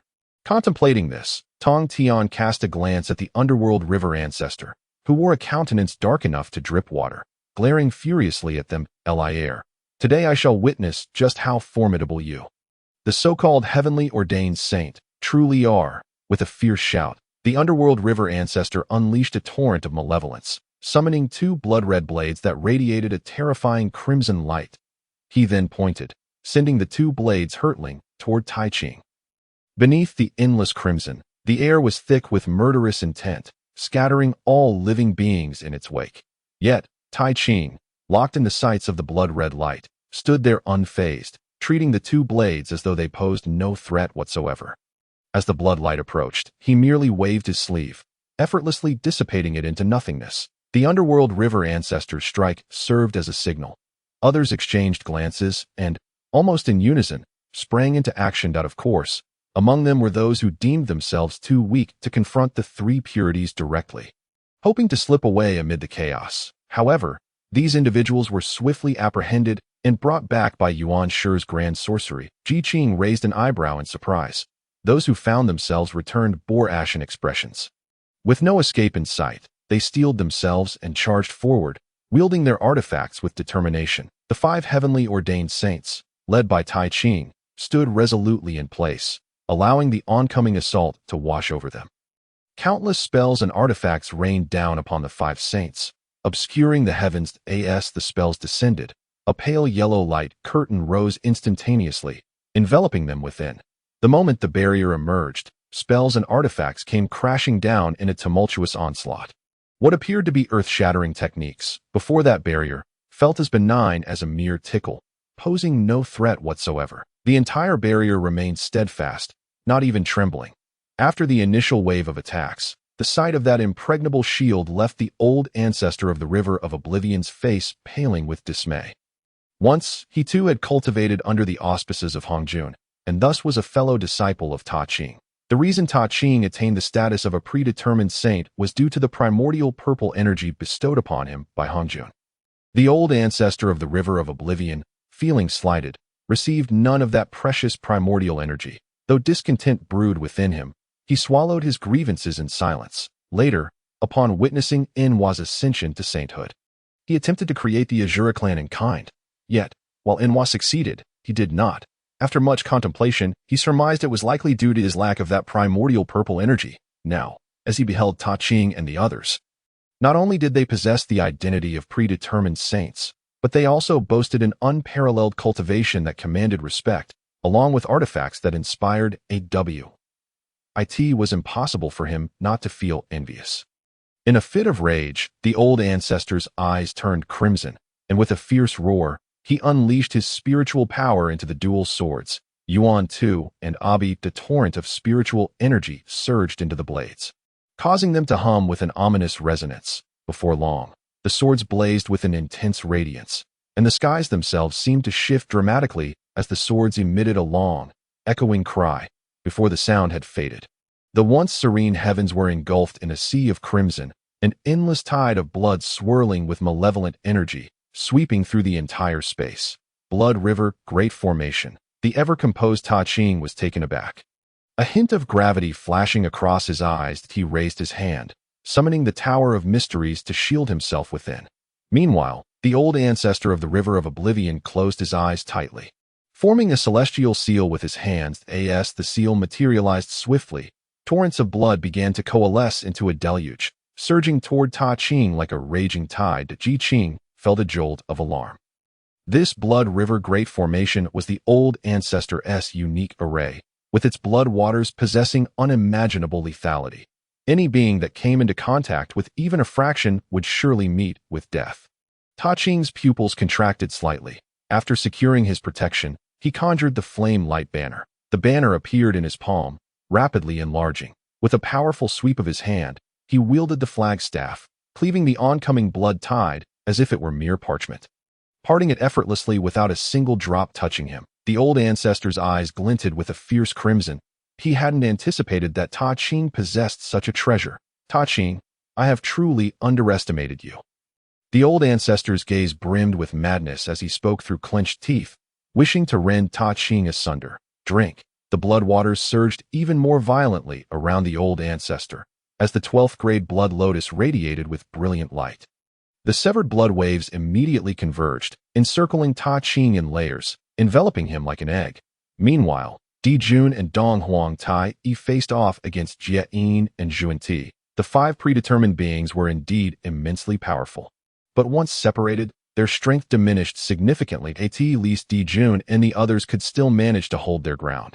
Nonetheless, this did not ease Di Jun's mind. After all, they were predetermined saints, not mere anomalies. Despite their seemingly benevolent demeanor, they were ruthless and unyielding in battle. After several exchanges, Di Jun and Dong Huang Tai feigned an attack and retreated swiftly.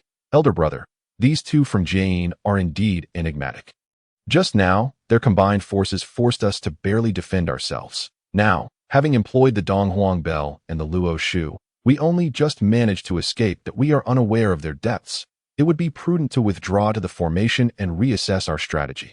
Di Jun's expression was grave as his gaze remained fixed on Jie Yin and Zhuan Ti. Hearing Dong Huang Tai's words, he nodded solemnly, his figure fading swiftly.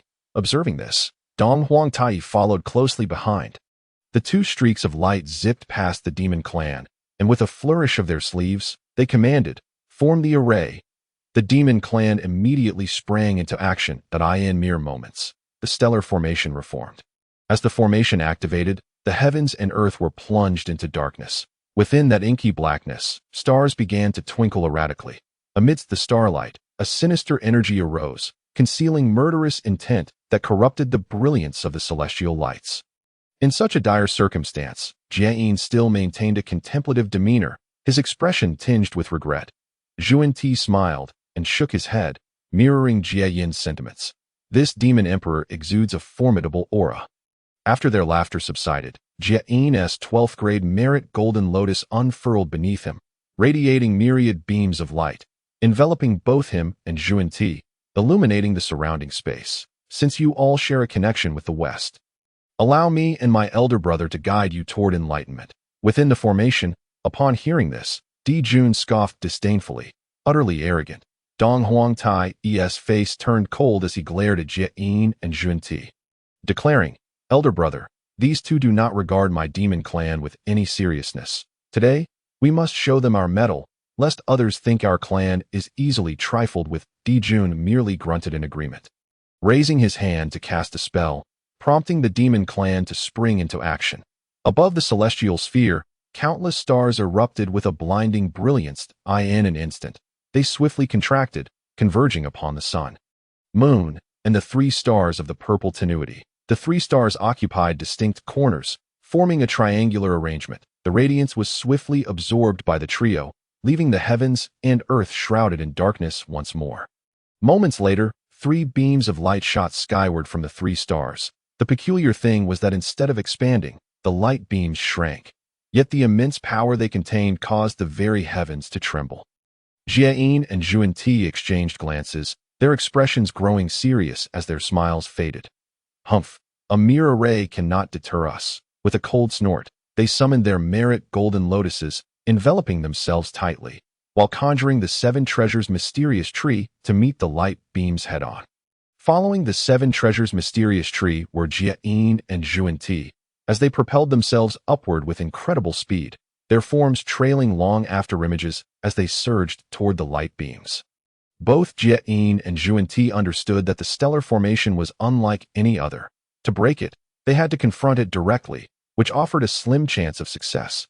This realization had led countless beings to their demise upon encountering this formation, as they could neither shatter it nor endure even a single strike from it. Yet Jie Yin and Zhuan Ti were unperturbed. They charged toward the light beams, their radiances colliding fiercely. Boom! A thunderous explosion erupted where Jie and Xuanti met, unleashing a blinding white light that pained Qing's eyes, prompting her to shut them immediately, shielding them with her spiritual energy before daring to reopen them. Upon doing so, she witnessed Jie and Xuanti once again advancing toward the stellar formation, their momentum unwavering. Though their speed had slightly diminished, Dijun and Dong Huangtai raised their brows. Dijun abruptly gestured, and the demon clan moved once more. The formation radiated with intense light, intertwined with boundless murderous intent, surging toward Jie and Xuanti. Noticing this, Jie and Xuanti suddenly split apart, attacking the formation from different angles. Dong Huangtai, ever vigilant, swiftly directed the formation to assault Xuanti. Yet, it was swiftly resolved by the opposing party. Before long, a thunderous roar echoed through the heavens and the earth, shaking the crowd to the brink of losing their footing. In an instant, a brilliant radiance surged upward, piercing the very clouds. Despite the protection of spiritual energy, the brilliance momentarily blinded the onlookers. Fortunately, Qing had anticipated this early on, thereby avoiding the affliction of blindness. However, he dared not turn to gaze directly at it. Only when the overwhelming light dissipated did he look back. What met his eyes was a pitch-black expanse where the once bright stars appeared as if veiled in ash, dimmed to the point of resembling fireflies.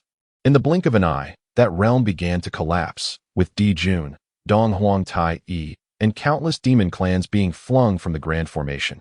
Some of the weaker beings were instantly reduced to ashes in that devastating strike. Emerging from the formation, Dijun and Dong Huangtai bore pale visages, red blood staining their lips, their breaths erratic, clearly having sustained grievous injuries. Before them, the figures of Jie and Xuanti gradually materialized. Gazing at Dijun with smiles, having suffered a setback, Dijun inhaled deeply, refraining from immediate retaliation. Opposite him, Jie and Xuanti also showed no inclination to strike. That last blow, seemingly effortless, had drained a significant portion of their spiritual energy. Known only to Jie and Xuanti, though they still possessed the capability to fight, they cast a glance at Dijun and his companions, a flicker of reluctance crossing their eyes. They were vastly outnumbered. Thankfully, they were shielded by the merit golden lotus. Otherwise, today might have proven even more disastrous for them. Xuanti remarked, his voice barely above a whisper, laden with lingering trepidation, casting a sidelong glance. He felt a surge of displeasure. Here they were, risking their lives and nearly suffering severe injuries, while Qing had retreated early to the sidelines, calmly recuperating, reflecting on how they had exposed their previously concealed treasure. The seven treasures Miao Tree, in their efforts to break the Zhou Tian star formation, they felt immense dissatisfaction. This was their trump card. Revealing it prematurely was undeniably detrimental to their interests. Qing, seemingly oblivious, cast a detached glance at Jie and Xuanti before nonchalantly redirecting his attention. These two had always sought stability. Had it not been for today's events, they might have remained hidden until the conferred God War. Now, due to him, they were compelled to present themselves before the mighty beings of the primordial chaos ahead of schedule, likely harboring thoughts of him. However, he felt no fear whatsoever. Xuanti, sensing Qing's gaze upon him, momentarily froze, an unnatural expression flitting across his face before he casually turned away, no longer regarding Qing. Dijun's injuries, though severe, paled in comparison to those of the two brothers. Yet, their adversaries were numerous, and their own spiritual energy was nearly depleted. Charging recklessly would only invite further calamity, a course of action they would not entertain. Furthermore, while Dijun might not rival their strength, he was nonetheless the leader of his clan. Burdened with the fate of the demon race, if they were to corner him into a desperate fight, the outcome was uncertain. Not to mention, the heavenly Tao would not permit them to wantonly slay a demon emperor of an entire clan. Jie and Xuanti exchanged glances, silently evaluating the current situation. They discerned a mutual understanding in each other's eyes. To refrain from further escalation, in that instant, they reached a consensus. Yet, the demon race evidently had no such intentions. Before Xuanti could utter a word, Dong Huangtai abruptly made his move. Above his head, a colossal bell materialized. The resounding chime reverberated with a profound resonance, waves of golden light radiating outward in all directions. The sonorous bell toll echoing throughout the cosmos. The moment the bell was struck, an eerie silence enveloped the world as if all sounds had vanished in that heartbeat. More terrifying was the golden light's passage, which reduced all beings, human or demon, to ashes, even their primordial spirits dissipating into the void. Witnessing this from afar, those with slightly greater strength felt their hearts tremble and instinctively turned to flee. The slightly stronger among them wasted no time in unleashing their ultimate techniques to safeguard their lives. Even Qing and his companions, who had been observing from a distance, felt the tension envelop them. Jiayin and Zhuan gritted their teeth, internally cursing Qing. Yet, preserving their lives took precedence, leaving no time for contemplation. Zhuan quickly summoned his divine staff, hurling it toward the Eastern Emperor's bell. However, before it could near the bell, the golden light repelled it, causing Zhuan to grunt in pain and stagger back a few steps. The Eastern Emperor's bell was a treasure with both offensive and defensive capabilities, rendering Zhuan Ti's divine staff utterly inadequate. Although this strike delayed the enemy's assault, it inflicted some backlash upon him. Swallowing the metallic taste in his throat, his disdain for Qing deepened, seeing Zhuan falter. Jiayin stepped forward, summoning the merit golden lotus and the seven treasures Miao tree, pouring forth his spiritual energy without restraint. Break for me. Jiayin gritted his teeth, condensing all his energy into a single powerful thrust. The seven treasures Miao tree grew at a visible pace, its verdant branches and leaves wildly extending toward the Eastern Emperor's bell. Upon collision, the bell trembled violently, and the previously unstoppable golden light shattered. Poof! Dong Huang Tai, as if struck by lightning, staggered, a jet of blood erupting from his throat. Truly, he was a destined saint, his strength extraordinary. After a hard-won breath, Dong Huang Tai cursed bitterly. Jiayin's complexion turned ashen upon hearing this. Hidden beneath his voluminous robes, his hands trembled violently. Before him, the seven treasures Miao tree stood tall, while the merit golden lotus's radiance had considerably dimmed, its form now merely a thin, translucent shadow to outsiders. It appeared he refrained from retracting the seven treasures Miao tree to intimidate the demon race. Yet, he knew within himself that he lacked the energy to do so, having been utterly depleted.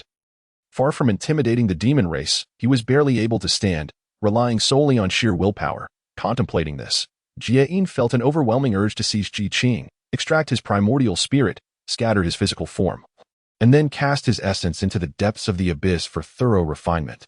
Had it not been for him, they would not have found themselves in such a dire predicament, not far away. Qing felt a chill run through his body, a flicker of confusion crossing his mind. Why did he sense such deep-seated animosity from the two from the west, particularly Zhuan, whose gaze seemed to wish to devour him whole? Leaving Qing both bemused and amused, the events of today, after all, stemmed from their own greed. Had they not coveted the primordial purple energy, they would not have entangled themselves in this matter. Moreover, he had not compelled them to act against their will. Of course, if they were not intent on achieving sainthood, he could not threaten them in any way. Their own desires had led to this misfortune. How could they then blame it upon him?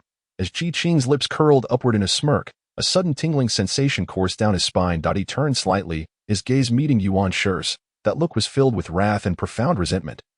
As if Qing had committed some grave offense against him. But at that moment, Yuan Shi was locked in a fierce battle with Kunpeng. Qing's gaze casually swept over Kunpeng's claws, noticing that the injuries he had inflicted earlier had mostly healed. Showing no signs of hindering the ongoing confrontation with Yuan Shi, the demon race's physical form was inherently robust. While not on par with the Wu clan, they were a close second, combined with heavenly materials and earthly treasures.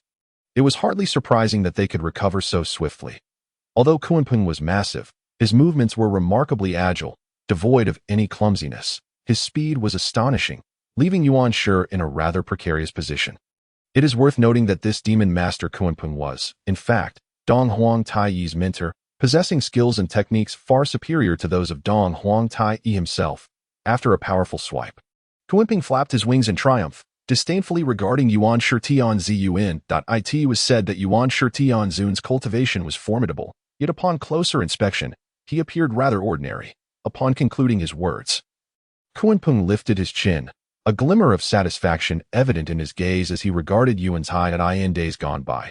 He too was among the 3,000 guests within the Zixiao Palace when the Tao Ancestor delivered his teachings. He was the very first to arrive at Zixiao Palace, standing but a half-step away from the chance of becoming a sage, had it not been for that wretched monk's meddling, causing him to miss his opportunity. How could Hong Chu have possibly succeeded? And how could Yuanshi Tianzuan have received the primordial purple qi bestowed by the Tao Ancestor? Yet this scoundrel dares to insult him, calling him a creature of fur and horns. Born of dampness, which is utterly despicable. For years, he had sought the chance to attain sagehood, traversing the vast wilderness in search of primordial purple qi, intent on making a comeback. Little did he expect that today. Not only would he find primordial purple qi above the eastern sea, but he would also encounter his longtime rival, Yuanshi, once more. Truly, the cycle of heavenly justice is remarkable. This is an excellent opportunity for him to avenge the humiliation he endured back then. After all these years, you, the creature of fur and horns, have made little progress. A hint of arrogance flickered across Yuanshi's face, embodying a demeanor that suggested all beneath the heavens were mere ants. He fixed his gaze on Kunpeng, ever vigilant of his movements, while his peripheral vision swept over Ji Qing in the distance. When he noticed Ji Qing glance in his direction, he shot him a fierce glare.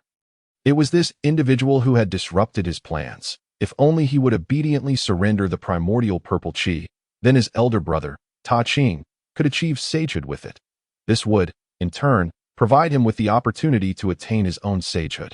Yet this person obstinately refused, dragging them along as pawns. Not only did this ruin his calculations, but it also caused him to lose face. How could he not harbor hatred? At present, he sought nothing more than to swiftly deal with Kunpeng and ascertain the true nature of the opportunity for sagehood. In hopes of bringing this farce to a conclusion, shifting his focus, he observed Kunpeng glaring at him with palpable rage. Yuanshi, today shall be your demise. With a resounding cry, Kunpeng spread his colossal wings. Casting a shadow that blotted out the sun, his immense form plummeted from the heights of tens of thousands of zhang, imbued with an inexorable intent to kill, threatening to rend the very fabric of space. In the blink of an eye, his gigantic silhouette loomed before Yuanshi, a sharp claw gleaming with cold light, aimed directly at Yuanshi's chest. Yuanshi lifted his head, his eyes narrowing slightly, just before the claw descended. The jade-clear lotus crown atop his head suddenly erupted with dazzling divine light, momentarily dazzling Kunpeng and causing his claw to inadvertently veer off course. Yuanshi sidestepped with ease, evading Kunpeng's claw, and with a flick of his wrist, a great banner of chaos descended from the heavens. The banner's fabric surged with chaotic energy, akin to a roaring river, amidst which the sounds of countless steeds could be faintly discerned, within the swirling chaotic energy. The true words of the Tao seemed to entwine around the banner, with an array of talismans flickering in and out of view. The sharp aura emanating from it seemed poised to cleave the heavens asunder. Upon its emergence, all 12 ancestors of the witch were taken aback. Is this the Panga banner? This artifact, forged from the blade of the divine axe that split heaven and earth, is unparalleled in offensive prowess. Its might rivaling that of the 4 great chaotic treasures, and this treasure now rests in Yuanshi's hands. Ji Qing gazed at the Panga banner, his eyes glimmering. The moment the banner appeared, his spirit was profoundly stirred, its power igniting a fervor within him. That he glanced at Yuanshi, then at Kunpeng. Today, it seemed Yuanshi had truly resolved to kill, with the Panga banner as his support, no matter how many tricks Kunpeng had up his sleeve. He would struggle to make significant waves. The thought that this artifact could subdue a formidable demon master ignited Ji Qing's heart with fervor, not to mention the true words of the Tao that circled around it. Alongside the talismans for opening the heavens, such treasures were akin to ginseng for a person in poor health, providing immense nourishment. If he could comprehend the essence within, his path of power would surely ascend to new heights. Furthermore, as this item was inherently a weapon of aggression, it would serve as a significant boon to him. If only he could seize it. Ji Qing's eyes began to shine with excitement. Eldest brother, this item belongs to our father god. Let us reclaim it. Zhu Rong could no longer contain himself, rising with an anxious expression, his gaze fervently fixed on the Panga banner. Shidi Jiang nodded in agreement. He would be the first to rush forward and snatch the banner back. After all, it was common knowledge that they were at odds with the 3 pure ones. Acquiring another object of enmity would bear little consequence. If they could reclaim the Panga banner, then let the 3 pure ones be offended. Di Jiang, too, looked upon the Pango banner with a glimmer of desire, yet he had not entirely lost his composure. He shot Zhu Rong a warning glance, shaking his head in a gesture to refrain from rash actions. Seeing this, Zhu Rong irritably raked a hand through his already disheveled hair, making it even more unruly. Before sulking down in displeasure, refusing to look at Di Jiang. Meanwhile, a great upheaval unfolded in the heavens. The Kunping, who had previously darted about with such agility, leaving Yuanshi at a loss, was now firmly pinned by the Pangu banner. Unable to escape despite his desperate struggles. Humph, I once thought you were formidable, but it turns out you are merely this. Today, you have fallen into my hands. Do not blame me for my ruthlessness. Yuanshi looked coldly at the thrashing Kunping, raising his hand to begin forming a spell. The spiritual energy of heaven and earth surged toward Yuanshi's palm, the incantation taking shape in an instant. The immense pressure causing Kunping's fur to stand on end, fear flickering in his eyes as he gazed at Yuanshi before struggling even more fiercely. The commotion drew Ta Qing's attention. He quickly cast a glance at Yuanshi, hastening his actions as he repelled the techniques of the underworld river, appearing beside Yuanshi and interjecting, "Junior brother, you mustn't." Yuanshi halted his incantation, puzzled as he looked at Ta Qing, asking, "Elder brother, why do you stop me?" "Junior brother, killing will bring about karmic repercussions. This demon master is not to be trifled with. We need only to repel him, not to take his life. If we act hastily for a fleeting moment of satisfaction, we risk jeopardizing our path to sagehood," Ta Qing replied, casting a meaningful glance at Ji Qing. Upon hearing this, Yuanshi's expression shifted, and with a look of remorse, he dissipated the spell in his hand. He realized he had acted too rashly and nearly jeopardized the path to sagehood. Just then, a flash of azure light darted past the corners of their eyes, vanishing in an instant. They turned to see Tontian relentlessly assaulting Dongwang. The strength of Dongwang Gong was already inferior to Tontian's, and having lost the dragon head staff, he lacked many offensive treasures. Faced with Tontian, he could only passively endure the blows. Moreover, with the Qingping sword in Tongtian's possession, he was forced to dodge continuously. Thus, all present witnessed a rather comical scene.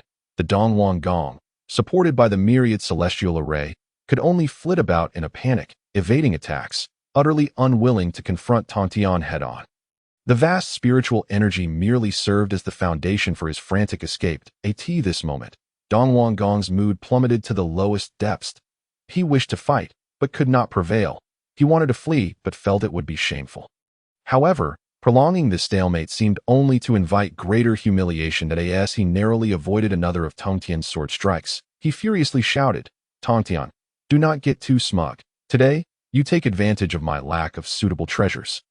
But mark my words, once I obtain the right artifacts, I shall return to Jinbi Island and avenge today's disgrace." With that, Dongwang Gong transformed into a streak of flowing light, fleeing towards the heavens, leaving a host of powerful beings in the wilderness speechless. Among them, the most speechless were the celestial beings under Dongwang Gong. With their only capable leader having fled, they lost their anchor and became utterly disoriented.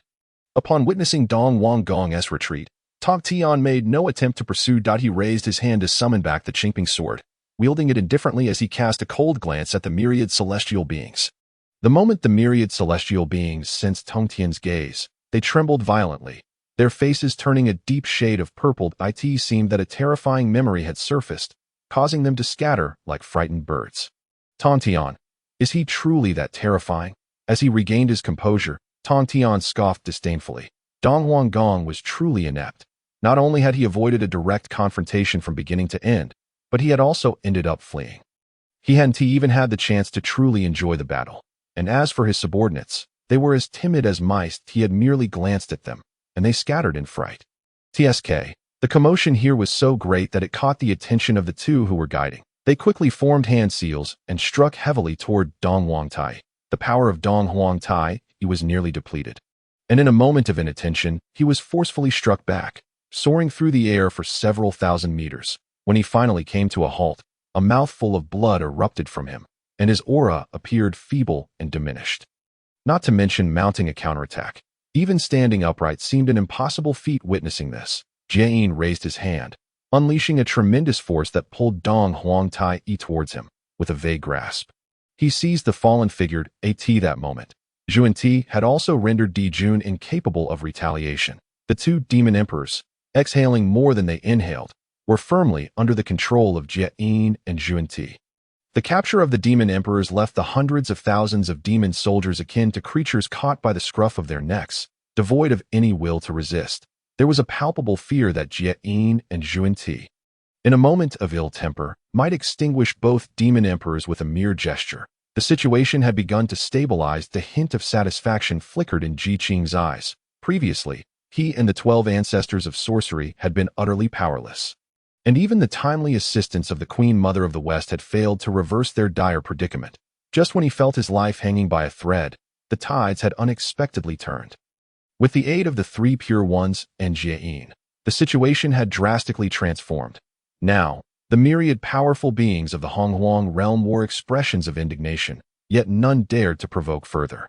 Tai Qing surveyed the crowd. His gaze met with wary faces. Then, he turned his attention to Ji Qing and inquired, "Ji Qing, my friend, can we consider this as fulfilling our promise?"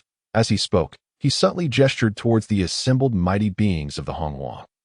Upon hearing this, Ji Qing raised an eyebrow and replied, "Naturally.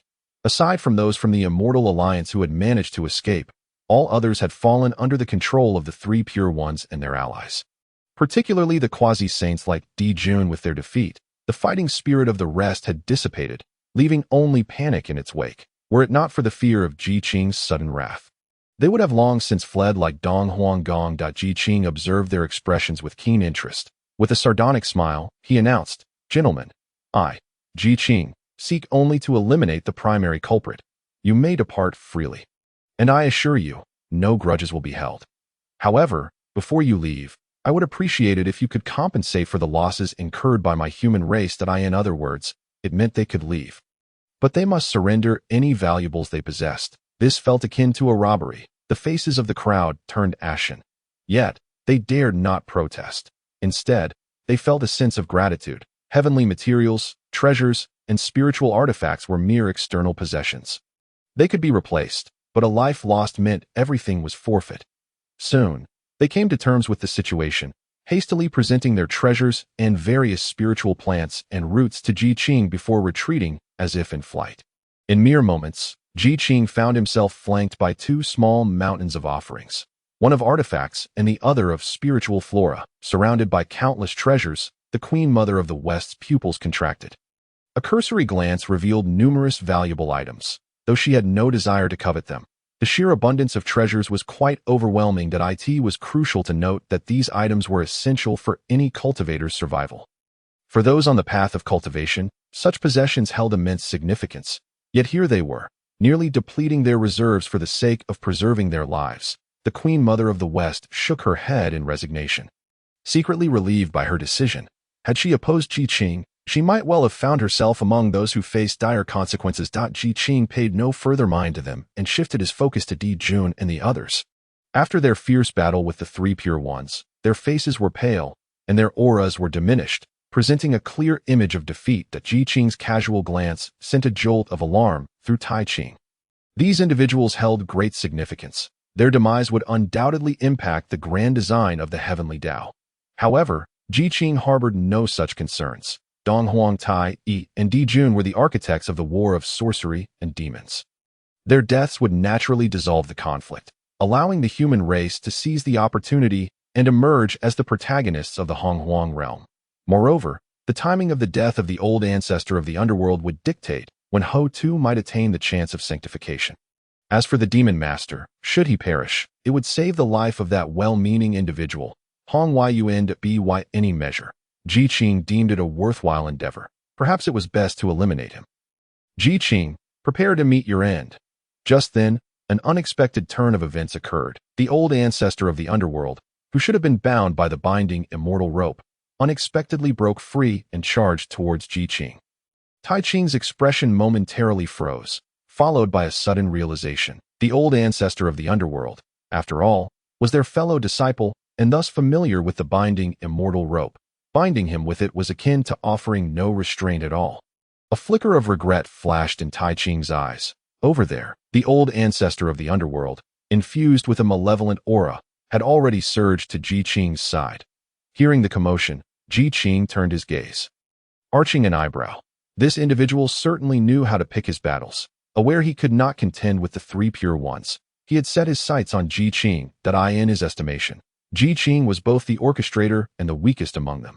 If he were to perish, the three pure ones would lose their chance at sanctification. With a cold huff, the underworld ancestor thought, "Since I cannot obtain the opportunity for sanctification, neither shall you." Qing's reflexes were swift. Upon hearing the underworld's voice, he immediately retreated, summoning the Xin Yuan water-controlling banner to strike against the surging blood malice, followed by activating the pure world White Lotus to shield himself. Deflecting all residual waves that in mere moments, the overwhelming blood malice failed to even graze the hem of Qing's garments. The underworld ancestor's expression faltered. This Qing was truly formidable. Were it not for him, he would have long since acquired the primordial purple qi and thus the chance for sanctification. Why must he endure such humiliation? A surge of intense murderous intent welled in the underworld ancestor's eyes. He raised his hand and summoned the Yuan Tu and the Ubi divine sword, his aura dramatically rising. Prepare to die. The two divine swords of the path of slaughter surged towards Qing. Unfazed, Qing stood his ground, a hint of amusement dancing in his gaze as he regarded the old ancestor of the underworld. His calm demeanor unnerved the underworld ancestor, a sense of foreboding creeping into his heart. Before he could discern the source of this feeling, his expression shifted dramatically. The Yuan Tu and the Ubi lost their control, drawn towards Qing by an irresistible force that acted almost instantaneously. In that moment, as the Yuan Tu and Ubi slipped from his grasp, the old ancestor of the underworld's expression morphed entirely. Damn it, he glared at the two divine swords, witnessing them dissipate into the chaos of the universe right before his eyes. Qing's brow arched in delight at this unexpected turn of events. He had not anticipated that employing the same tactic would yield such a remarkable outcome, deprived of Yuan Tu and Ubi. The old ancestor of the underworld resembled a tiger stripped of its claws, no longer a threat. Seizing the opportunity, Qing's thoughts crystallized, and the human sovereign sword appeared in his hand. He raised it and swept it towards the tumultuous dark clouds.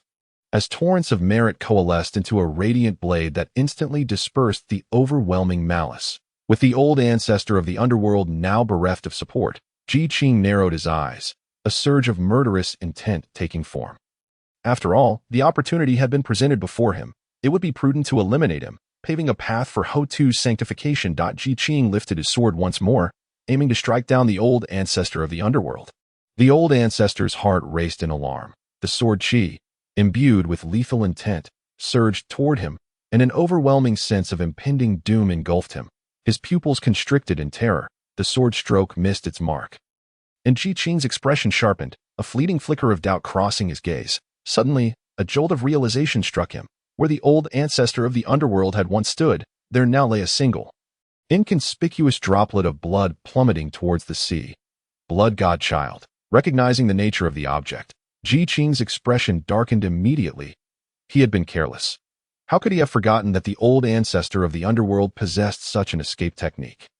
At this point, however, pursuit was futile. Qing ground his teeth in frustration, resigned to allow the old ancestor to escape.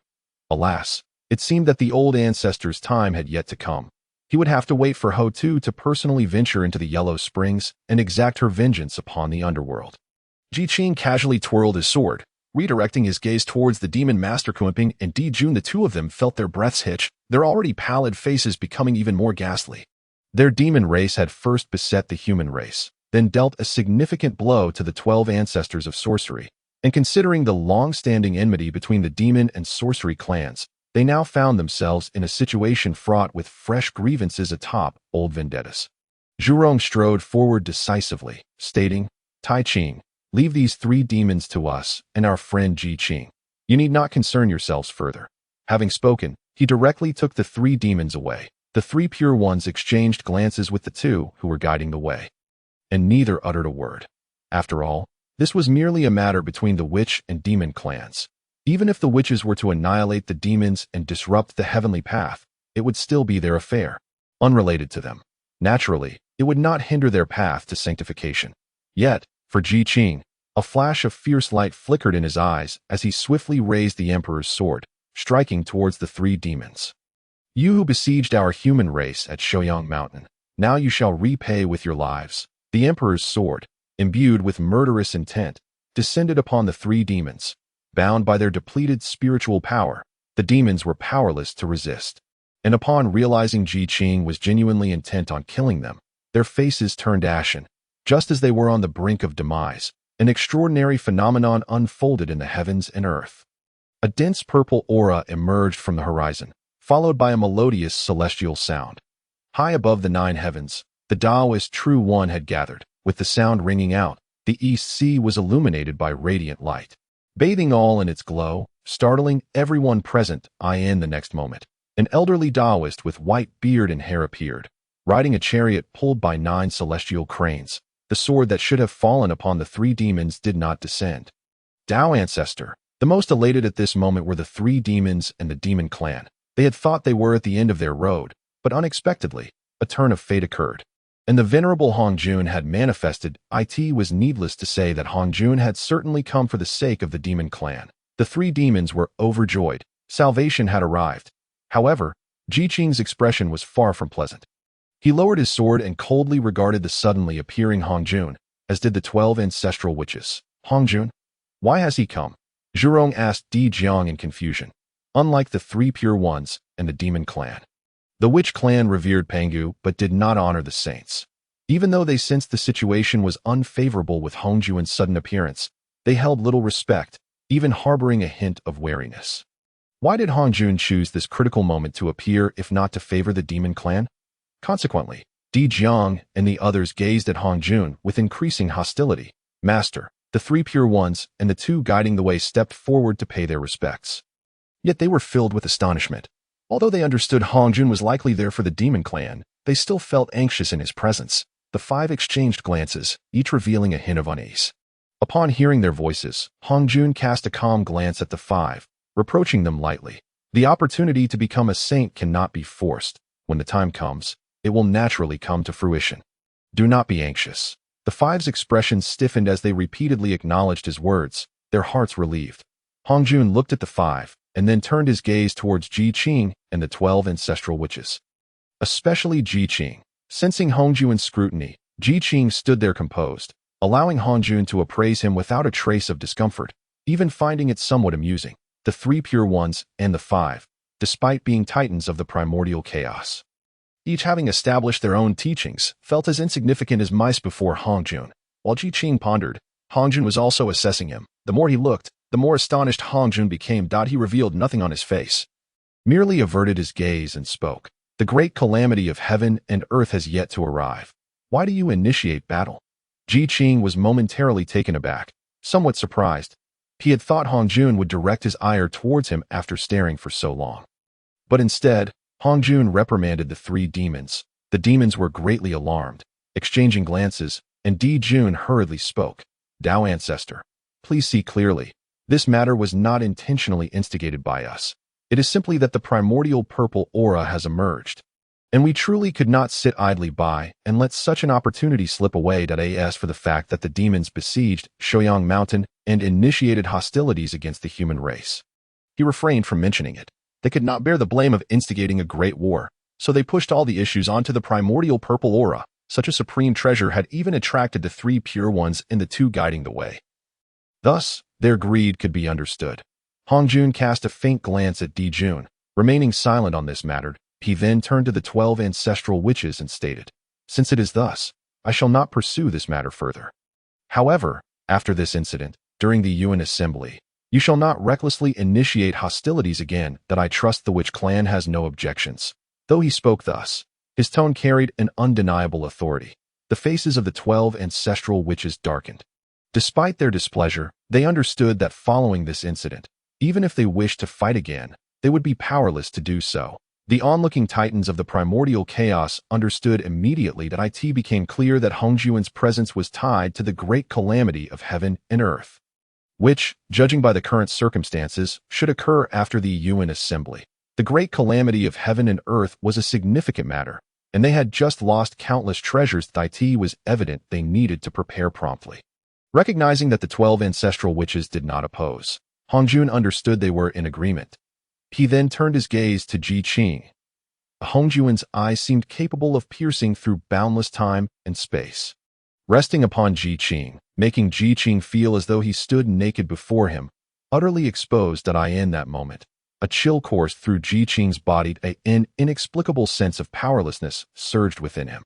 That sensation of being seen through, with no secrets left, caused Ji Qing's heart to race. He was not the original Ji Qing, but rather the Ji Qing who had traversed from another realm.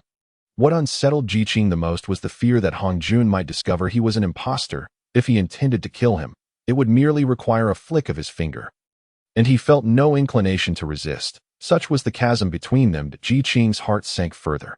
Just then, Hongjun withdrew his gaze, and that intangible pressure vanished without a trace. Hongjun remarked. Indeed, Ji Qing was left bewildered. He soon heard Hongjun continue. The heavens and earth form their own order. The heavenly path cannot be violated, and the trend cannot be reversed. These three cannot be killed for the time being. A chill ran through Ji Qing's heart. Hongjuan's meaning was clear. By saying he was indeed, he had evidently seen through Ji Qing's attempts to pry into the secrets of heaven, and his subsequent words were a clear rebuke for disrupting his plans. Hongjun was orchestrating a grand game, with the world as his board and all beings as his pieces. At that moment, Ji Qing had inadvertently disrupted his play. How could Hongjun not be displeased? Ji Qing's gaze darkened. The power of causality was indeed formidable, but he felt an inexplicable sense of helplessness rising within him, as if all his previous scheming and plotting had been in vain. He had even contemplated when he might meet Hongjun, believing that with his current treasures and means, he could perhaps contend with him. But now, Hongjun had made it clear, if you wish to play against me, you are not yet qualified. This feeling of fate being held in another's hands was profoundly unsettling for Ji Qing. Not only him, but other titans of the primordial chaos felt the same. Imagine having one's life and death governed by another. What a disconcerting state that is. Since arriving in the primordial chaos, Ji Qing had been dedicated to altering the fate of himself and the human race, striving to help humanity evade the great calamity of heaven and earth and step onto the stage of the primordial chaos. Yet with Hongjuan's intervention, Ji Qing's plans were now postponed by an entire assembly. If humanity remained sufficiently low-key, they could utilize this time to develop without attracting covetous eyes, allowing them to accumulate enough strength to survive the great calamity of heaven and earth. However, Ji Qing believed himself to be no mere pawn. He was determined to gamble with his fragile existence. What harm was there in contending with the heavenly path? If the heavenly path cannot be changed, so be it. If the heavenly path were to be entirely altered, he would lose his greatest support. That it would become impossible to foresee or prepare for future events. Now, what he needed to do was to seek transformation amidst the unchanging, to secure a future for the survival of humanity. He did not wish for humanity to drift aimlessly, ultimately becoming mere tools for the saints. He seeks to liberate the human race entirely from the control of the various saints, allowing them to become the true masters of this realm. After Hongjun finished speaking, he kept a close watch on Ji Qing's expression. Observing his countenance shift repeatedly without uttering a word, he understood that Ji Qing was deep in thought and chose to remain silent. In stark contrast, the 12 ancestors of the witch clan exhibited a different demeanor. Hongjun, with an air of authority, insisted they cease hostilities without room for refusal, while the cessation of conflict between the witch and demon clans posed little concern for them. After all, they could not annihilate the demon race at this moment, especially with 3 powerful demons still in their grasp, whose demise would render the remaining demon folk insignificant. When Hongjun declared a truce, their opposition was minimal. However, the situation had shifted dramatically. With the 3 demons on the brink of death, the witch clan would have no rivals and could ascend as the mightiest race of the primordial chaos. Yet, Hongjun chose this precise moment to intervene. The opportunity that lay within their grasp slipped away, and who could be pleased by that? Furthermore, Hongjuan's uncompromising tone ignited the ire of Zhu Rong and Gong Gong. Hongjun, what business do you have meddling in the affairs of my witch clan? Do you believe we require your guidance, even if you were the Dao ancestor? Gong Gong initiated the challenge, and Zhu Rong could no longer contain himself. Pointing at Hongjun and declaring, Hongjun, it would be wise for you to refrain from interfering in the matters of my witch clan. Others may fear you, but we do not. Their heated exchange escalated the tension in the atmosphere. Ji Qing felt a wave of anxiety wash over him. These two truly were the type to resort to violence at the slightest disagreement. before such a large audience. They had embarrassed Hongjun, and it was likely he would not easily let them off the hook. As this thought crossed his mind, he noticed Hongjun, who had maintained an impassive demeanor, suddenly turn his gaze toward Zhu Rong and Gong Gong. In mere moments, their expressions altered drastically, and a jet of blood erupted from their throats, propelling them backward several thousand meters. When they finally came to a halt, their faces were ashen, as if drained of all vitality. Ji Qing's heart sank. Hongjun did not even glance at Zhu Rong and Gong Gong, redirecting his attention back to Ji Qing. Standing there, Ji Qing's gaze flickered, and his expression turned exceptionally grim. This was the power of the Tao Ancestor. With but a thought, he could take a life. Observing Ji Qing's prolonged silence, Hongjun and the onlookers assumed he had acquiesced to his words, prompting a collective sigh of relief among the myriad beings of the primordial chaos. Particularly the demons, at least they need not fear that Ji Qing would suddenly seek retribution against them following this incident. With the matter at hand resolved and Hongjun having achieved his purpose, he intended to depart without further delay. However, as others began to relax and prepare to leave, Ji Qing's cold voice cut through the air. "Everyone, it seems I have not granted you permission to depart." The crowd fell silent. The esteemed beings of the primordial chaos stared in astonishment at Ji Qing. Hongjun's words held the weight of undeniable decree in the primordial chaos. How dare Ji Qing speak so boldly to the Tao Ancestor? Surely, he must be out of his mind. The three demons, witnessing this, found amusement in the situation.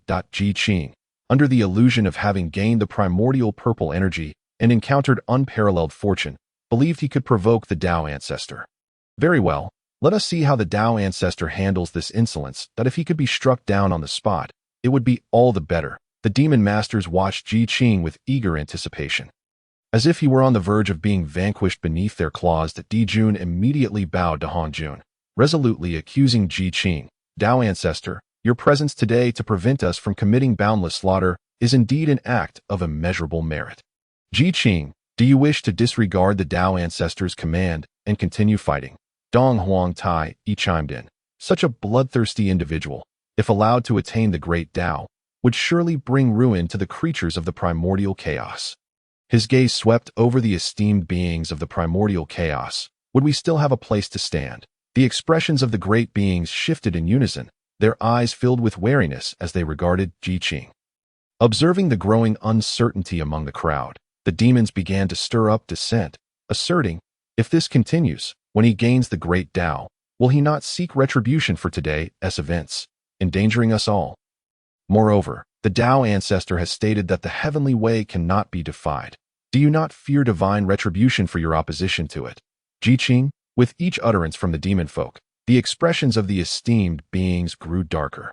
They had undoubtedly offended Ji Qing today. Should he choose to settle scores, they would stand no chance against him unless they banded together once more. In that case, they could only await their demise. If only they could provoke Ji Qing to offend the Tao Ancestor, leading to his demise, that would eliminate any future threat. Strangely enough, the thoughts of the esteemed beings converged into a singular agreement. As voices grew louder, their confidence swelled, and they began to approach Hongjun in groups, pleading for him to eliminate Ji Qing in accordance with the heavenly way. Ji Qing, however, remained oblivious to their machinations. His gaze remained fixed on Hongjun, and he did not miss the fleeting flicker of anger on Hongjun's face, nor the satisfaction that followed the outcry of the crowd. "You mere ants dare to defy the saint of the Tao." Utterly ignorant, he mused. In that case, let me see what further actions you intend to take. In Hongjun's eyes, the myriad beings of the primordial chaos were but insignificant insects, and Ji Qing was merely one of them, unworthy of even entering his grand design. Even aware that this individual sought to pry into the secrets of the universe, he remained unconcerned. After all, he did not believe an insect could stir any significant waves. His personal appearance here was already a considerable concession to Ji Qing. Yet, this insect harbored ambitions that reached for the heavens, daring to speak to him in such a manner. Hongjun regarded Ji Qing with indifference. Disregarding the pleas of the crowd that a mere insect was hardly worth his direct intervention, he decided to observe what this insect would say next. When Hongjun's gaze fell upon Ji Qing, his heart momentarily stilled. He acknowledged that he had gambled somewhat in this act, a risky maneuver indeed. He had no intention of opposing the esteemed beings of the primordial chaos, from the outset, they had sought to trouble him. Even when they had launched a collective assault against him, he merely intended to extract some blood and treasures from them and let the matter rest. After all, he did not wish to create excessive slaughter or entangle himself in too much karmic debt. However, with Hongjuan's arrival, he had inadvertently taken the lead for these individuals, and with that seemingly fair proclamation, he had emboldened them greatly. These beings, whether directly or indirectly, had caused the demise of countless exceptional members of the human race. Could they simply disregard all of that based on Hongjuan's word? How utterly unjust it was for the human race. This was a profound injustice against them. The so-called impartiality of the heavenly way. Was this what it truly meant? Qing risked his life to halt Hongjun and the esteemed beings of the primordial chaos, striving to prevent his kin from dying in vain. That Qing calmly raised his gaze, meeting Hongjuan's eyes with unwavering resolve. Dao Ancestor, I have no intention of stirring up trouble or reigniting conflict, nor do I harbor any disrespect towards you. That I merely speak out due to the circumstances that have compelled me to do so. With a respectful bow, Qing offered his salutation to Hongjun, his demeanor exuding a reverence that left no room for reproach. Hongjun regarded Qing with indifference, responding coolly, if that is the case, then speak your mind. With Hongjuan's demeanor softened, Qing felt a sense of relief wash over him, at least for the time being. His life was no longer in jeopardy. I have discovered the 3 immortal islands atop the Eastern Sea, meant to serve as a haven for the survival and proliferation of the human race. The 12 ancestors of the Witch clan came to my invitation to assist in unifying the 3 islands. This should have been a moment of great joy for our people, yet after their unification, the primordial purple energy unexpectedly emerged. Drawn by the allure of the primordial purple energy, countless scattered immortals and powerful beings descended upon us, intent on slaughtering us to seize our treasures. The demon folk, too, led their armies to besiege our Shouyang mountain, resulting in numerous human cultivators resorting to self-detonation to safeguard our race from annihilation. The Dao Ancestor must be aware that our human race withdrew from the primordial chaos thousands of years ago, refraining from participating in its conflicts. Yet, the beings of the primordial chaos have now turned against us for the sake of the primordial purple energy. Is this not a violation of the heavenly way? Hongjun nodded in acknowledgement, stating, the matter of the human race's retreat is attested by the heavenly way. Any unwarranted aggression against the human race ought to incur its retribution. Qing continued, if that is the case, then seeking to retain the heavenly materials and treasures to appease the restless spirits of my kin should not be deemed excessive, correct? Hongjun nodded once more, affirming, indeed, that is only right. Upon hearing these words, the inhabitants of the primordial era turned pale. They had believed that with Hongjun present, they would not need to offer up their heavenly materials and earthly treasures, thus escaping the tragedy of significant losses. To their astonishment, Qing displayed such audacity, daring to confront the venerable Hongjun directly. Those who had previously relinquished their treasures felt a sudden sense of equilibrium within themselves, just as they were about to voice their objections. Qing, with unwavering conviction, stated, it appears they cannot depart at this moment. Naturally, Hongjun would not impede their departure. The onlookers from the primordial era stood with ashen faces, yet none dared to leave discreetly. After all, with the Dao Ancestor present, their desire to depart was rendered futile. Observing this, Qing continued, Dao Ancestor, may I inquire how the demon clan is to be dealt with? Jun and the others wore expressions of utmost distress. No one had anticipated that Qing, having gained an advantage, would not relent but instead press on with further demands. Jun exchanged a panicked glance with Dong Huangtai and urgently called out, Dao Ancestor. Hongjun raised his hand to gesture for silence. He then spoke, the way of heaven is impartial. The demon clan shall repay the karmic debts they have incurred in due time. However, the moment is not yet right for their execution. Both Dong Huangtai and Jun were taken aback. Was it true that they were still to perish? Upon hearing this, Qing pondered for a moment before asking, dare I inquire? Dao Ancestor, when will the appropriate time arrive? When the way of heaven reaches completion, replied Hongjun. Upon hearing this, Qing's heart leaped with joy. He quickly raised his hands in a gesture of respect towards Dao Ancestor Hongjun and expressed his gratitude. Thank you, Dao Ancestor, for clarifying my doubts. His manners were indeed impeccable. Hongjun nodded in satisfaction. a faint HM escaping his lips as an acknowledgement. Just when everyone believed that Hongjun would remain silent, he spoke again with a composed demeanor. The human race has long retreated. The karmic ties you have forged with the demon clan through the primordial purple energy shall be repaid in due course. However, the way of heaven is immutable. I trust that young friend Ji Qing has made his own determinations and hope he will not act against the course of destiny. Hongjun cast a glance at Ji Qing. With a smile, Ji Qing replied, "Rest assured, Tao Ancestor, I shall not defy the grand scheme of the way of heaven. As for the intricate details, they are of little consequence." Hongjun was even more pleased. Yet this left the powerful beings of the primordial era in a dire predicament. Originally, Hongjun had come to lend them support, instilling them with confidence that made them unafraid of Ji Qing. Little did they expect that, in the end, it would be Ji Qing who held the upper hand. Even their pillar of strength had become Ji Qing's ally. Now, with the Tao Ancestor's testimony, they would be unable to refuse compensation even if they wished to. Di Jun and Dong Huang Tai exchanged glances, both filled with despair. The conflict between the human and demon races had escalated to an irreconcilable state. If Ji Qing demanded compensation, would they not risk exhausting their entire treasury? Yet with Hongjun's presence, even their dissatisfaction could not be voiced. How could the demon clan hope to triumph in the impending witch demon war? The more Di Jun contemplated, the more his countenance darkened. After a moment, he suddenly stiffened, rising to his feet and striding boldly before Hongjun, kneeling heavily with a thud. The demon clan members behind him promptly followed suit, kneeling in unison. "Tao Ancestor, I implore your mercy. Should Ji Qing prevail, our demon clan shall surely suffer grievous losses, and in the witch demon war, we shall face annihilation." As the leader of the demon clan, he could not allow such a fate to unfold.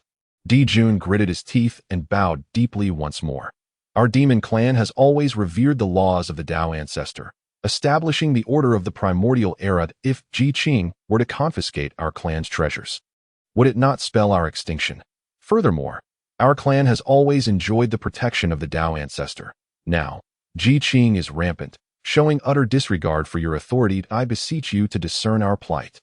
Please, Tao Ancestor, show your wisdom." As Di Jun's voice fell, a cacophony of desperate cries erupted from behind him, echoing in waves. Yet Hongjun merely cast a fleeting glance at them before averting his gaze. To an ordinary person, they were formidable beings to owe him. However, they were mere pawns to the master of the game. Why should he mourn the loss of pawns? Observing Hongjun's indifference, the hearts of both the humans and the demons grew cold. Their cries laden with profound sorrow.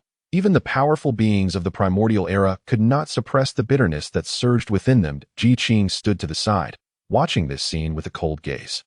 After a moment, he turned his eyes away. Hongjun was solely focused on advancing the way of heaven, perceiving everyone as mere pieces on a chessboard.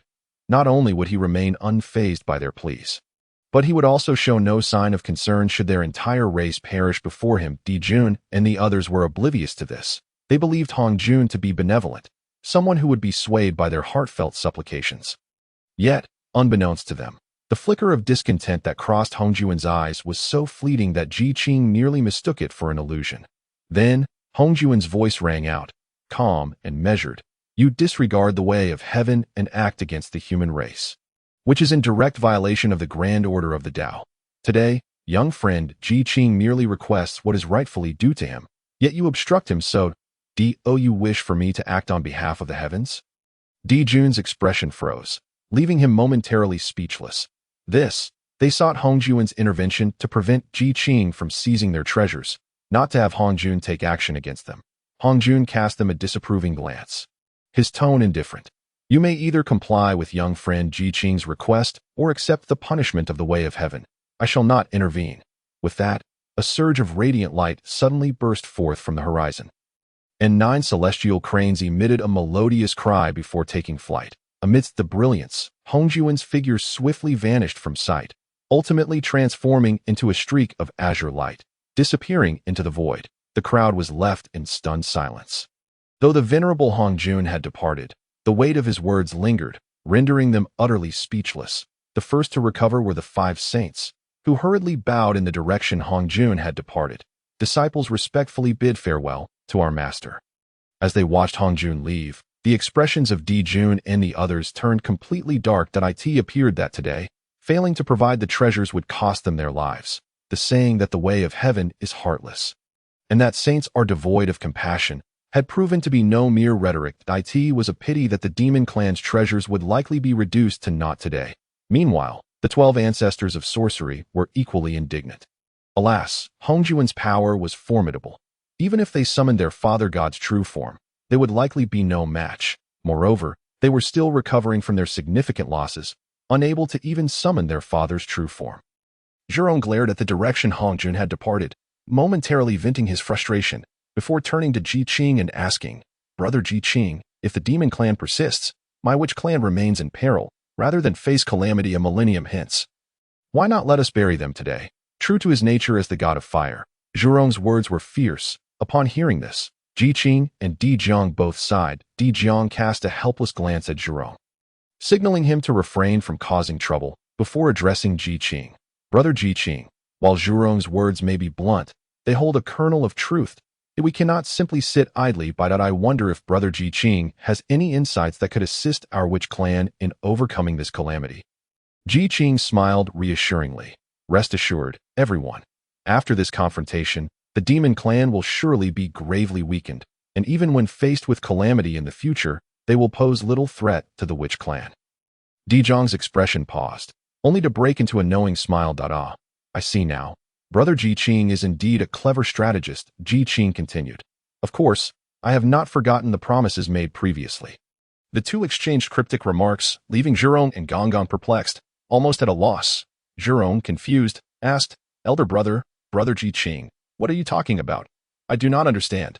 Gongong, unable to hold back his sarcasm, retorted, "Truly a blockhead.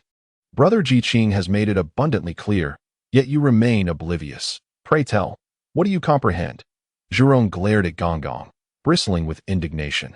Gongong scoffed lightly and explained, "Today, with Brother Ji Qing backed by Hongjun, he can compel the demon clan to offer their treasures as compensation.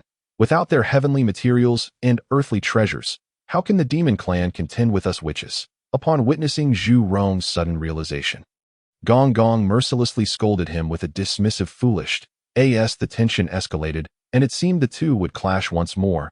Ho Tu offered a resigned smile and stepped forward to mediate. Ji Qing gracefully approached the formidable beings of the primordial chaos and stated, "As the venerable Hongjun has previously declared, your actions against my human race have transgressed the heavenly principles.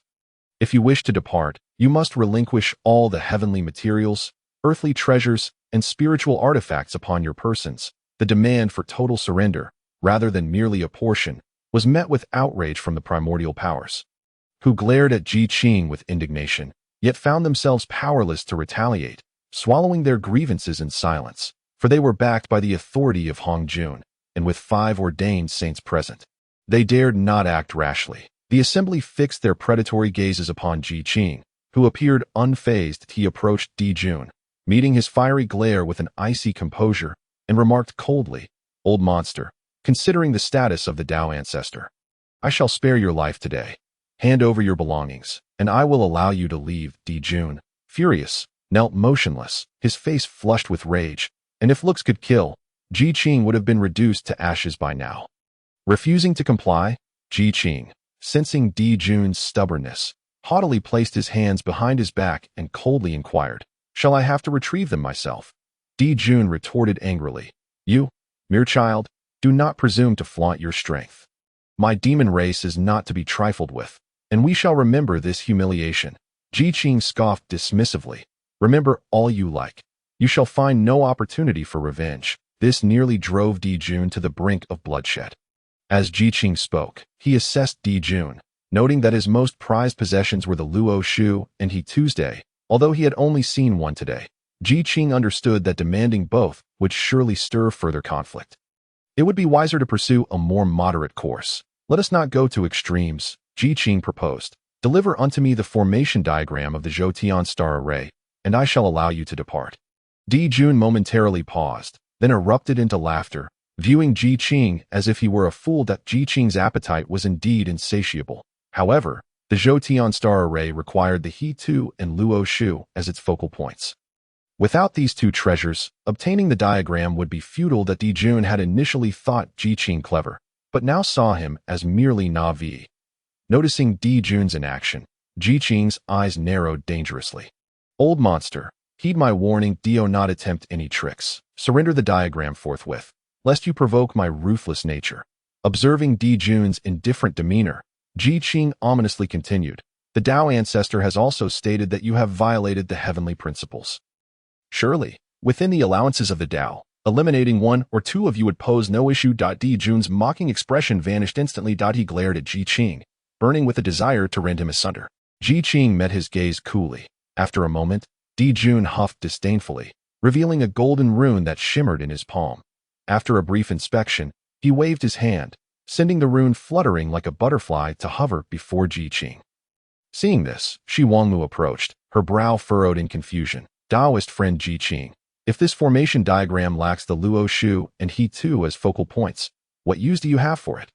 Ji Qing smirked slightly at her words. After pocketing the diagram, he offered Shi Wangmu a mysterious smile. There is no need for concern, for Ji Qing has his own purposes that as for those purposes.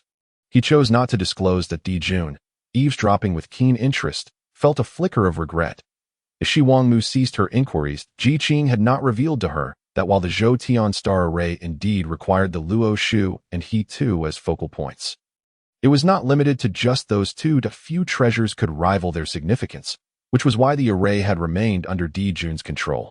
Others, even if they possessed the diagram, would find it of no use. However, Ji Qing was different. He held numerous treasures, many of which could compare favorably to the two. For instance, the Chaos Pearl. Having possessed it for quite some time, he had thoroughly mastered its effects and applications. Within the Chaos Pearl lay a primordial realm, a reflection of the primordial world. Aside from its use as a refuge in dire circumstances, its utility was otherwise limited. In contrast, the 36 Dinghai pearls were far more effective. With the diagram secured, Ji Qing turned his attention to Dong Huang Tai, and a chill ran through Dong Huang Tai's heart as he saw Ji Qing approach. Ji Qing regarded him with disdain. Noting his disheveled appearance, since Hong Jun's departure, Dong Huang Tai had remained on his knees, his pallor betraying his unease, and his current demeanor suggested he had just emerged from a harrowing scene. Ji Qing halted before him, a slow smile creeping across his face. Dong Huang Tai. That smile bore the chilling satisfaction of a bloodthirsty predator eyeing its prey. You say, Ji Qing began, laced with mockery, if I were to demand the Dong Huang bell, would you dare to fight me? The mention of the Dong Huang bell caused Dong Huang Tai's expression to darken, his eyes narrowing in loathing as he seethed. Ji Qing, do not push your luck. Observing Dong Huang Tai's ferocious countenance, Ji Qing knew he had struck a nerve. Should he openly demand the bell, Dong Huang Tai would undoubtedly retaliate. Yet, Ji Qing had no intention of engaging in a battle with him. He chuckled softly, shaking his head. There is no rush. Once you are dead and gone, that bell shall find its way into my hands. However, I cannot allow you to leave without consequence today. Crossing his arms, Ji Qing feigned contemplation before proposing. Very well, surrender the Chui Guang Liang lamp and the Yao Huang sword, and I shall permit your departure. The mere mention of those names sent Dong Huang Tai's fury into overdrive, exploding within his mind. His aura surged violently, enveloping him in a visible shroud of energy.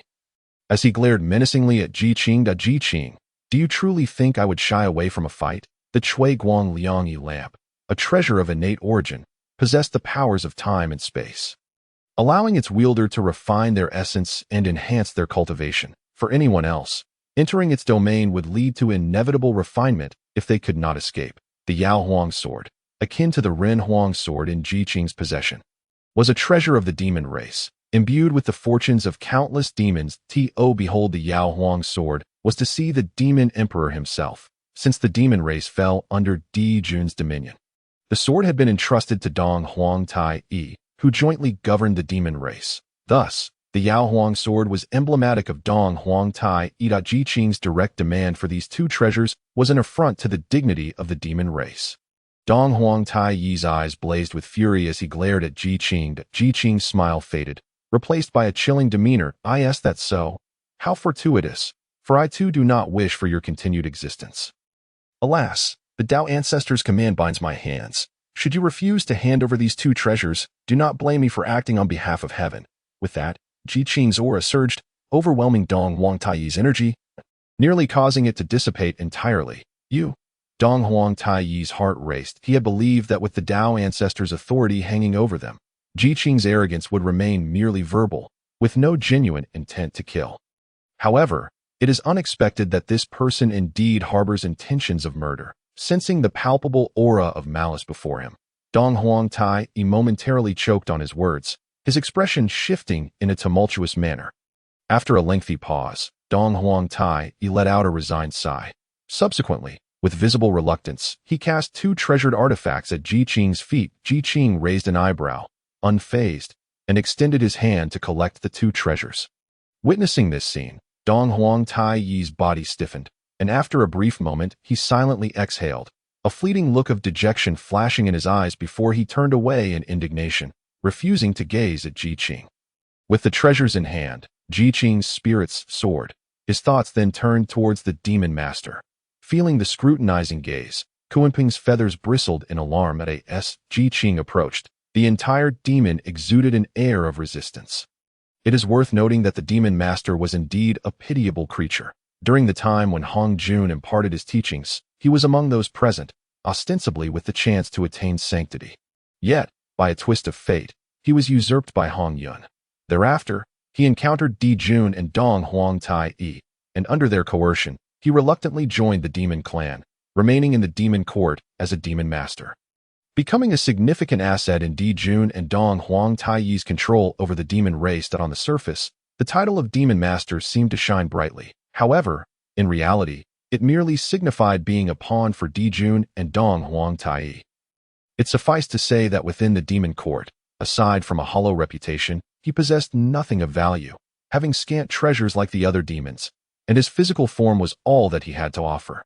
Qing scrutinized Kunping and the other demons, regarding them as one might appraise an object, causing the demons to feel a shiver run down their spines. The demon master and the other demons were impoverished to the core. There was nothing left to extract from them. Yet, to simply let this go would leave Qing feeling remiss towards the sacrificed members of the human race. However, what would be an appropriate demand? After much contemplation, Qing's eyes suddenly sparkled with realization that he had it. With a stern expression, he declared in a commanding tone, "Listen well, demon clan, today, you have trespassed upon my human race. I ought to eradicate you on the spot to settle the score. Those who lack the formidable prowess of the Eastern Emperor and do not belong to the ranks of the array bearers exhibit a sluggishness in their reactions. Subsequently, there was no escape for them. Now is the perfect opportunity to take action." Qing raised a hand and pointed at one of them, declaring, "You there, step forward." The man, his face pale with fear, hesitated for a long while before finally approaching Qing. "Hand it over," Qing commanded. The man glanced at Qing, then at the distant figures of Sanqing and Jane, gritted his teeth, and reluctantly produced half of the treasures from his storage artifact. Compared to what others had offered before, he believed he had already contributed enough. If Qing had any sense, he would allow him to leave. However, he was taken aback by Qing's audacity. Qing merely cast a light glance over the treasures and coldly stated, "I meant all of it." The man was instantly taken aback, not just him, but the others were equally astonished. Yet, with the demon race having already provided their blood essence, what could they do? They were powerless to retaliate and had no justification to protest, so they could only begrudgingly acquiesce. With a clenched jaw and a face full of resentment, the man emptied his storage artifact, leaving not a single blade of grass behind. Only then did Qing permit him to leave. The following occurrences mirrored this, as he directly opened the storage artifacts, leaving them with not a single item. The quality of these items varied, but to the human race, they were indeed rare treasures. With these resources, the human race could develop at an astonishing pace. This spectacle continued unabated for an entire month. For cultivators, it was but a fleeting moment, yet for those being plundered from the vast wilderness, it felt akin to an eternity. The spiritual plants and medicines on Sanqing Island had long since filled to capacity, prompting Qing to open the Chaos Pearl and deposit all these treasures into the Hongmeng small world. In that little realm, spiritual herbs and artifacts piled high, and there were even numerous miraculous elixirs. Once the last cultivators surrendered their treasures, Qing wore a satisfied smile and said, "Everyone, You may depart now. The cultivators, reduced to nothing but their clothes and the artifacts they regularly used, vanished like birds released from a cage. Thousands of miles away from Qing, they halted in unison, their gazes filled with resentment as they looked back towards the eastern sea. Qing, we shall remember this grudge. If the opportunity arises in the future, we will ensure your suffering is beyond imagination. With this stern vow, they swiftly departed once more. Meanwhile, Qing remained utterly unconcerned as long as these individuals did not unite against him as they had today. He had nothing to fear, even if they were to ally against him in an attempt to eliminate Qing. Without the precious Hongmeng purple qi, they would not be as formidable as they were this time. Furthermore, by then, his own power would surely have grown, so what was there to dread? As the holy emperor of the human race, embodying the fate of his people, he was certain that figures like Sanqing would protect him in their quest for sanctity. Thus, Qing was completely unafraid. Once most of the crowd had dispersed, Qing approached the 12 ancestors of the witches and said, "Elder Jiang, I have one more request, and I hope you will not delay in granting it." Qing shared a profound karmic bond with the witch race, having assisted them in repelling the demon race. Now, Qing was recognized as a brother by them. Naturally, Elder Jiang would not refuse a request from his own brother. Responding directly, "Brother Qing, feel free to speak your mind. There is no need for such formalities." Upon hearing this, Qing replied, "Then I shall not be polite." He gazed towards Sanqing Island and said, "Now that Sanqing Island has unified, I wish to relocate the human race there swiftly for development. However, considering my current strength, I cannot fathom how long this would take. Therefore, I seek your assistance, Elder Jiang. After all, the witch race's teleportation arrays are far superior to my own." Elder Jiang readily agreed. After such a lengthy period, the strength of the 12 ancestors had largely recovered, and establishing a teleportation array was well within their capabilities.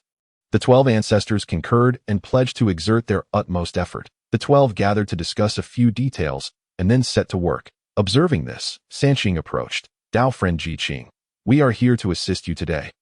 And we hope you will not go back on your word that if we succeed in attaining sanctity, we shall surely reward you handsomely in the future." With that, the 5 vanished from Qing's sight in the blink of an eye.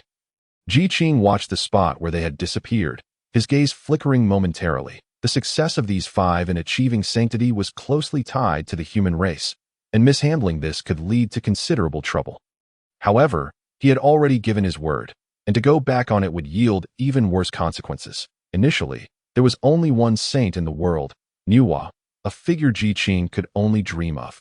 Yet, following the great calamity, Nuwa had withdrawn from the power struggles among the saints. Moreover, despite being the mother of the human race and its creator, she had remained indifferent to their plight, thus granting Qing and the human race the possibility of independent development. Today, however, he found himself in dire straits, necessitating aid from Sanqing and others. While this maneuver preserved the human race and the Hongmeng purple qi, it also signaled the impending arrival of the Age of Saints. His prior machinations had been aimed at severing the karmic ties with figures such as Sanqing, obstructing their paths to sanctity as long as he could thwart Ta Qing's ascent to sainthood. The other saints would be unable to attain the same. Yet, he had not anticipated that all his intricate plans would unravel today, and by his own hand at this juncture, Qing could not help but question whether matters had surpassed his control. After all, with Ta Qing possessing the method to attain sainthood, it was merely a matter of time before the other 4 followed suit. Would the human race then become mere pawns in the power struggles among saints?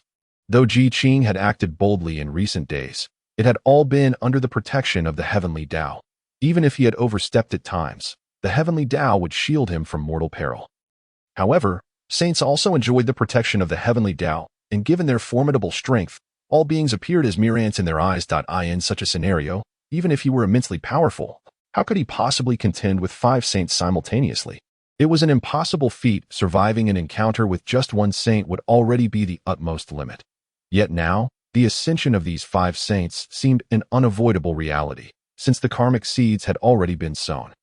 There was no turning back. Otherwise, not only would the 5 saints seek vengeance, but the heavenly Tao would not allow it either. As these thoughts crossed his mind, a sudden notion flickered in Qing's mind. If Sanqing and the others could attain sainthood, why could he, Qing, not do the same? Moreover, Possessing the Hongmeng purple qi, a treasure of utmost significance, signified that the heavenly Tao permitted his ascent to sainthood. Once he became a saint, the human race would have his protection, alleviating any concerns about them being exploited by the likes of Taishang, who would treat them merely as machines for providing fortune. In this manner, the worries that had plagued him previously would naturally resolve themselves. With this realization, Qing felt an immense weight lift from his shoulders, the gloom on his face dissipating to reveal a clear sky. Meanwhile, the 12 ancestors had already prepared everything, awaiting Qing's command to relocate the entire human race to Sanqing Island. The vast expanse of Sanqing Island ensured that even without the tumult of war, the human race would not feel overcrowded.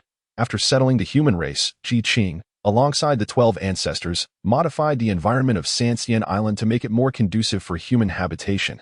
Once this was accomplished, he pondered the agreement with Sanqing and the others. The ability of Sanqing and the others to attain sainthood hinged entirely on Ta Qing. Only with Ta Qing's ascension could the others follow suit. As long as he aided Ta Qing in achieving sainthood, he would have fulfilled his promise, in the celestial realm above Ta Qing. Ethereal mist swirled, with occasional celestial mountains and pavilions emerging from the clouds. Within the Eight Scenes Palace, an old Taoist clad in azure hemp robes sat cross-legged on a mat, his lips moving rapidly as golden characters emerged from his mouth, swirling around him within the palace. Upon closer inspection, these characters comprised the contents of the Tao Te Ching. Suddenly, Ta Qing's half-closed eyes snapped open, a brilliance flashing within them, only to vanish in an instant. Although his expression remained calm, emotions gradually stirred within his gaze. He has come. Just moments ago, he sensed that the individual standing outside the Eight Scenes Palace was none other than Qing. It had only been 2 years since the battle in the Eastern Sea, and he had not anticipated Qing would come knocking so soon. In his estimation, Qing would not appear for at least 3 years. To his surprise, Ta Qing raised his hand and with a wave, the gates of the Eight Scenery Palace swung open, and his voice resonated from within. Taoist Qing, it has been a long time. Please, come in. Qing stood before the Eight Scenery Palace, gazing at the suddenly manifested path before him. With a slight raise of his brow, he acknowledged the formidable presence of a soon-to-be saint. His expression remained calm as he stepped inside. Before long, Qing found himself in the presence of Ta Qing. Ta Qing Taoist, it has been a while, he greeted, clasping his hands in respect. Meeting Ta Qing's gaze with unwavering resolve, I have come today to fulfill our previous agreement. Ta Qing had long anticipated Qing's purpose for visiting. Yet hearing it spoken aloud still sent his heart racing. A smile graced his face, deepening with warmth. In that case, it is indeed fortuitous. Please wait a moment while I summon my 2 disciples and the 2 saints of the West, so that you may impart the method to attain sainthood. With a wave of his hand, a meditation cushion materialized on the ground. Qing unceremoniously walked over and sat down. Ta Qing then gathered 4 beams of golden light at his fingertips, sending them soaring in 4 different directions with a flourish. Qing, seated on the cushion, closed his eyes in focused meditation, seemingly indifferent to Ta Qing's actions. Observing this, Ta Qing too closed his eyes. Awaiting the arrival of the other Ford, in Kunlun Mountain, Yuan Shi Tianzun sensed something and opened his eyes to see a streak of golden light traversing the sky. Upon witnessing this luminous trail, Yuan Shi was momentarily taken aback. Ta Qing seldom summoned them without cause. What could this be for? He mused, gathering the golden light into his palm. Upon contact, the light transformed into a string of characters that read, Qing has arrived. Hurry forth. Since the battle in the East Sea, Yuan Shi had been awaiting this day, his heart filled with joy as he hurried towards the Eight Scenery Palace. Meanwhile, the 2 saints of the West stood beneath a towering mountain, shrouded in spiritual energy, amidst an endless sea of clouds with a faint glow of Buddhist light illuminating the surroundings. Zhuan Ti's eyes sparkled with excitement as he remarked to Jiayin, Brother, this place must be a supreme treasure. Once we achieve sainthood, it would serve as our sanctum. Jiayin nodded, sighing, Alas, our time has not yet come. We cannot attain sainthood. As the topic of sainthood arose, Zhuan Ti's initial excitement gradually succumbed to worry. 2 years had passed since the battle in the East Sea, and there had been no news from Qing. It was uncertain how credible his words were. Yet, Zhuan Ti quickly dismissed his doubts. Qing's assertions could not be baseless, lest he offend the 5 quasi-saints. Such an act would spell catastrophe for both him and humanity. The fact that Qing had yet to take action only heightened their anxiety. At that moment, a streak of golden light darted across the sky at incredible speed, halting before Jie. Upon seeing the light, Jie waved his hand, revealing its contents. Qing has arrived. Hurry forth. Jie and Zhuan exchanged knowing smiles, declaring, he has come. Not only was Qing present, but their opportunity to achieve sainthood had also arrived. They swiftly set about claiming this land as their future sanctum. Marking the earth with their seals, once completed, they hastened towards the 8 scenery palace that on Golden Turtle Island. Tong Tian regarded the young man before him with a hint of satisfaction in his eyes. I sense a connection between us. I wish to take you as my disciple. Would you consent? The young man, slightly portly, trembled with excitement as joy flickered in his warm gaze. Without hesitation, he bowed thrice on the ground, exclaiming, Master, please accept my obeisance. Tong Tian, increasingly pleased, extended his hand to help the young man rise. Yet, upon noticing the golden light in the sky, he summoned it forth, muttering, what urgent matter could my brother have? As he gazed at the characters within the golden light, he transformed into a streak of light and flew away, leaving his newly accepted disciple in awe, kneeling and gazing in the direction he had departed. After receiving the message, the 4 appeared successively within the 8 scenery palace. Upon seeing Ta Qing, they greeted him before their eyes fell upon Qing, who was seated in meditation on the cushion. The group exchanged glances, momentarily taken aback, then turned their attention to Ta Qing. Though Qing's cultivation was not as formidable as theirs, he was still a quasi-saint. It was unusual that he had not sensed their arrival. Ta Qing offered the 4 a calming glance. He then rose leisurely, approaching Qing and stating, Taoist Qing, now that we are all present, we humbly request that you impart the methods for achieving sainthood. We shall be eternally grateful. His voice faded. Qing slowly opened his eyes, feigning the demeanor of someone just awakening from deep meditation. He acknowledged Ta Qing with a slight nod and smiled. You flatter me, Ta Qing. I am merely a novice quasi-saint. How could I dare to offer such an opportunity to 5 peak quasi-saints? The moment Qing spoke, the expressions of the 3 pure ones and Jie changed drastically. With Yuanshi's face flushed with rage as he glared at Qing. What do you mean, Qing? Do you intend to mock us? Yuanshi raised his hand, gathering a multitude of spiritual energies. Poised to strike, Qing. Ta Qing, however, remained composed. Seeing Yuanshi's fury, he intervened, turning to Qing with a smile. Taoist Qing, let us speak plainly. You must know that assisting us in achieving sainthood is quite simple. All that is required is for you to lead humanity into the world and lift the constraints of the heavenly Tao. The consequences of lifting those constraints for humanity were not within their considerations. Qing frowned, displeased. Assisting the 5 in attaining sainthood would inevitably require humanity to re-emerge in the primordial world. Yet, he was reluctant to allow humanity to be so easily exposed to the gaze of the great powers of the primordial realm. During the heavenly tribulation, humanity would surely face dire calamities. Even now, post-battle in the East Sea, the demon race regarded humanity as a thorn in their side. That in such a precarious situation, entering the world would only suggest that humanity found life too tranquil. As the emperor of humanity, Qing had to weigh the consequences carefully. Since humanity's return to the world was unavoidable, he aimed to minimize the damage as much as possible. The light in Qing's eyes flickered as the 3 pure ones and the others fixed their gaze upon him. After all, his decision would determine their 5 paths to sainthood. The atmosphere grew tense. After a long silence, Qing's expression hardened with resolve. He turned to Ta Qing and declared, I can facilitate humanity's return to the primordial world and assist you in achieving sainthood. Upon hearing this, the 3 pure ones and the others exhaled deeply, exchanging relieved smiles. This is indeed splendid. Once Qing had given his word, the matter was effectively settled. In this primordial realm, those who practiced the Tao were most wary of entangling themselves in karmic repercussions. Should Qing promise but fail to deliver, he would not only face the wrath of the 5, but also be ensnared in boundless karma. Thus, they had no fears of Qing going back on his word. However, this matter was best addressed without delay. In that case, I implore you, Taoist Qing, to lead humanity back to the primordial world at your earliest convenience, Ta Qing urged, suppressing the joy on his face. His eagerness was understandable. For every day humanity remained absent, they would be forced to wait another day. Furthermore, humanity's return was merely the beginning. The true path to sainthood would still require exploration, and it was uncertain how long it would take to achieve the great Tao.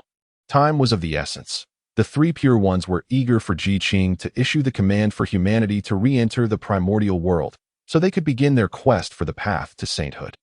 Qing observed them coolly, taking in their expressions, clearly noting their urgency. That a smile crept upon his lips as he remarked, "Even if humanity were to enter the world immediately, it is unlikely that the five of you could attain sainthood in a short time." The three pure ones remained silent, for this was self-evident. Qing continued, "Are you aware of the methods to achieve sainthood?" Yuan Shi replied, "If we knew how, would it matter? This is not something you can manipulate. Keep your petty schemes to yourself." Once the agreement was reached, Yuan Shi, who had previously looked down upon Qing, expressed his disdain with great fervor, which caused Qing's expression to falter slightly. Although he harbored a dislike for Qing as well, they still required the support of the human race. Thus, it was essential to maintain a facade of civility. Qing cast a warning glance at Yuan Shi and then addressed Qing, saying, "Distinguished friend Qing, please do not take offense. My junior brother is merely anxious and has spoken out of turn. That I hope you can forgive him." That Qing smiled warmly and waved his hand dismissively, uttering, "No offense taken," as if he had brushed the matter aside. However, his subsequent words left the three pure ones and the two others utterly astonished. "I intended to point out a shortcut to achieving sanctification for the five of you.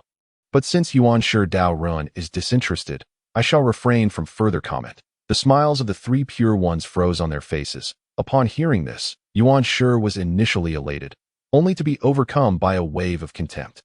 He looked at Qing with a mocking smile, saying, "What audacity! Even we, as brothers, do not dare claim to know the path to sanctification, yet you presume to boldly proclaim a shortcut. It is utterly laughable."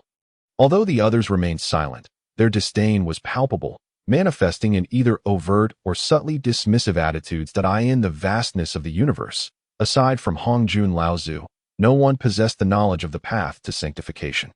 Even they had to endure countless epochs of exploration to grasp it. And yet, a mere human, whose strength was inferior to theirs, dared to speak of guiding them toward sanctification. How absurd! Yet Qing found little humor in the situation. The serene and assured demeanor of Qing, who wore a cheerful smile, left Qing feeling somewhat unsettled. He composed himself and concealed his concerns, saying, "Distinguished friend Qing, please do not jest." Qing's smile remained undiminished, unperturbed by Qing's probing, and replied, "Realistically speaking, Qing Zhenrun, you jest. You five are destined saints. What ability do I possess to joke about such matters?" Upon hearing this, Qing could no longer maintain his mirth. After all, the consequences of deceit would be dire. But how could Qing possibly know this? Instinctively, Qing glanced at the other four, only to find shock reflected in their eyes. Could it be that this individual had some connection to their master? Or perhaps, this person was the very embodiment of their master. As this thought struck them simultaneously, their hearts raced. If that were the case, everything would make sense. After all, leading the human race out of the chaos was no ordinary feat that just anyone could accomplish. They recalled their astonishment upon first learning of this news. That in light of Qing's words today, their astonishment intensified exponentially. How could an ordinary human communicate with the Tao of heaven, beyond this individual's exceptional identity? They could conceive of no other reason. Yet when it came to noble status, who in the entire chaos could rival Hongjun Laozi? Their hearts sank, and their gazes toward Qing transformed into profound respect. Qing was the first to bow his hands in salute to Qing. "If the human emperor is aware, please inform us." The remaining four echoed, "Indeed, we implore the human emperor to overlook past grievances and share with us. We would be eternally grateful." Upon hearing this, Qing raised an eyebrow. Previously referred to merely as distinguished friend Qing, he was now addressed as human emperor. This sudden shift from disdain to deference was indeed amusing. Qing remained silent, causing the five saints to become increasingly anxious. The human race's re-entry into the world was indeed good news, but obtaining the method of sanctification would be the icing on the cake. After all, the pursuit of the path to sanctification would undoubtedly consume a significant amount of time. Yet Qing dangled a bait without reeling it in. What could this mean? Was he still upset over Yuan Shi's earlier remarks? As the five saints grew increasingly anxious and deliberated whether to offer further conciliatory words, Qing contemplated how to evade the Tao of heaven. Achieving sanctification was of utmost importance, and the method to do so was paramount. Even if they were to seek it themselves, countless fortuitous encounters would be required to uncover it. If he were to reveal it directly, it could attract the attention of the Tao of heaven. Should that occur, it could bring about uncontrollable consequences, which would be most unfortunate. Raising his gaze to meet the somewhat impatient expressions of the three pure ones, Qing paused, then smiled, saying, "Do not rush. My five friends, since I have promised to share, I shall certainly keep my word." However, Qing paused deliberately, prompting the three pure ones to inquire eagerly, "What do you mean? You five must understand that if the human race is to re-enter the world, the challenges they will face will be grave, not to mention the others. The demon race will certainly not rest until they have eradicated us." Qing's words hung in the air, and the three pure ones instantly comprehended. Before anyone else could speak, Yuan Shi Tianzun, unable to contain himself, interjected, "The human emperor need not worry, as long as you can reveal to us the methods of sanctification, assisting us in achieving it.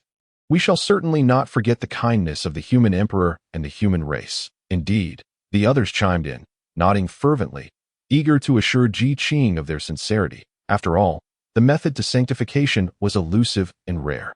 If they could obtain it from Qing, it would spare them countless years of fruitless searching. That in comparison, promising certain benefits to the human race was entirely advantageous for them. Qing's expression of difficulty vanished, replaced by a smile. This was precisely the response he had sought.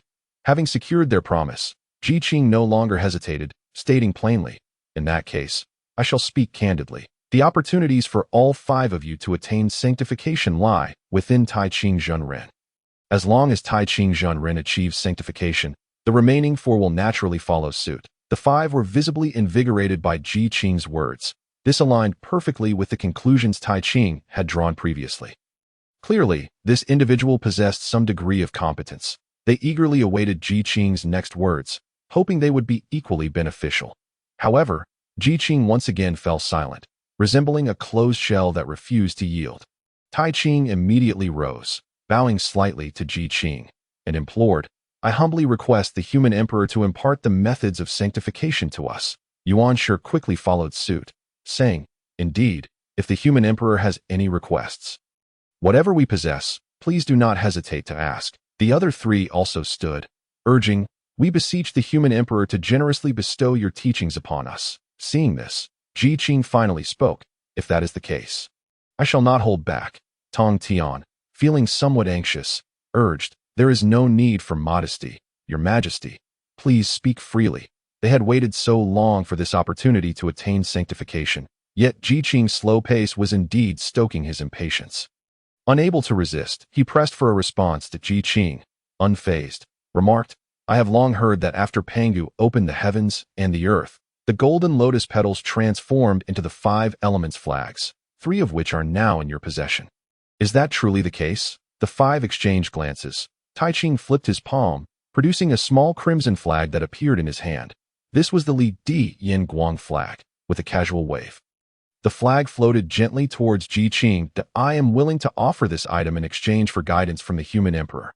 Realizing Qing's intentions, the others quickly understood. Qing desired the five elements flags. The Li Di Yin Guang flag had already been offered.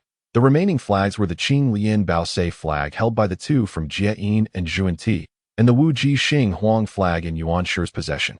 As for the last two flags, one was with Qing, while the other was in the hands of Shi Wang Mu. Qing gazed at the crimson flag before him, a surge of excitement coursing through him. He had initially thought that with the acquisition of the Xian Yuan Kong Shui flag, obtaining the other four would significantly enhance his defenses. As for the flag in Shi Wang Mu's possession, there was no rush. He could seek it out when the opportunity arose. That he raised his hand to store the Li Di Yin Guang flag within the Chaos Pearl, intending to refine it at a later time when the opportunity permitted. "Qing Zhenren, please come closer," Qing instructed. Qing complied, and Qing whispered into his ear. Qing's eyes brightened with each passing moment. Once Qing finished, the usually composed Qing, who only smiled gently even when excited, now wore an expression of uncontainable joy, his eyes sparkling with delight. "Thank you. Human Emperor, for your guidance. I shall never forget it." Seeing Tai Qing's demeanor, the others understood Ji Qing's words were not mere nonsense. That in light of this, Jie'in and Zhuan were equally eager to proceed. The two stepped forward, and Jie'in produced a small green flag, presenting it to Ji Qing, saying, "We humbly request the Human Emperor to generously impart your teachings, that we shall surely remember this in our hearts." Zhuan spoke. Ji Qing retracted the Qinglian treasure flag, smiling benignly as he said, "Well said, well said. Please, both of you, lean in closer." Yuan Shi remained standing, his gaze fixed upon the two who were attentively leaning towards Ji Qing. Ears perked to listen, he did not make any effort to eavesdrop on their conversation, for he deemed the content irrelevant to him. Yet, he understood well that the information was a rare stroke of fortune for Jie'in and Ji Jian. Observing Tai Qing beside him, barely able to contain his excitement, Yuan Shi found himself even more indecisive. The last banner rested in his grasp, yet the Wuji apricot yellow flag was unlike any other. It was not merely an innate spiritual treasure, but also contained immense fortune and merit. After contemplating for a long while, he had yet to connect with the fortune and merit embodied in this flag. However, he had an instinctive feeling that once the fortune and merit were revealed, they would undoubtedly be extraordinary. Thus, he was reluctant to part with it, wishing to keep it for his own future use. Meanwhile, Ji Qing had already divulged the method to Jie'in and Ji Jian, who immediately displayed a glimmer of brilliance in their eyes, bowing in gratitude as they expressed, "Thank you, Human Sovereign, for your guidance. We shall return to the West at once and act according to your instructions." Ji Qing nodded in acknowledgement. The two hastily made their way back to the West in search of the path to sanctification. Seemingly forgetting about Sanqing and swiftly vanishing into the horizon like streaks of light, Ji Qing watched them depart, then turned his beaming gaze toward Yuan Shi, leisurely remarking, "Is the esteemed one not interested in the opportunity for sanctification? Or perhaps you wish to seek it out on your own, unwilling to learn from Ji Qing?" Yuan Shi's expression stiffened. His senior brother had already grasped the method to sanctification, while he remained in a state of fruitless searching. The discomfort of this scenario was palpable, yet he hesitated to part with the flag. Ji Qing, observing his indecision, ceased his insistence and, brushing off his garments, stated, "If that is the case, I shall take my leave." Tai Qing, do not forget your promise. Tai Qing, still immersed in the joy of obtaining the method to sanctification, replied without a second thought, "Rest assured, Human Sovereign, I shall not forget." "Good," Ji Qing remarked, preparing to rise and depart. Upon seeing that Ji Qing was truly about to leave, Yuan Shi hurriedly obstructed him, presenting the Wuji apricot yellow flag before Ji Qing and firmly stating, "I ask you to bestow your teachings upon me." As he spoke, his eyes darted toward the flag. Witnessing Yuan Shi's reluctance to part with it, Ji Qing felt a surge of satisfaction and swiftly accepted the flag. Inspecting it carefully, he recalled that in the subsequent Fengtian War, Yuan Shi had lent this flag to Jiang Shang, who had used it to capture the dragon-beard tiger and subsequently achieve a great victory over Yinjiao. Even Kong Xian's seven-colored divine light could not affect the flag. Demonstrating its formidable defensive capabilities, now that it was in his possession, it would undoubtedly bolster his strength. Yuan Shi observed Ji Qing's enthusiastic handling of the flag and snorted coldly, "This flag is now yours. You should tell me the method to sanctification." Ji Qing chuckled, storing the flag away before whispering to Yuan Shi. The anger on Yuan Shi's face visibly dissipated, replaced by surprise. Once Ji Qing finished speaking, a look of enlightenment dawned upon Yuan Shi. So it is. He mused that Ji Qing had indeed not concealed anything from him. Had it not been for Ji Qing's clarification, he might have had to wait until Tai Qing attained sanctification to comprehend the cause and effect involved. Although he had lost the Wuji apricot yellow flag, acquiring the method to sanctification was not a loss. Yet, the simplicity of the method left him feeling somewhat unsettled. However, having given the flag and spoken the words, there was no turning back. Meanwhile, Tong Tian, observing that both of his senior brothers had received their fortunes while he stood idly by, grew anxious. Yet, he lacked a Wu Fang flag, and his senior brothers had long since parted ways with him, making it impossible for them to advocate on his behalf. What was he to do? Should he merely watch as the opportunity slipped through his fingers? Tong Tian, sweating profusely from anxiety, accidentally glanced at Ji Qing, then quickly returned his gaze to him. How could he have forgotten that he too possessed a treasure? Tong Tian hastily approached, saying, "Human sovereign, I do not have a Wufang flag, but I have this object." Qing turned to look at Tong Tian, only to see a small hammer-shaped artifact floating quietly in his palm, identical in form to the purple lightning hammer in Qing's possession. "Previously, I observed that you held a supreme treasure that bore a striking resemblance to this hammer. Today, I offer this hammer in hopes that you will not reject it and will bestow upon me the opportunity for sanctification." Tong Tian presented the hammer-shaped artifact before Qing. After speaking, he anxiously awaited Qing's response. Qing stared at the hammer, enveloped in purple lightning. Taken aback, he had not anticipated such an opportunity.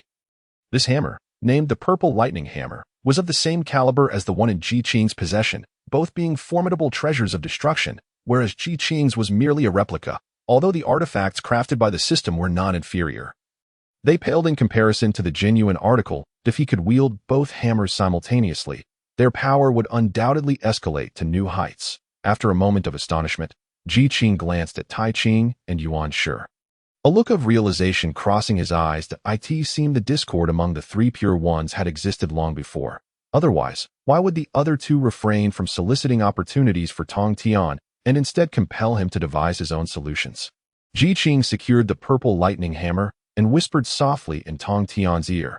Following the importation of the method to sanctification, Qing prepared to take his leave. The three pure ones exchanged pleasantries before allowing Qing to depart unimpeded. Upon exiting the Eight Scenery Palace, Qing paused at the entrance to glance back, suddenly breaking into a smile before turning to leave. His journey today had not only yielded several treasures, but had also subtly outmaneuvered Tai Qing. In the future, should Tai Qing attempt to usurp the fortune of the human race, it would not be so simple. He would no longer need to be on constant guard against Tai Qing's potential theft of human fortune. Moreover, as long as the human race descended into the world, Tai Qing would attain sanctification in less than a century. 100 years would pass in the blink of an eye. It was better to use this opportunity to secure some benefits for himself. Qing, in the human race, and all of this remained unbeknownst to the likes of the three pure ones. After Qing departed, Yuan Shi and Tong Tian also gradually left to prepare for their own sanctification. In the Eastern Sea, following the battle, Qing immediately set about relocating the human race to the Three Immortal Island. The Western Queen Mother had initially intended to stay and assist, but upon witnessing the overwhelming enthusiasm of the human race, she and the 12 ancestral witches found themselves unable to leave. Qing's prolonged absence from the Eight Scenery Palace had resulted in the Western Queen Mother and the 12 ancestral witches remaining as guests among the human race. This, however, proved advantageous for Qing. Having obtained 4 of the 5 Fang flags, only the plain-colored Cloud Realm flag held by the Western Queen Mother remained. Should he succeed in gathering all 5 flags, it would be fortuitous indeed. Yet, how to broach the subject with the Western Queen Mother posed a dilemma. Qing returned to the Three Immortal Island, ensuring he did not disturb anyone that he descended into a secluded grove, where celestial energy swirled and spiritual essence thrived, making it an ideal locale for cultivation. Qing took a deep breath, stretched out, and reclined on the grass, gazing up at the clouds above. Since entering this world, Qing had been tirelessly scheming. Now, with the battle just concluded and the three pure ones finally stabilized, he found himself with rare leisure. This allowed him the opportunity to lie on the grass, gazing at the drifting clouds, pondering his next course of action. While he had emerged victorious in the Eastern Sea battle, it was not solely his achievement. The 12 ancestral witches and the Western Queen Mother had all played significant roles. Although he had collected all the spoils, he could not keep them all for himself. Not only would it be morally wrong, but even if he were shameless enough to attempt it, he would surely offend the Western Queen Mother and the 12 ancestral witches. That would be a loss greater than the gain. After a moment's contemplation, Qing formulated a plan that he rose and leisurely exited the grove, heading toward the more populated areas. As he walked, he observed the Three Immortal Island adorned with festive decorations, the human and witch races mingling harmoniously together. As the crowd beheld Qing, their faces lit up with delight, and they approached to pay their respects. Initially, Qing was unfazed, but as the number of people grew, he began to feel overwhelmed. After issuing a few orders, he took to the clouds, making his way to the cave dwelling where the West Queen Mother temporarily resided. Upon his arrival, he was instantly enveloped by a rich surge of spiritual energy that greeted him like a tangible force. Captivated by this palpable essence, Qing ventured further, only to find the spiritual energy intensifying, with a fine mist enveloping the air around him. What a splendid place! Qing couldn't help but exclaim. No sooner had his words escaped than a light laugh echoed from within the cave, followed by the voice of the West Queen Mother. The human emperor has finally returned. Please, come in. As her voice faded, the immense stone door slowly opened to reveal a stunning celestial maiden clad in a simple long dress, her face adorned with a smile that it was no wonder that joy filled the air today. A noble guest had arrived. The maiden stepped forward gracefully, her smile turning mischievous as she refrained from offering a formal welcome, adding with a playful tone, "Do not hold it against me, human emperor." Qing felt a flush of embarrassment. While he had remained indifferent when referred to as the human emperor by the three purities, the West Queen Mother's teasing made him feel somewhat self-conscious. Nevertheless, he recognized that her jesting indicated a sense of camaraderie. Clearing his throat, he replied, "Please do not jest. West Queen Mother, I regret my earlier neglect due to family matters, and hope you can forgive me." He performed a respectful gesture, and upon noticing this, the West Queen Mother chuckled lightly, stepping aside with a smile. "How formal. We are comrades through thick and thin. There is no need for such pleasantries. Now, pray tell, have you come with a matter of importance today?" The West Queen Mother's perceptiveness regarding his intentions prompted only a smile from Qing, who thought to himself, truly, a being of profound wisdom. He did not conceal his purpose, stating directly, "Indeed, standing at the entrance was a trivial affair." The West Queen Mother ushered him inside to sit. Qing continued, "Thanks to your assistance on that day, we successfully repelled the myriad beings from the wilderness, and I have acquired numerous treasures. Your sacrifice alongside the witch clan deserves a share of these spoils." After a brief pause, he elaborated, "Moreover, I wish to exchange some of these treasures and artifacts for the pure Cloud Realm flag. What do you think?" Upon hearing this, the West Queen Mother broke into laughter. "I was wondering what the matter might be. It turns out it is this: if you desire it, simply state so. There is no need for such elaborate circumlocution."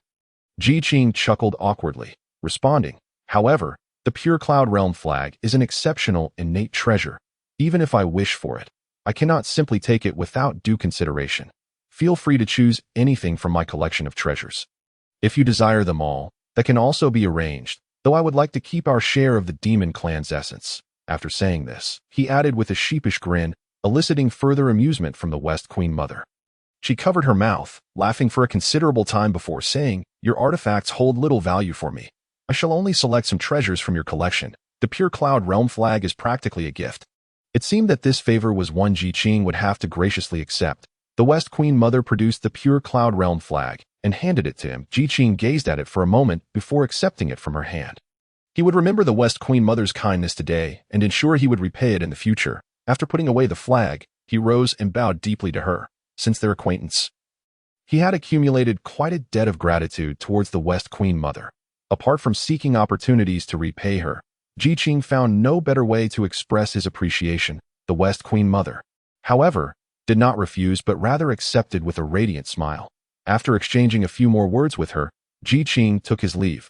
Long ago, when preparing the Three Immortals Island, Qing had reserved a cave dwelling for himself. Now, he returned directly to his own abode. With the Five Directions flag now in his possession, Qing was eager to begin the process of refining it. Upon entering his cave, he sat cross-legged and initiated the refinement of the Five Directions flag. After the process concluded, he opened the system panel and was immediately taken aback by what he saw. The description beneath the Five Directions flag clearly stated that when used together, its power could rival that of an innate treasure. An innate treasure. Qing's lips stretched into a wide grin. This was indeed a lucrative transaction. With the Five Directions flag in hand, he would be impervious to harm from anyone in the wilderness. Save for the saints. Once he ascended to the realm of the saints himself, even they would find it impossible to contend with him. Taking a deep breath to steady his emotions, he closed the system and began to introspect. Since the battle in the East Sea, his cultivation had seen considerable advancement.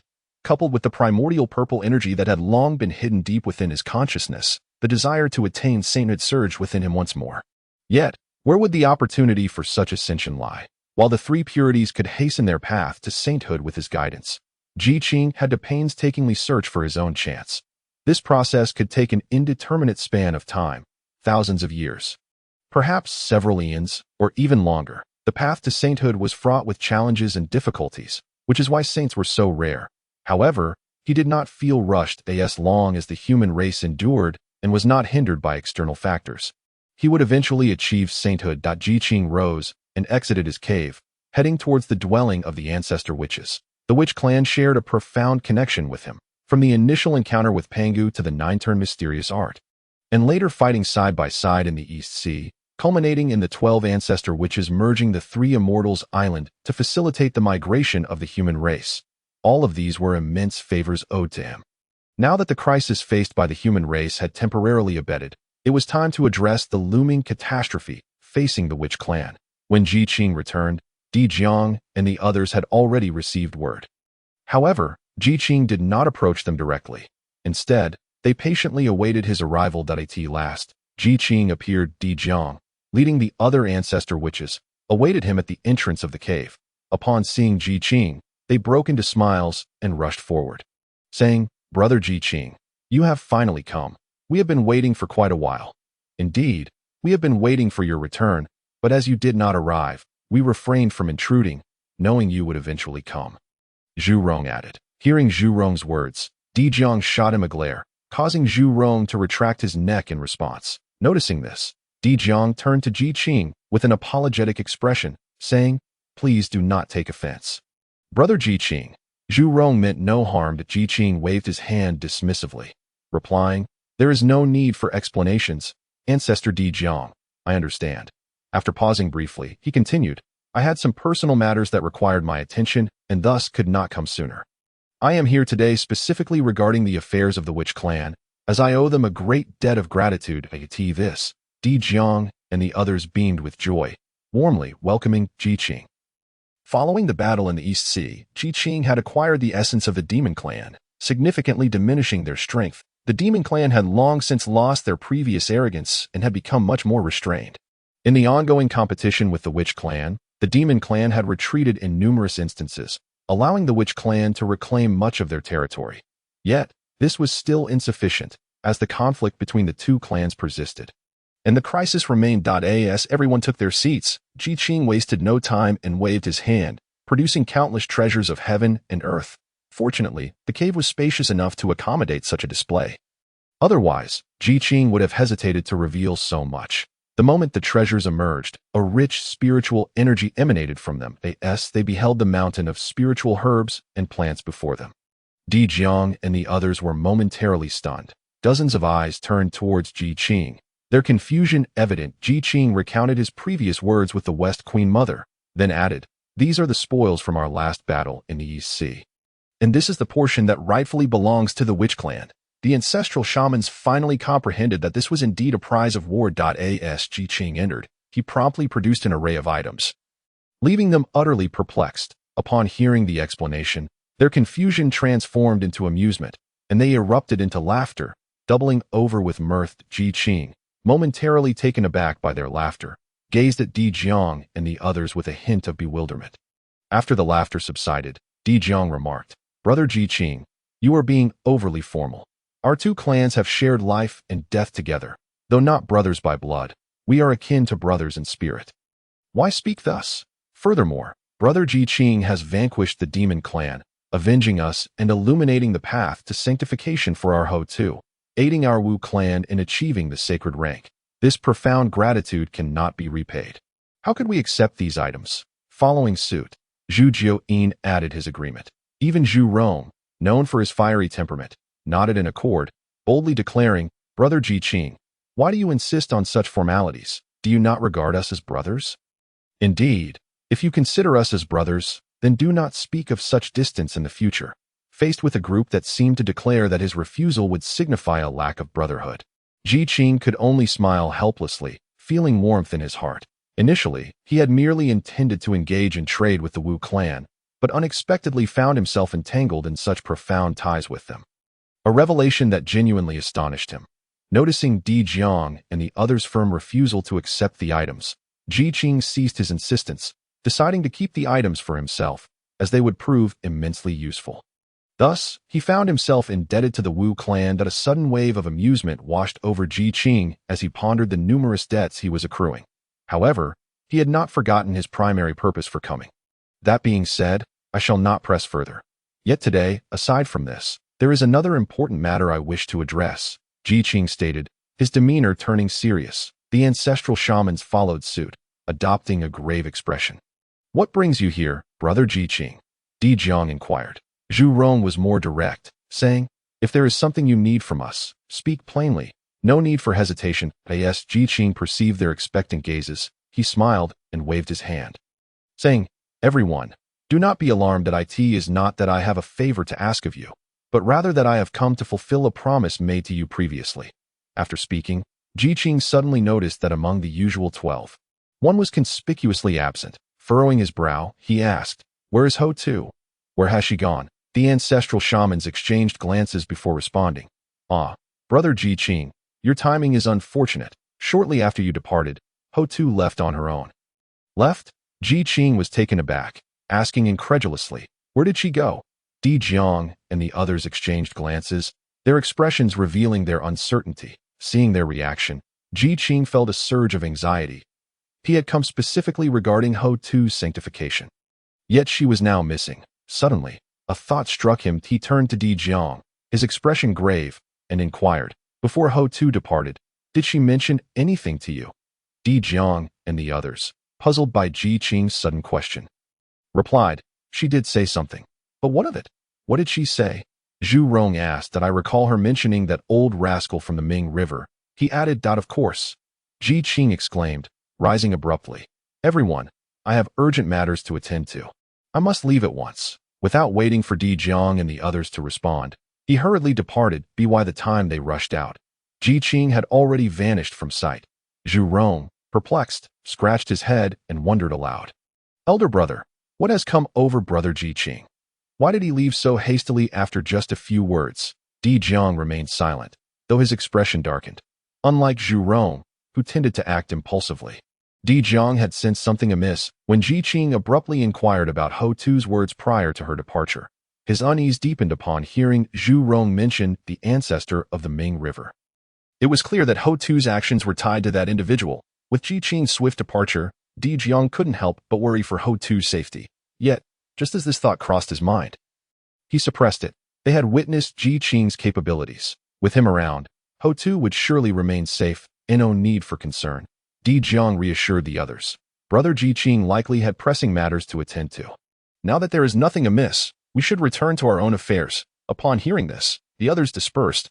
Only Zhu Jiuyin remained, and as Di Jiang glanced at him, their eyes met for a moment. Just as Di Jiang was about to speak, Zhu Jiuyin interjected, this may not be unrelated to Ho Tu's opportunity. Di Jiang was taken aback by his words. Qing hurried towards the blood sea of Wyoming. Had he known Ho Tu would be so restless, he would have given her more warnings before departing. He was left wondering about her current situation. Yet, this was not the most pressing concern on Qing's mind. His primary worry revolved around the future of the Wu clan.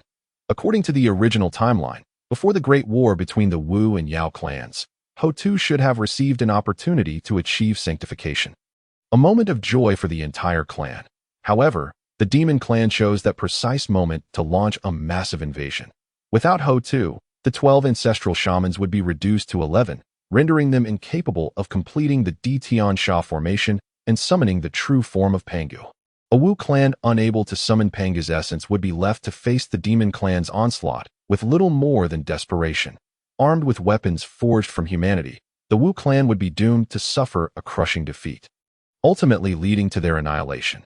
Although the demon clan would also sustain significant losses, it was akin to a self-destructive cycle, inflicting harm upon both sides. Yet the demon clan would at least retain some legacies, while the Wu clan would be left with nothing. The more Qing contemplated this, the more anxious he became. If the outcome of this era mirrored that of the past, humanity would undoubtedly suffer, especially since the Wu clan was now considered an ally of humanity. From every angle, Qing was determined to prevent this catastrophe. Upon reaching the blood sea of Wyoming with great urgency, waves of blood surged toward him before he could even approach. Qing furrowed his brow and descended from the clouds. Standing at the water's edge, he gazed at the seemingly endless expanse of blood, his expression growing grave. Above this boundless sea, his spirit felt as though it were being drawn by an unseen force, Resonating with some unknown entity in this place, Qing hesitated for a moment, cautiously releasing his spirit to make contact with the substance that beckoned him. The moment he did, he sensed an intangible soul force swirling around the blood sea. Though these soul forces were devoid of consciousness, they instinctively gravitated toward him as he extended his spirit, encircling him and refusing to disperse. Opening his eyes, Qing bowed deeply toward the blood sea of Ying with a pained expression. These souls were remnants of humanity, all belonging to the human cultivators who had self-destructed in their efforts to drive away the demon clan during the last battle in the Eastern Sea. Your grievances shall never be forgotten.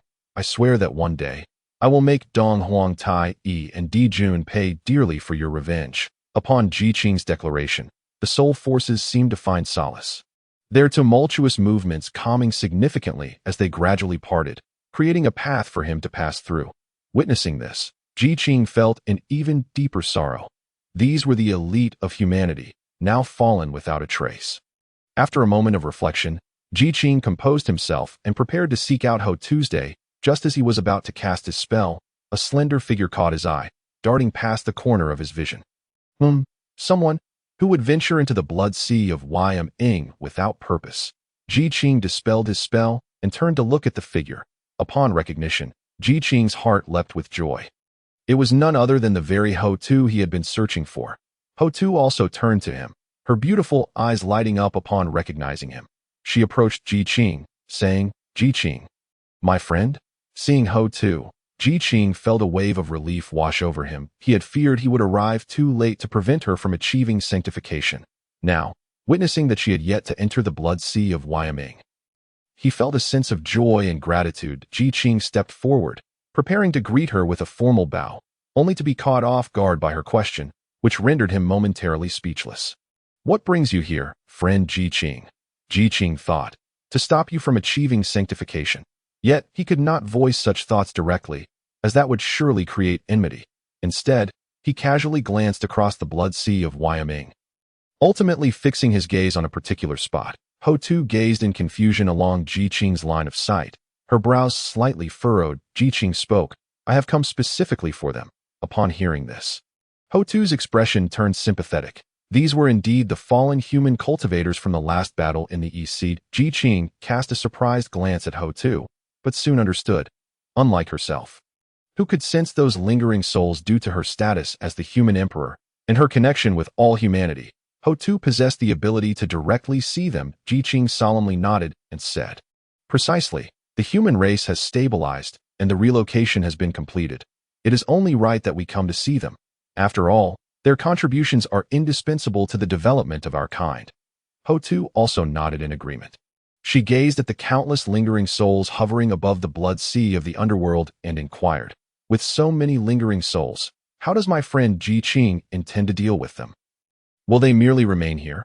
After a pause, Ho Tu added, "Surely, that cannot be the case." Qing naturally did not wish for that. The balance of yin and yang must be maintained, whether yin prevails over yang or vice versa.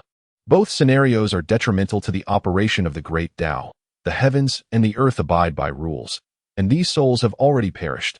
They are but remnants and ought not to linger in this world. Qing remarked, "Yet this blood sea of the underworld is not their true abode." Upon hearing this, Ho Tu nodded. "But what does my friend Qing propose to do?" she asked.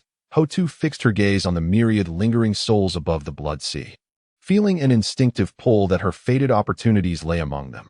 Ever since Qing had enlightened her about the path to sanctification, Ho Tu had kept this matter close to her heart. A few days ago, after the battle, when humanity had just begun to stabilize, she had come here. The unseen allure led her to believe that this place held great opportunities for her. Yet, despite lingering around the blood sea for several days, she had found nothing, only to encounter Qing at this moment of uncertainty. Reflecting on Qing's prior guidance, Ho Tu felt that consulting him might yield fruitful results. However, upon witnessing the countless lingering souls, her compassionate heart stirred, prompting her to set aside her personal matters and address the fate of these souls first. Qing, noticing her contemplative expression, smiled at Ho Tu and asked, "Do you, Ancestor Wu, understand what yin and yang are?" A flicker of confusion crossed Ho Tu's face. How did this relate to the lingering souls? Seeing her silence, Qing continued. The sun represents yang, while the moon represents yin. All things in heaven and earth are divided into these two forces. When yin and yang are in harmony, the creatures of the world flow endlessly, allowing them to endure. As he spoke, Qing looked compassionately at the lingering souls. Pausing before continuing, these souls have perished and are no longer of this earthly realm. Thus, they cannot be accommodated here. Why not create a realm of the underworld for them to inhabit? Qing concluded with a knowing smile directed at Ho Tuesday. Ho Tu's spirit surged with realization. She murmured, the underworld, to create a dwelling place for these lost souls. It felt as though a hand had dispelled the fog that clouded her heart, revealing clarity before her. Indeed, the underworld, a glimmer of divine light sparkled in Ho Tu's eyes. As Qing's words sparked a series of insights within her, Qing stood quietly, observing, knowing it was only a matter of time before Ho Tu grasped the significance of the moment. He was not acting against the will of the heavens. After what felt like an eternity, the light in Ho Tu's eyes dimmed, and she had an inkling of a direction, though still lacking in finer details. Without hesitation, she asked, does my friend Qing know how to create this realm for the departed souls? Or should it be constructed? Qing chuckled lightly and replied, in all the world, there is no place more suitable than this.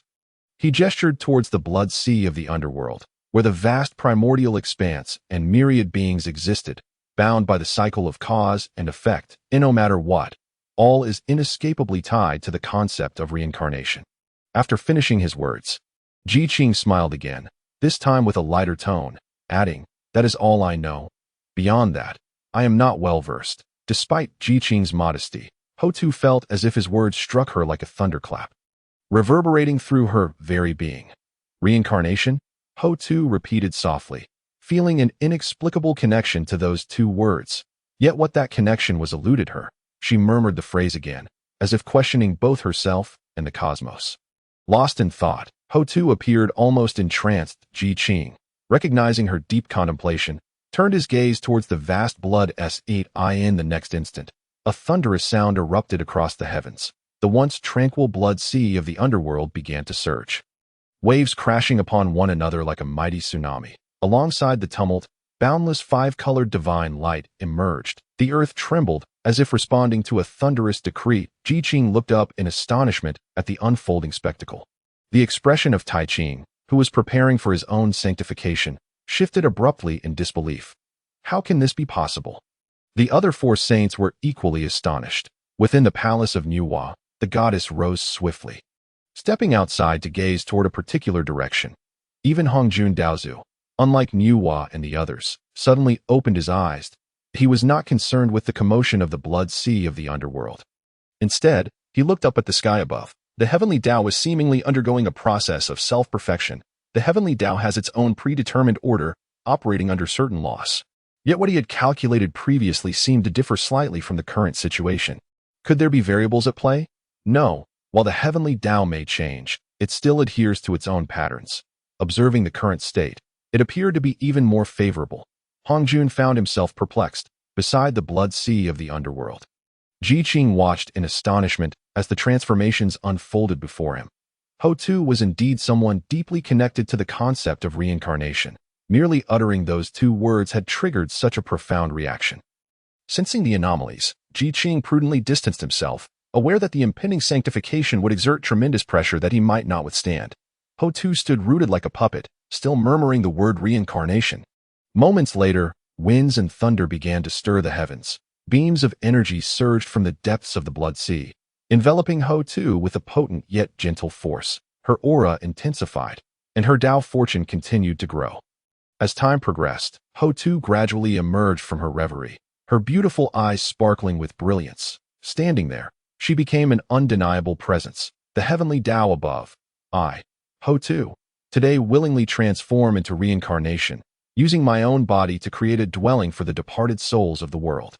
In the vast primordial realm, all beings shall enter the cycle of reincarnation upon death. Her voice resonated through time and space, echoing across the entire primordial landscape. Today, I shall establish 6 realms: heaven, humanity, beasts, hungry ghosts, hell, and asuras, with all beings judged by their past merits and sins, to to be reincarnated accordingly. As soon as her words fell, numerous strands of black mist appeared behind her, swiftly spreading throughout the heavens and the earth. Qing raised an eyebrow, sensing, is this the power of the path of reincarnation? Then, with a gentle command, Hotu caused the mists to condense instantaneously into countless profound paths. These myriad paths gradually merged and coalesced, ultimately forming 6 channels radiating with infinite 7-colored divine light, leading to an unknown destination. But a sense of vastness enveloped the earth. Countless beings across the realm seemed to sense something, bowing in reverence towards the direction of the blood sea of the underworld. At this moment, Hotu's gaze was filled with compassion. She then turned her eyes towards the direction of the Wu clan, a single tear falling from her eye.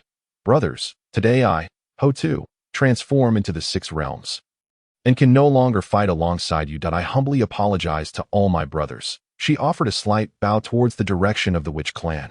Moments later, Hotu rose and cast her gaze upon Qing.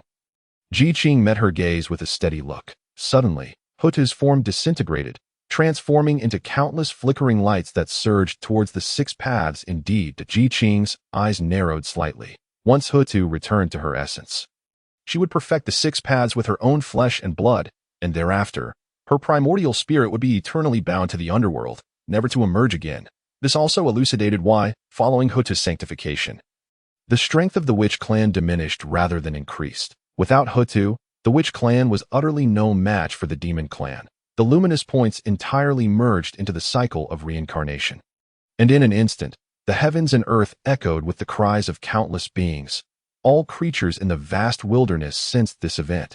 After a brief moment, as Hotu's flesh and blood integrated, the 6 paths of reincarnation were fully realized. At that moment, the thunderous roars in the heavens ceased, and myriad celestial melodies resonated.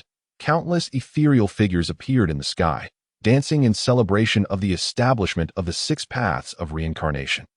The skies shimmered with radiant light, a spectacle rivaling the moment of Hongjuan's sanctification. Hotu, by transforming herself into the 6 paths, completed the laws of the universe, an act of unparalleled merit. Countless mighty beings of the primordial world bowed towards the blood sea of the underworld. Even the Saint Nuwa felt a pang of sentiment. With a thunderous boom, an immense wave of merit cascaded from the heavens, merging into the 6 paths of reincarnation with earth-shattering momentum. Once the merit fully integrated, the cycle would be established, and Hotu would be forever confined to the underworld. As the merit gradually fused, Hotu's primordial spirit slowly revealed itself above the 6 paths.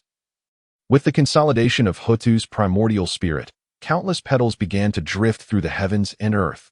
Throughout the vast wilderness, the sounds of celebration resonated, rejoicing in Hotu's sanctification. As Hotu's primordial spirit coalesced completely, her aura surged, and her form became ethereal and noble. Hotu slowly parted her lips and proclaimed, "From this day forth, there shall be only Hepping in the world, and no more Hotu." Countless beings knelt once more in reverence. At that moment, Qing, who had been standing at a distance, suddenly stirred. He raised his hand with a flourish, and beside him appeared a fleshly body devoid of a primordial spirit. This body was crafted during his journey upon learning of Hotu's arrival, a process that consumed countless rare materials, ultimately resulting in its creation.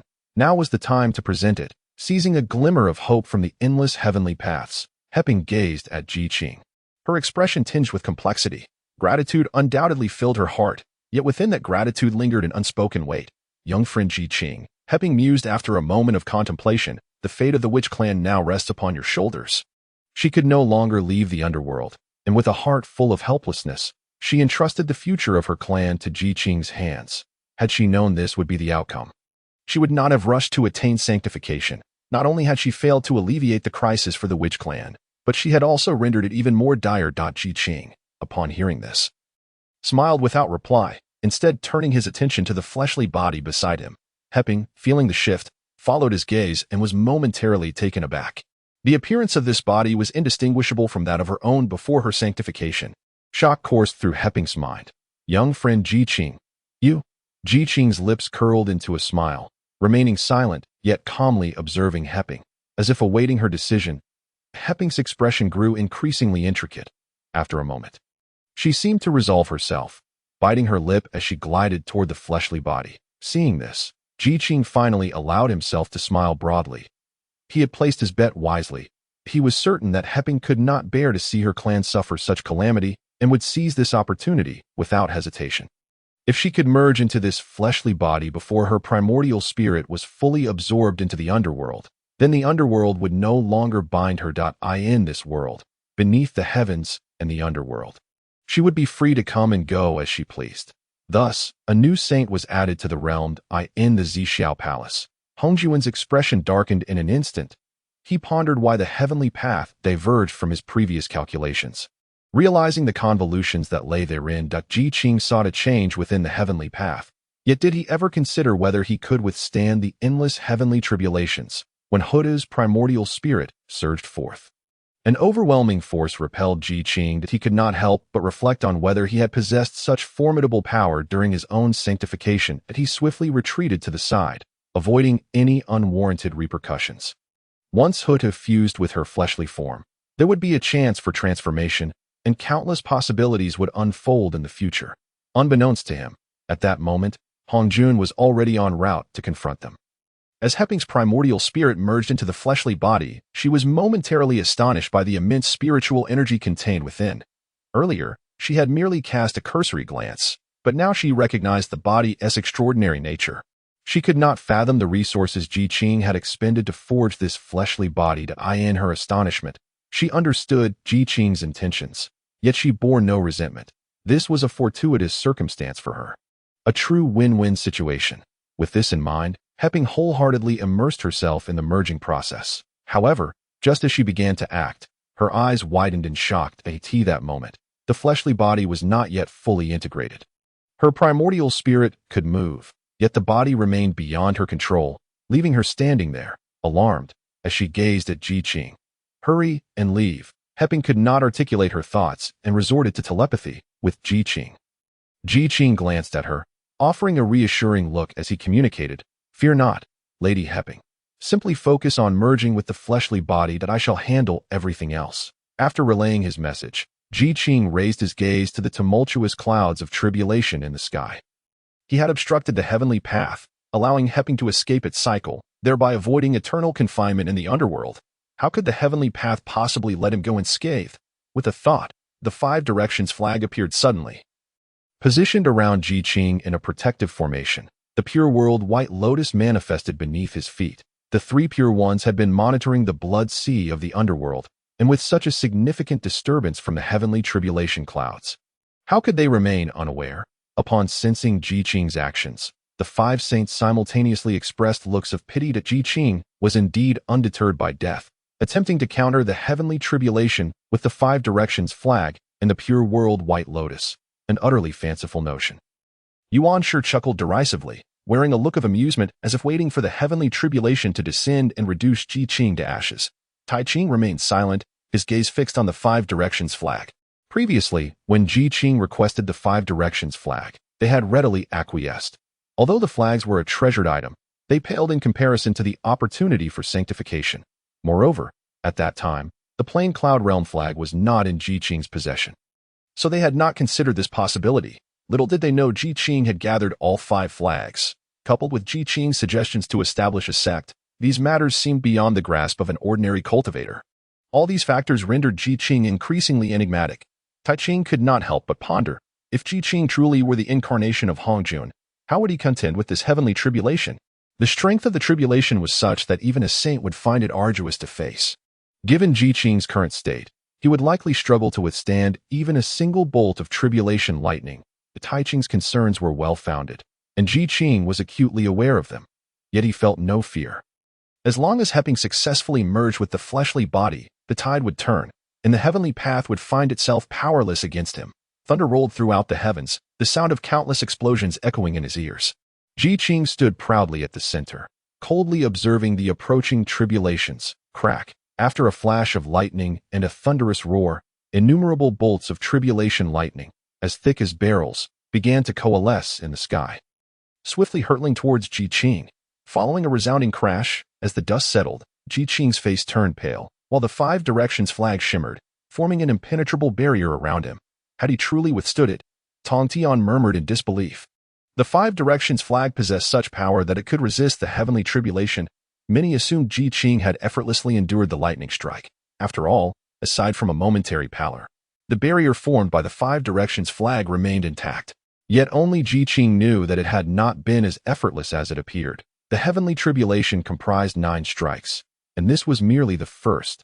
This single strike had depleted nearly 5/5 of his internal spiritual energy. It was only through the simultaneous use of the pure world White Lotus and the Five Directions flag that he had barely managed to hold his ground. If a second strike were to follow, the Five Directions flag would surely shatter. Where was the next strike? Qing could not help but feel a twinge of anxiety as he gazed toward the ominous calamity clouds. The clouds continued to churn menacingly, causing his heart to race. Although he was a practitioner of the path of cultivation, he found himself ill-equipped to resist the heavenly tribulation with his quasi-saint physique, should the individual he awaited fail to arrive soon. It would surely bode ill for him today. Just as Qing's impatience reached its peak, a radiant beam of light pierced through the calamity clouds. Halting directly above him, as the light dissipated, the figure of Hongjun Daozu emerged, his countenance a portrait of fury as he glared at Qing, gripping a bamboo staff that exuded an air of a reclusive sage. Indeed, this individual was a true sage. Though whether he remained reclusive was a matter of debate to Qing. How audacious you are to defy the heavenly order, Hongjun thundered, his presence imposing. Do you not fear the wrath of the heavens that could obliterate you entirely? He cast a sidelong glance at Pingxin, his ire intensifying. Qing, cease your actions at once, or the heavenly decree will not spare you. Though he held the title of Daozu, he had no desire to embroil himself in enmity with the saint. Thus he admonished Qing in hopes of compelling him to relent. This way, even if Pingxin were to harbor resentment later, the blame would not fall upon him. Upon seeing Hongjun, Qing felt an immense sense of relief wash over him. He had arrived. After listening to Hongjun's words, Qing replied, "The heavenly order is inherently uncertain. How could the Daozu assert that my actions are contrary to it? Such sophistry," Hongjun retorted, his anger palpable as he struck the ground with his bamboo staff, sending a radiant circle of energy hurtling toward Qing. Before Qing could muster a defense, the protective Five Directions banner that had shielded him dimmed and floated helplessly in the air, threatening to plummet at any moment. Consequently, Qing coughed up blood. Qing, my friend, perhaps. Qing raised his hand to wipe the blood from his lips and addressed Pingxin. Do not fret, Your Highness. Focus on merging with your physical form. I shall be fine. But you? Pingxin gazed at Qing with concern. That I will be unharmed. Qing reassured her, yet without Your Highness, the Witch Clan's safety would be in jeopardy. His words effectively silenced Pingxin's worries. She had foreseen this moment during her ascent to sainthood. Upon achieving her status, the strength of the 12 ancestors of the witch diminished, allowing the demon clan to seize the opportunity to strike, resulting in the near annihilation of the witch clan. Following a certain celestial event, the vast wilderness would bear no trace of the witch clan. Qing's words pierced Pingxin's heart like a dagger, prompting her to fixate on him with a deep gaze. Grinding her teeth as she resumed her meditation, Qing then lifted his gaze to Hongjun and said, Daozu, do not be hasty. Let us calm our minds and discuss matters.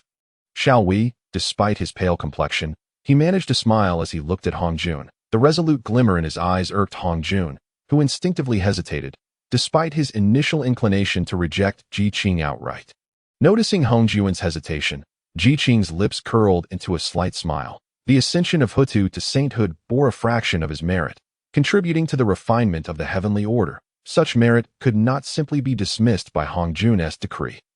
Moreover, the might of the heavenly tribulation was not something a mere quasi-saint like him could withstand alone, even with the Five Directions banner and the purifying lotus of the world, let alone successfully enduring the 9 heavenly thunderbolts.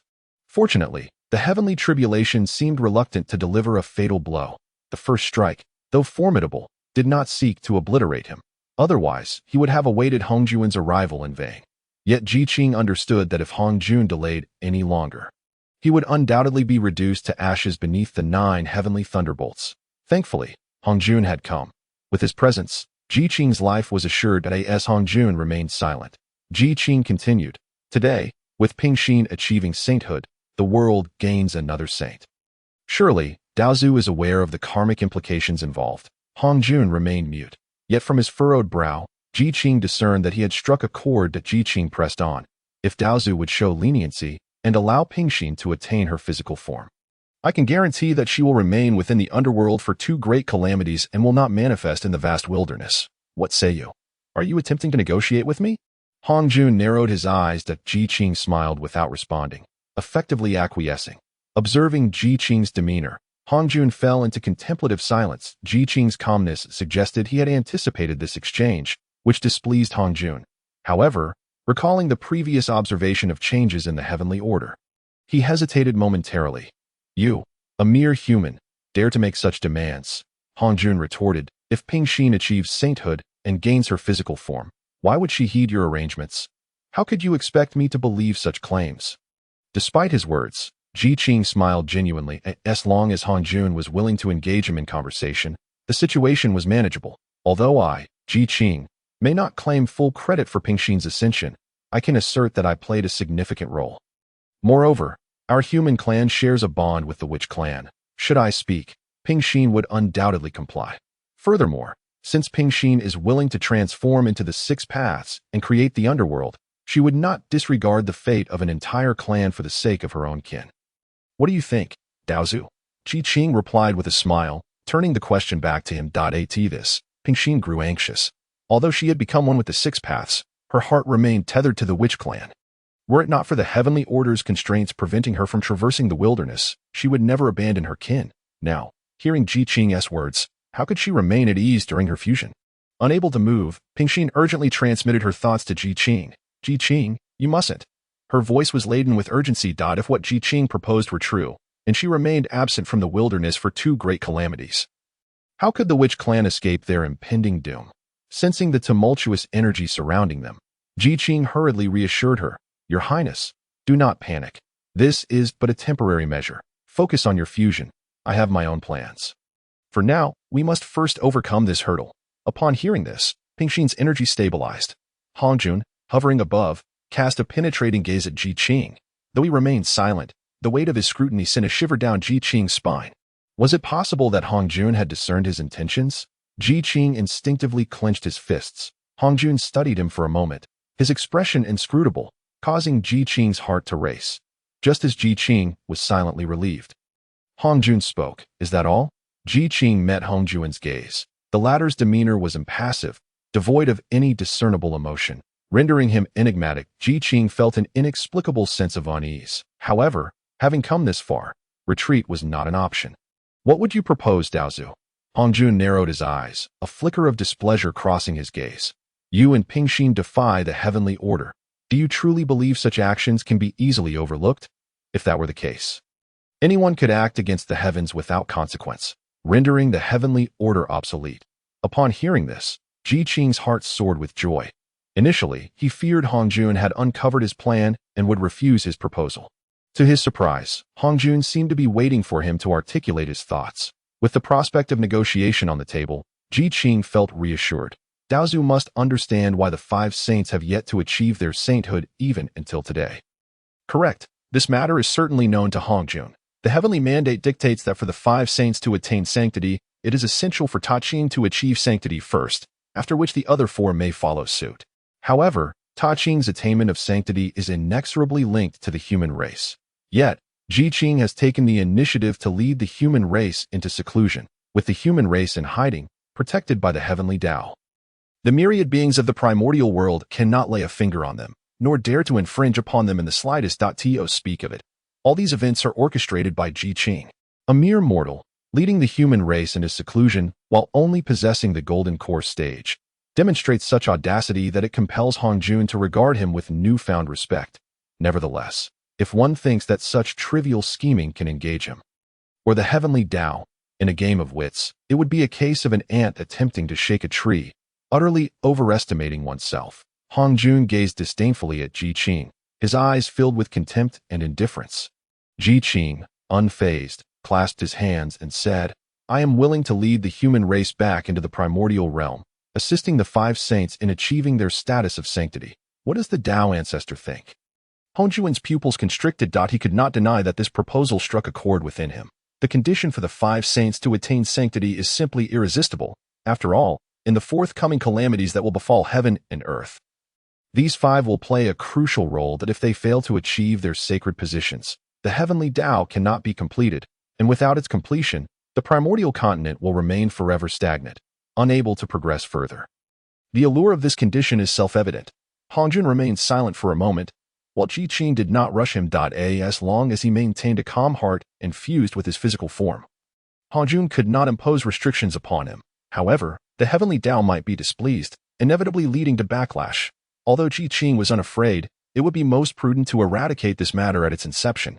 Furthermore, Qing did not believe that Hongjun would reject his proposal. After all, whether the 5 saints could attain sanctity is tied to the grand momentum of the entire universe. The fact that Pingxin possesses a corporeal form is merely a variable among countless heavenly Tao. Yet, as long as Pingxin remains as Qing suggested, not emerging from the netherworld within 2 calamities, the impact on the grand momentum of the universe would be negligible. After pondering for a moment, Hongjun replied, "Very well.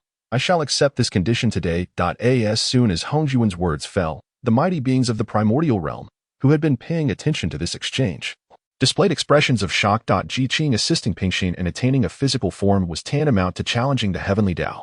From anyone's perspective, it was evident that Qing was doomed. Yet, the outcome was unexpectedly contrary.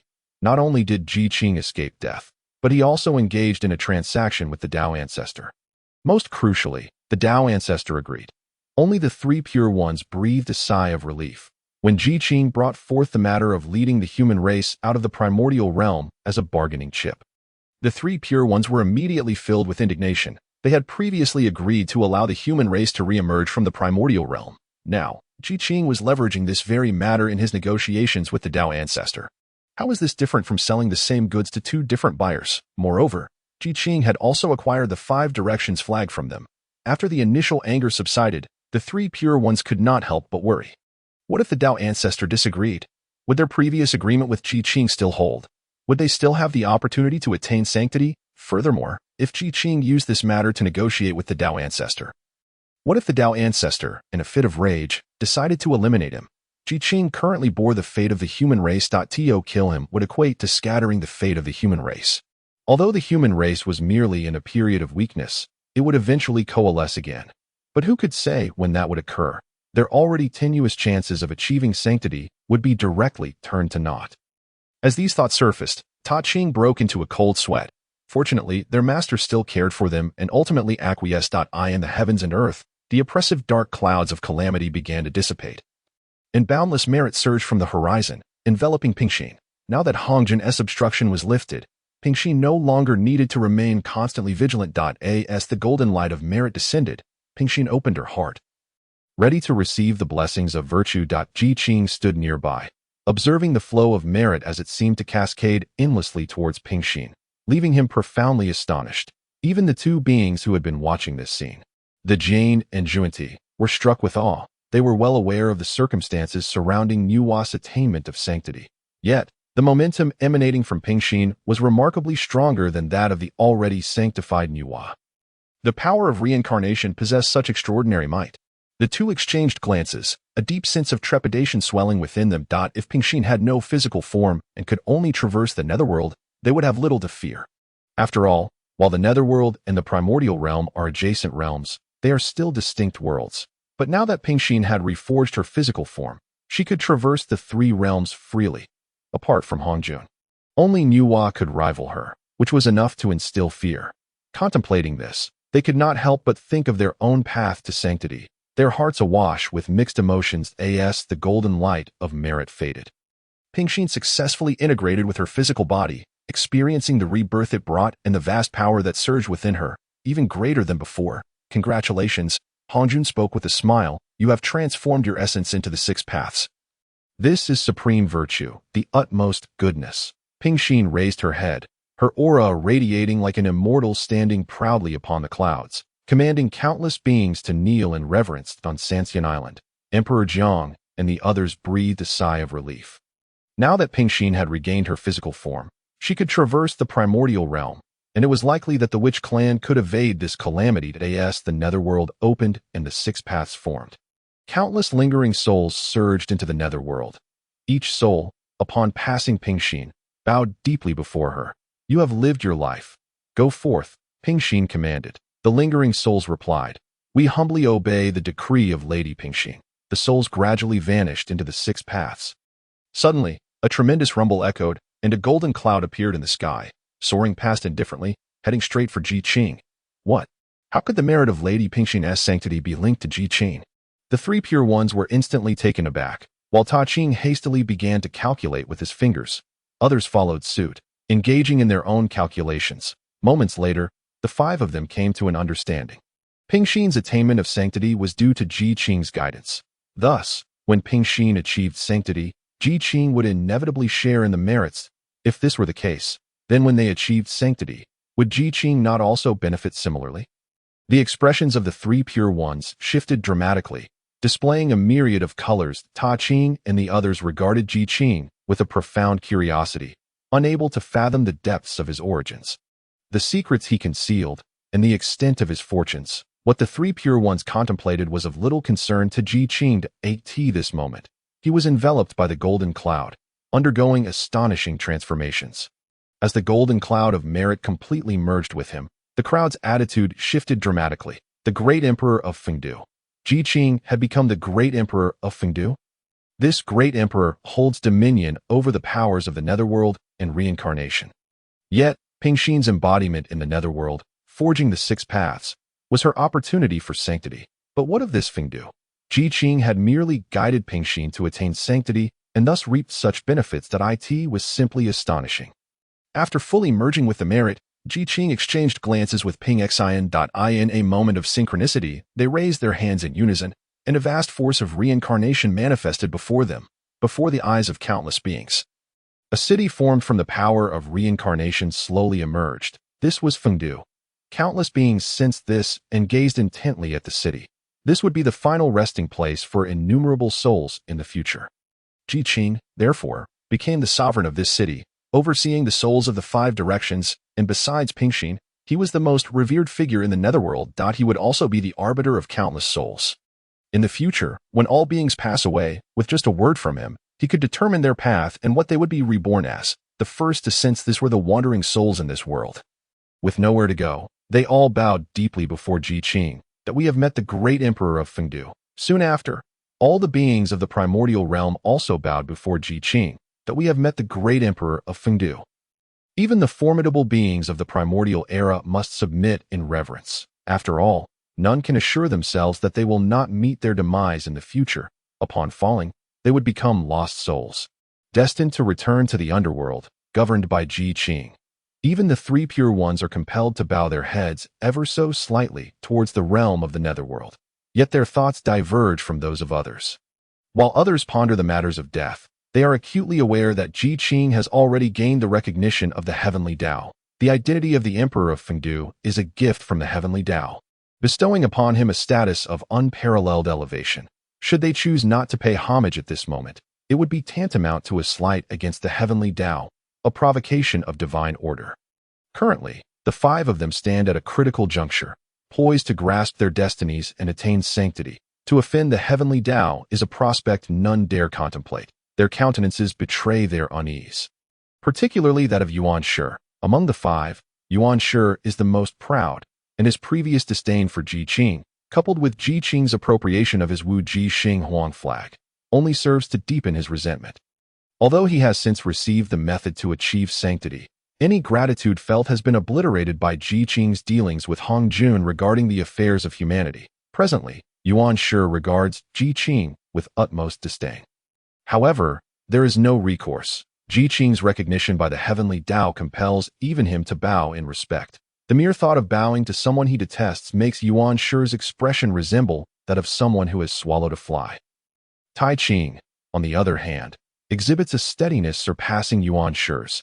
Even in the face of such a reality, he remains composed, his demeanor unruffled despite the shock resonating within him. Yet, this event undeniably shakes Qing. Recalling the time when Qing led humanity into seclusion atop Shouyang Mountain, to the present day where not a single Yuan Hui has transpired, how is it that Qing has ascended from the Golden Core realm to the Quasi-Saint realm? Earning the acknowledgement of the heavenly Tao, and has become the emperor of Fengdu, to whom countless beings must now pay homage. Such an exalted fruit position is enough to instill fear. As for Tong Tian, his expression is one of complexity. Among the five sages, he is the only one who has met Ji Qing first and interacted with him the most. When Ji Qing faced difficulties at sea, it was Tong Tian he sought for assistance, offering Golden Tortoise Island as leverage. Yet, in the blink of an eye, Ji Qing has achieved the supreme fruit position of the underworld. In contrast, Jiayin and Zhuan display remarkable calmness.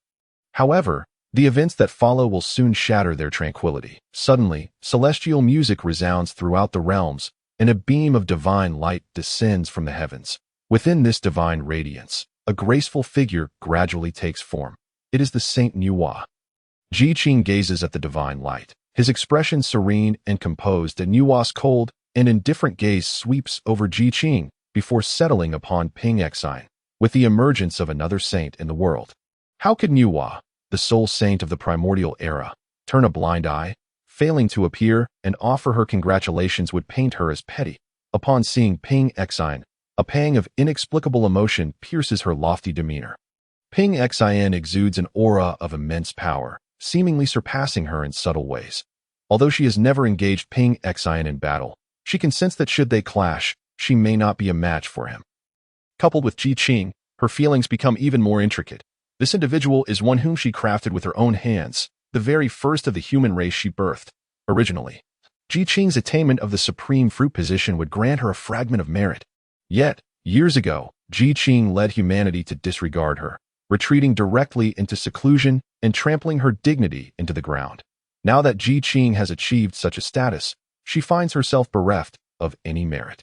What infuriates her further is that since humanity has broken free from her control, they have grown more powerful than ever. Flourishing with vigor, Ji Qing himself has experienced a meteoric rise in cultivation, replete with opportunities. Although Ji Qing has yet to attain the saintly status, he has achieved the supreme fruit position of the emperor of Fengdu, drawing ever closer to her own standing. With Ji Qing's momentum so formidable, it is but a matter of time before he attains the saintly title. Should that occur, Nuwa fears she would become a laughingstock among the beings of the primordial era. Though displeased, Nuwa knows appearances must be maintained. Dear friend Ping Exine, she states, your ascension to sainthood adds yet another saint to the world, a cause for celebration. Ping Exine bows slightly in acknowledgement and replies, thank you, Saint Nuwa. Ji Qing, of the human race, pays his respects to the Holy Mother. Once the formalities are exchanged, Ji Qing steps forward, maintaining a posture that, while respectful, does not grovel, which does not please Nuwa, but at least preserves her dignity, having extended the olive branch. Nuwa cannot feign ignorance. She nods slightly and says, you are too courteous, dear friend Ji Qing. Now that you have achieved the supreme fruit position of the underworld, it is I who should congratulate you. Ji Qing humbly deflects the praise, smiling modestly.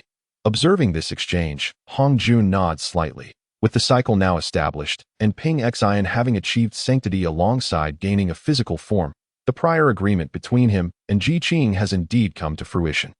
As long as humanity re-emerges in the primordial realm, the five sages attaining sainthood is merely a matter of time.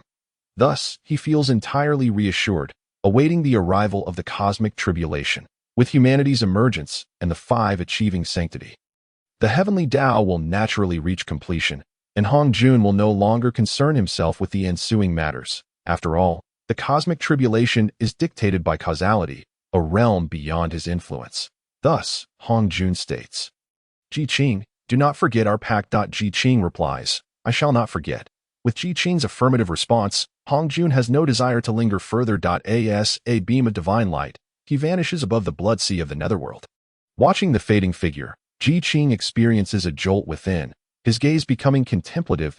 An inexplicable insight rises within him, yet he is unable to grasp it before it slips away. Regaining his composure, Ji Qing feels a tinge of disappointment, but it quickly dissipates. Having attained the fruit position of the Emperor of Fengdu, the primordial purple energy within him surges with vitality. With such insights, Ji Qing cannot help but ponder deeply. Could his saintly status be linked to the fruit position of the Emperor of Fengdu? As realization dawns, Ji Qing promptly sits upon the ground, closes his eyes, and begins to meditate. Witnessing Ji Qing in such a state, The beings of the primordial realm are filled with trepidation, having just achieved the supreme fruit position of the Emperor Fengdu. He is already experiencing further enlightenment. Is he still human? This must be a monster. At this moment, Ji Qing's mind is immersed within his boundless sea of consciousness. Thoughts swirl incessantly within his mind. Yet Ji Qing appears to be in a state of emptiness, allowing myriad thoughts to pass by without attachment. He resembles a mere observer, watching himself. As time flows, the stillness of the sea of consciousness begins to churn with waves, evolving into surging tides. Amidst the tumultuous waves, Ji Qing's once blank expression is repeatedly brushed by the waves of insight, gradually illuminating his understanding. His achievement as the Emperor of Fengdu marks the first step toward attaining sainthood.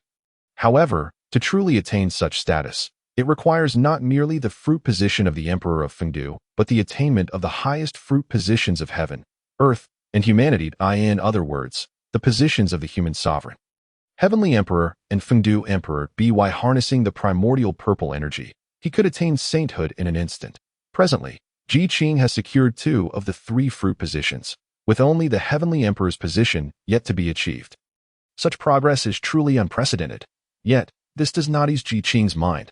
While the first 2 fruit positions have been attained, the method to secure the third remains elusive. He ponders deeply within his sea of consciousness, when suddenly a name flashes through his mind. Dijun. How does the demon emperor Dijun, ruler of the demon court, relate to the heavenly court? Ji Qing finds it perplexing as his thoughts race.